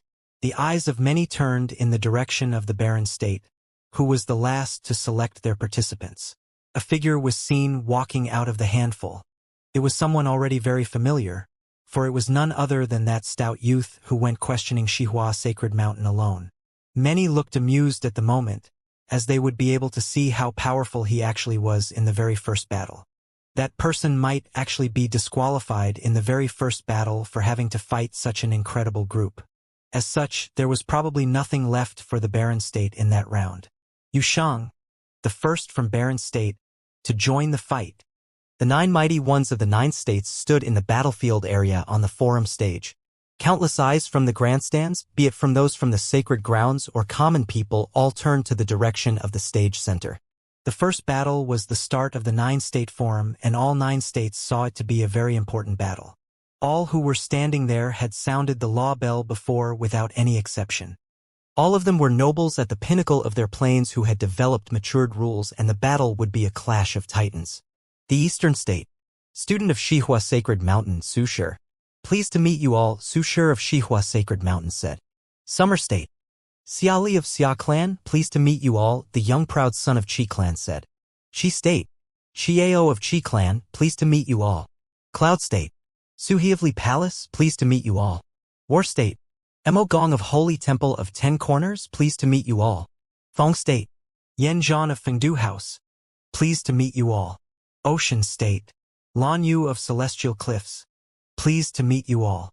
Yu State. Zhan Yao of Jisheng Cliffs, pleased to meet you all. Barren State.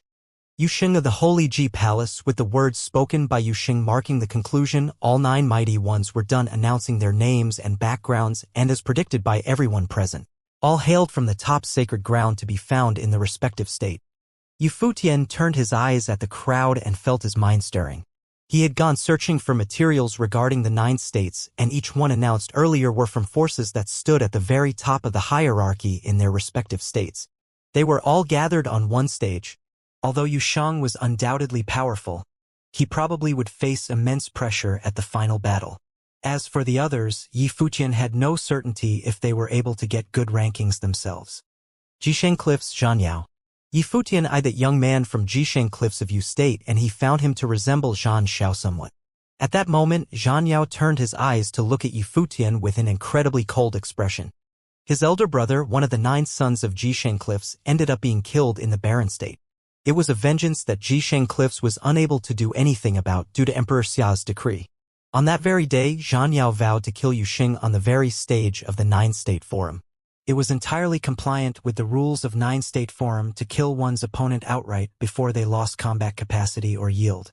However, it needed to be a one-shot kill that could only be pulled with extreme advantage. There would be no second chance to pull anything like that on the stage. Furthermore, many of those who participated in the 9-state forum hailed from sacred grounds, which meant that they would not go too far in attacking their opponents. However, there was no way Zhan Yao would have pulled punches against people from the barren state. It was only natural for Yusheng to feel the murderous intent from Zhan Yao. Yusheng had fought Zhan Xiao at Taihang Mountain back then, and there was no way he would not have recognized Zhan Zhao's younger brother who was standing right before him. At the side of the grandstands where Jisheng Cliffs was, Kong Yao looked down with a cold expression and said in a low voice, Zhan Yao will reap some interest for his brother in this battle. Zhan Yao's talent is no weaker than that of his brother. I wonder if he will be able to emerge as the number 1 of this battle, Qin Zheng, who was beside Kong Yao, said. Only the number 1 among all 9 was allowed to remain. All the other 8 were to be eliminated. Even if a clash of titans were to happen, it would have changed nothing. If one were to be eliminated early, one only had their luck or one's lack of strength to blame. The rules were incredibly cruel, as no one knew who their opponent would have been and how strong they actually were. The air of different rules permeated the 9 corners on the forum stage. Violent gales erupted on the stage all of a sudden. Worldly spiritual qi ran amok and formed a terrible whirlpool. However, all 9 participants remained standing where they were without budging. At the moment, Su Shi lifted his head a bit and eyed Yusheng, who was standing opposite him, and said, You said that you intended to withdraw from the 9-state forum. You remain standing on the stage now, but I still feel compelled to grant your wish. As such, you will be the first one to be eliminated in the 9-State Forum. The 9-State Forum this year was hosted by Xihua Sacred Mountain, yet Yusheng went out to cause trouble before Saint Xihua even announced for the forum to begin. As the host, the saints were required to keep their composure while dealing with one of the younger generations. However, Su Shi was a student of Xihua Sacred Mountain, and they were then standing on the stage of the Battle of the 9-State Forum. As such, there was no need for him to hold back, and there was no need for him to talk about keeping composure. He would be the one to eliminate Yusheng from that round, fair and square. Be it Yusheng or the Barren State doubting Xihua Sacred Mountain and wanting to prove their pride through demonstrating one's power, I'll let everyone from the Barren State know with my power what overextending oneself means. He is mine. A cold voice was heard. It was Xianxia's voice. His eyes were as sharp as blades as he looked at Yusheng. He was reminded of the time when his brother taught him the void-tearing blade techniques when they made a promise to each other to reach the peak of Jisheng Cliffs together, becoming one of the most powerful figures in all of Yu State. Yet his brother ended up leaving him for good on that trip to the Barren State. I do not care who will be the one doing the deed so long as he gets eliminated before everyone else, Su Shi said plainly. All of them were prideful people. A dazzling light shimmered and a blade appeared. The blade, which was the materialization of Zhan Yao's life spirit, landed in his hand. A terrifying flash of blades went tearing apart the space they were in, his body at the center. Streak after streak of blade will of rules went tearing at Yusheng. Zhan Yao put his blade behind him and walked towards him step by step. Blade flashes filled the air, breathing terrifying power of rules and tearing at the space between them. There was also another powerful pressure bearing on Yusheng. 2-layered rules. Everyone stared at Zhan Yao, thinking that he was indeed a proud genius from the sacred ground of Jisheng Cliffs to fight the first battle. Kong Yao's expression was a sharp one. He had been anticipating Zhan Yao's performance with the void-tearing blade techniques.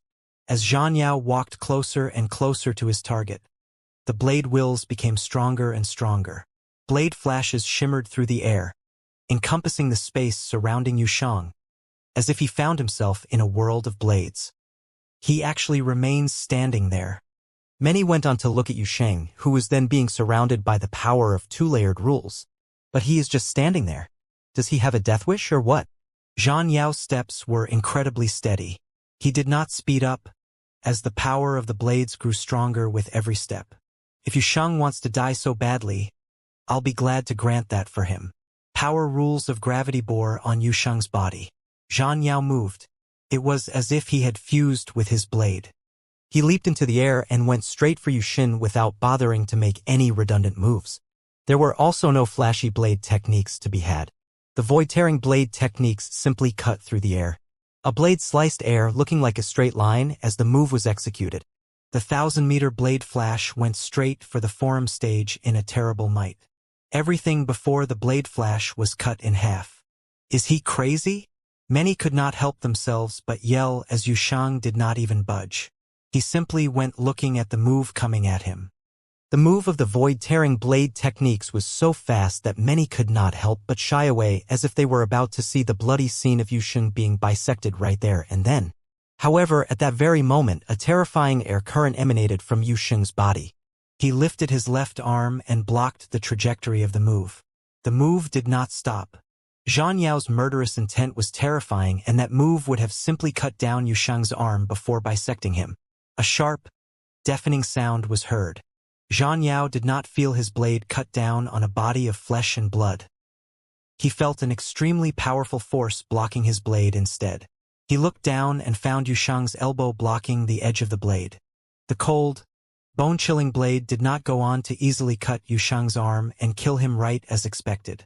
Dark golden air current of rules coursed throughout Yusheng's arm and covered his entire body like ferocious armor. The power of that rules seemed to have merged with his body of flesh and blood into a single being. The surrounding air current coursed through Yusheng's body in a frenzy as the light of the armor of rules grew increasingly terrifying. Zhan Yao's blade was stuck there. Many shuddered violently deep down, blocking the void-tearing blade technique with a flesh and blood arm. Crack. Kong Yao's fists tightened and his expression changed slightly, looking grim instantly. He knew without a doubt what that scene meant. The genius of Jisheng Cliffs, Xianxia, was unable to break Yushang's defense. What hope will he have in continuing the battle? Xianxia had, of course, knew what it meant as well. The pride and arrogance displayed earlier were torn to shreds in that very instant. He glared at the scene before him, feeling a shock deep down that he had never felt in his life before.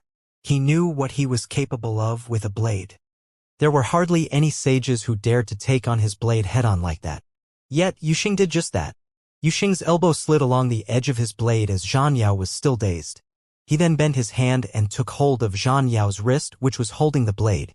Xianxia snapped back to reality and wanted to back away, but he soon found the force of the hand that clamped onto his wrist was something he was unable to do anything about. His body remained suspended in midair, unable to retreat. Yushang's right hand moved. It lifted and threw one punch forward. The wind whooshed about and dark golden flowing lights shimmered, driven by the arm flung at Xianxiao's body. The minds of many tensed up as they stared at that scene. Boom! There was little left to the imagination. Yushang's fist landed directly on Xianxiao's chest. The sound of bones breaking and shattering was heard with unnerving clarity. It seemed as if the internal organs were torn apart as well. Xianxiao bent his body a bit as the fist penetrated right through him, emerging from his back, as if a fist had actually just gone right through him. His body was sent flying, spouting blood in midair, like an arrow, before crashing onto the ground. The space was silent. Many looked at Xianxiao, who was lying on the floor as blood oozed out from his mouth. Xianxiao looked at the sky with dazed, lifeless eyes. He knew without a doubt that the insides of his body thoroughly shattered. He would be rendered a cripple even if he ended up surviving the ordeal. His heart felt as if it was being torn to shreds. He had come so far with his training, becoming one of the proud geniuses of Jisheng Cliffs.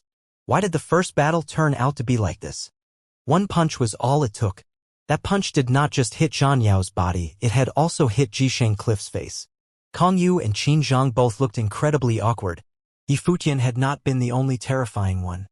As it turned out that Yushang, whom nobody noticed before, was surprisingly terrifying as well. Yushang did not look at Xianxiao. He had, of course, felt Xianxiao's murderous intent and knew that Xianxiao wanted revenge. But he too recalled the bloody scenes back in Taihang Mountain that day. Many of the golden great apes of Taihang Mountain perished. Even he and Yifutian had almost died at Xianxiao's hands.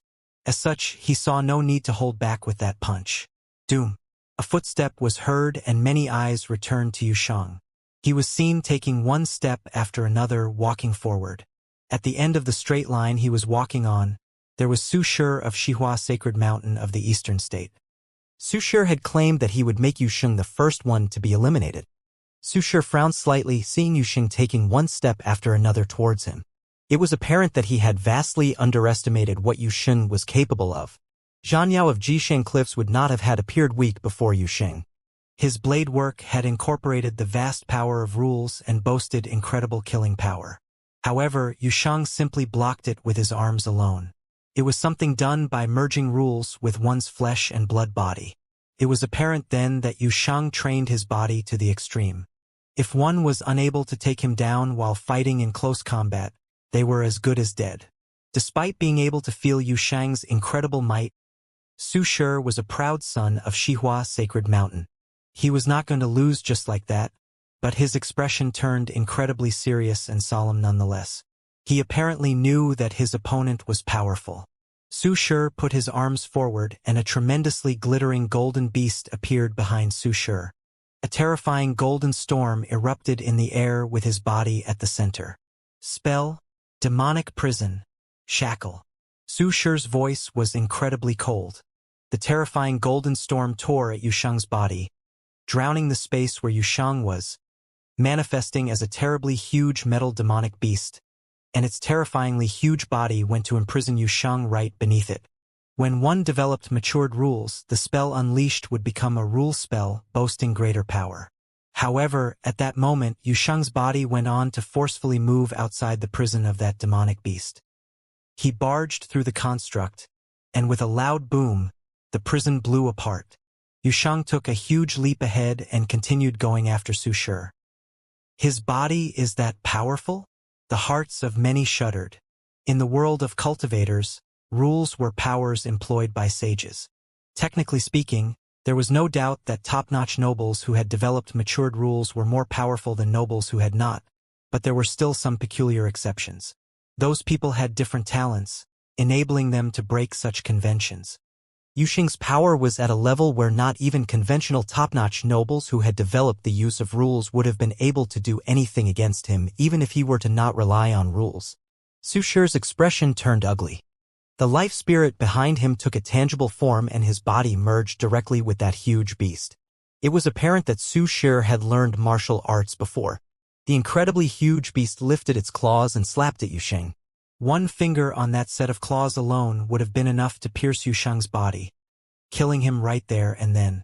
Boom! Yushang stomped onto the ground and his battle form came into being with a huge rumble. An enormous golden shadow appeared, and it was of the same size as the huge beast before him. There was no doubt that it was the Dozhan body. His battle form went on to launch a punch straight for the beast, landing on the incredibly sharp claws. The claws were shattered immediately with a rumble. That huge fist continued its path, bringing terrible might to bear, penetrating all before it and landing hard on the beast's body. Su Shi grunted within the huge beast's body and spat up blood. His body was sent retreating violently, and the shadow of the beast dissipated. Doom! Su Shi's body crashed onto the ground. Yushang's battle form continued walking towards him. Then he leapt into the air as if to step on Su Shi. Seeing that godly shadow above, Su Shi went pale and shouted, "I surrender!" Boom! A loud rumble reverberated in Su Shi's eardrums and his eyes were closed. His face went pale as he shuddered on the ground. Su Shi's eyes flew wide open, noting that he remained unharmed, seeing the godlike shadow landing right beside him, looking down on him. Yuxing took a look at him with nasty eyes before turning around and walking away without saying anything else. Su Shi felt his heart bleeding at that very moment. While no words had been spoken, he felt indescribably shameful. He felt all from the 9 states were looking at him so pitifully. That was the very first battle of the 9-state forum. Xihua Sacred Mountain had hoped that he would be able to emerge as number 1 and make it into the subsequent rounds. He had enough confidence in himself to be able to do so and had gone on to boast about eliminating Yushang first. However, reality was cold and cruel. He was not even able to fight against Yushang and ended up being defeated by such an overwhelming difference in power, suffering a thoroughly humiliating defeat. He shouted the words that he never thought he would say. The students of Xihua Sacred Mountain all looked at the battlefield. Their eyes were on Su Shi and Yushang. The stout body, which had walked out before the event even began, went about proving the worth of the barren state to avenge the humiliation and frustration he and the barren state suffered in his very own way. Many turned around to look at Yi Futian of the barren state. He was sitting there quietly without any hint of tension or worry. It was as if everything that had happened was how things should have happened. A feeling of ridiculousness welled up in many people's minds. Does Yi Futian truly think that Yushang has what it takes to make it to top 10? Was he deliberately acting humble and lowering himself so as to prepare for the upcoming battles? Impossible. People of Xihua Sacred Mountain denied their own thoughts. There were tens of sacred grounds from all over the 9 states participating in the 9-state forum. What does this mean? It meant that most sacred grounds would not have been able to get a shot at the top 10, and only a very small amount of sacred grounds would be able to do so. While Yushang indeed demonstrated that he has terrifyingly powerful combat power, is it possible for him to bag a spot in the top 10? Those who ranked on the top 10 would have needed to overwhelm the strongest of geniuses many sacred grounds had to offer before getting the right to such a high ranking. While Su Shi had been powerful, the most remarkable ones of Xihua Sacred Mountain were able to overwhelm Su Shi all the same. At the moment, the eyes of the others from the remaining 6 states were all on Yushang. All of them were looking at him with a very strong sense of dread. He overwhelmed the proud sons of Jisheng Cliffs of Yu State and Xihua Sacred Mountain of Eastern State. What if I end up having to face him? Will you all select the strongest among yourselves? Or do you intend to come at me all at once? Yushang scanned all 6 of them. The grandstands went totally silent as soon as he finished. That fellow actually provoked all mighty ones of the remaining 6 states. He is trying to take on the geniuses of all 8 other states by himself. He intends to take on all of them alone. What overwhelming power! Many in the grandstand areas felt rather elated. All of them had thought that the first battle of the 9-state forum would have been a clash of titans where mighty ones would butt heads with each other. Their speculations were half correct, as all 9 states sent out incredibly remarkable people who had all developed matured rules for the battle. Yet they had not expected there to be one capable of overwhelming all of the other mighty ones on his own, emerging in the very first battle between the 9 states. Furthermore, it was one from the Barren state, and he went on to sweep all the others from other states with absolute, indisputable might. All 6 mighty ones took different corners and unleashed vague aura of rules, eyeing at that stout figure before them. Yuxing remained standing where he was as if he felt nothing. He looked like a tall, regal mountain that could not be moved by anything. He had been suppressing his annoyance for quite a while.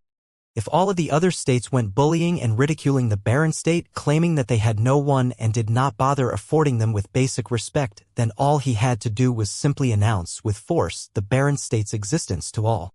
Boom! Boom! One aura of rules after another burst forth. All 6 mighty ones moved at the same time. They were fighting on the stage of the 9-state forum, and they saw no reason to hold back against Yusheng. They were all from sacred grounds, and they saw it unforgivable to get eliminated on the very first round. Everyone had very strong attachments. At the moment, all of them found Yusheng to be the greatest threat, and as such, they had to eliminate Yusheng before anyone else. Xiali, Qi Ao, Su He, Mo Gong, Yan Zhan, and Lan Yu. All 6 geniuses from sacred grounds came straight for Yusheng. A dragon emerged, a rock went about tearing everything apart and swooping down in an instant, as well as divine weapons coalesced from violent rules swooshing about with killing intent. All illusions of attack rules drowned the space they were in, and all of them went with lethal intent at Yusheng. It was apparent that all 6 mighty ones chose the later, moving against Yusheng all at once in hopes of clearing out the most powerful threat before them. Yusheng remained standing like a mountain, where he was. He took one step forward all of a sudden as the others attacked. The ground shook with a loud rumble, and the Dozhan body seemed to stand between the heavens and the earth like a devil of some sort. Its unervingly powerful dark golden flowing lights coursed throughout his battle form, materializing as the most powerful defense possible. Streaks of terrifying attacks landed on his battle form one after another. The battle form shook violently. Lan Yu threw a punch with the force of a tsunami behind it, hidden might capable of penetrating everything in its path, intending to shatter that battle form. He's still standing? Everyone saw the attacks of all 6 mighty ones land hard on the battle form, yet the construct did not crumble. The Dozhan body went on to even unleash blindingly strong light, making everyone's eyes hurt. Yusheng lifted his head and scanned all 6 of them before him. He moved his other leg and planted it solidly onto the ground. Get lost! A loud roar was heard, and Yusheng threw 2 punches at the air. Thousands of golden fists erupted from within the battle form in that very instant, striking everything before it, drowning all 6 of them within. Every fist carried sheer power like no other. Boom! Boom! Boom! Boom! The fist will crushed the attacks and defenses of all 6 mighty ones in a frenzy. The sheer might penetrated the air and struck them with the most direct and overbearing force. All 6 ended up being thrown off without exception. There were some grunting while some had blood at the corner of their mouths, looking pale. Some power indeed. Many trembled violently deep down. Just what kind of power is this? The might of the flesh and blood body synchronized with the battle form then went on to bring the purest rules of sheer power to bear.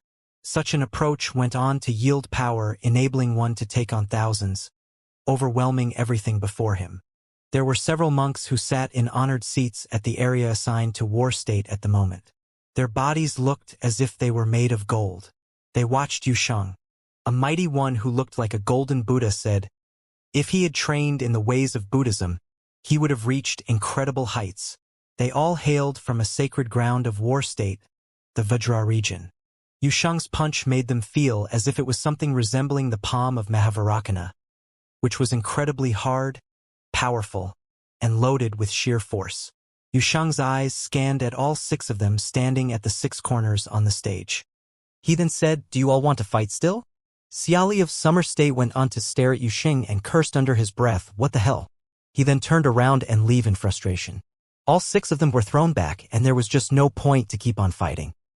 He had only his own luck to blame for encountering a monster of such power in his very first battle. Chiao's mouth quivered, and he too turned around and left, feeling incredibly vexed. The stage of the first battle of the 9-state forum was all his. All the others did not even have the chance to show what they were capable of. All of the others eyed Yushang before walking off one after another. Everyone looked at that one figure who remained on the forum stage, feeling awed. This is the true charm of the 9-state forum. A battle that shakes the hearts of many right from the very first one. Elders looked at Yushang from the edge of the forum stage and announced, "The winner of the round, Yushang." Yushang lifted his head and eyed the elder, before saying, "Yushang, student of the Holy Ji Palace of the Barren State." He turned around and walked away as soon as he finished.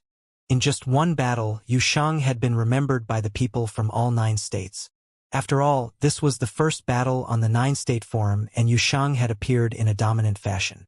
The Barren State and Holy Ji Palace's Yushing definitely had its place on the stage of the 9-state forum. If he was not unlucky enough to meet the most elite figures in the 9 states, it would not be a problem for him to enter the top 100. The second battle will continue in the order that the 9 states entered in. Battle. The elder announced at the edge of the stage. Next, the Eastern State and the Summer State's experts stepped out. On the Barren State side, they all looked at each other. They had fewer participants, so it was convenient for them to discuss who would battle. "I'll go," the Holy Ji Palace's disciple Zhongli said. He was a genius who had entered the palace in the same batch as Yi Futian and was also considered an outstanding figure in their batch. Back then, he was eliminated by Yuan Zhan, but he had since stepped into the pinnacle of the noble plane and comprehended a semblance of suppression rule power. When it was the Barren State's turn, Zhongli stepped onto the battle platform. Yi Futian looked at Zhongli and said, "Zhongli's cultivation is pure and free from distractions. His focus is on his martial arts cultivation, and it is commendable for him to be able to reach such a level so quickly. He can be allowed into the Sage Hall to cultivate." "Yes," Sage Wanxiang nodded and added. "However, the 9-state forum requires one to defeat the participants from the other 8 states to advance. Moreover, there is a high chance that they will meet a strong adversary when in a battle of 9. It is even more prevalent in these early battles, so Zhong Li's chances might be slim. It's the same whether he's eliminated earlier or later. What's most important is the experience." We can also see how strong the participants from the other states are at the same time. Yu Futian took it in his stride. He knew that the Barren State's strength was fundamentally weaker than the other states. Apart from those who entered the Sage Hall with him, it would be nearly impossible for anyone else to enter the top 100. There were dozens of holy lands here. Only a handful of people from each holy land could enter the top 100. His Barren State's Holy Ji Palace was merely one of the holy lands. Moreover, all the other holy lands had more participants than them. This was something he was aware of. Just like Sage Wanxiang had predicted, someone who was evidently stronger than the other 9 in the battle arena had appeared. She was from the Summer State's Yu clan. The Yu clan's strongest ability was sealing techniques. At that moment, on the battle arena, a girl in a white dress floated like an immortal in the middle of the crowd.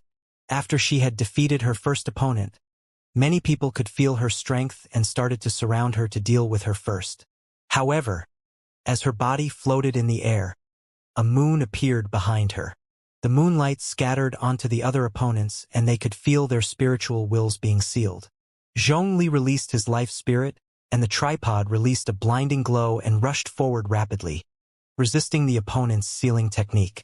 The girl's body became brighter as the moon became even more brilliant.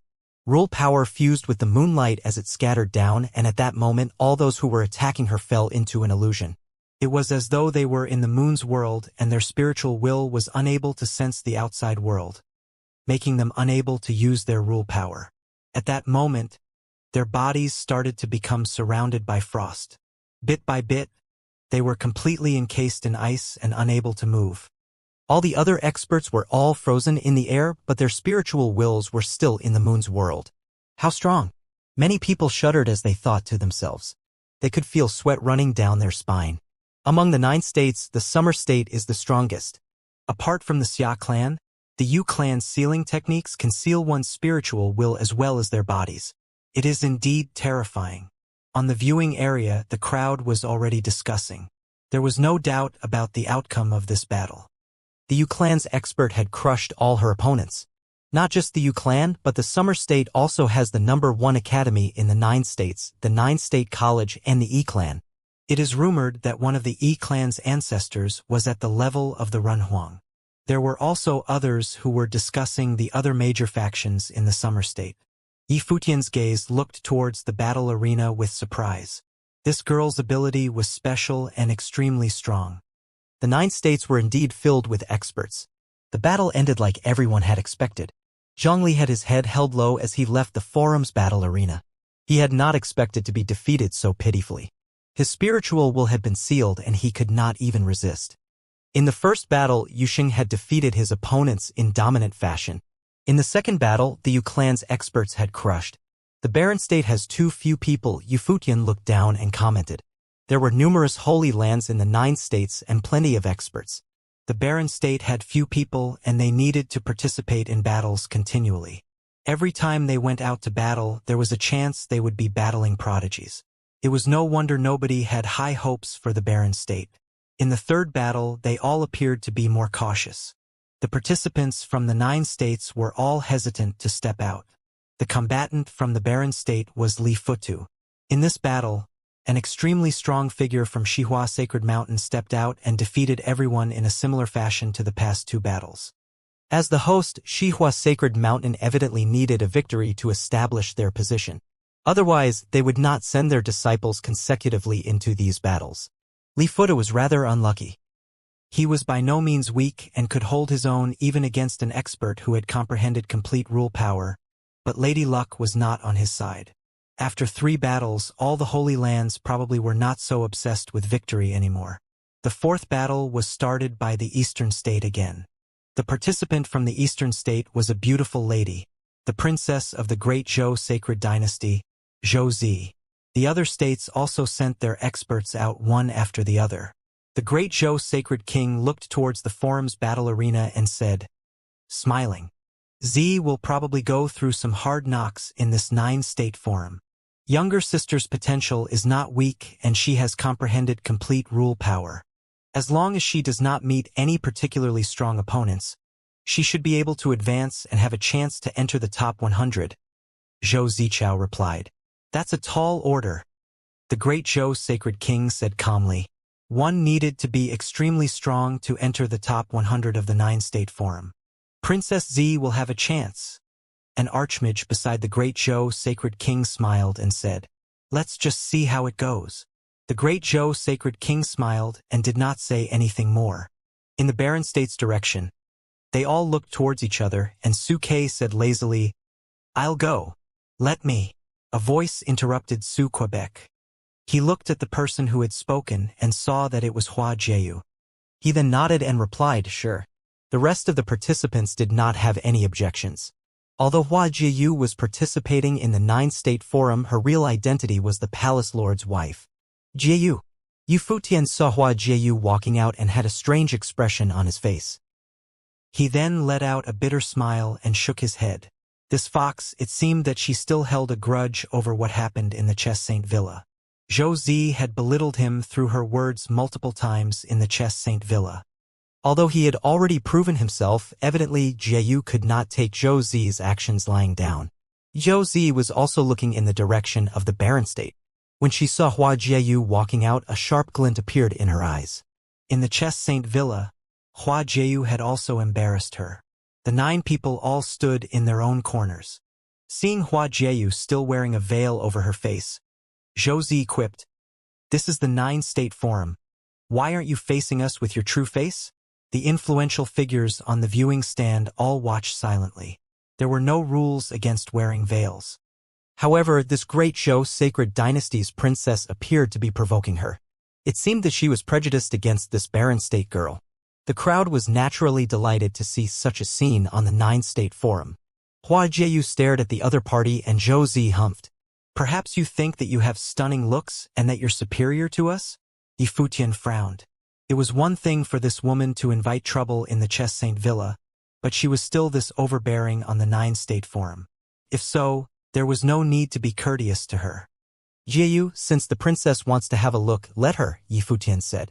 Hua Jiyu turned back and looked at Yifutian, then nodded softly and removed the veil covering her face. Seeing Hua Jiyu's looks, Zhu Zi's expression became particularly colorful.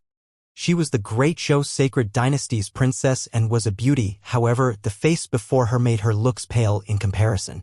What a beautiful lady, many people thought to themselves. On the viewing gallery, many people involuntarily turned to look at the Eastern State's #1 beauty, the Glass Saint. They all secretly compared these two's looks. The Glass Saint naturally felt numerous gazes on her, but she did not take notice. As the Eastern State's #1 beauty, she was naturally used to it. This great Zhou Sacred King's descendant Zhou Zi had brought misfortune on herself. The Barren State's Holy Ji Palace Lord's wife is personally attending the Nine-State Forum? Feeling embarrassed, Zhou Zi continued to barrage Hua Jiu. Before my husband took over as the palace lord, I was already a disciple of the palace. Now my cultivation level is also at the pinnacle of the noble plane, so why not? Hua Jiyu looked at Zhou Zi and continued, on the other hand, the princess is so domineering on the Nine-State Forum.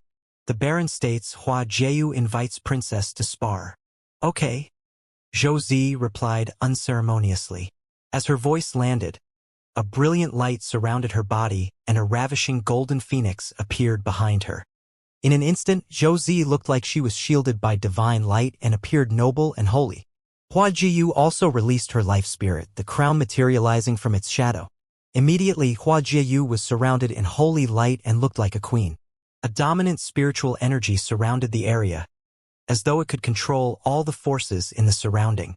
The phoenix let out a screech and in an instant, the skies filled with the shadows of countless golden phoenixes, all diving towards Hua Jiyu at the same time. The area felt as though it would ignite at any time. Zhou Zi's expression was cold. She wanted to see what gave this lowly woman the gall to humiliate her. Hua Jiu stood in the air quietly, the light from her crown scattering down in the area, which was under the control of her spiritual will. When the phoenixes rushed towards her, an extremely brilliant glow lit up in her eyes and with crushing sounds, the crowd saw the golden phoenixes being crushed to pieces.